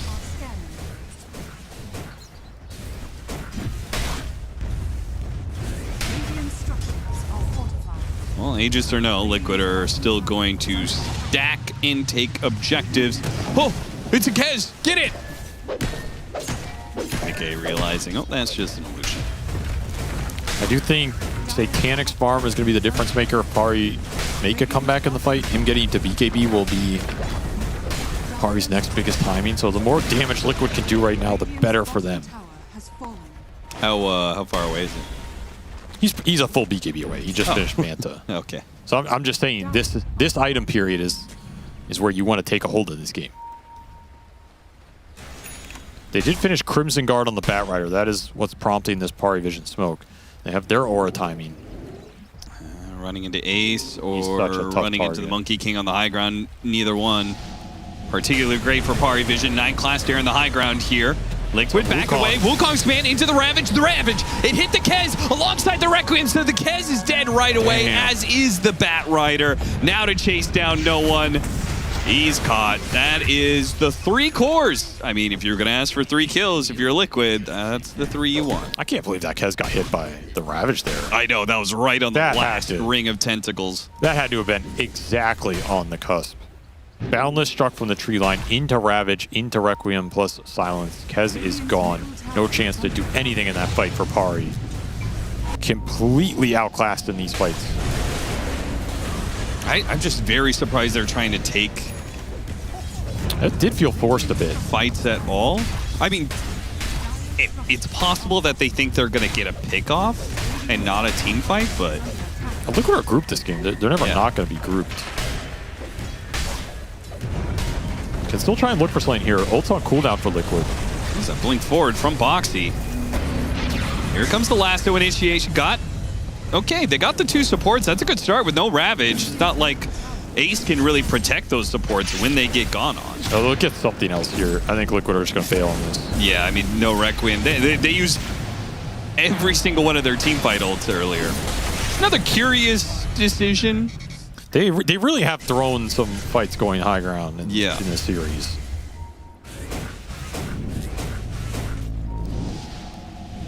It's just such a tough go. It's daytime. You don't have the vision advantage from the Slark. You're going uphill. This Ravage just clips everybody. I thought they were going to play this in a more slow fashion. Like, send the Slark in, look for where the Oracle is. You have to expect Monkey's going to be on these trees. It might be another fight that breaks out instantly, though. Liquid, they want to take this bottom. Trying to all into Kez. Got him! He's gone. Near point blank Requiem to kill him.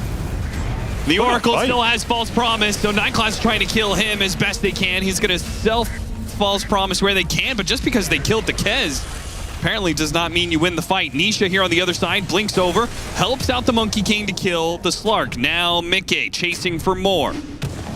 Triple S, Boundless struck.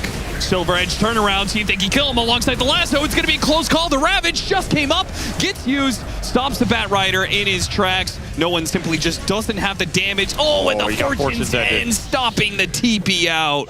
He just doesn't do enough damage to turn there. Like, there's no way these heroes are super tanky. You have Pipe Tide who respawned into that fight. Cute idea from Pari, but you're taking it without your damage with Nikez. Just a beautiful sequence there from Liquid as they roll in, silence, Requiem, BKB, SF, nothing is stopping that from going off that quickly. Unless you could have lasted him there or something, but there's no blink on this bat. Like, I don't know how you prevent that happening. It will be ult on cooldown for Liquid. And I feel like every time their ults have been down, Pari have found something. Yeah, I mean, Pari's looking for another fight. They should. Because why not? They should absolutely look every time these ults are on CD. Oh! Night Class having to pop his ultimate here. The AoE damage is too much in PARIVISION. Well, the Bat Rider's only just now getting here. It's a little bit too late off of that clump from Liquid. Now it's really awkward. Are they going to take the fight 4 versus 5? Well, Mickey's taking a lot of damage. There goes the False Promise, though. Last one after the False Promise. Nisha joins in, goes after the Kez. The Kez, there's nowhere for Satanic to go here. He just has to do what damage he can to the Shadow Fiend. Mickey was fine off of the False Promise. Oracle just helping him out so much. Game's crumbling now for Pari. And now point blank Requiem onto no one. Nisha with the double, and no one says, I'm done. Whew. Yeah, that game is done. It could have looked so different if that early game went Pari's way, but man, did Liquid execute the first 10 minutes there. Just almost a perfect first 10 minutes for how those two lineups match up. They didn't overextend anywhere. They played very defensive, very consistent, just patient. Maybe the one forced, like the first TP box he made top that didn't succeed, that was kind of the only blunder I saw in the first 10 minutes. Otherwise, he had the 2 kick-ins on no one that just killed his game. Like that actually, that's just game win. He kicks him into Requiem, and then the top fight, he kicks him into Ravage. And I feel like the game, it's not over at that point, but man, does that kill the entire sniper pick. Because he can never regain that momentum. So, Box, the MVP of this one, just huge openings found with this Earth Spirit, and then I think it's smooth sailing once you get through the first 10 or 15. Then you start to ball up, you have the sustain, the safes, the ores from the Tide. Those team fights, just make sure you take them around your ultis. Don't get pickoffs outside of that, and you're kind of smooth sailing. A very strong game from Liquid. Cool draft. Well, PARIVISION, they made the series spicy with taking the Game 1 win and a close Game 2, but Liquid steamrolled them in Game 3. At least they can look at their standings and be like, hey, we got a handful of games won. They got 3 games won now throughout Group Stage 2, which is actually better than MOUZ, and we'll see how MOUZ fare later today when they play off against Aurora. But despite all the game victories, it's the series victories that really matter, especially when you haven't won a single one. Where has this PARIVISION been the whole time, though? Not Game 3 PARIVISION. That's the one that we have been seeing. But, like, you know, the Game 1 and 2 PARIVISION, where was that at? I mean, I think this Game 3 is like indicative of where that PARIVISION is. It's there and then it's not there, right? Yeah. They have some wins here and there. It's just super inconsistent and they don't have their identity yet. Like, I genuinely think they're just not good enough to play this draft right now. PARIVISION at peak, when you're in flow and you're in like that comfortable state, you can win this game. But this, when you give up this Tide pick, the game is actually fried if you don't mega snowball from that point onward. I mean, I even feel like Satanic and Ducalis kind of overperformed the early laning stage. If you paid close attention, Bat was doing quite well, and Tide was not doing so well. I think at some point Satanic had like double his CS. I think it was sitting at like 45, and Ace is sitting on 22. So they really did like maximize the matchup, I feel like, in the laning phase. But then the part that comes after that, there was like no mid-game follow-up to it. And then Bat just started falling behind, and Ace just started working his way up the way he did like during his prime in gaming. Ted, I've been told that you have a specific team fight that you were very excited to show us. Incredibly, they've allowed me to do this. Let's go. We've given you the I have power. a clip here. This is at 24 minutes. This is quite near the end of the game, but I thought it was indicative of the way that PARIVISION played and when Liquid blew this game wide open. Here we are. Nisha gets a nice blow up there on someone, but look at this. Wait a second. Get back. Look out. They're on the wrong side of us. There's a macro player down. Quick, everybody leave. Oracle has to ult himself. Nisha's running away. Can they catch Oracle? The ice path. Has it caught him trying to TP out? No, what's this? He blinks back in! Who's this coming out of the trees? It's Mickey, and now they're on the run. I thought for a second things had gone well for PARIVISION, but much like this series, instead, Ice Path or no, they're able to run them down. They end up getting them. Game was over at this point. Monkey ult goes down. They get the Jakira. They get the slot. They get the bat. Chasing down the Kez. He tries to get out. Bosch dead. That's it. Great fight. I thought he blinked out, and I yelled so loud that Quinn went, "Gah!" like that. He did yell very loudly, very close to my ear. Because I thought Nisha was going to blink out and TP out, but instead he blinked in and killed him. Very cool. Mickey, sorry. Pushing the limits of the hero. I love it. Call an ambulance, but not from me. Exactly. Man. It was that. Turn it around. And that's why we saw the prioritization to the Shadow Fiend. It was going to be Treant Protector or Shadow Fiend. Liquid already tried the Treant Protector once, and now they tried the Shadow Fiend. Yeah, I will say it's a win for Liquid, but I think for future teams, there's two things that I saw in the series, and it's that their Treant might be fraudulent, and their Largo, they banned it on first pick. And I think these are, like, some Tundra or some Aurora are probably very thankful to PARIVISION for having these situations being shown to them. The intel has been revealed. The intel has been revealed. They jotted those down for sure. For sure. You know that as taking notes. And then in terms of bright spots for PARIVISION, Quinn, what are things that were happening in the beginning of this series that we can be like, okay, this is something that PARIVISION can lean on in the future? I mean, I think the fact that they're trying to play more normal heroes is good. I think it's more suited to the new offlaner. Like, this guy plays normal heroes. DM is kind of a weird player in that he plays like Enigma and Phoenix and a lot of like strange heroes. Necrophos, Phantom Lancer is one of his signature heroes. Like, DM is an odd hero pool. Whereas this guy is very much traditional offlaner guy, and traditional offlaners pair well with traditional fours. There's a reason that these heroes are called traditional. And so I think 9 class playing more of these normal heroes suits them better. I think it looked like it suited them better in this series. And I think until they dabble more with the weird stuff in scrims, I feel like they should stick to more normal stuff for now, because I think it suits their offlaner better. And you gotta meet your offlaner, your new player halfway, right? Like, you can't just leave this guy out in the cold and force him to come all the way to this super specific playstyle. You gotta help him out some. It's a good compromise. It's just tragic that it has to come from 9 class because his hero pool has consistently been 10 my favorite to see out of PARIVISION. And so They massacred my boy. we're clipping his wings right now. Yeah, it's a shame. I feel like the PARIVISION from 2 DreamLeagues ago, when they won the whole thing handily, it was him just basically picking whatever he wanted and being an absolute menace.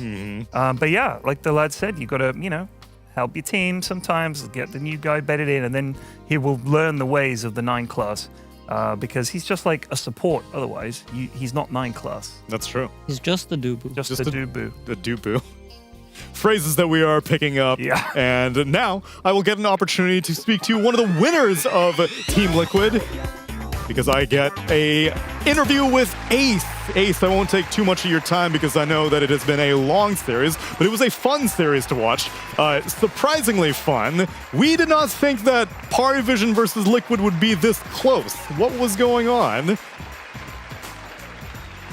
I mean, every time I play PARIVISION, I think like they're very good, so I don't know. Like, I feel like they have a bit of a bad streak for some reason, but this team is good and they can always show up, I think. So, yeah, you know. Yeah, I'm mainly attributing it to their current Group Stage 2 performance because they haven't been doing that great. We may have been underrating them, but it seemed like a lot of this series was dictated by draft. This seemed like one of the more intense drafts that you guys have had to deal with in Group Stage 2. Yeah, I think like the Largo in the first game was creating some issues for us, and I think in general, so yeah, that one was, we learned a bit from that. Lessons learned. I got Quinn standing by for a question for you as well. Hello, sir. How's it going? I was curious how much y'all have been working on in the past days. Like, if you're sort of good enough that you feel you're in that maintain state where you have all the good ideas, this tournament is like free for you and you're just like gonna keep mowing through everyone and doing your thing, or if you're like still picking stuff up and if you're like still grinding replays. I mean, I wouldn't say we're in like a state where everything is just like free and we know exactly what's happening and what to do. It's more, I think everybody's just like in the zone and doing like good stuff individually, but it's not like the game is like easy. I feel like there's still like it's still quite spicy like in a lot of games, so it's not like free mode, I would say. Okay, fair. You make it look like that sometimes though, Ace. I got Insania for a question for you as well. All right. What's up, Ace? How's your Heroes of Might and Magic 3 career going? Are you still playing at all or not really? It's a bit of a break for a while now. I do kind of miss the game a bit though, but I don't know. Like, I have nobody to play with. I used to play a bit with CY, even something with Tofu sometimes, even with Crit actually, but that's a long time ago. But like, yeah, nobody's really playing it. You should but if people are down, like I'm also down. You should get Niche to get on it again. Niche is like... What? I never managed to convince him to play it, but he's very knowledgeable about the game. Okay. Yeah, I'm done with it. My last question is, where are your 4 position and coach right now? Are they in the room? They peaced out there. That's true. Like they are going on a date to a concert. That's what I wanted to hear. Yes, I was told that you were hoping that this series would be faster so that they have a concert to attend to. It ended up going the distance. Then did they just drop everything immediately, just bust out the door? I mean, I guess so, because I haven't seen him since the game ended. So yeah. A true 4 position. You never really know where he is until you need him the most. Ace, congratulations on the series victory. Thank you, man. Thank you. He's always flaming his 4. Oh, right. Yeah. Well, regardless, congratulations on the series victory, and we will catch you and Team Liquid later. All right. Thank you, guys. See you. And bye-bye. Tough to keep track. Can you blame him? No, not at all. Okay, then. That's what I thought. Let's take a look at the standings for all of these teams as... Oh, I guess I didn't really put the math together, but this was an especially heartbreaking loss for PARIVISION, as now it is confirmed that they will be eliminated out of Group Stage 2. Wow. But now you get to play the most fun games as Pari. Now you're only there to ruin the tournament for everybody else. Which they do get some opportunities. Their next opponents are going to be Falcons and MOUZ. I remember there was one DreamLeague in which we had like, this might come as a surprise to you, but we were guaranteed last place. Wow. What? And TSM needed 1 win to move on, all right? And we were missing Mickey and Boxy. They were both gone. They couldn't play that series. And we had, I believe, TA2000 and... Was it Omar? Omar standing in for us. And we were like, this is like, we're just going to play the series. And that's it. I think it was me, Zai, and Nisha with probably like a score of 0-30 between the 3 of us. Meanwhile, TA2000 had like the best series of his life and went like 30-0, didn't die like in the games at all, and just completely cooked them. And I remember getting a message from Bryle after the series on Discord just saying like, thank you. Mission accomplished. Like we said, it's spite that oftentimes drives Dota players, and it is anger that has been driving us, Ted, because we keep losing these tasks. Oh my god, we care so much, and it's heartbreaking. Yeah, this is... Today... Well, we did pretty well. We did 4. We got stuck on the 5th. It's really, really tricky. The cast chain, it's a 6-star puzzle. Genuinely very difficult, and we gave it a bloody good go, but I couldn't make head nor tail of it. I'm not clever enough. Too difficult. Shame. We got 4 tasks completed, and we have 4 best of 3s in total for this day. We've only finished off 2 of them. Now we're about to get into the 3rd. Stick around, everyone, and I've got Tundra versus Falcons coming up next.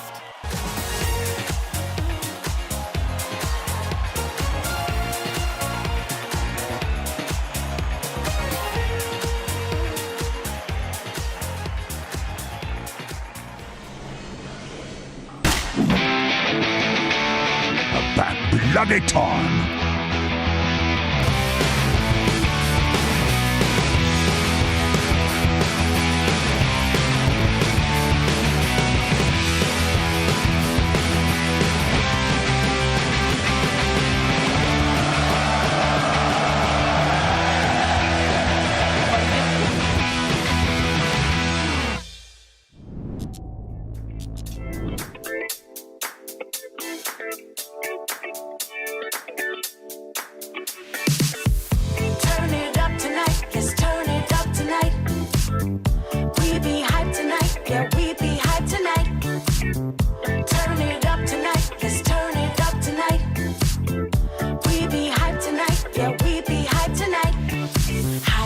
Nice to meet you. Are you ready for the bad girl sequel? When the beats is tough, I turn a little rough. This is not a test, this a read-through. So, turn it up some. Bassline kicking with the beat and of the drum. Bad girl rhythm, yeah, with the disco string run. Ooh, yo, we about to have too much fun. Like, turn it up tonight. Let's turn it up tonight. We be hyped tonight. Yeah, we be hyped tonight. Turn it up tonight. Let's turn it up tonight. We be hyped tonight. Yeah, we be hyped tonight. Like, hi, nice to see you. When the sun comes up, yeah, I feel you. We've been dancing all night, dropping that vibe, TikTok into the sequel. So turn it up some. Bassline kicking with the beat and of the drum. Bad gal rhythm, yeah, with the disco string run. Ooh, yo, we about to have too much fun. Let's bust vibes on a level. Yo, me and my team, we incredible. Let's bust vibes on a level. Yo, me and my team, yo, we special. So let's go, let's start the show. Tonight's the night, yeah. Turn it up. Who's bad, we bad. Who's mad, you mad. Who's bad? Turn it up. Who's bad, we bad. Who's mad, you mad. You mad. Turn it up tonight, let's turn it up tonight. We be hyped tonight, yeah, we be hyped tonight. Turn it up tonight, let's turn it up tonight. We be hyped tonight, yeah, we be hyped tonight. Turn it up tonight, let's turn it up tonight. We be hyped tonight, yeah, we be hyped tonight. Turn it up tonight, let's turn it up tonight. We be hyped tonight, yeah, we be hyped tonight.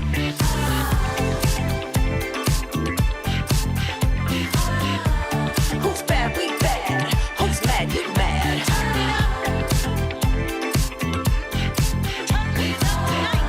Who's bad, we bad. Who's mad, you mad.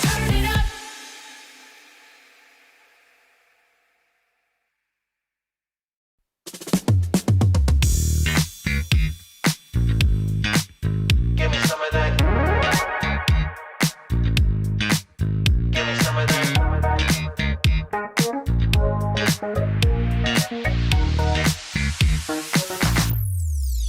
Give me some of that good stuff. Give me some of that fancy pants.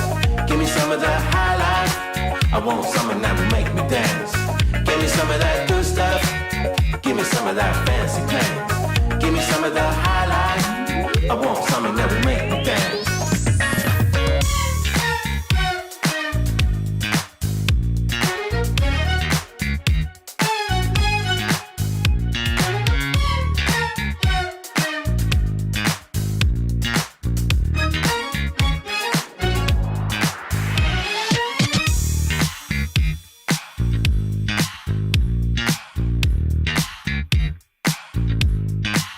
Give me some of that.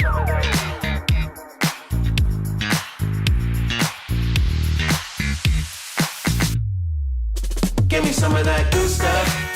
Give me some of that fancy pants. Give me some of that high life. I want something that will make me dance. Give me some of that good stuff. Give me some of that fancy pants. Give me some of that high life. I want something that will make me dance.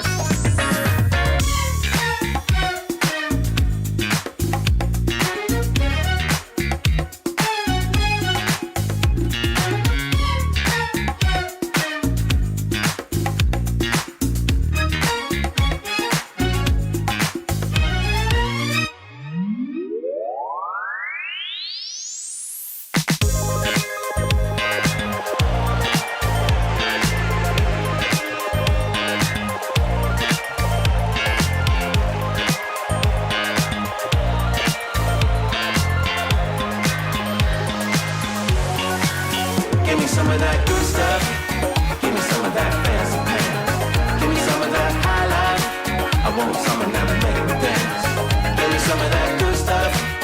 Give me some of that fancy pants. Give me some of that high life. I want something that will make me dance. Oh, yeah.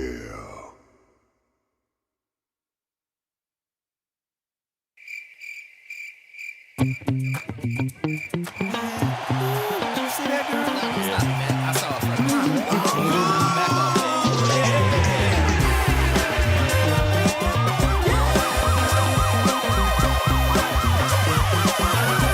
Back up, first time I saw you, I knew I had to have you.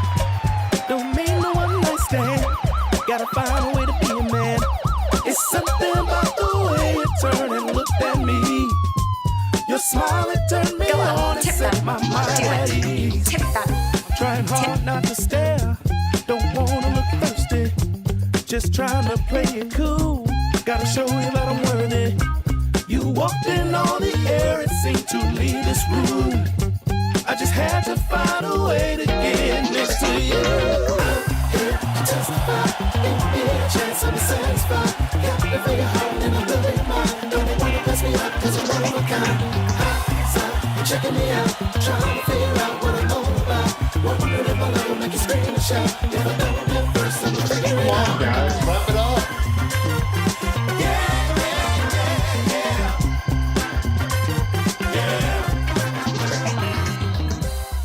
Wolves howling at the moon, peacock and acting like a fool.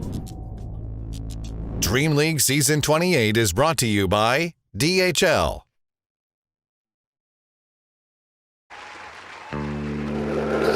It's so close. It's so close. The end of the group stages. Number 2 for Dream League. Season 28. And I don't know who's gonna make it. Some might not, some have already fallen. But some will make it. And I will make it. And you will make it too. Let's get this day continuing on.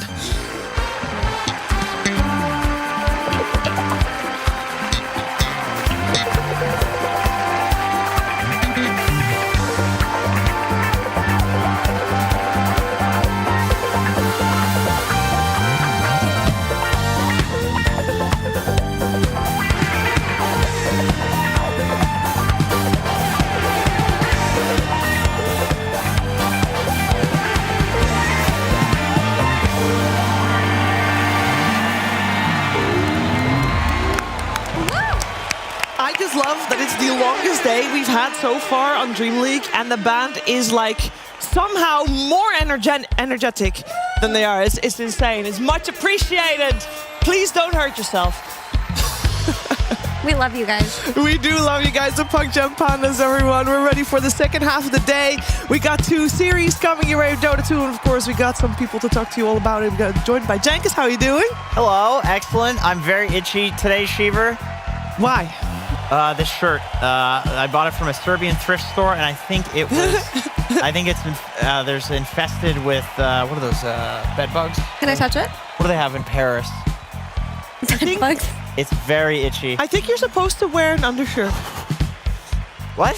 Yeah, I think you're supposed to. Yeah, wear all good though. The Dota's been great today. I actually had some. Are you not wearing an undershirt? No, I'm not That's wearing. miserable. But you do have to wear a shirt underneath I something don't. like that. I think I would rather move on from this topic. Well, let's welcome over Effie. Hello. Hello, Effie. How are you doing? I'm good. I'm good.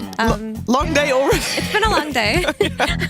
Also, I made a philosophical quiz for my flavor, but the day went on way too long. I think Jenkins would have enjoyed it. We love philosophy here. Yeah, you guys would have loved it. I'm good. I'm excited. I mean, as long as we're getting good Dota, long days are good days. Short days are the bad ones.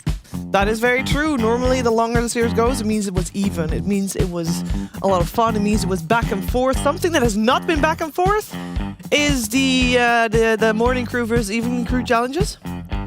And I believe before we get started on the series of the day, for now, we're going to check in with what the challenge is of today. That's right. There's another challenge. Now, we should be getting Disco Bob in the house. And obviously... Oh. It's very good. We've already gotten a quick sneak peek. Is Disco Bob? Why you're mesmerized, Jack? Oh, I am, but I thought I was a different guy than Bob, also the guitar player and singer. You thought Disco Bob was different? Yeah, because that's just Bob. It's just Disco stuff. Am I Disco Jenkins? If you want to be. I feel like I'm just normal. He got you. Thank you, Bob. Disco Bob. Thank you, Disco Bob. We saw the challenge for the morning shift, and they are very cool, like little mechanical puzzles, if you will. And this time we've gotten a handicap. Our handicap is that there is no way that the next 2 series are going to go 3 games each, so we have less time. We have 1 puzzle? Wait, well, you can only get the second puzzle once you finish the first one. That's how it goes. Okay. Dude. What? What did you do? Is there a card? There's a card. Oh, I thought that was just a nice little... Are you one of those people that opens their present before opening the birthday card? Shiver, I didn't get presents as a kid. Oh, that's disappointing. I want to play. I want to play a game. Oh, this is your movie trailer voice. Box number 1. When you complete that box, I don't know why he's British. Progress onto box 2, etc. The team that completes all the boxes the fastest or completes the most boxes wins. I'd like to hear Effie's movie trailer voice. Do Jigsaw. You know, the inner world, the movie trailer voice. Open box 1.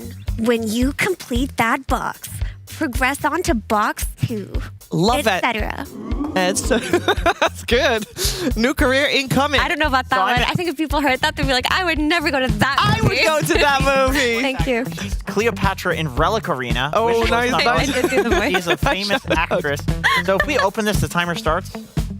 The timer has already started. There's no way we're going to get as many hours in the day as more. Like, there is no way. Can I start? I hope you guys know that I cannot help you. That's okay. I accept. But if you really do want help, I will help. If you what? If you want help and you guys get tired, I will tag in, but I cannot betray Tsunami. That's all good. Yeah, just break the box. That's fine. Not this box, though. This box is pretty. I'll put it away. Oh, was it not part... Well, because it also says... So, at some point, I heard being told to Morning Crew that you had to also put the puzzles back together, which Morning Crew didn't end up doing, because obviously they didn't learn about it, because it's not on the little... It's not on the card. As we gonna look at the signs. By the way, guys, that previous series... PARIVISION, the reason why they fought so hard is because that was the do or die, and they died. They didn't die, they just got eliminated, but it felt painful either way. We got Team Liquid still undefeated. MOUZ, we'll see at the end of the day. They are in the same boat as PARIVISION, and they might also be in the exact same boat if they don't manage to win against Aurora, which means that both PARIVISION and MOUZ will go up against the two most difficult teams to beat at this time. But two teams in relatively middle of the pack, Effie. Falcons and Tundra. And I wouldn't necessarily call Tundra middle of the pack. Are they 3-1? They're 3-1. I would actually put them top of the pack because there's only one top of the pack right now in Liquid. That's true. I think we're at the point of the tournament where the 3 strongest teams have shown themselves, and they seem to be Liquid, Aurora, and Tundra. Like, of these 3, there are 2 grand finalists, I believe. And even though Tundra did lose that one series versus Aurora, it was very close. It was. And I rate them very highly at the moment. So this will be a tough one for Falcons, who are playing with a stand-in today. It will be very, very difficult for them. Let's take a look at how difficult we all thought it was going to be, as we have predicted who would win. And to be honest, this was the most even day. Now, the odd one out. Basically, all you need to do generally is look at Jenkins' predictions and then assume that those are the worst teams, which is the large majority is expecting all the other teams that Jenkins did not predict to win. So far, you're 0 wins in today. I guess BetBoom too. You believed as one of the few people in BetBoom. Well, they almost won. They It was threw the very first game. close. It could have been a 2-0 for them. It was very close. These are the overall standings as we got them so far. Me, Purge, and Jenkins at the very bottom. Holy we're holding the fort, you know? We're holding the fort. Someone has got to do it. Jenkins is holding the fort to help out me and Purge a little bit as well. That's wonderful. I'm getting doubled by the next guy. Girl. No, it's Purge. Oh, yeah, but I'm the same amount of points. I learned that Ted owns at this. Yeah, he does. He's pretty chill about it. He opens up his phone in the morning. He's like, who's doing well? Boom, boom, boom. No complications. None of that tomfoolery.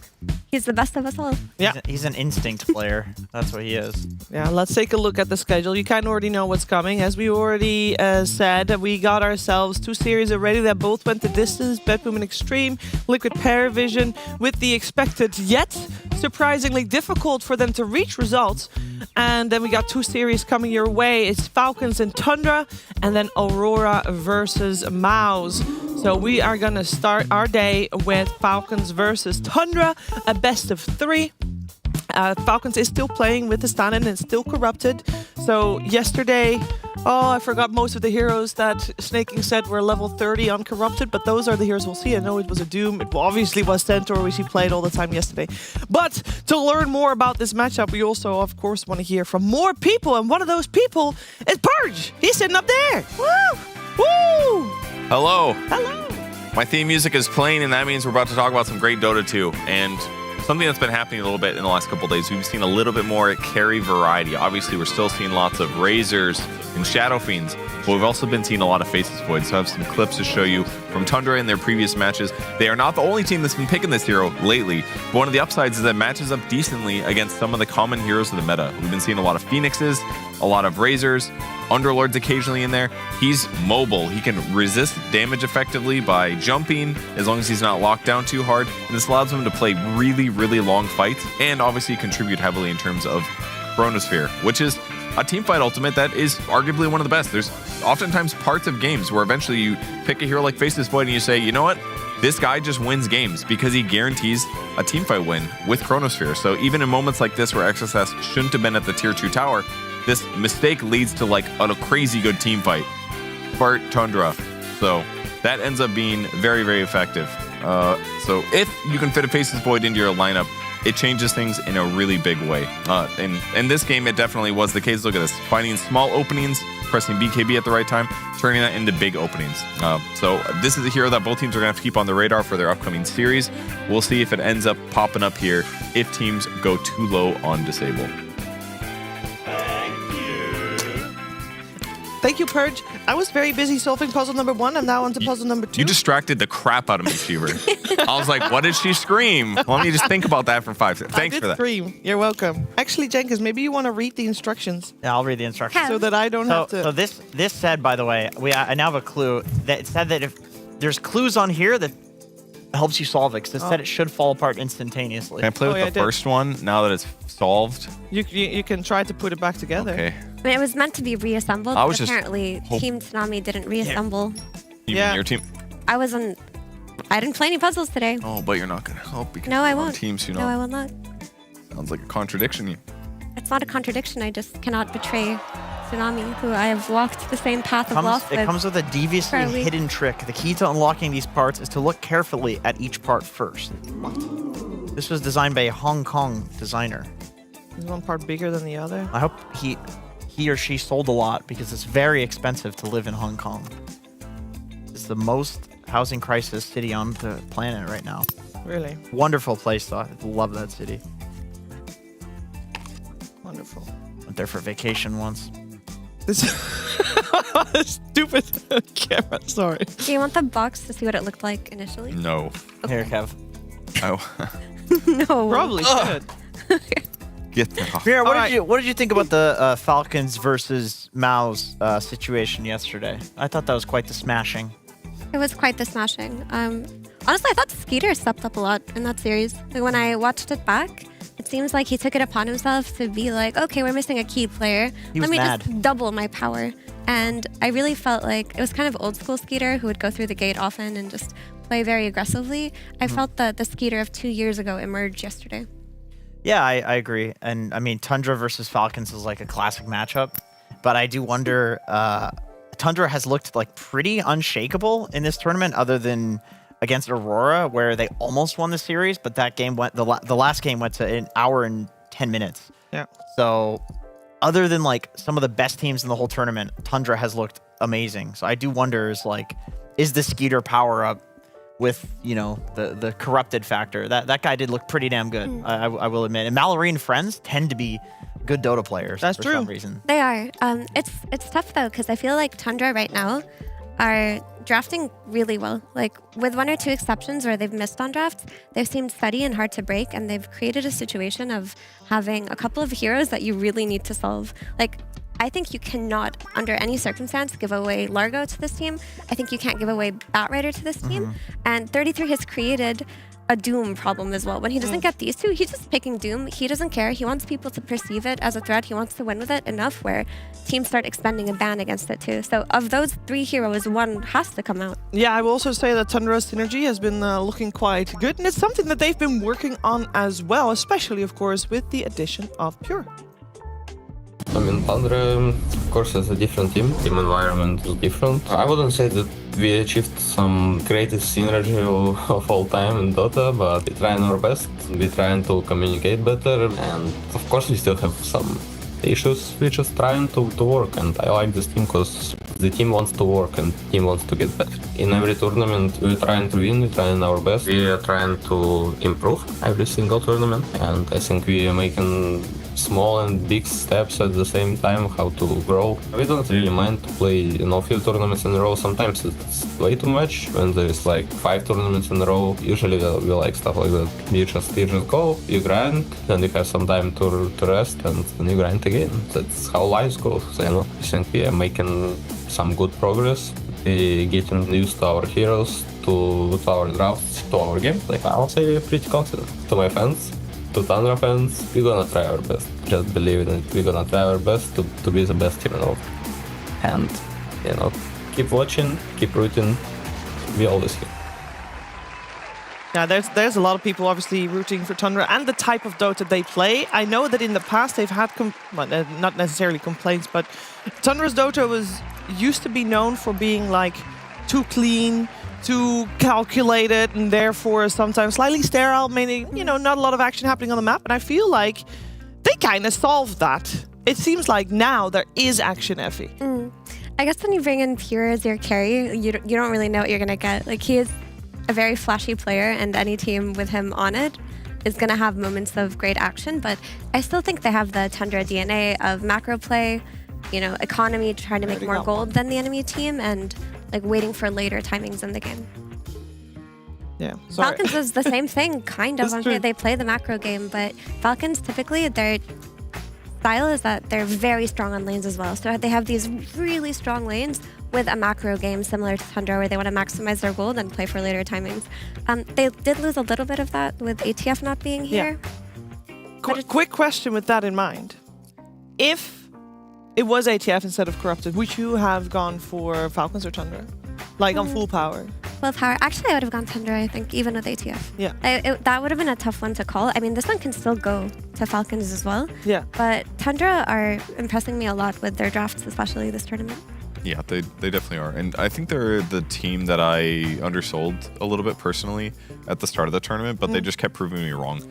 Just because they have like a bad series here or there, or get out drafted like one series and gain from it, it doesn't necessarily mean that they're struggling here. They're absolutely ready to swing for the best team, and I could still see them winning this tournament. Yeah, they obviously struggled a little bit at Blast previous events, so maybe we also got the wrong idea there, where they weren't just as synergized as they are right now. Of course, I would also say that the format, the way that DreamLeague does it versus the single elim format that they just played, it just is a lot more games. So if synergy within the team is one of your main issues, you can iron that out in the course of the 2 weeks that these games are going on in. It's just a lot more officials within a week that the teams are normally playing. And we are very soon, as you can see, ready for the draft between these two teams, and we already mentioned a couple of heroes going into it, but I wanna focus our attention on the mid lane. I feel like we've seen some differences, and we see the trend is still, Effie, to save those mid laners till the very end. Do you think that trend will continue in this series, or is it a little bit different because of the style of heroes both BZM and Melvin play? I think it's a bit different from first pick to second pick, but I think if it's second pick, we'll always see the mid laner come out last. I mean, what else do you really pick there? I mean, you can make a case for giving it to your carry, but carry feels a lot less versatile right now. But yeah, for sure. And then on first pick, we would see it come out on the 18 slot, so the last pick of the second phase. Well, the bans remain to be very targeted towards Falcons. They have some signature heroes that they absolutely play well, and other teams ignore them a little bit, the most obvious being Primal and Sanking. Obviously, their Huskar is also very good, but a lot of teams are flexing that a little bit. So, one upper hand that they have as a squad, I guess, for Falcons. But the openings look really normal. I feel like the Shadow Demon opening does not surprise me in any way. It's just safe and consistent. It could give them disable issues, and I think the SF response seems fine. He doesn't care that much about being disrupted. He doesn't really have like a hard disable that he's really, really upset if somebody counters with disruption, and he can pretty much always right-click somebody no matter what if he's Demonic Purge. So this opening looks fine for both teams. Yeah, I mean, the only downside is if he gets disrupted later on and his aura is being spread to him, but that doesn't even matter. Like, he's a strong enough hero. Did I just put it back? What Shadow Demon does for a draft is it really stabilizes it from the very beginning. It opens way for easy to play offlaners. I don't want to call it that, but if you've got a stand-in, I would think about how do I make the lane for a stand-in as easy as possible. Here is like Shadow Demon, or like, okay, you can pick Centaur. I'll be your SD. I'll set up your stuns. I'll stack your triangle. Like, it feels like a good hero to go in that direction with. That's true, and it's something Falcons have been playing a lot. Crits, Shadow Demon is excellent. They even did some like SD plus Kunkka in the group stage 1 as well that they were trying out. They actually went well in the laning stage, but they eventually stuck with other heroes. Now that there has been more of a clearly defined meta. How's your little puzzle, Jenkins? I think Purge is jealous. I am jealous. This one's a bit hard. Would you like to? Why don't you make it back to how far I got and then give it back to Purge? That's what I'm doing. Well, one of the knobs is smaller than the other one. Which one is it? Is it? I don't know. You can look at it and judge with your keen eye. Well, you should also give me that. I'll make it back to how far I got it, and then. Yeah, I reversed. That was not this If one. I did the same thing, but in the other direction, we'd be doing that one. Yeah, but that is not the case because like they're not the same size. Nice little Centaur steal by Tundra. They ban out the Mars and Primal, or that Primal is on the first phase of bans, right?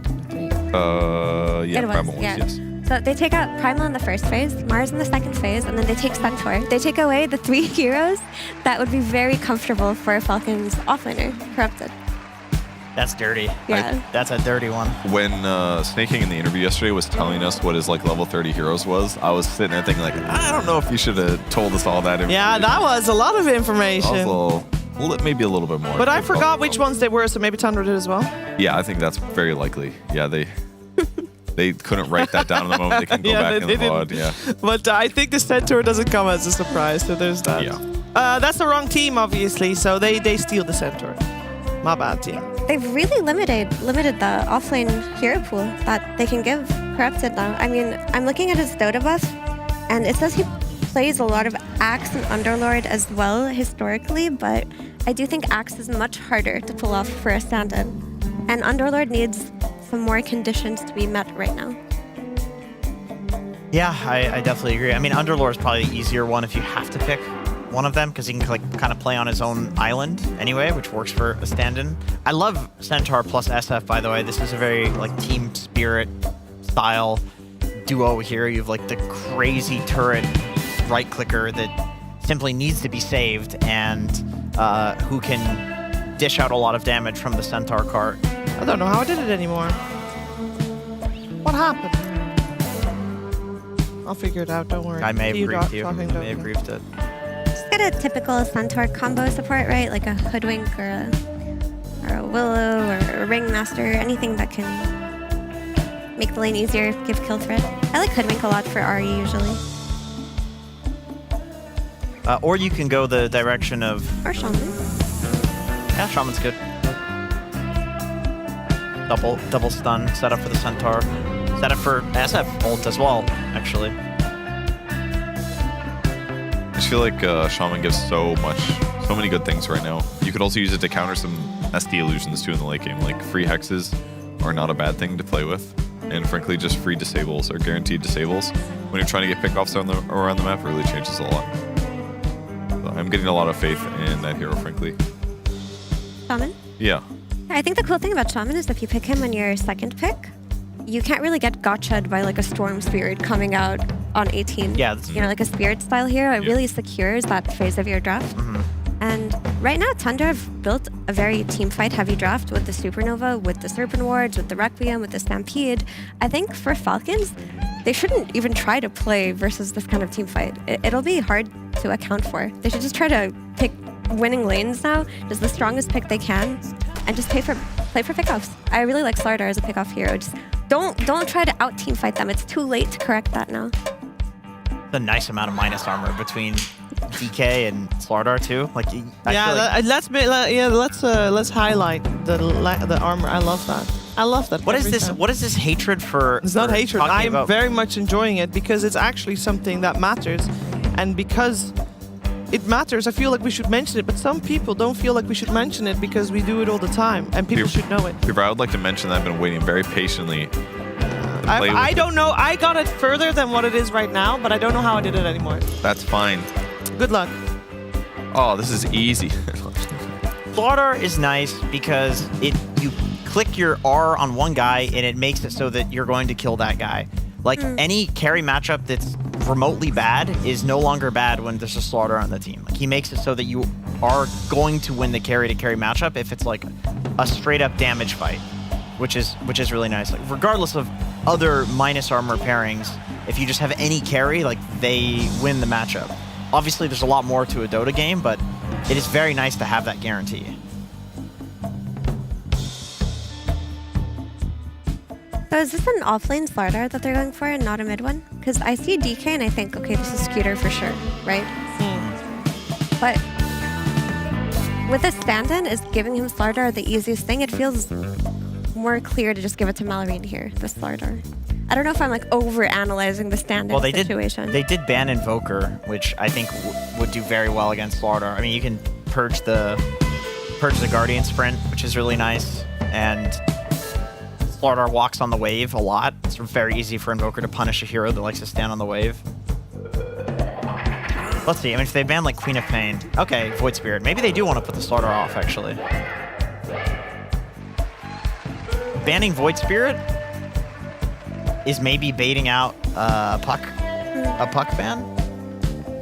So my question is for Falcons, when they blink in with their heroes, with either their Slaughter or the DK, and they get the stun off, are they going to be able to secure the kill on a target? Because they do have a pick-off heavy draft right now, but the issue is Shadow Demon does his damage a little bit more slowly. Jakiro does have damage, but again, it's over time. And if you look at Tundra's heroes, like Shadow Shaman, he's going to turn himself into a chicken, right? Not the easiest hero to burst. If Phoenix doesn't die in the stun, he dives away and presses Supernova. Then they can take the fight on their terms. And if neither of these things happen, or like you're jumping in SF and he lives, Centaur's going to stampede away. Like your initial jump has to result in a kill, or the disengage is inevitable from Tundra. So how do you fix this? Like who's securing this for you? All of this is very true. And it's always weird. It's always weird for Falcons because you know that Mallory is going to play a like certain set of heroes. I mean, I think something that would solve that is Queen of Pain, which we saw yesterday. You take these like long fights, the longer the fight goes. It's not just, you know, one and done, right? You do have that in the ult. But if the fight goes later and later, you have the Aghanim Scepter. Mallory is not much of a Queen of Pain enjoyer recently. I'm just entertained by the Razor being banned.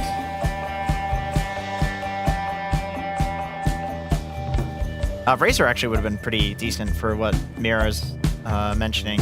Yeah, it's just that in previous games, a lot of them, we would see Razor in the earlier stages of the draft, so it's unusual to see him still in the later stages of the draft, and especially against a team like Falcons. Normally it's respected a little earlier than that.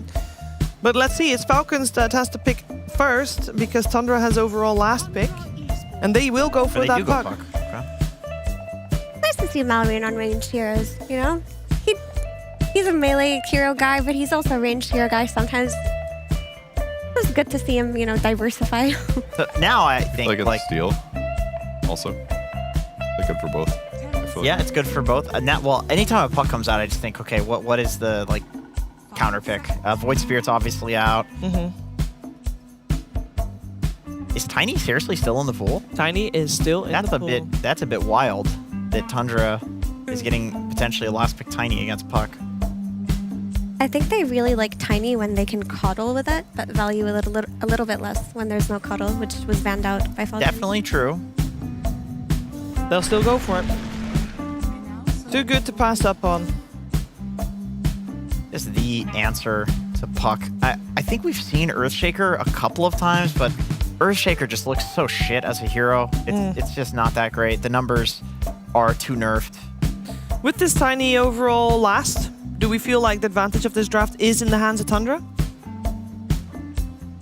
I mean, Tiny Centaurs, that's a dank combo.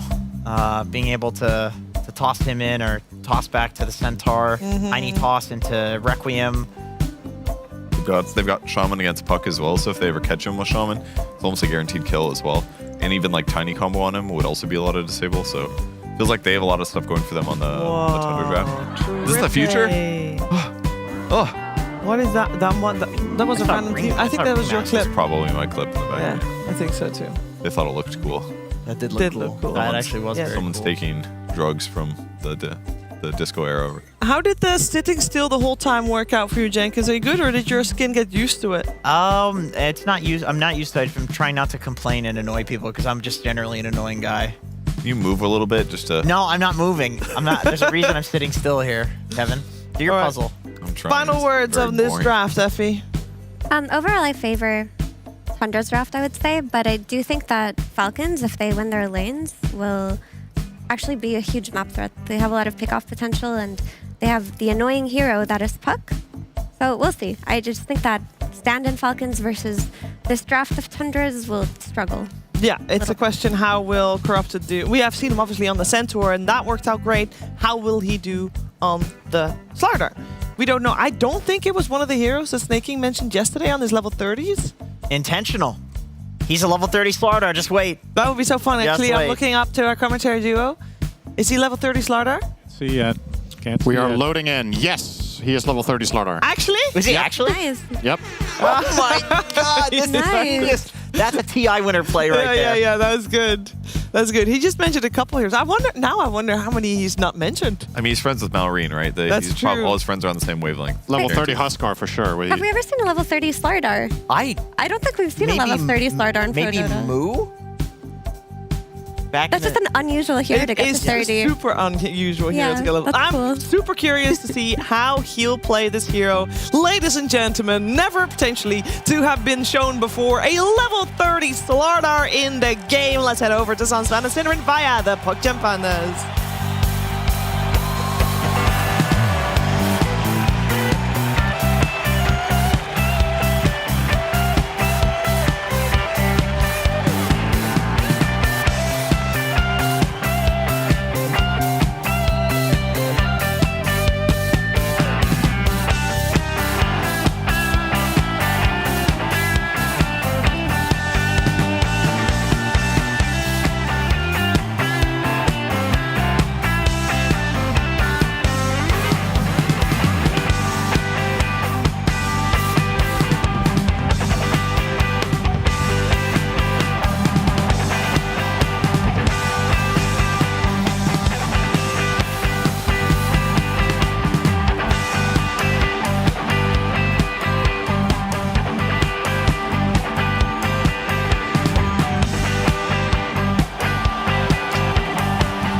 Greetings, and we have a fight. We can't even say hello. The level 30 Slardar is getting destroyed.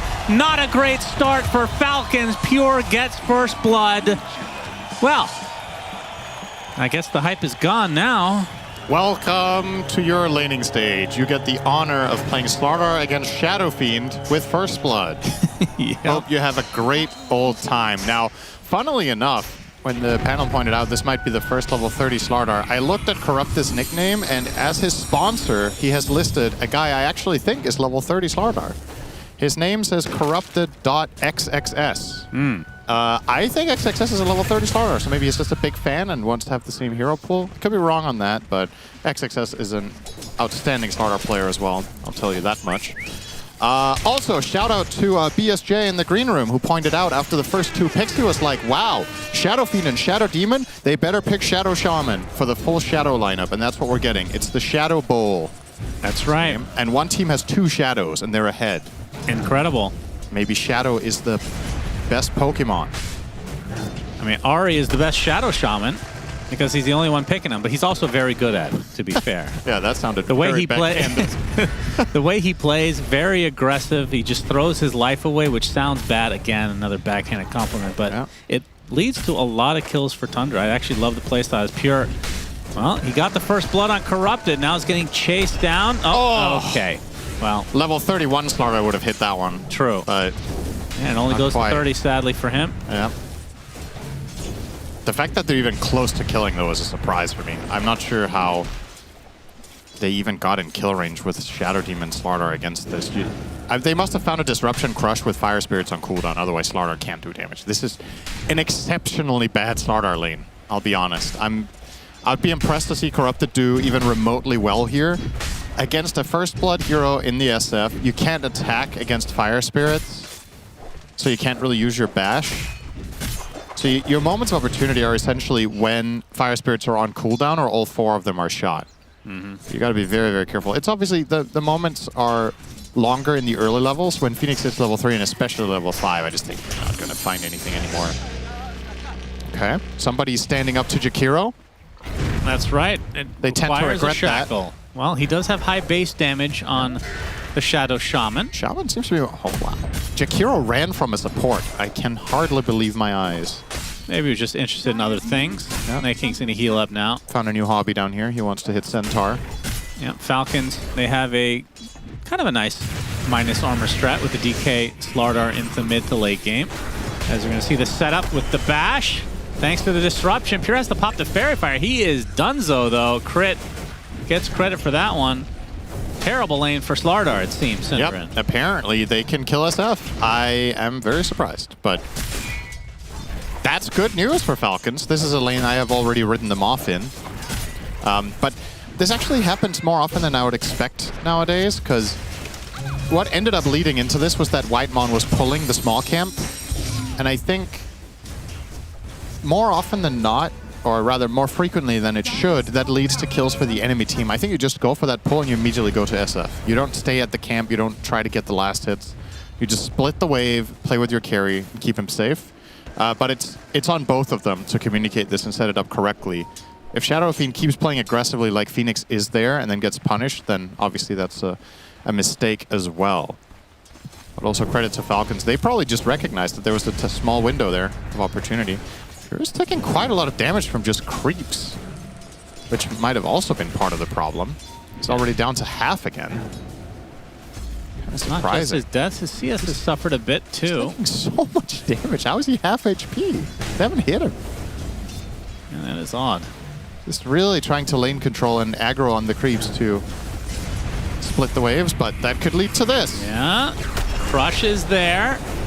Bash incoming, Pure gets off a couple raises, but he's going to die again, and Crit is going to live. This is really weird. Fire Spirit's on cooldown, and he has half HP at the wave. I genuinely, weird. I just think they're misplaying this lane. I don't think this should be happening. If SF is full HP, he can't die. If he's going to aggro the creeps this much, he needs a tango pack, you know, like some sort of way of restoring health at least. Maybe Whitemon can share him half a tango, which is obviously not great, but it helps. That is so good for Falcons that they're getting this result already up here. Can't stress it enough. Pure, in a lot of Tundra's games, he is carrying his load. This game is going to take some time to get there with this delay. Shadow Fiend is just not a great hero if it falls behind. He's still ahead of Slardar, in spite of these 2 deaths. Yeah, Slardar's got a kill and an assist now, but and a death. He's a 1-1-1 monster. Yep. But yeah, lowest in the CS department for the cores by a long shot. 33 playing Centaur with the best set in the world, of course. Okay, of course. He's not a... I feel like he's not a huge Centaur enjoyer, Cinderin. Probably got inspired by Ace in the last series. Playing, yeah, he's only a gold Centaur. I can't remember the last time I've seen him play this hero. He's getting beat down by Skeeter right now, gets off the hoof stomp just to escape. I wonder if part of his idea with this pick is as a pseudo-solution to Jakiro in lane. I thought it was just to take it away from Corrupted, because that's all he played. That's probably a big part of it, too. It's just contested as well. Oh, Ari is very dead here. Yep, trying to deny himself to the Tormentor that's spawning in 15 minutes. Yeah, and it's on the other side, so he has some way to travel as well to go through the gate. I checked, and it looks like when you hit with Jakiro onto Centaur, you take 2 retaliate hits because your attack splits. That's right. I love playing against Jakiro because so of that might also have played a part. Yeah, that's fair. I don't remember the exact pick order. I think they picked Centaur after Jakiro, but maybe it was the other way around. I know Centaur was second pick for Tundra. Right. I don't remember. I don't remember the exact order. Though.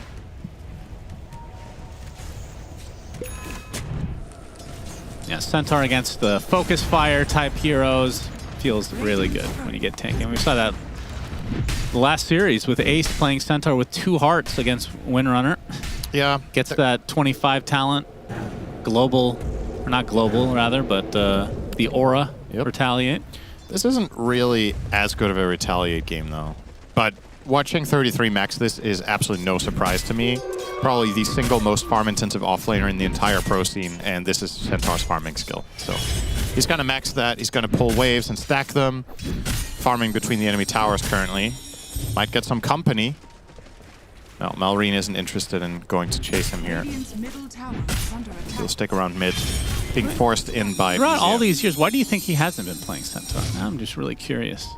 Because he could always buy this, like for the last, what? It's almost been a year now, the Helm. Yeah, I mean, your guess is as good as mine. I feel like this, on paper, is a good 33 hero. He loves playing these super hard to kill, tanky offlane boys that can farm jungle. And this fits the bill on all accounts, so...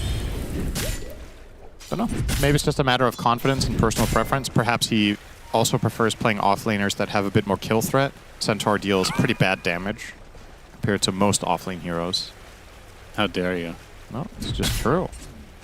You have one burst, which is good for a bit. Yeah, if you go the Counter-Strike facet, though. Yeah. Which nobody goes, of course. Oh, go Counter-Strike 2 facet, which is the other one. And therefore it's, well, it's not, well, it's, yeah, okay. Yeah, let's not get into those jokes again. No, you don't like it. It makes you sad thinking about the past. Shadow Fiend. He's going to get coiled. Not going to snap it, though. Going to try to stand his ground, but Corrupted comes in for a casual crush, and that is an easy kill as the rest of Falcons in 5 in mass for this Tier 1 tower. So that is death number 3 for Pure. How much has he played Shadow Fiend? A good amount. I'd say not many teams would be willing to give this away to Pure, but Falcons have an idea, and so far it's working. Corrupted will try to defend mid tower. Probably going to die for it, though. BZM focusing on the tower. Pure comes in for a couple of raises. Gets off the sprint, though. Pops a Lotus as well, but it's not enough. BZM gets him with the tree toss. Oh, they're going to find a little crit action as well, it seems. Oh, they're getting fogged pretty hard. The Avalanche is going to allow them to catch up, though. Do you miss the big snake? Nobody ever takes big snake anymore. I mean, it's good. I don't know. It got nerfed, good. right? What was the nerf? It was like 2 less... Yeah, I think it got nerfed to effectively count for 1 ward less in damage, or 2. Made it a lot less appealing. I think it still has its moment. I think people are still underrating it, though. It was busted before. Yeah. But, I mean, Chicken Fingers is... I thought that was going to be the best facet in the game when it first came out. Sounds crazy. It is very good for laning. You're effectively getting... Yeah, I think the projectile just being so slow with the auto attack is, like, for later in the game, not quite as good.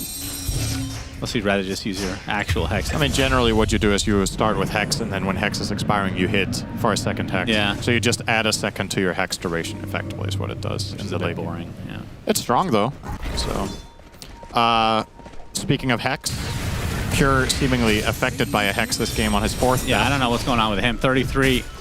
The bottom side of the map, though. The toss from afar. Snake King goes down to BZM. Malrine. He's puck, so he's okay. Oh, he's puck stuck. He'll be fine. He'll get out of there Nobody eventually. likes him. Yeah, not playing his prototypical tanky Sand King type heroes in the mid lane. Help step, bro. I'm puck. I mean, despite all these deaths, 1K lead for Tundra. And by deaths, I mean literally just Pure. It's 4 out of the 5 deaths are on him. And by 5, I mean 6. Yeah. It's all good. We'll get there. Better than math you did the other day. Although, you could say this is about reading, not really math. But still a 2K lead for Tundra. Honestly surprising that they're managing to get this much more out of the map, but it's Centaur. That's his lead against Slardar, is the gold lead. He's up 1,600 against the corrupted offlane hero. Which checks out. He's got 40 more CS and no deaths. And this is, I think, part of the reason Slardar is not as good of an offlane right now as many of the others. Yeah, they find crit. He is Corrupted's going to be sprinting away.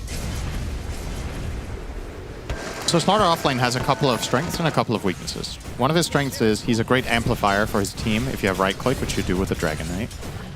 He is a stronger laner than many offlaners if you have the right 4 and the enemy has the wrong carry, which in this game I argued they didn't, but he still did quite well. In spite of that, he's 1,500 behind, so is he really winning? Probably not. But one of his downsides is he just doesn't farm as well during downtime compared to a lot of these other offlaners. So wonder if going Helm of the Dominator on this hero could still be a thing. Oh, BZM snags the illusion rune. Nice little steal there. Still has that shield rune active for quite the duration. It's going to be Crimson Guard for 33, a very good Crimson game. Yep.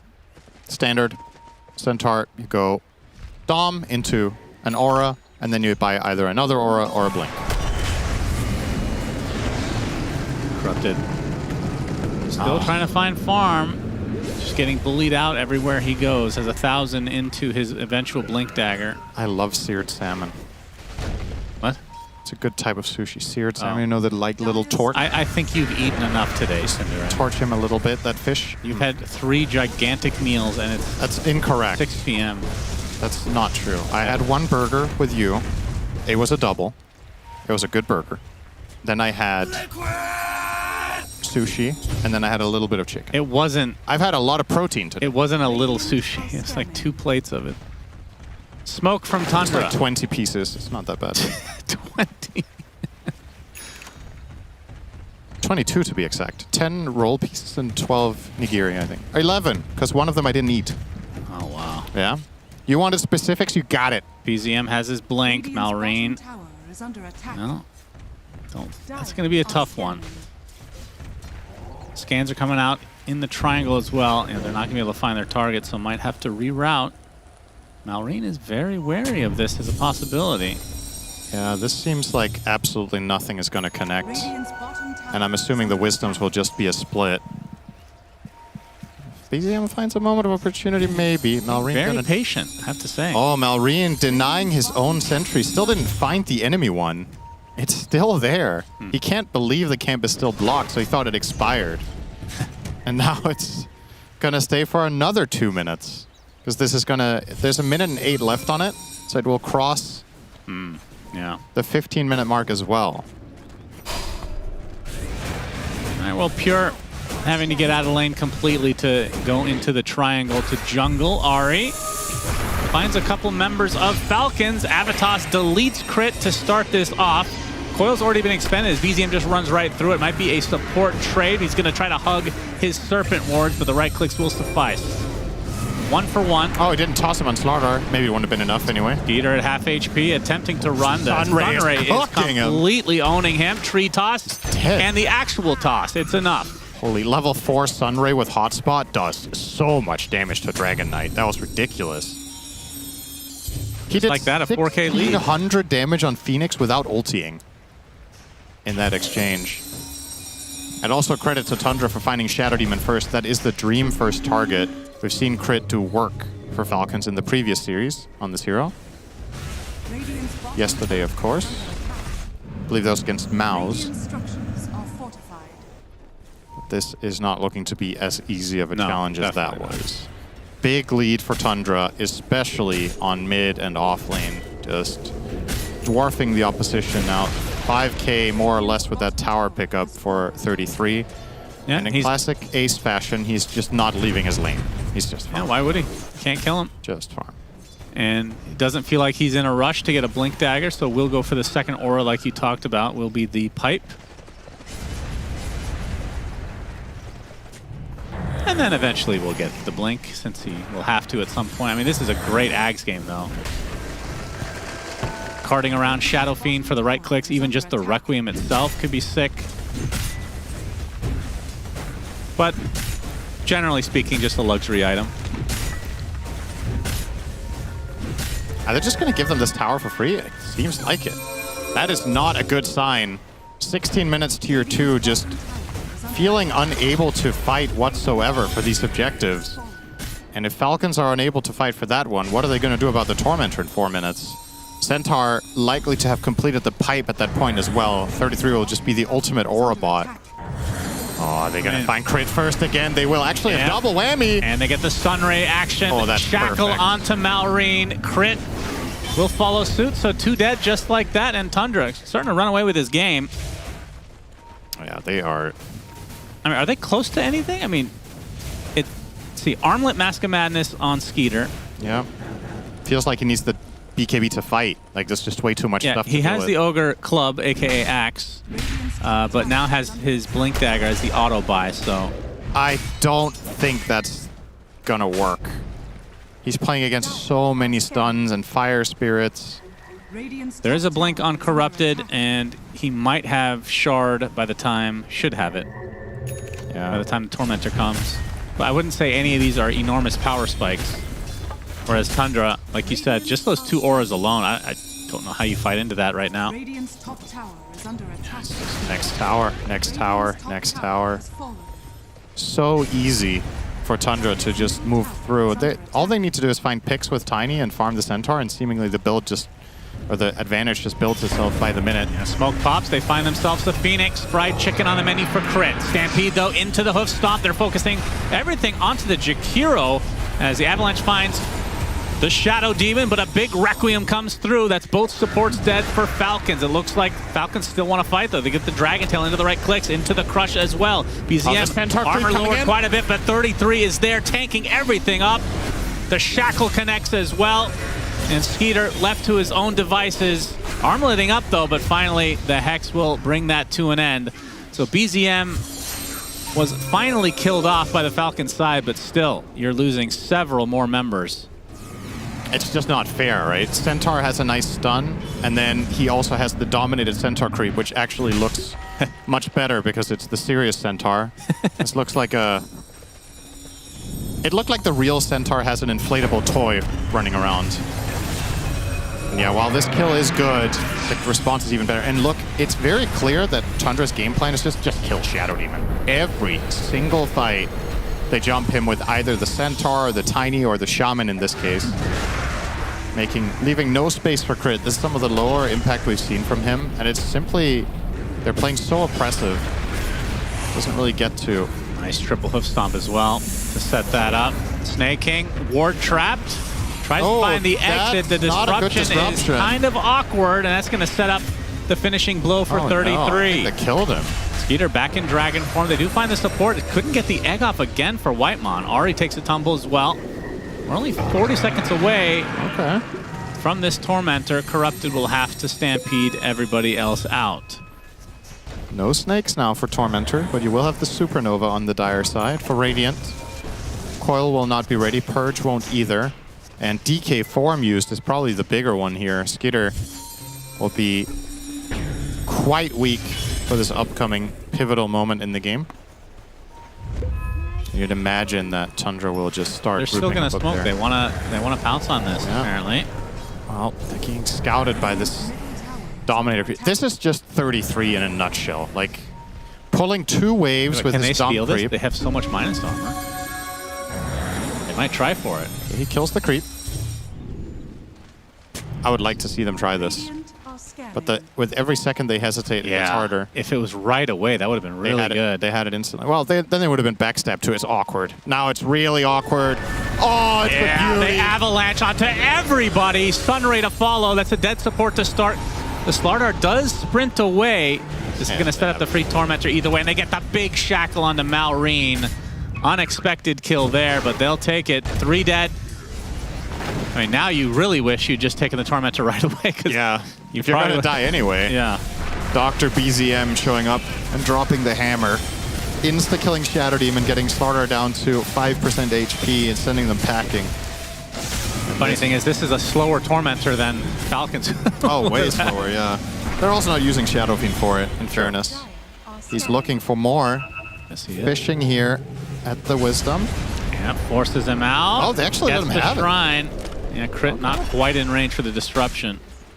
Nice play from Pure. He's been punished for this previously in the tournament. Over-aggression on the Wisdom. Yeah, he's been... Worked that time. I mean, even the game, he's been, I would argue, over-aggressive. Has the Shadow Blade. And Silver Edge will be the next completion, which he's about to finish. They ended up going Yashikaya without Blink. I don't know how much I've seen this from either role of SF, really.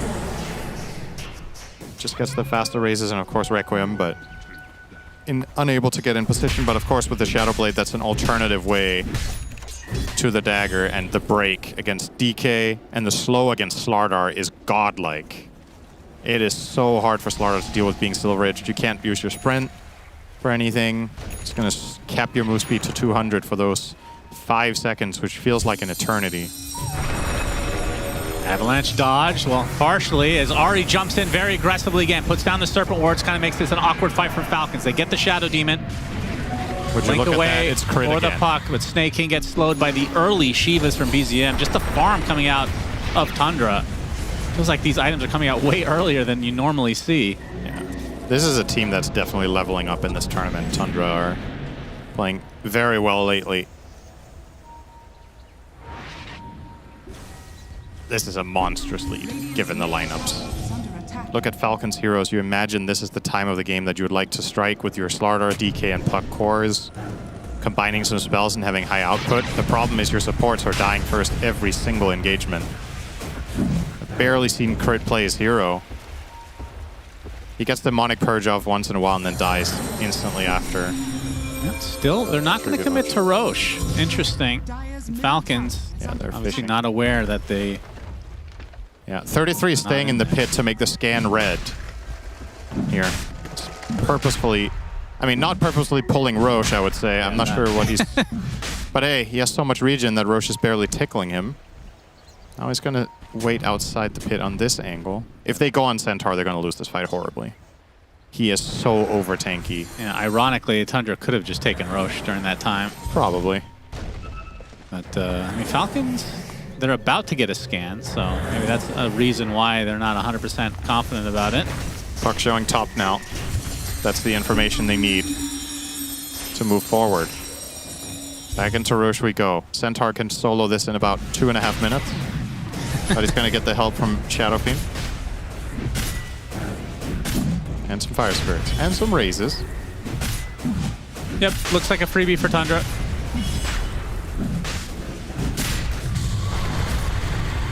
And perhaps if they hadn't nerfed the Serpent Wards against Roche, they could have gotten this a lot earlier. Remember them, some of these Shadow Shaman lines getting like a 15, 16-minute Roche. Yeah. Off the back of that big old ward. It got nerfed in damage type against Roche, right? Yeah. Not only did it do less damage because they nerfed the... Yeah, that was the nerf, is the different type of damage. Yeah, that was the big one. And then they also subsequently nerfed Massive Serpent Ward in addition. That was wild for a bit. EZM gonna attack his family member, the tower. Looks like Falcons might want to defend though. 33 sticking his butt as far as he can. It's so hard for them to kill heroes though. There's Sunray, Crimson, and Pipe ready. And these are some pretty beefy boys. So the Sunray is gonna heal a lot. Say, Sunray comes out. There's the Pipe as well. BZM with the toss back. Crit already at half HP. The Centaur pretty low. He's actually going to get taken out. So a good kill from Skeeter. Oh as Kira gets a huge Requiem on the Malreen's face. Goodbye. Right. Oh, we found a hero that can kill Puck. Can you believe it? That was 90% HP. Just one shot. Yeah, we're going to have to see that one again for sure. That was sick. Let's see that again. Come on, Purge.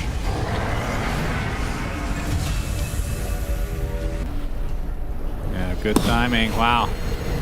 See you later. That was sick. Let's see it again.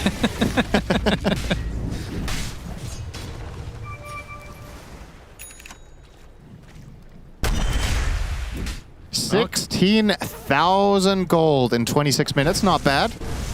Yeah, this is not looking good to say the least for Falcons. Yeah, I think Tundra came in as the favorites, though. For sure, but Falcons also looked better yesterday than they did the day before, which, I mean, isn't hard, but still. I mean, I think a random pub game would have been more impressive. Yeah, that's maybe a little toxic. I love Falcons. I love the players. I love the coach. Big fan. That was the worst pro performance I have ever seen in my entire life as Corrupted gets killed. It was... Out of any team ever? Literally ever. There's no way that's true. For a tier 1 team, absolutely. Okay. Absolutely. All right. Like, have I seen worse pro games in general? Absolutely. That are lower than tier 1? Of course. Yeah. Tier 1? No way. That's harsh. Harsh criticism. You had apparently your best burger of your life today, randomly. It was very good.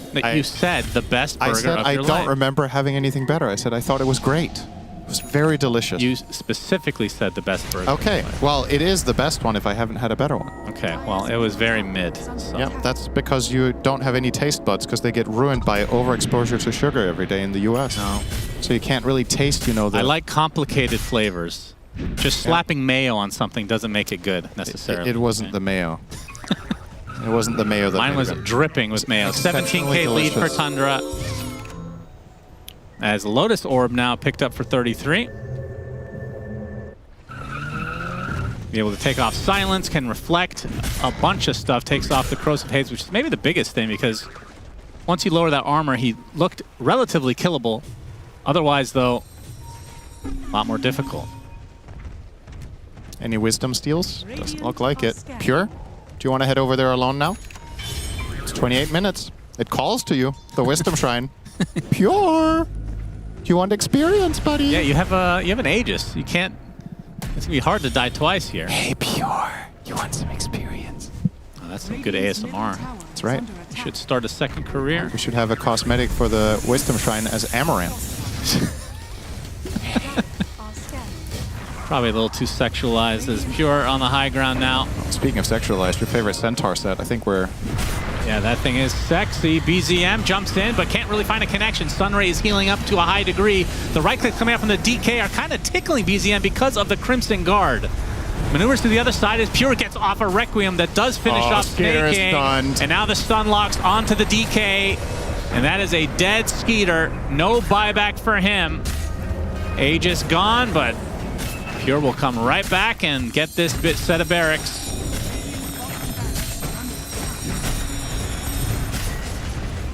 Well, we were behind schedule, but Tundra have to go to a badminton match, so they're in a hurry. They have to go to one of those bathtub streams. Make an appearance on Amaranth stuff. Yeah, if it's on the NA hours, then we've got time. Get your swimsuits ready, gentlemen. Yep. We're going for a dive into the base. Corrupted jumps in with the BKB. Coil onto several heroes. But the Sunray again, Cinder, and this thing is just doing so much work. Yep. And it looks like this will indeed be a second set of barracks for Tundra. Another toss back from BZM. Crit takes the double edge. Hoof stomp death. Second set is now official.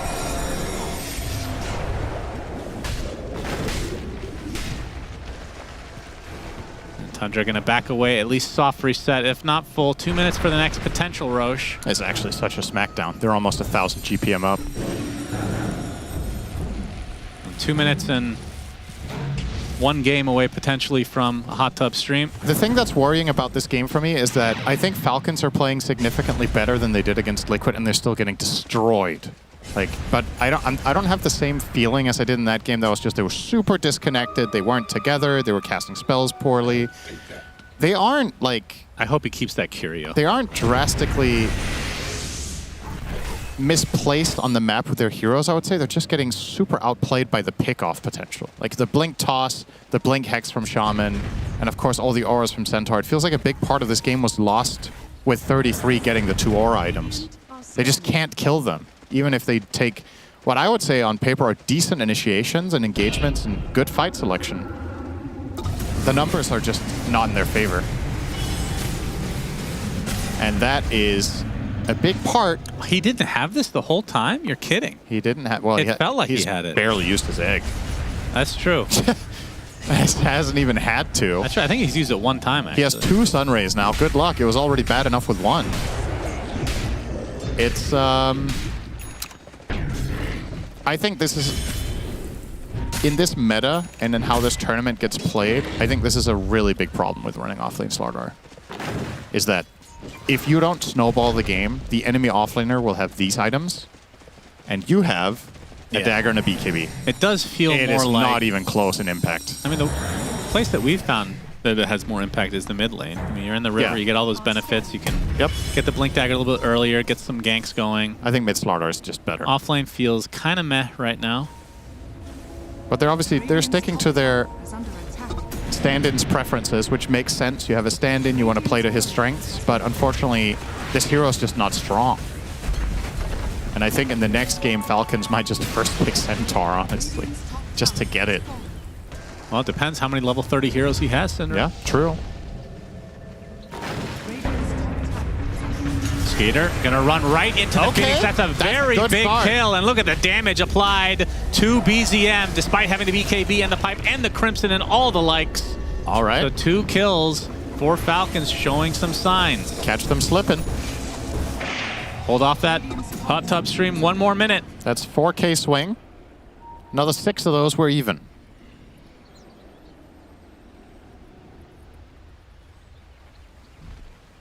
Wonder what their Tundra's record is with Ari playing Shadow Shaman. I feel like it's good. Really good. Radiant are scanning. I'm getting in word from production. He has won before. That's really, really hype. Of course, I didn't get in that word, but I don't like to lie to the audience, Shannon, unlike you. Keep it real. Oh, baby. It's a cart! Time to put Shadow Fiend in that. I mean, you could put anybody, really. What happens if Phoenix is in the cart and presses ult? Then you have an egg in the cart. If you could drive around the egg, that would be really funny. Of course you can. You definitely can't. The egg Why must not? pop out, right? You think the egg pops out, huh? I think so. That would be funny, though. I think eggs in cart sounds realistic to me, Cinderin. Yeah. Probably why I didn't like the burger. It didn't have enough egg in it. Egg would have helped. That can be nice on burger, to be fair. I would like some of that. All right, Hail Mary, Falcons. This one better work for you. If you give this Aegis over to Pure, I think the game is donezo. Scouting out.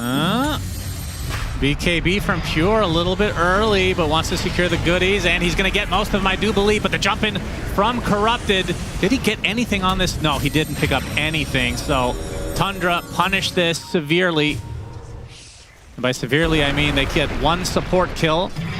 Although Skeeter still attempting to run away, getting tossed, getting slowed. And Pure would need love to close the gap a bit more. If you could only hit him with Silver Edge, he could force BKB. Yeah, he's going to do that now. Gets the break. Disruption's going to save him for the time being. Corrupted, though, gets Requiemed in the face. And Skeeter trying to right-click his way out of it, doing a pretty good job. The Macropyre's there as well. That's life number 1 for Shadow Fiend. There's the egg, though. No Sunray.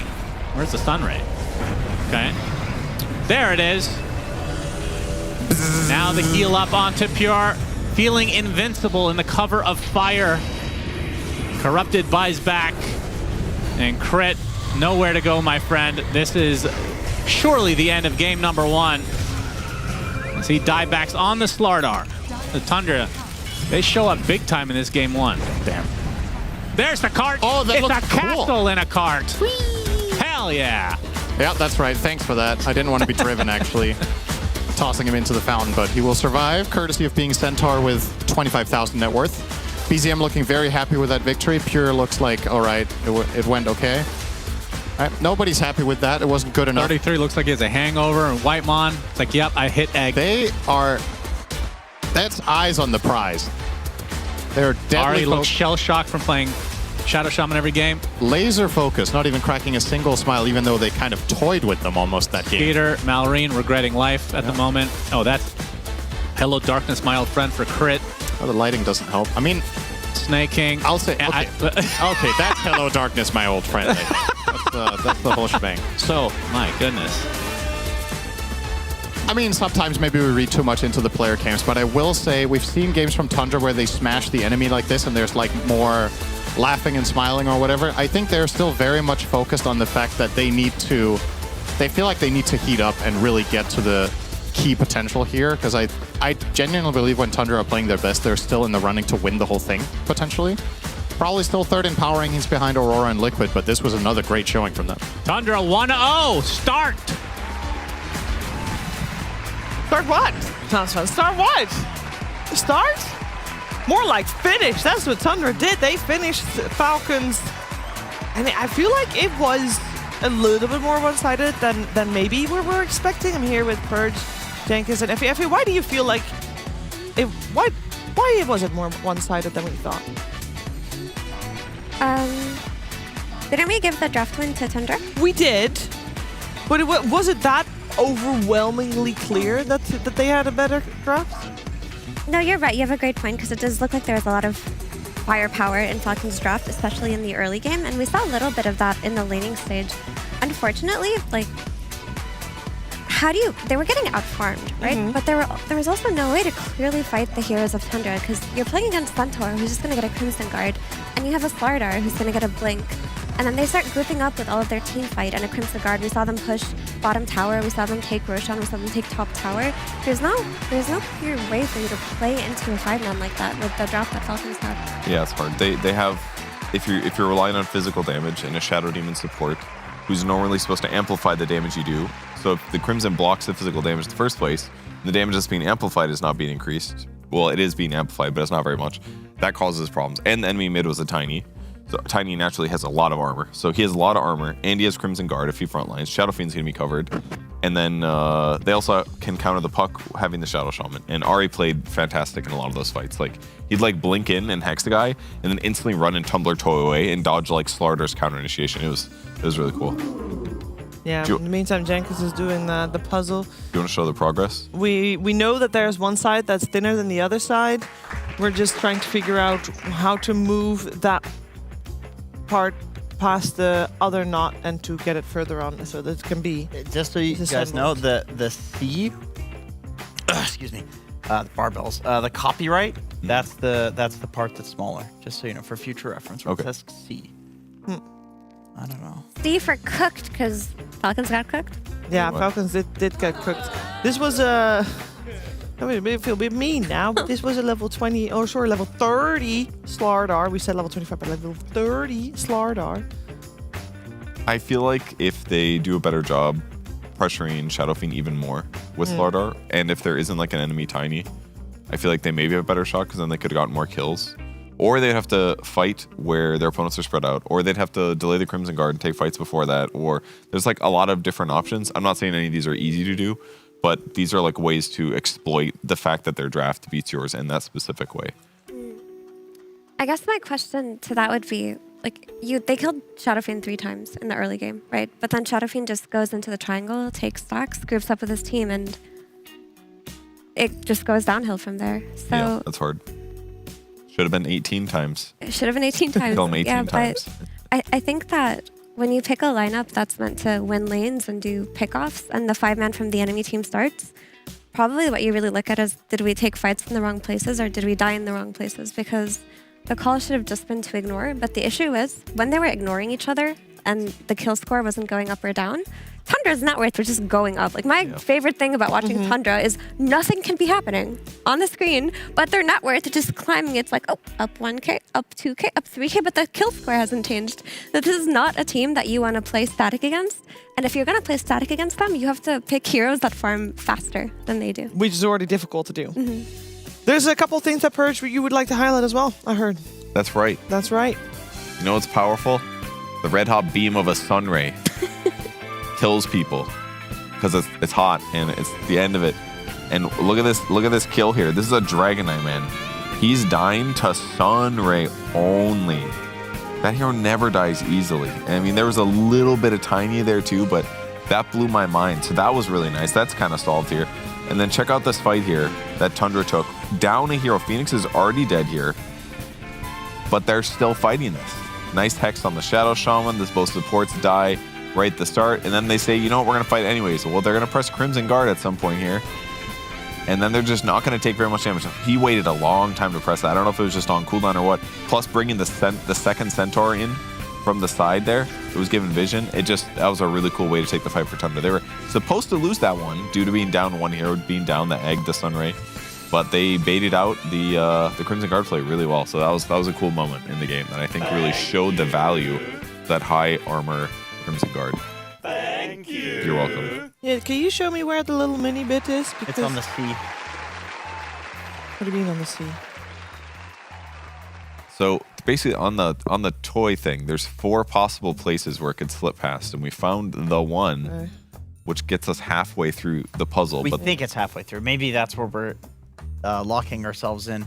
But if it's the sea, why wouldn't I be able to move it back, or did you change something to not be able to do it? I may have just turn the 'Cause I the nut figured- has to be even, like as flat as possible. Yeah. You know, to make it like as I big of an opening. No, because this is the opening.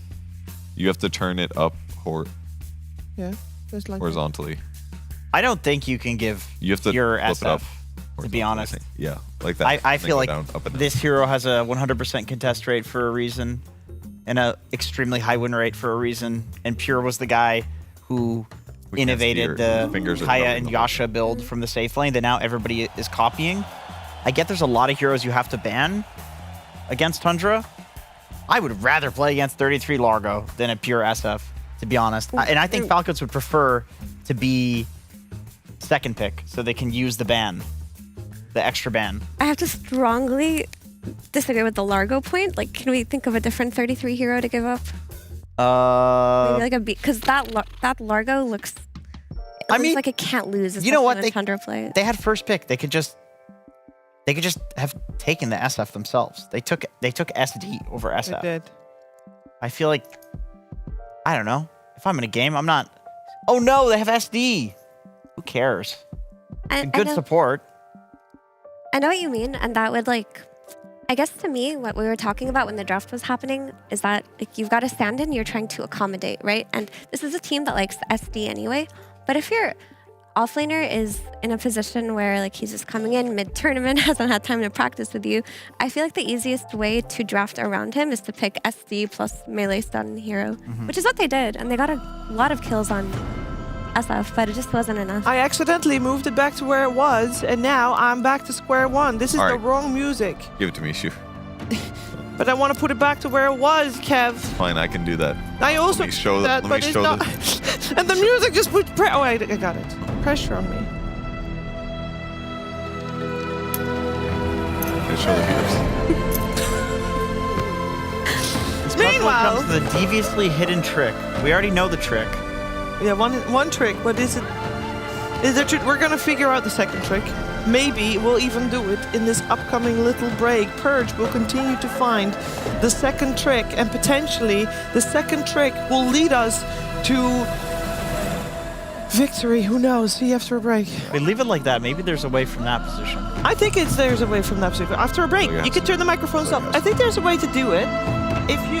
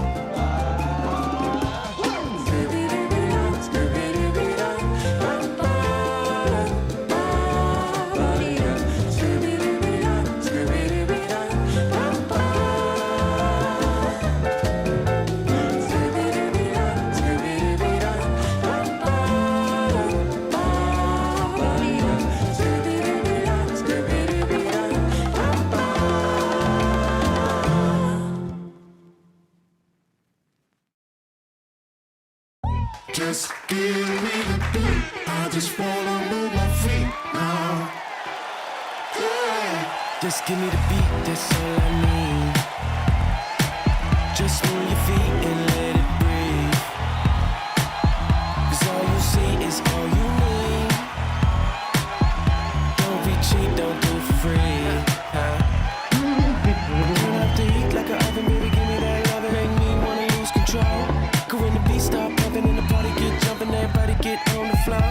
See if you lose your mind and you lose your cool, then you know that you're doing it right. And if you ain't in the mood, I tell you what to do. Got something that you just might like. Just give me the beat. Just give me the beat. I just wanna move my feet. Come on, guys, wrap it up. Yeah. Just give me the beat. Just give me the beat. I just wanna move my feet now. Go on, tip them. Just Do give it. me the beat. Tip them. I wanna step on your toes when I see you moving. I don't wanna let this go unless that's what you're choosing. Everything that I've done is the truth and it's already proven. Are you seeing this shit? I just wanna make you laugh, wanna do it for your amusement. Turn up the heat like an oven, baby, give me that love. Make me wanna lose control. Go when the beat start pumping and the party get jumping. What the fuck is this?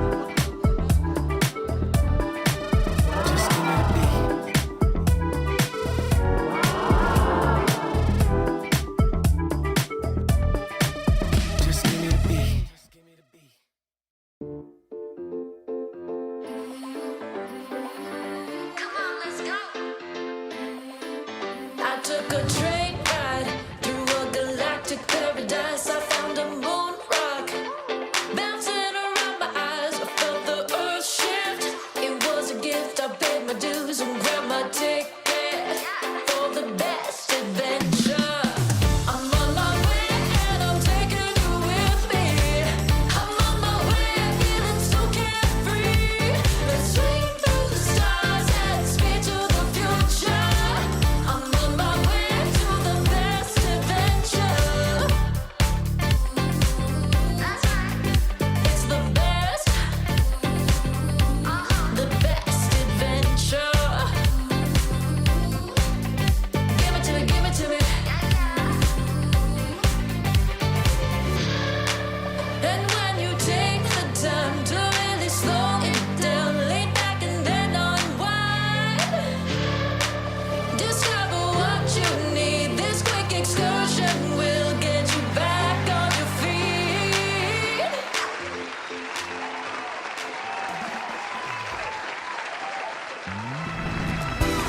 Welcome back. You are watching DreamLeague Season 28, and we are in the middle of our third series of the day. I know, we're a little bit behind schedule because so far it's been a very long competitive day. Every single series has gone the distance, and the little birdie is telling me that this game, or this upcoming, little birdie in my brain, I kind of feel like it's not going to happen for this series because this game one looked pretty rough. In the meantime, something that's also looking pretty rough, our potential of solving this puzzle and therefore solving the next puzzle as well on time, but that's good, that's fine. We can give morning crew points as well, as they were way faster with these little gizmos, as we'll call them. Curious to see what Falcons and Tundra have for each other though in game number 2. Falcons won game 1. Purge, it was easy. I mean, I wouldn't say it was easy. They still had to play their hearts out. Looked easy. Yeah, I mean, it was. Come fun. on, it looked was fun. easy. No, look, I don't want to downplay how difficult it is to even like lose that quickly to a team like Tundra when they're playing that well. Because like, I don't know, I just don't want to downplay. Like, they're both fantastic teams, but Tundra definitely was a stronger one that one. Maybe I'm being weird. Sorry, I'm just really thrown off because I couldn't beat the puzzle. Yeah, but I have a plan. Self-esteem's very low right now. What about yours? So good. I have a plan. Never. Jenkins. It's never high in the first place. Why do you think I'm wearing this shit? Still 0. I'm so confused right now. Me too. What? It's like an optical illusion, basically. It's like one of the pieces is very little I'm not bit talking smaller. about the puzzle. I'm talking about you. Well, I'm gonna keep talking. There's I'm something like telling you the why I'm bolts thrown off. Okay, I hear you. Puzzle's very. It's like one specific angle that you can get it past the nut, and then afterwards you're like, well, now I can't move the nuts at all, and I can't get this slightly smaller piece past the nuts either because it's closer to the center radius of the nut. You call them nut? Is that actually the word? Yes, that is the word. I'm sorry. Nuts and bolts, I'm sure you'll get your nuts. which you could also say is a sexual euphemism, but What is the sexual thing about bolts? it's a rod sheaver. Really? Because Yeah, women it's a cylinder. Women No. see him and then they bolt. Exactly, that too. Why does they a see bolt me? sound They're like like, "That's a nut," and they bolt. It's a small circular thing. Is it like a bowl? It's a cylinder. The bowl. A what? A bowl. A bowl? The bowl. It B-O- makes me think it's round. In Dutch, a ball is round. Oh, and a bowl. geez. A bowl is Largo. also circular. Oh, but Anyway. bolt. Largo So and bolt- Largo and It's in my head. It's Dream. something circular. Because it bolts in a straight line. This is a spicy one. This is a spicy meatball shooter. Spicy meatball. No. They left in Largo, Treant, and Shadow Fiend. That's a big 3 right there. That is the big 3. Big 33, if you will. If it's Largo. I like what this tree man does. It certainly wins lanes, and you can do a lot of pressure on the mid lane as well. If they do, if you have a hero that you can pressure, like a Largo, who obviously is going to blow the game up at 16 minutes, if you can delay that by like 2 or 3 minutes with a hero like True, some nice shrine or what's it called, twin gate rotations, I think that'd be really good for Falcons. 5 seconds remaining. I think we saw this exact trade earlier today, right? Tree for Largo. How did that go? Was that good for the Largo team? I think Trent lost today. Oh. Yeah. Good for him. Is it? Yeah, maybe he'll lose another 10 movement speed. Oh yeah, higher chance of not. Actually, this was like the only game Liquid lost. Oh my gosh. Wow. They had Tree, Nature's Prophet, the double tree lane. The thing about Largo right now is that it feels like the only teams that are playing him in Group Stage 2 are the ones that are good at it. And in Group Stage 1, maybe what we were seeing out of Largo wasn't very telling of the hero's power. Yeah. People playing it because they feel like they have to. Yeah. And now that the specialists are playing Largo, it really does feel like this hero's... Stuck. You gotta... Did we get points for that? I don't think so. Oh my god, she... I don't know how I did it. That is really tight. I sabotaged us, team. I'm so sorry. All right. Just throw it at the ground until it comes loose. Yeah, that'll do it. It's really stuck. Okay, You'll get it. I'll get it back. I'll get it back. I put it there. I can get it back. I'm not that strong. Come on.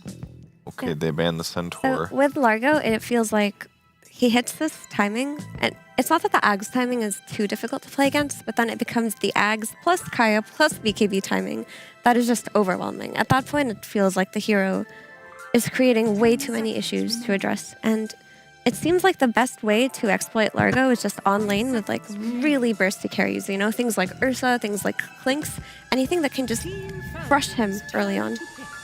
And then burst him later on the first Axe timing. This is not the small one. Well, they grabbed a solid hero against both of those heroes, if that's the case. Blinding Light can be a decent level 1 skill that you can grab on Caudle. The cast range is kind of ass, but it does decent damage now, and adding some move and moving your opponents away from him and giving some mischance can be great against either Clinks or Ursa. But even And- Ursa, like, you get your thing dispelled too. Your Fury swipes. overpower. Overpower. Oh, from the lick. Oh, yeah, that's a Yeah. good point. Yeah. What were you saying, Kev? Yeah. Oh, and it also heals. The nice thing about Caudle Largo, it gives them decent lane, and it makes their heals even bigger. Because the biggest way to kill Largo, or the best way to beat Largo, is to find him first and kill him at the start of the fight, without a doubt. I'm a little surprised we haven't seen teams explore more with like Doom, to be honest. Because if you Doom the hero, then you can't play songs, and you can't give yourself movement speed, and your armor goes away eventually, and you can't heal. But with that said, Maybe the matchup just isn't good. What if Tundra's been picking Doom against Largo. Okay, good. They do like that idea as well. Good. Definitely onto something there. Razor Tree. What an insanely strong lane. Imagine playing Largo into Razor Tree. How toxic is that? I got it both pieces past the first. Not the ball, the nut. Past first nut. Did you? Yeah, I did. Because I'm amazing. I mean, that's normal operating procedure for us, isn't it? What? Have you accomplished anything new? This is new. Both of them at the same time through the thing. This is now the stuck position. Ah, yes, Is that very new? good. All I need to do is recreate it once and then it's I there. don't know if that's new. Just let her cook. She's good at this. Okay. You know what I wonder? Like, how long until Ancient Apparition makes a re-emergence versus this heal meta and all of these holy lockets that we're seeing? These Phoenix Sunrays, these Coddle Blasts, these Largos. Like, at what point does this hero get reshuffled? When into his the laning pro player's stage is mind? better. When he gets buffed. I think we saw him in Group Stage 1. Yeah, we saw him banned in Group Stage 2 was- once. Hit or miss. It was Mostly miss. It was mostly miss. Got very punished in the laning stage. It was difficult to hit the ice blasts outside of the laning stage. It might have been. Perch, I promise this is new. Yeah, I would love to look at it if you don't mind. Yeah. The other one, you know how the one on the C is the small side? When you have that, you can push the other one through horizontally, or whatever this is, vertically, actually. There you go. Yeah, it's definitely different. Thank you. You got one of the centerpieces past one of the nuts. Yeah. Or one of the loops, somehow. That made it worse or better? Better. Almost there. I think so. I'm guessing you have no idea how you did this. Yeah, I do. I pushed it through. I just told you You vertically. just pushed it. The one with the U and U on it. Oh, you pushed the U's against each other like this. Okay. Okay, so what are we thinking then? We have a Bane. We don't see Bane very often. That does mean we have this Muerta as a core. Do you have hand lotion on, Cheever? Nope. Okay, it's feeling a lot. Well, it's just sweaty and warm, okay? It is. A bit greasy. Feels a little greasy. Don't give me that sound! All right, talk to us about Like Strap, that. please. Is that why I got past? Did you lube this up? No, I got some Vaseline in my pocket, guys. This puzzle is very sexual. The words that I'm hearing. Oh, did you lube it up? The nuts and the bolting and the whatnot. What's going on here? Anyway, so Muerta carry has been played quite a bit, especially recently. The EEU carries love it, but Pure especially. He's had really good performances on it, and I think the logic here is you see the heroes on Falcons. There's not really anything that's going to get on top of you, right? These heroes are fighting you from a distance, and you should be able to be fine, right? So long as your lane is good. And from what I'm seeing, the lane seems really good. You have this Bane picked up to secure the lane, but also giving you that BKB piercing disable for the Razor, that way to grip him, that way to kind of keep him in place, negating that threat from Muerta. I also really love the Coddle plus Largo combination, not in terms of like, oh, he'll give him mana, but when Largo's just farming and kind of doing nothing for 15 minutes, yeah, let's be honest, the hero doesn't do much for 15 minutes. You've got this Coddle like stacking for you, blasting the wave, like defending the tower. You make sure that you don't get run over too much while Largo's getting to that point where he's getting strong. I'm not a huge fan of Tide pick into Muerta. I mean, I can see the idea, like the lane is very strong. Like you said, Mira, Tundra is going to be like AFK farming with Coddle Largo for the first 15 minutes of the game. So you want an off lane that's going to be applying a lot of pressure. But I think outside of the off lane, Muerta against Tide is nice because you can fear him back into the silence. It's like anything that's like a ground targeted silence that you can't crack and shell. Sorry, blubber. It's called blubber now. Blubber. Anything you can't blubber off is not something that he likes to play into. So this makes me think like it's a comfort pick for Corrupted. Perhaps another level 30 Grandmaster hero for him. You want to try? I don't know. No, I'm going to give it to Cengiz for it. I don't know if you made it worse or better. I can put it back.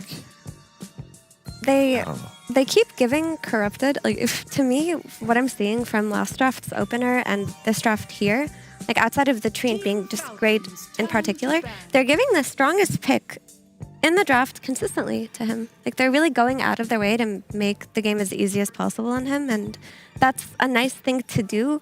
But I would have much rather like make this the Skeeter hero for sure. I mean, maybe they want to keep the flex open, but they don't have last pick anyway. Yeah. So just lock in the one core that you think will carry you here. Or just Mallory's hero if they don't want to flex. I mean, the flex will be revealed anyway. They don't have last pick on Falcons. But I understand, like, that's the best thing to do is try to accommodate your stand-in when you get him last minute. It is good, especially if it's somebody that doesn't have a lot of competitive experience. I think leaving them in a comfort zone is by far what's going to help the best, because otherwise there's too many things to like update to.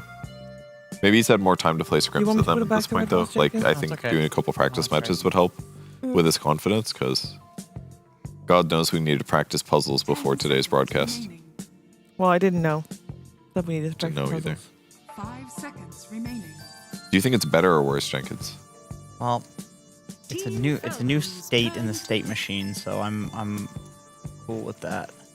Just seeing it's getting stuck on one of the bolts. I'm trying to find if one of them's smaller than. Oh, that's a good point. There could be 6. There's 6 edges, right? So Exactly. So I'm trying every edge. that's a hexagon. So it could be one of the 6 that Shiver tried that happened to be smaller. Yeah, you're gonna have to rotate. Could be a combination since there's 2 bolts on each side. Yeah, that's fine. That's like 1/6 times 1/6 to find the correct answer. It's like a combination lock. All right, final picks coming in. Falcons will need to reveal. It's a Leshrac coming out, so that's the thing is we see Leshrac mostly in mid, unless it's liquid. Does Skeeter play Lesh? I feel like I've seen that before, but it's been a while. I would rather choose a mid Leshrac. Yeah. I don't know if I like it. I mean, it makes a lot of sense with Ravage. You want to output as much damage as possible in this Ravage because it's your only stun, really. Like, there's going to be the root coming out from Trian, and sure, there's Bushwhack from Hoodwink, but there's counterplay to those things. So you just want to just make sure you're going to kill people in this Ravage. But I don't think Leshrac is in a great state right now. And I feel like the pick is very exploitable from Tundra. Do you think it's like one hero that could potentially punish the Largo a bunch, though? Because you do have a lot of single target damage with that bulk edict and stuff, so maybe ganks on the side lane there is what they're thinking. The thing is, the edict does damage a lot slower than it used to on Leshrac, and I watched this played out a couple of days ago. I forget which team it was, but they had a Largo versus Leshrac situation going on, and Largo was owning. He was just out healing what Leshrac was doing later on in the game with all the pulses.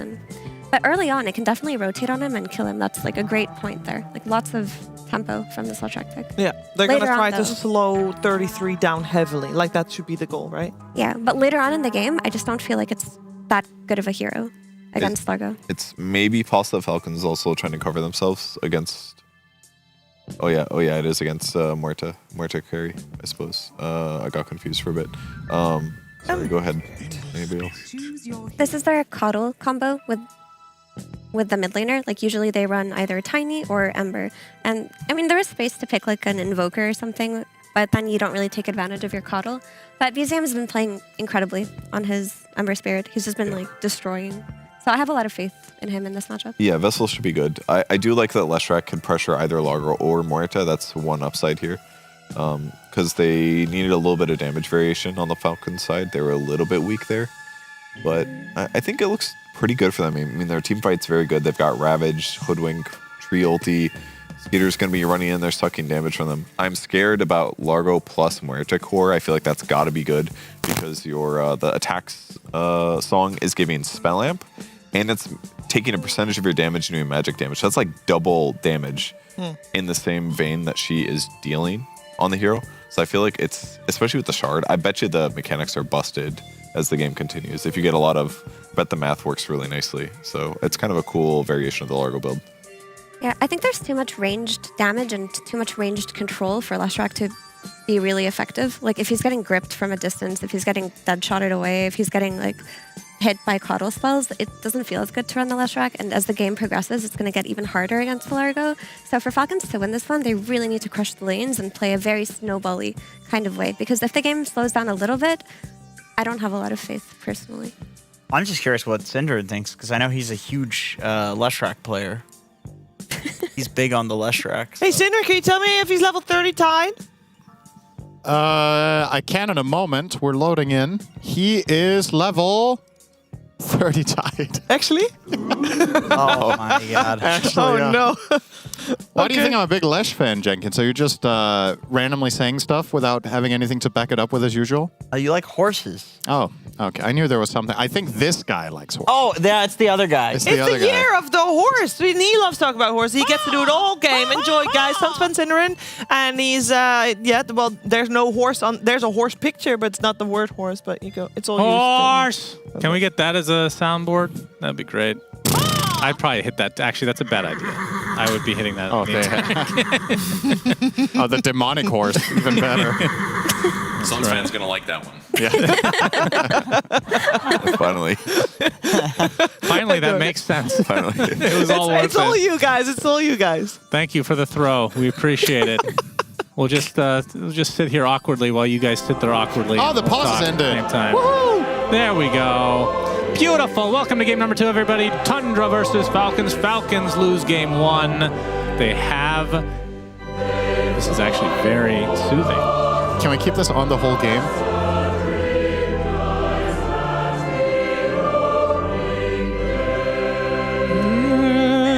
Falcons need to win. Who should they pray to win this series? To the Leshrac God. The song, actually. To the level 30 Tide Hunter. Pray to Amar. That's not here. Give us your energy. We must extend this to a game 3. I'll be honest with you, Shannon. This is not easy for me to say. I think the team with Trient is significantly outpicked. Wow. I am very worried for Falcons here. I think it sounded like that was the consensus among the panel as well, that they think ultimately Tundra will outscale them and there's a lot of pressure on them to execute cleanly. And I think that is a very daring strategy to play when you have a stand-in. And when putting the stand-in on Tide, who is very much like an equilibrium hero in a way, where you need to know the limits. He knows the limits of the hero. I'm not worried about that at all. But they as a team need to play a very clean game. And I don't know. I think Largo Caudle is just ridiculous if you don't have anti-healing. Yeah. Maybe that's part of why they picked Lesh, that they wanted a mid-hero who buys Shiva and plays fast. I can see the logic there, that that's going to work as your anti-healing, but Malrine isn't even playing Misanthropy. He's playing Chronoptic Nourishment, so he's going to do less damage than with the other build. He can hit towers, though. So maybe they will try to run tier 1s down before... Maybe that's the idea. They're like, Tundra's going to win this league. We're going to pick a mid-hero that pushes fast. Maybe it's almost that simple. Poor Snaking. All his trees have been destroyed. Dies. Oh my god. What? That was He not... walked in on a quarter HP. He wanted to get a leech seed off, but there was a sentry. I mean, even if he got it off, he would have been blinded in and killed anyway, I feel like. Yeah, that was not good. Okay. Well, that's the problem when it's banned every game. You never get to play it. Plus you get as corrupted. Looks like he'll be fine, but super bullied out of lane already. This is a strong lane where it's a Bane.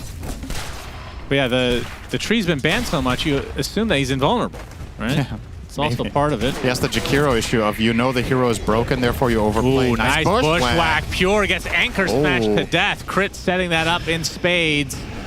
There is a Nightmare corrupted. He effectively helped Whitemon run away without taking damage there, but cute attempt. Still. 2-for-1 overall for Tundra. And finally we have the mid lane of Ember versus Lesh. Now, this is a lane that I think Ember can draw if played correctly with Max Flame Guard, which is what we've seen be the standard. It shuts down a lot of Leshrac's harassment. Now, with Chronoptic Nourishment, though, you can just keep attacking to regain the mana and maybe win this mathematically. I'm curious to see... How much do you get back each auto attack? It's percentage based? Yeah, it's a percentage. It's 25% of the damage dealt by your attacks. So get Divine Rapier and you get your mana back? That's right. That's awesome. Ari getting Blood Grenade, but the lick! The last moment from 33. Pretty good game for Lick, I have to say. Taking off Living Armor is the main one that I see. Yeah, that's really good. Pretty damn good. can also, I think you can pull people out of bushwhack stuns because that requires you to be tethered to the tree. Yeah, possibly. Plasma Field nice doing a damage. lot, though, and the right clicks from Snake King. That's something that has not changed. Is Treant, his base damage is a bit absurd. Yep. 92. Some major upsides to this hero, of course. There's a reason he's banned almost every game. Invisibility to walk around and place wards that you don't know about. His shard is one of the best in the game, the Eyes in the Forest. You don't really need to buy regen on the carry and lane because you can just keep giving him armor and using Leech Seed to heal. It's very strong.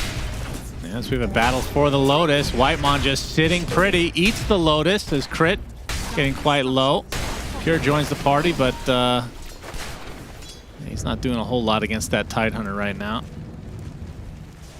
BZM in that mid lane, 15-2 versus the 22-1 for Malrine, so as expected, Lesh favored to start the game. Lesh is more ahead than I thought he would be, but I can't say with confidence that that's outplay on Malrine's part or if I just overestimated Ember slightly in this matchup. I didn't expect him to win ever, but thought maybe he would be doing slightly better than this. That, of course, gives some more merit to Malrine's pick. If he can consistently get this result. Nice dead shot. Yeah, crit's gonna get a bit of whack off, though. Blood Grenade hits him as well.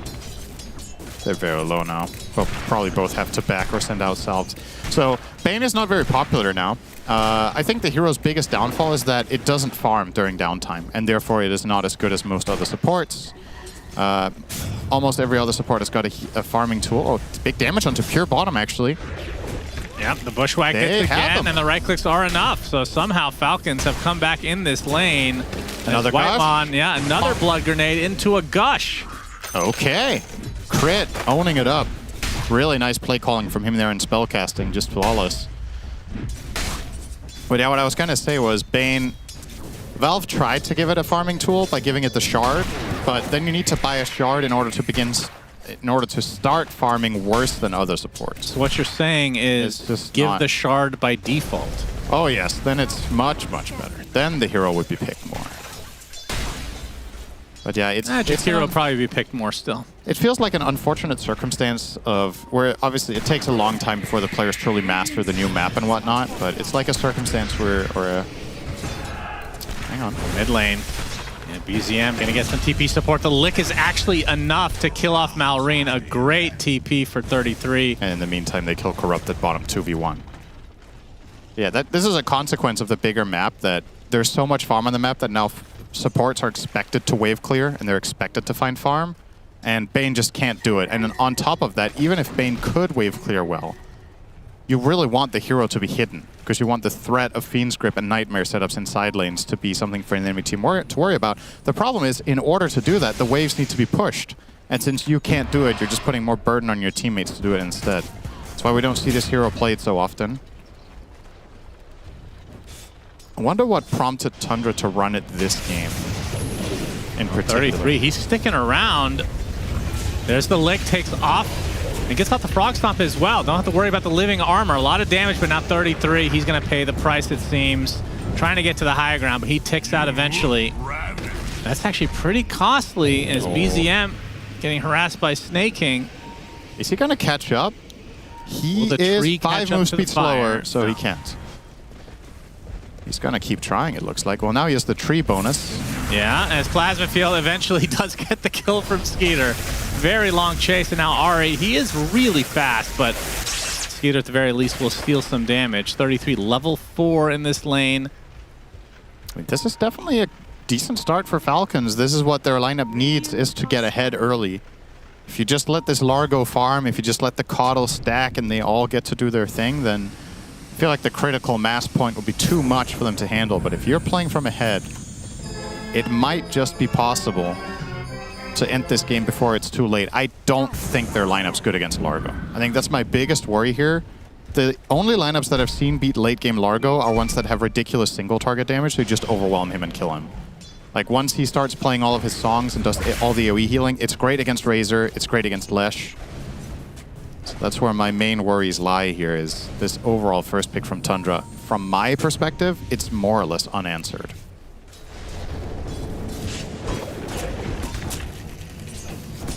Well, kind of good news that he, for the Falcons side, that he came mid and kind of, I don't know, feels like he lost a couple levels potentially by just sitting and waiting, being patient. But you can see the farm discrepancy between him and the Tidehunter not remotely close. But despite some of these kills coming in for Falcons, Corrupted not off to a great farming start. It's a difficult lane when Crit has to leave Nightmare. BZM with the Searing Chains. Bushwhack again. Illuminate, not going to do much. We'll have to Remnant away, and now the rotation from Snaking will ensure that Whitemon falls. Fortunately for Malrine, the rune was top, so BZM will get an invis. Working on the Vessel, unsurprisingly, this is the standard build on Ember right now. Would expect, and that is indeed the case, Malrine. This is another part of why this hero is good against Ember. Lesh loves to buy Greaves, and you can remove Change, you can remove Vessel.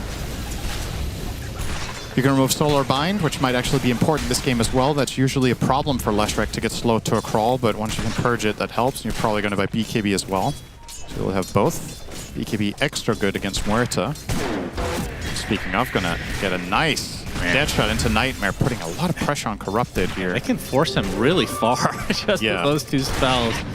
We'll have to TP out. He actually TPs to the tower, so we'll hope for the wave to come close to him. Maybe have to spend some time in the jungle. Yeah, if they can somehow find a kill now, then that's going to be pretty bad for the Tide with having to walk all the way back with no TP. There's mid lane, Malrine. Well, able to take the tier 1 very early because of that facet. You can see a little detail here. It seems like when 33 is playing Largo, he skills Amphibian Rhapsody when he has Coddle on his team. Otherwise, he doesn't. Just feels like he has enough mana, nice Blinding Light.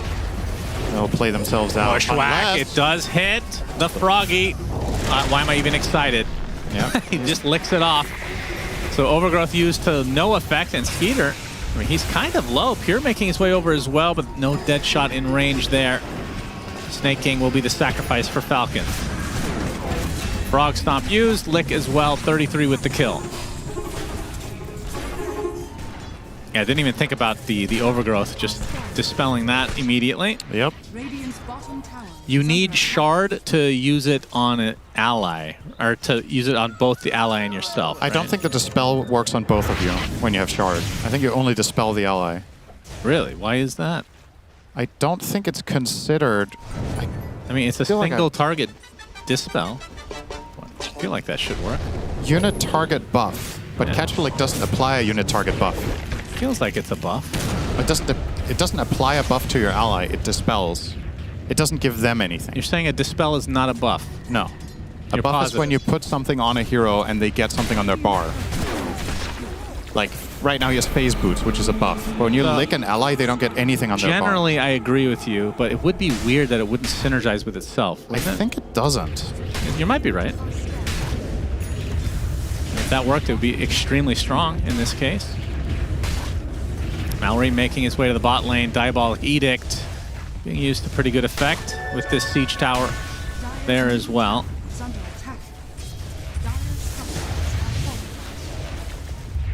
Yeah, one more Diabolic to ensure the second tower taken for Falcons. Meanwhile, first grip of the game with a Frog Stomp on top. First damage from Illuminate. Snake King down and out.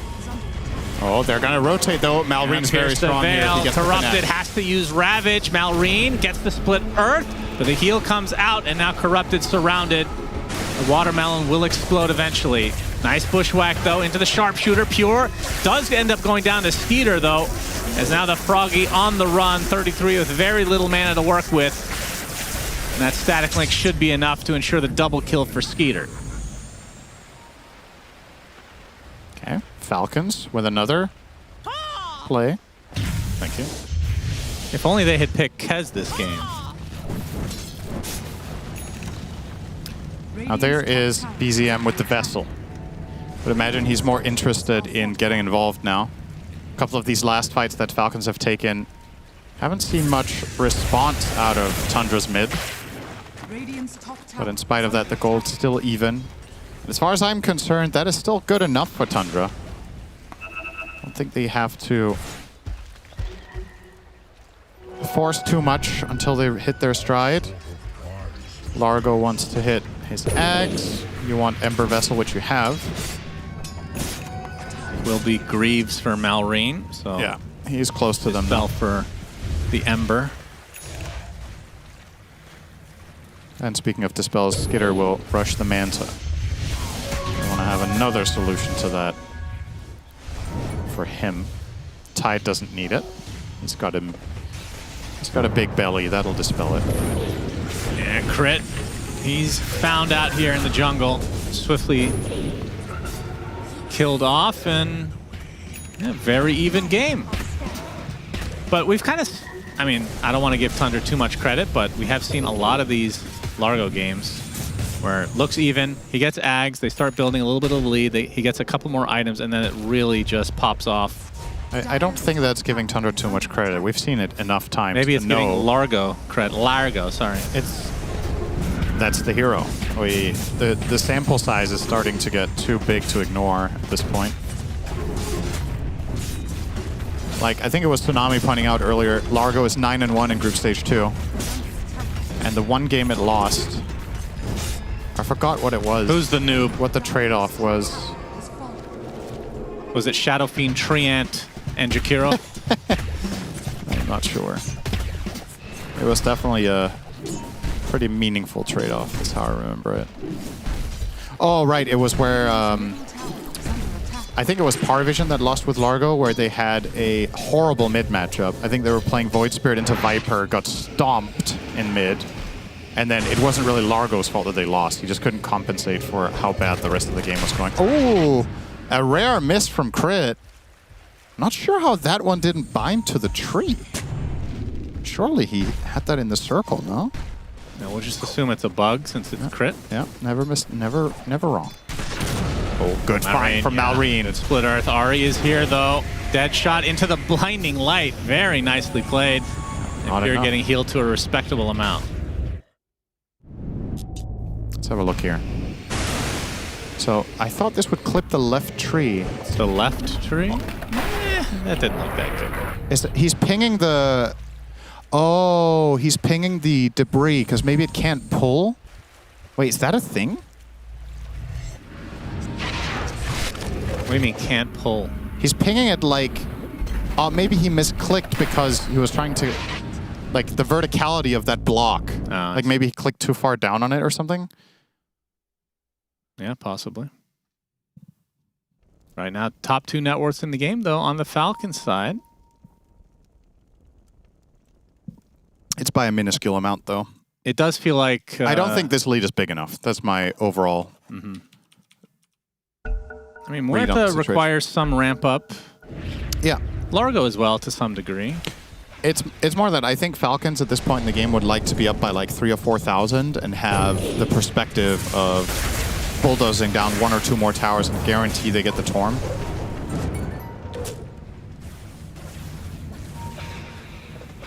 It's by no means looking terrible. It's not like that, but I don't know if you got enough bang for your buck with your Lash. Oh, there's the Maelstrom for Pure. And Aghanim Scepter not too far away for 33 as well. And then BZM, what does he have? He has Spirit Vessel, and it will be Shiva's, but pretty far away on that one. Skeeter finds himself a frog, static link to start it out. TP should be fine. Radiant are scanning.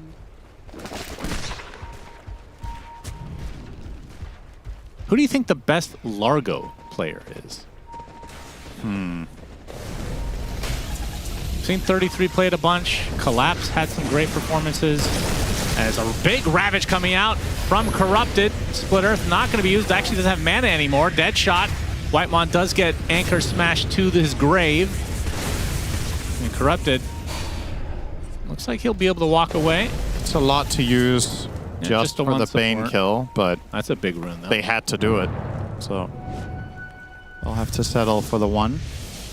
Can you get more out of this now is the question. They have good vision on the side of Falcons. 3 pretty deep wards, courtesy of Treant and Hoodwink, both being good warders, both being able to tree walk. And that's why they might find one here. Malrine trying to go for the Split Earth again, but yeah, Remnant comes out eventually. Oh. Definitely miscommunicated there. That one sucks because you overgrowth and you can see Lesh is in the middle of his animation. They're like, no, wait, let me hit him again for another route. Yeah. Then Malrine stops, let him do it, but then the animation for the stun is too long. That was a kill with proper execution. That one sucks for Falcons because they knew they were supposed to get that kill. And Tundra just gonna go right back at them. Oh, if they can get Skeeter, this would be crippling for him. Already at half health, gripped up. TPs are coming, they're too late. Yeah, that's a big kill. And they might find snaking too. Yes, just hiding in the trees. Little creeper. And Tundra now a little bit of momentum on their side with that Aghanim Scepter purchase from 33, so can sing those 2 songs simultaneously. Notice how many sentries Tundra are already placing in the top half of the map. This seems very premeditated to stop Treant from getting control of that area leading into the Tormentor, but also just expecting snaking to be playing up here quite a bit. That's why they were able to catch him there. With the pipe untied, you imagine Falcons would love to try to fight for the Tormentor for sure. I feel like the most important 5 minutes of the game are about to come up. Yeah, I mean, 33 is going to have his Kaya by that point. That's a pretty value item for that hero. Yep. And I thought he was close to it, but Whitemon, Aether Lens, I feel like is just required on Bane, but still a ways away. The BZM farming quite well. Close to getting the plate mail finished, so just the recipe basically for the Shiva's Guard. I mean, how early do you want to see Shard on tree is the question. So we're going to see the overgrowth. Oh. Really more of an exit strategy, but not much of an exit. He'll still have that ult for the 20-minute mark. I mean, I would like to see him buy it now. I think going into the Solar first, I think is a mistake. If you want to win this game as Tundra or as Falcons. Nice split Arth into the Bushwhack. They're not going to play with their food this time. Crit gets the kill. I think you should get the Shard on Treant and start taking control of areas as much as possible. If you want to win this game, it is on a timer. Skeeter. Get out of this. Okay, TP good. support from Falcons, trying to turn this around onto the Ember Spirit. He has the Remnants, though. Remember, we're a minute away from Tormentor, so nobody wants to use anything big. Ravage almost certainly will not be popped until that point. In case you missed it, it's kind of crazy just how freely 33 can farm. He can spend his entire mana pool with 2 songs, farming all the camps. Then he can backpack his Ags, get chakra'd once, and be up to like 2/3 mana again. It's bizarre. Smoke from Falcons. Looks like they want to pounce before the 20-minute mark. Yep. And they have the team fight. Largo is probably the perfect find. If they would have found him while he had 2 items loading in from the backpack, that would have been amazing, but not the case still. Yeah, Tundra are going to group up here. Imagine a smoke is imminent. Pure will be taking the gate angle. They're actually not going to smoke. They're just running in there. Largo in front. Yeah, Falcons are in a much better position right now. Are they just conceding it on Tundra? Or are they still interested? Somebody in that tier 1. They're just going to go for it. Falcons is. And yeah, they're just going to get it. A little bit surprising. Maybe the tree will get it. No, he won't. Crit. I mean, that's also an excellent shard, though. These shards are both high impact in this game. You want... The Hunter's Boomerang is going to allow Lesh to do a lot more damage. So potentially you can find the kill on Largo. As we've already established, this guy becomes the centerpiece in most games he's in. As a wise man once said, when there's a Largo in the game, it's a Largo game. Wow, that sounds really familiar. He is the hero for both teams to deal with. Finger licking good. Yep. Dire's middle tower. So he will be finishing the full SNK into Shard, actually. Crit. Interesting. Frog Stomp. Mission failed. Yeah, he's going to burn Ari there. 33 gets the Shrine. But yeah, that's interesting that he's going for Shard a little bit earlier than we've seen. Why is that? Does he want to use... I mean, in terms of his own kit, the only thing that in theory it works on then would be Croak of Genius. Yeah. Unless you're wrong about the lick. Yeah, either I'm wrong about the lick or he just wants it for the croak for... It's a ton of damage from Huerta. Or for Ember. Yeah, It's both Ember of as them. well. It's good on both. There's the Shivas. Pretty big power spike for Tundra. And what do we have going for Falcons? So Skeeter... Wait, was that just a faster than this patch average on Great Healing Lotus? I didn't see that. Wow. Wow, nice. Good job, All right. King. Keep it up, Jenkins. Yes. What? A little bit of That brain is a aneurysm. true insult, BZM. I'm so sorry, Snaking. He's burning up. We'll get the remnant off. They get a Nightmare, though, into the Searing Chains. Illuminate actually does clip him into the lick. There's the Vessel Another immediately spear, after Vessel, the creep. He's BZM in showing trouble. off his Shiva's Sleight of Fist. Dodges the Split Earth. He's still on the hunt. And the Boomerang, though. Here comes Guitar Man. BZM pretty low on mana as the Static Link applying to 33, just trying to sing his way out of it. The Plasma Field's going to slow him down, but Skeeter, he's the one burning to a crisp. Look at this. He just dies. What was that? Oh my god. And now Malrine getting extremely low. BZM running out of resources. Pure is there, though, to finish the job. That was quite a sequence. I feel like Razor was chasing, but really he was the one getting chased. I think it's one of those moments where you're just like in disbelief. You keep chaining, you're like, I will eventually win this. I am a Razor with a max static link. What he in the didn't world? even deal damage to the Largo. Yeah, let's see this again. That was sick. Let's see it again. I mean, look. Okay, look at this. Largo has how much armor? 30 armor. And he's just pulsing healing and damage simultaneously. Nice Manta dodge on nothing. And then, I mean... wow. Okay.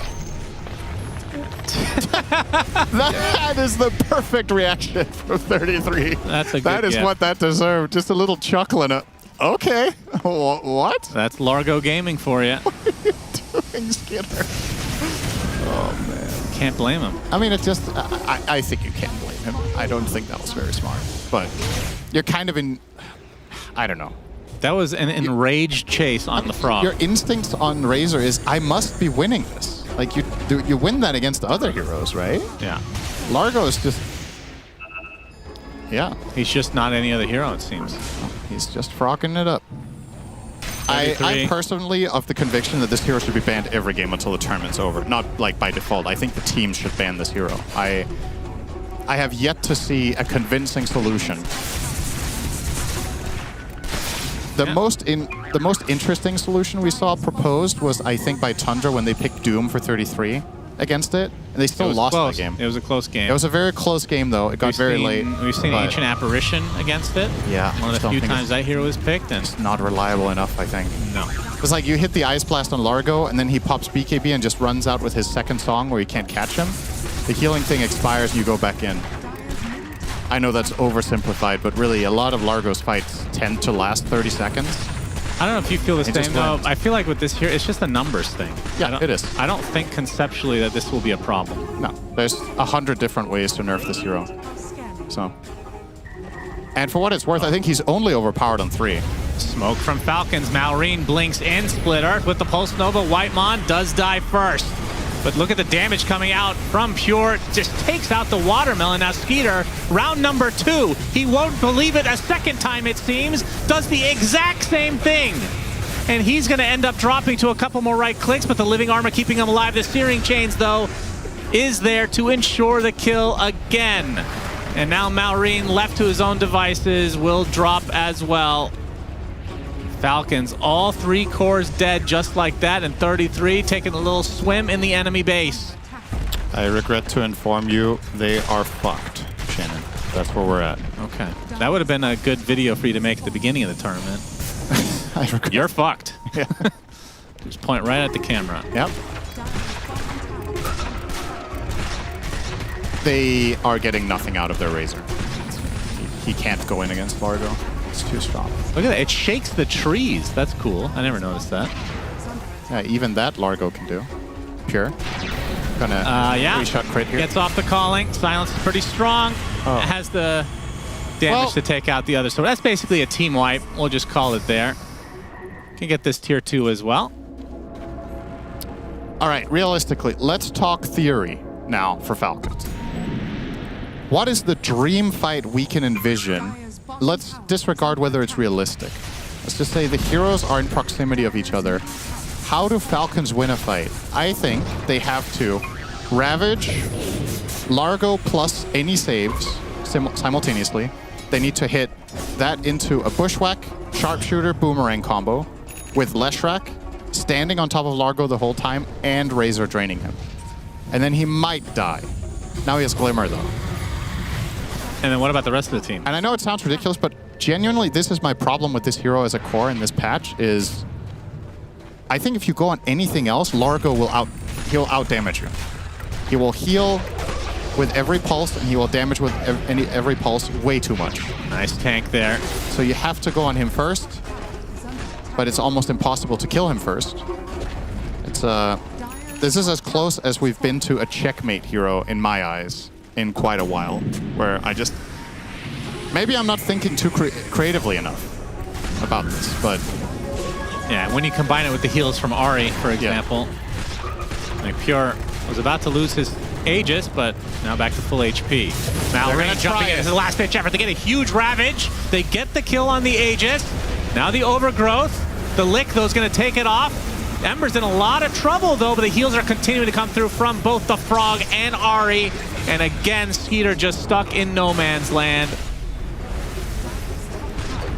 Everybody's sustaining back to full. Malrain, one more try.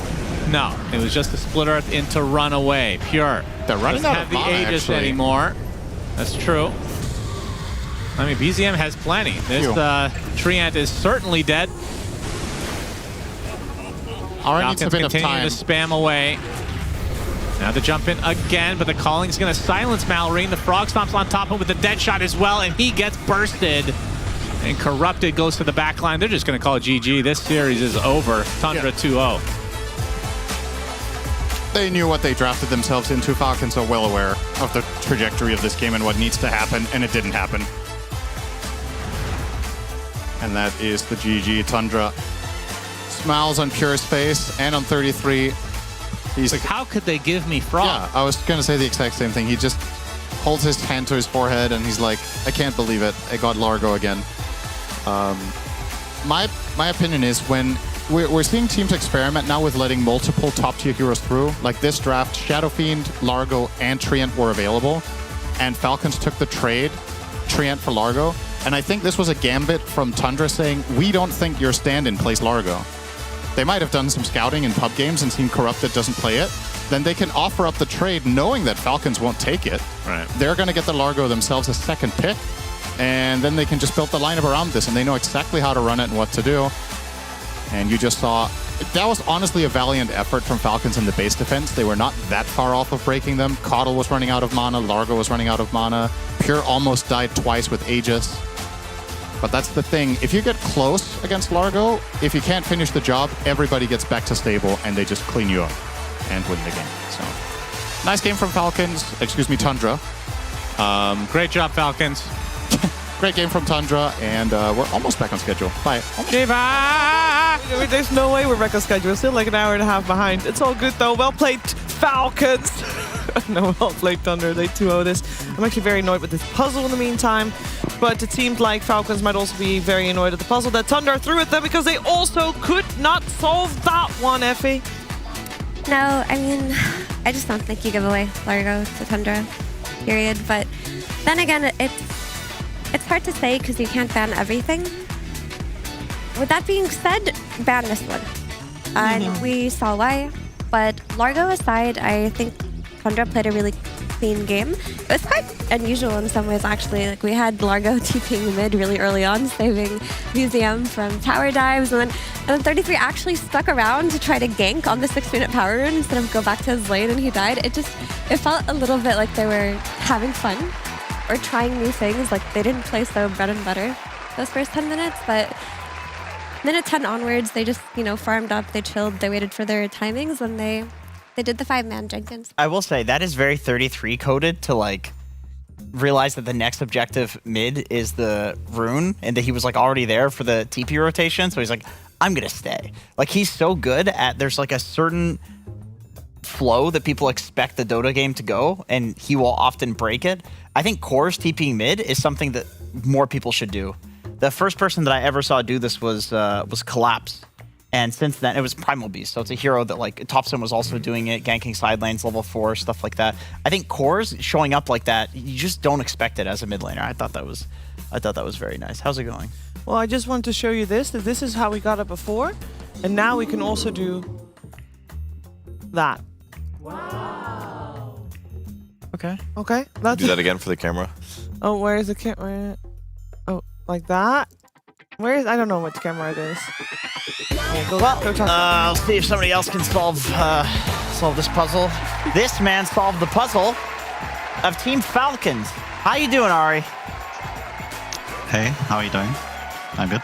I'm very good. I need your honest opinion. Obviously, Tundra Falcons is one of the age-old combinations at this point.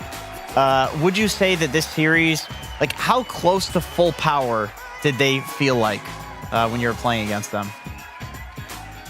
Yeah, I mean, I would like to say that we were just like so good and there's nothing they could have done, but to be honest, yeah, they feel pretty far from full power. So it's not quite the same kind of sweet victory that we had the first Blast win against them. So yeah. I mean, you're still doing very well in the group so far. How about playing versus a stand-in? Did you do some research into like his Grandmaster tier heroes and ban that out and change your drafting based on that, or did you just kind of go in the same as usual against Falcons? Yeah, you definitely adjust for a different player with different hero pool and different like strengths. I didn't personally, but from what it sounds like when we were talking about the strategy for the game, it sounded like he really likes Centaur, and it sounds like it's his best hero. So we kind of felt that it would be really contested between both him and Netta, as both like it a lot, and also because SD's being picked by them a lot, and Centaur's good against SC, so we knew that this hero would be really contested, and therefore we increased the value of it. For example, yeah. So you do adapt when it's a different player. Cool. How involved are you in that process? Like you said, it sounds like this. So you just like heard the boys while they were drafting. You're like, oh, they came up with this. Are you just like going out on your own and coming up with heroes and pubs? I remember this is how you used to be. You were like the experimental guy that would come up with new, fresh things. Is that how you still are?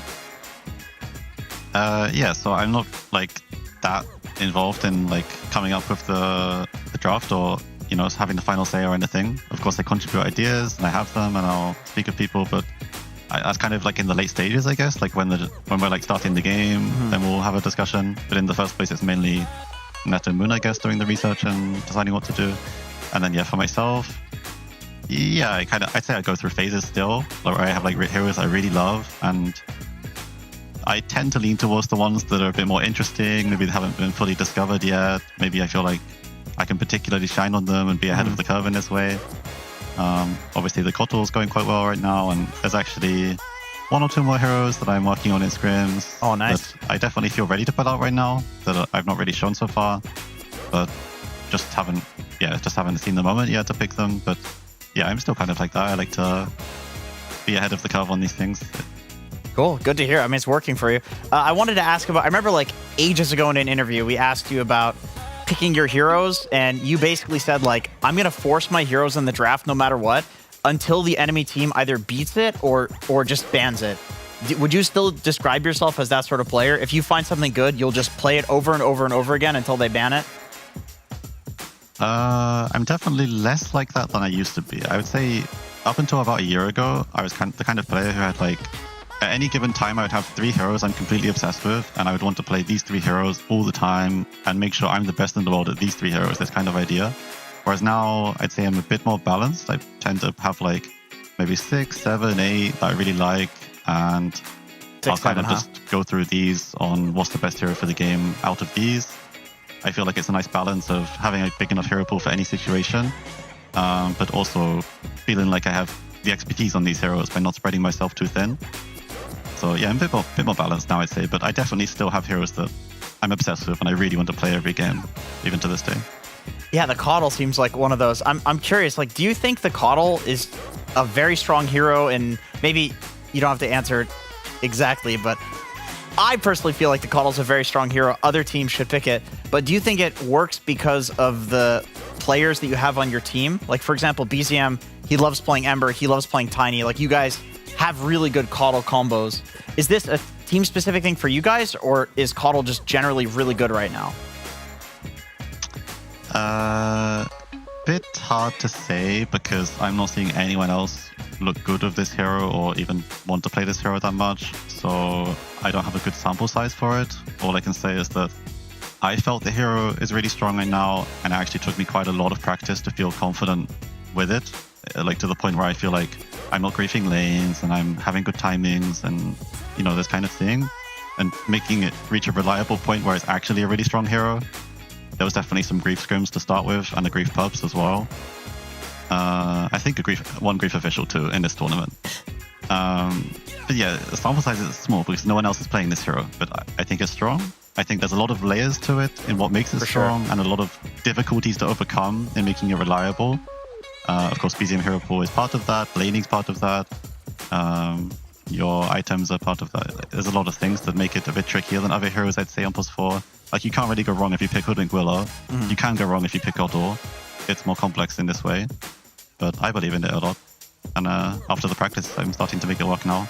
It's definitely working. I personally believe the Recall Coddle is literally the hardest hero in the game. There's so much grief potential with this hero. I actually hate Recall Coddle, to be honest. Even when it was really good, I wish they'd nerf it so I could stop playing it. Yes. It's so frustrating, the grief potential. Anyway, I have Big P over here with some questions for you. Hey, while we're on the Coddle topic, do you ever get value from his innate where you can't go below 75 mana? It's one of those things where if you're in a game, it's kind of hard to notice because you're just focused on other things. But there's definitely some moments where it comes into play. I'd say like mainly in early game, and particularly if I do a 3-1-1 skill build, then you have pretty bad mana management with that build. And then it actually comes into play a little bit. It's definitely not great, but sometimes it does, depending on your skill build. Okay, great. And then I have one more question about Shadow Shaman. I've been enjoying watching you play the hero. It feels like you're getting a lot of value from the hero, moving around rapidly and anticipating where your opponents are going to be on the map. What kind of like a thought process goes into that? Maybe a bit different each game, but I try to just do what is good for my team's map based on what I think they want.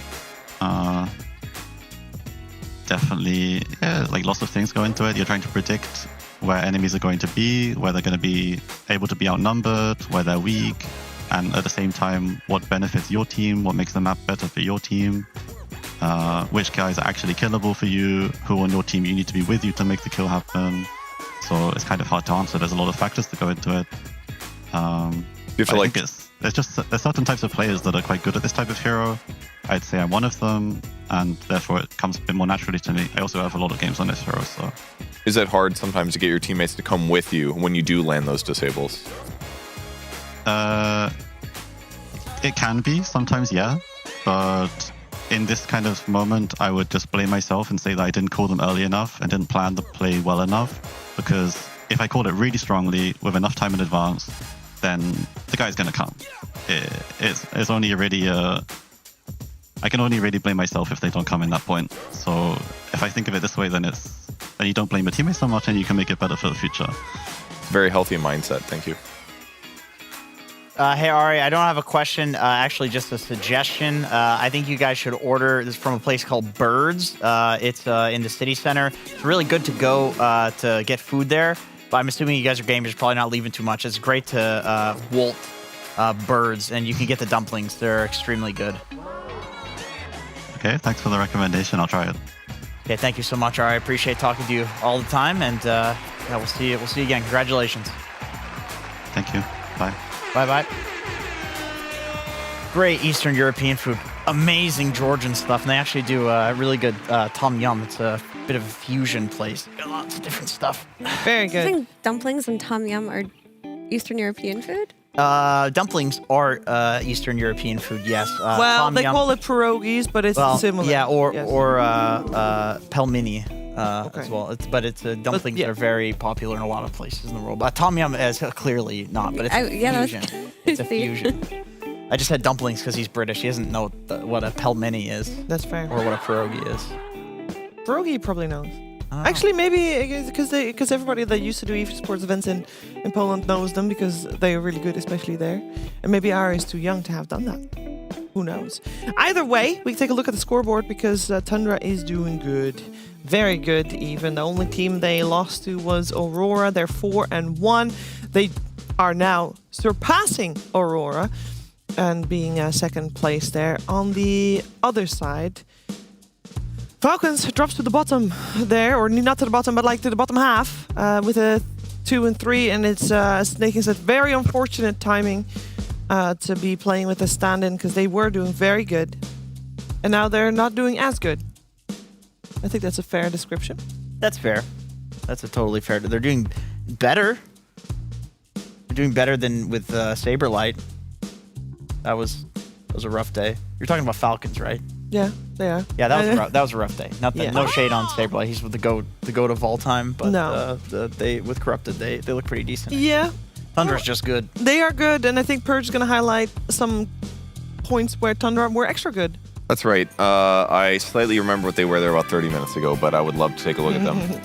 Let's hop into the clip so I can remember exactly what I was highlighting. Yes, just how frustrating Largo is. Look at this chase down that happened. Skitter is unfortunately a chase carry, so if you're trying to kill a hero who excels in countering being chased while also giving yourself armor while your armor gets reduced. He's also far away from his ulti this whole time. He wasn't ulti proccing because he was just a little bit too far away. So he was basically just static linking the guy, not getting minus armor while the Largo's armor went up. So that was kind of worst case scenario. It looked good on paper because you're thinking like, I'm a Razor, I'm going to run this guy down. But Largo is so fast, he resists flows so much that his damage is going to stack up, or his defense is going to stack up really heavily.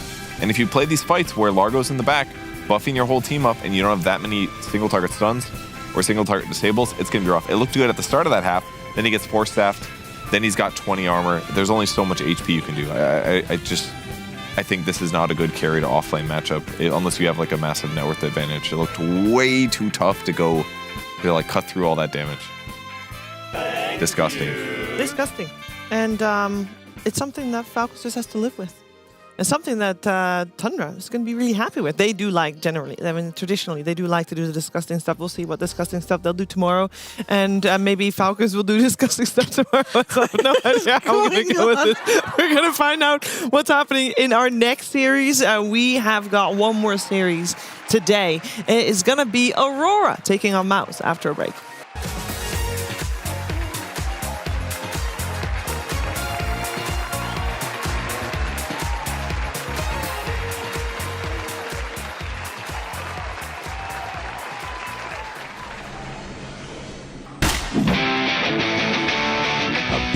Bloody time.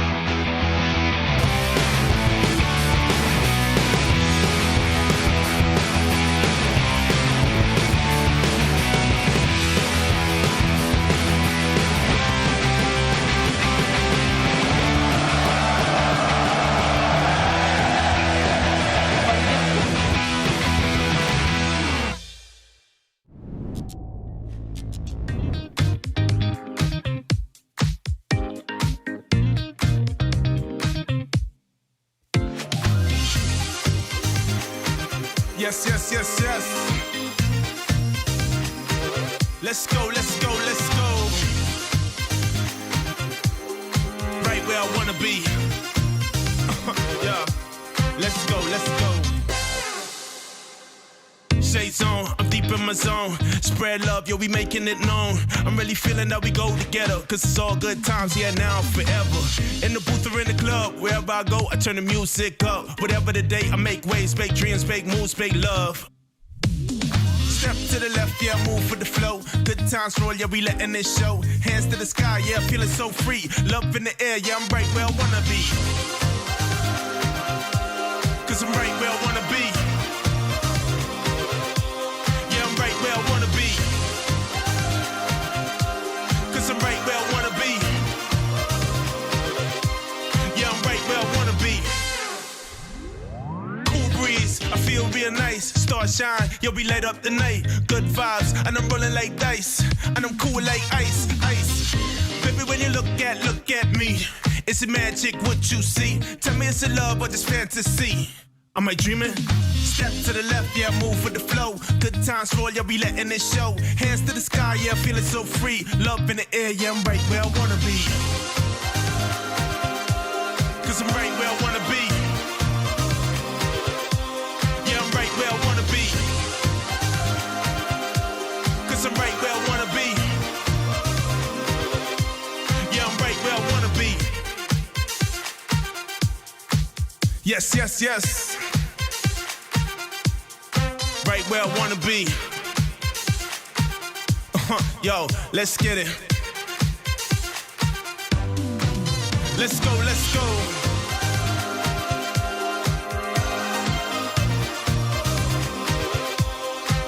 Let's go, let's go.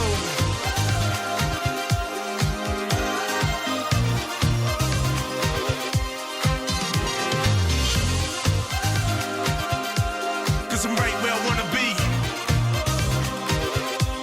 Yeah, I'm right where I wanna be. Cause I'm right where I wanna be. Yeah, I'm right where I wanna be.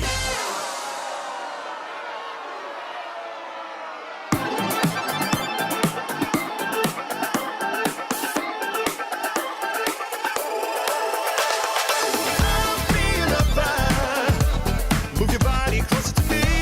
Yeah. There ain't no other. Let the music set us free. Yeah. I see the loving that you're bringing to me, babe. Oh, move that body, let me give you my all. Yeah. Don't you want to be loved? Let me take you to the other side. Hey, yeah. I'll be the fire. Pull your body close to me. Yeah. There ain't no other. Let the music set us free. Yeah.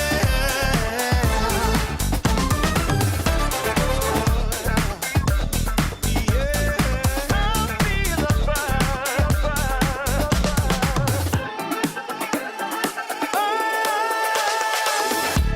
I feel the rhythm that you're playing is so fine. Oh my. The way you're moving's got me in ecstasy. Yeah. Oh no, I can't get enough. When we dance, you know I come alive. Yeah. I'll be the fire. Move your body close to me. Yeah. There ain't no other. Let the music set us free. Yeah. Oh, yeah, yeah, yeah, yeah. 'Cause when we dance, stars light up the floor. Oh yeah. The way we touch, it keeps me coming back for more. Yeah, yeah. Oh, yeah. Ooh, I'll be the fire. Pull your body closer to me. Yeah. There ain't no other. Let the music set us free. Yeah. I'll be the fire. Pull your body closer to me. Oh. There ain't no other. Let the music set us free. Yeah.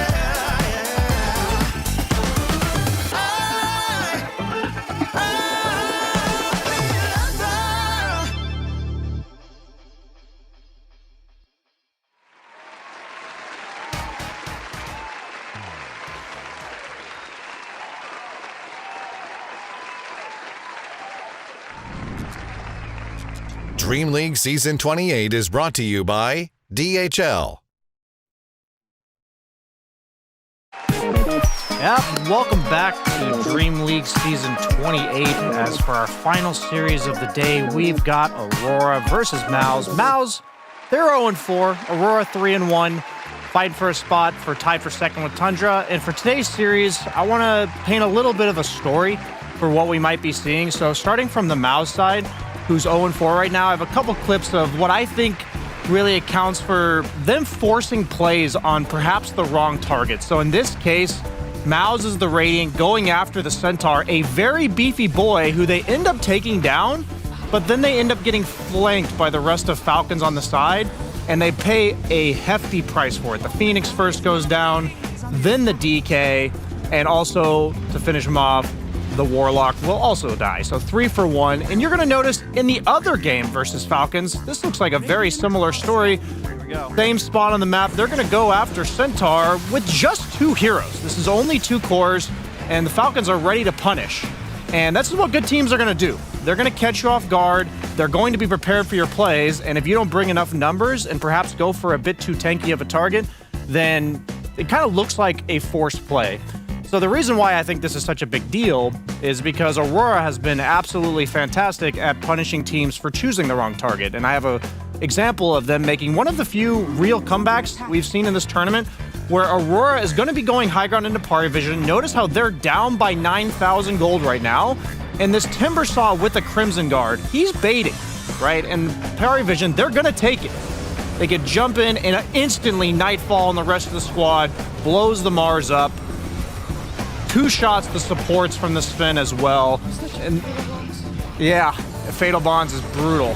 And they're just going to chase down the rest of them. Like absolute full punish.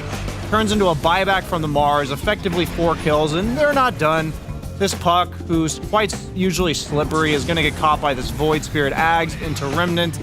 And that's effectively a team wipe off of just 1 bad target selection on the side of PARIVISION, and that's what Aurora did to them there. And so after watching MOUZ back, seeing them force a few plays on a bit too tanky of targets, that's what I'm going to be looking out for in today's series. Can MOUZ play a little bit cleaner, be a bit better with their target selection? And if not, Aurora will certainly punish them for it. Yeah, just like we're being punished right now by this stupid puzzle that we're not able to do. That's how it's going to feel for MOUZ, absolutely. Yeah. Guys, I have an option. Throw it at the wall. We are... No, not throwing it at the wall. That would probably not be good for the wall. That thing is rock solid. We have the option to concede and to just get the 3rd puzzle for funds. Yeah, let's do that. I mean, I want to be able to play with, like, I want to have 2 puzzles at once, you know? We can continue fidgeting, but we can only get the 3rd puzzle if we concede the challenge to Morning Crew. We accept it. Wait. Hold Okay, it's not about losing to Morning Crew. No. It's about losing to this fucking thing. I don't want this thing to beat us. We would lose to both. Yeah, but I don't want that to beat us. Oh, yeah. Well, Like, you want to make sure I'm not pointing at Kevin. I'm pointing at the puzzle. But you can continue doing the puzzle while also doing another puzzle. Yeah, but it's like it defeated us and made us give up on the challenge. That's how it feels. Like this little thing. Surely we can sort this thing out and move on to the next one. It's like getting stuck on a level in a video game. Kevin? Are you in the zone? I don't want to quit the game. I don't want to play on like free play mode. Put it back to like the... He's in flow state right now. Likes it. Okay. Do you see how I can do it? You can do this cool thing. This is the challenge right now. Hey! It goes like here. We got points taken away from us. For what? This is an old one. Is it? We are at 11. What do we get the other 2 points for? Yesterday. Well, the yesterday's challenge gave 2 points. Oh. Anyways, this is what... They're trying to erase that from history. Yeah. Ooh, you know who would really like 2 points, MOUZ? Because they have not gotten a single point right now, and that does because they're 0-4, and it straight up means that if they lose this upcoming series, which let's be real, it's a little bit of a David versus Goliath situation right here, but if they lose the series, they are eliminated. Now, winning is still very important because getting higher up still gives you more APT, and you want the points, and you know, that's a lot to play for still too, but obviously you want to go further here. You want to prove that you can do it. And we're going to see. I mean, MOUZ has gotten a lot of losses in the last few days. And obviously with that, a lot of lessons. And with that, hopefully they learned a lot, as we will soon see if they can put those lessons into action. Do you think they can? You went for it. You thought MOUZ could do it. You believed in them. Fever, I've been lost maxing this entire tournament, so I put MOUZ because I think Aurora will crush them. I believe that... Brian, that was an excellent segment. I would say that in general right now, in the patch, over chasing is like one of the worst things that you can do, and that playing with your team is one of the best things that you can do. And the reason for it is because the support items are very impactful. There's Greaves, there's Pipe, there's Pavis, Crimson Guard. There's all of these items that are way more effective when you are around your team. And they all have low cooldowns. A lot of the supports have low cooldowns, so staying near your supports and allowing them to get multiple rounds of spells off has a lot more value on this patch than in previous patches. So to me, it honestly just looks like... I don't know if I would say MOUZ was a team that was like winning team fights by doing this, and like this was the advantage they were getting. To me, MOUZ is a team that has always played really fast, but in terms of being like a positional, like nobody steps out of position team, I don't know if they were ever that team. Yeah, even it's just when that they now did they're well. getting now they're getting punished for that, and this is a learning experience for them going forward, not just in this tournament, but going forward as well, because a patch like this will come up again. It always does. Yeah, I think what we're praising Aurora for is exactly the thing that Brian is describing. Obviously, he highlighted in his clips as well, but that is the thing that seems like Aurora is doing it better than almost everybody here. It's why they have such a stellar result. They are always in the right place to back each other up when needed, Purge. I feel like that is just is their superpower right now. Yeah, their team fighting is incredibly good. It's frankly amazing how good they are, especially when playing behind. They've had a lot of matches where they looks like they're about to get 2-0, for example. They come back, they win game 2. Game 3 ends up being close usually, but they pull it out in ultra late game scenarios. Lorenoff's performances have been super fantastic. He's definitely impressing me a lot this tournament, so there's a lot for MOUZ to swing at this game and this series. I like this matchup for Aurora as well. I feel like I've seen Shadow Fiend beat Razor multiple times now, where by the time you get Hurricane Pike and a couple damage items, you will outcarry this guy, especially once BKB is gone, and you have the minus armor going against the guy, because Razor's agility aim is not great, so it feels like you farm weaker and more slowly. You're not going to be able to stay on top of the hero, and at some point you might even get Shadow Fiend ulted, so you're just going to do less damage. I mean, your advantage may be like BKB timing. You're definitely stronger then, but 20 minutes later, it's not even close. Yeah, even then, like an SF just clicking you with his BKB is sometimes enough to kill a Razor. Like, Razor hates playing into burst, but it's Crystallis, so that's why he took Razor, if he can get Razor. What I find interesting is Aurora just picked Brewmaster into Razor. Like, from everything that I know, Razor does very well against Brewmaster in lane. This makes me think that there's, like, some sort of prep that Aurora did for MOUZ in general as a team, and they think that Brew is like a solution to their team, and they wanted to get it early so it doesn't get taken from them. Am I crazy? Like, doesn't Razor shit on Brew in lane?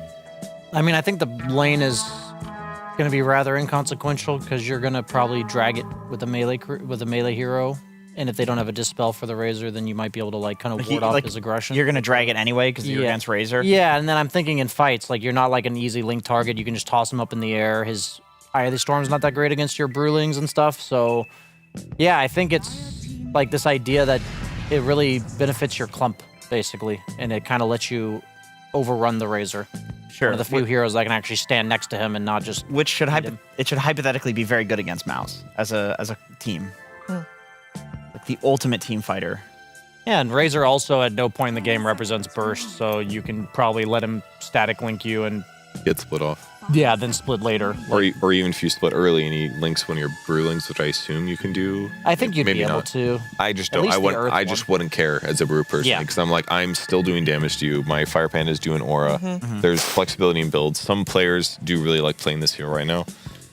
So I think if it's fine, it covers some of Shadow Fiend's team fight gaps. I'm curious to watch the lane because I know that you can have one concept of matchup and then a few patches happens and it's just not the same. Like they literally changed Brew's Cinder Brew to be entirely different. They changed the proccing of his passive to be entirely different. So maybe this is just WS saying like, yeah, this hero actually shits on Razor now. There's a potential there as well. So it'll be a learning experience for me to watch this one. Okay, they sniped the Phoenix from Ol Kaori. That means Warlock will be the pick. Hero's not in the pool. Gives them some good team fight that they definitely needed. They needed something to follow up with the next stun initiation. But I'm still a little bit worried how few disables they have, I guess. If they want to deal with the Brewmaster, just doesn't look very easy for me from MOUZ's side, but maybe they can figure it out later. They do pick the Warlock as expected. I mean, you really don't need more than 3 heroes To do what?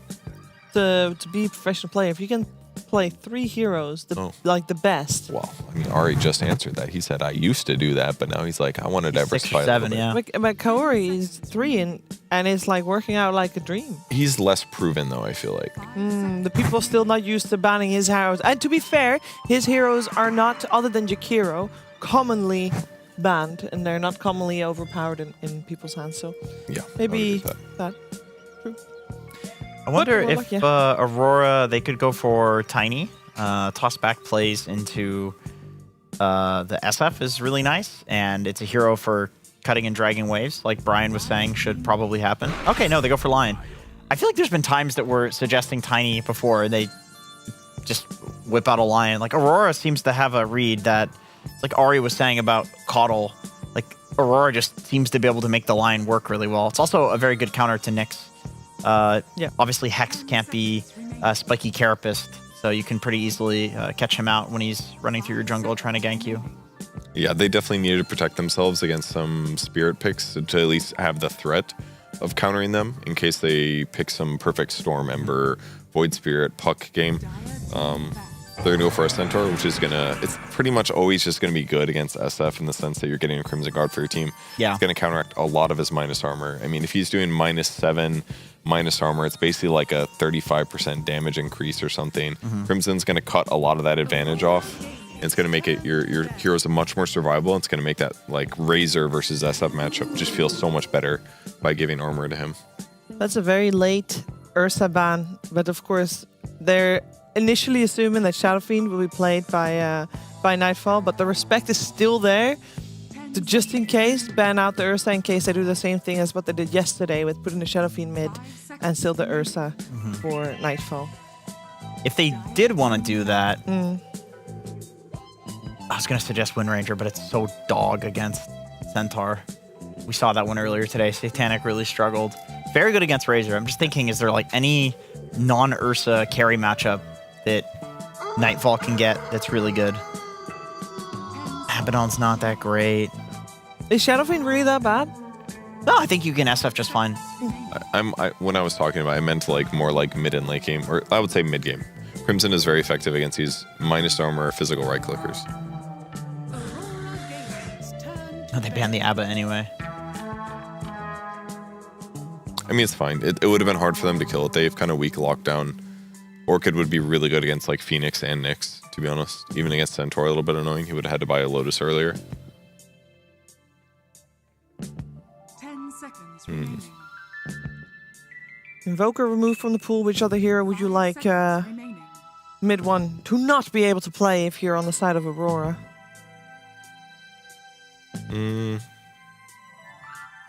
Any of the spirits? Yeah, I don't think they're bad. Like, I don't think a hero like Void Spirit has a ton to worry about just yet. With just Lion is the only one with good disables. But he can't stand toe-to-toe with the SF, which is a worry. They banned the Leshrac. Yeah, something that does like more damage and is a little bit less survivable is probably scarier for Shadow Fiend. You can kill him a little quicker. That also works fine. Just high armor naturally. It's going to give them better carry potential that might have fallen off with Razor against a Shadow Fiend. Do you think they'll swap it about? I guess it depends what the last pick is, but I guess, yeah, probably just based on matchups. Yeah. I mean, like we said, Razor probably does better against Brew, so they'll probably put him mid. I mean, but yeah, they could. Yeah, MOUZ, like, Aurora can SF mid against DK, but then MOUZ could run the Razor mid, and it would probably do fine against SF, so I guess you're not super worried about that. Is there anything for Nightfall that would be, like, insane in this game? We've seen Faceless Void against Razor before. It's not really great against, like, I mean, Nyx DK has good stuns for you. Maybe looking for a cheese is not the answer. No, they'll just go for Lorenov hero and give him his Storm, put the Shadow Fiend on the safe lane. Easy peasy, lemon squeezy. Is it, though? I mean, it's fine. They have two three decent stuns on MOUZ side between Centaur and Nyx and Dragonite, so he's got to be a little bit careful this game. He could get blown up for sure, but it's going to take some time because they don't really have that much burst damage until Crystallis gets a few items. So unless they throw like a lot of stuff in him, I think Lorinov can get some kills on side lanes. Brian, how you doing? I've made 0 progress, Shiver. Would you like? Is this a point where you'd want to concede or you'd want to try again? Because obviously you haven't really had the chance yet to try. Yeah, I mean, I feel like I want to give it at least 1 game. Okay, we will not concede yet. Not yet. It's all on Brian now. There's always a game too, Shiver. Carrying the torch. I'll never live that down. I said that one time during an Arkosh match. That was like his motivational speech to us after we got. And we won the series. I'm every time amazed that that voice line comes out so fast after anybody mentioned Arkosh. For some reason, it's just. It's on ready. speed dial. It's just ready. Is MOUZ ready? Because we did say it was a little bit of a David versus Goliath. Maybe in this case, maybe Cat and MOUZ. Are they ready? I see what you did there. Thank you. I think not a bird. I think both teams kind of got what they wanted. I don't know. Like I look at both drafts and I'm like, okay, mid lane's probably a wash. Both teams have like a slightly favored safe lane, which I think is very common on this patch. And then they have a lot of their signature heroes. So it's a balanced game, which I suppose is better for the team that is just playing better, which is Aurora. I feel like I have more faith in Shadow Fiend as the game goes on. So if it goes even and then goes into ultra late game, I think SF's just naturally going to be stronger. So that's one upside. But it's Razor in the hands of the Razor, Crystallis. That's true. That's a comfort hero. It's mid one. He said. Is it mid one Razor? Oh all right, my mid god. one Razor. I'm gonna. They're gonna play Dragonite safe lane. That's fine. Crystallis' Dragonite is good too. It's Razor in the hands of the Razor, mid one. Doesn't have the same ring to it. Let's find out how it's gonna play out. Game number 1 coming your way with Sunspan and Sinrin.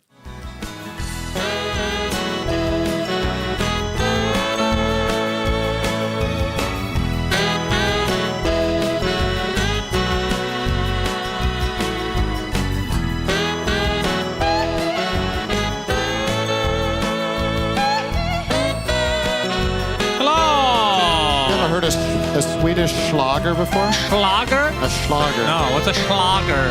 I don't know how to explain that, but I do like the lights on screen. I feel like they're very fitting. All right, well, let's pour one out to Schlager. As Aurora will meet MOUZ for the first time in this group stage 2. This is likely also the only time. Yes, most likely because MOUZ are 0-4, I believe, having a rough time in this stage. Whereas Aurora, well, they were undefeated yesterday. They did lose to Liquid, but just barely in the most epic series of the tournament thus far. And we get to see something even more epic, Cinder. We get to see Mira try to cast Impale versus Nyx with actual Impale. Yep. And Yamish, he gets it off. Delicious usage from Yamish. Oh, nice body block. Mira getting blocked. Nice, he's dead. Into the Dragon Tail. Kaori with a little bit of assistance, but he will run away in shame as mid one gets the first blood. And yes, you've heard that right. Mid one playing the Razor. Yep. Not He's pretty good at this hero. Sindarin. I got to say. I thought it was in Crystallis' contract that he gets to play Razor. He did last time they picked it, and then they changed the contract. I see. So it's a very dynamic contract. Mid one just said, I can do it better. Well, remains to be seen. Based on that individual game, that's not out of the question. Yeah, can we get a close-up on the Centaur set when we get a chance, please? If you have to run the Centaur set, do it with that hat, aka no hat. Yep, we'll get to that Centaur set at some point. They refuse to look at. I kind of respect them for that. Yeah, we got plenty of time, guys. It's the laning stage. The observers are real for this. Yeah, we'll get there. Scriff and Pablo, please never show Centaur on the screen the whole game. All right, Boom is playing, so I'm just going to talk about Boom. There we it is. go. Unlucky. All right, get a zoom in on that cosmetic, the headpiece. Yeah, if you have to run the clown set, or do it without the helm. You got to show the face. Come on. He's doing a lot of 360. He doesn't want to be seen. He feels shameful not wearing his mask. Oh, this is really great for people with nausea. Very helpful. Just don't look at the bottom right of your screen. Oh, there you go. You got a glimpse. Oh. Look at that. That and he's taunting. Oh man, what a dream. I have never liked a cosmetic so much in my life. Just a beauty. Thank you. Anyway, we're casting a game here, so Yep, sure are. Aurora, can they bounce back after that that loss? Like we said, was very close, but I think when you've won that many games and done so well recently, and you lose to the other projected best team of the tournament, I don't think it's going to throw them off all that much. Like, let's say they lost this series. Then I think we can start talking about that as a potential concern, because not only did you lose twice in a row, but you also lost against an 0-4 team. Yeah. But this one, I think, is going to be a really tall order for MOUZ, because if I'm honest with you, with all the games we've seen in Group Stage 2 combined, I actually think they look like the #1 weakest team. I think today PARIVISION showed some signs of life. They took a game off of Liquid. I think they overall played quite well. I haven't had that feeling when watching MOUZ play that there was... It's mainly a matter of cohesion. I think that's my biggest problem with them compared to the other teams, that they just don't seem like they're on the same page some of the time. And that's what I would like to see them improve upon the most. Like the laning stage, their draft is one thing. None of it really matters if you don't clutch it when it matters to play as a team. Tormentor timings, mid-game team fights. They've not had the secret sauce, which is what they were so good at when they won the LAN that they did last year in Wallachia. Their team fighting was excellent. Chrysalis gets ganked by the Centaur creep to start things out into the Thunderclap. And yeah, the bonds onto all these creeps. Chrysalis, they just got to kill him. He has a fairy. Okay, maybe he'll live then. This is still close. He's Shadow Word is still on him. Oh! Yeah. Okay, Ori gets the kill. That was all set up by the neutral Cinderin. Yep. Thank you so much to the neutral camp for the help. Say Aurora. The Centaur that looks more like a Centaur than Centaur himself. That's right. Yeah, that feels bad. Already a 1K lead for Aurora. Nightfall gets to play the SF. I'm trying to remember, the times that we cast him playing this is either once or twice. It must have been good because they've won almost every game. Somebody was playing SF that was not... I think it was Skeeter, wasn't it? Skeeter's SF was underwhelming, especially. I think the biggest disappointment in that game was his laning. I think he just didn't play the lane particularly well. Nightfall has had that on lock on this hero. He's doing excellent in this game as well. And what stands out the most in this so far is MOUZ are losing their safe lane. That is not something we get to say very often in this tournament, that the safe lane is flat out being lost. But so far, a 500 net worth lead for Brewmaster Warlock lane. Don't feel like this is the theoretical result of this lane, so kind of just getting outplayed. But it is an interesting choice that Aurora ended up putting the Warlock in the 4th position and lying down bot. Not what many would have expected was probably just that Warlock SF lane, which you just Fatal Bonds the wave, you use a couple of raises, you kill everything, including doing a lot of damage to the enemy heroes. The lane plays itself. But they valued this more so, and I think the rationale is we're going to win bottom anyway. This way we can actually do well for Brewmaster. I think Brewmaster Warlock probably feels really nice to play with a 2 points in Shadow Word against constant Fire Spirit harass. It's working out well for them. Yep, so far so good. WS with the lovely Tranquil boots. I think this will get fixed within, well, when do you think the next patch is? Do you want to go there? You're talking about the disassemble or the locking? Yeah. This is just... yeah, so it'll be the next patch for sure. So if you're unfamiliar with this, what you can do with Tranquil Boots is when you combine them... Hold your horses, Cinderin. We got a gank onto WS. Thunderclap. He might burn up, breathe fire on top, and yeah, he got stuck by a tree there, So basically you're taking advantage of the unlock combining cooldown. So whenever you combine this item, for the next 10 seconds you can still disassemble it. So you can just keep disassemble, assemble, disassemble, assemble to regenerate with the tranks over and over again without them breaking. Mid-1 wants to make use of this haster, and this is a level 3 Lion that he can run down. Easy to pick off. Oh, even Laurenov is in trouble. Yeah. Plasma Field's going to hit him. Yamich gets the Spike Carapace stun under the tier 1. They're still going to pursue, and they get the kill. Double kill for mid-1. That's the perfect rune. What a dream to find that while Storm is level 5. Now mid one level 7. He's got some heavy lifting to do, though. The other lane's still not going great, especially Boom on the Centaur is struggling hard. Crystal is with a bit of a recovery from that 3-man kill onto Brew. Yeah, Boom in a bit of trouble. In a lot of trouble. Back to base he goes. This lane is unplayable for Centaur. Double stun into triple raise. If Nyx isn't here to protect him with a Carapace and an Impale, they're going to take him out easily. Yeah, they're going to go for the 7 Nightfall minute. posturing this. Mira gets impaled. Mira with the impale now. He's dead. Here comes mid one. He's getting burned. Plasma Field finishes it. So mid one not wasting his time. Needed that kill to justify that movement. So yeah, will be a trade of the Wisdom Shrines as Lornoff gets level 6 in the jungle. His Storm, well, I shouldn't even just say his Storm. His play this tournament has been exceptional. Yeah, he's really, really Of course, he will be joining Falcons temporarily for the next tournament, so just hopping from team to team. Yeah. Maybe at some point somebody will pick him up permanently. Crystallis. That's when he loses his powers, though. True. Level 5 gets thunderclapped. Oh, blood grenading him. Just going for all the little bit of poke they have. Ring around the Rosie. Maybe waiting for their next round of spells before fully committing. So she's getting pushed completely out of lane now. Yeah, this feels really bad for DK. You don't want to start jungling at level 5. Has to buy another salve. Not looking great.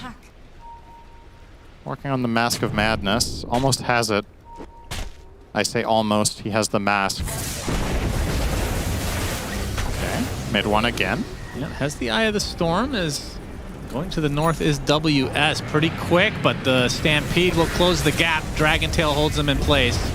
Good pickoff. The mid one kind of keeping MOUZ in this game. Yeah.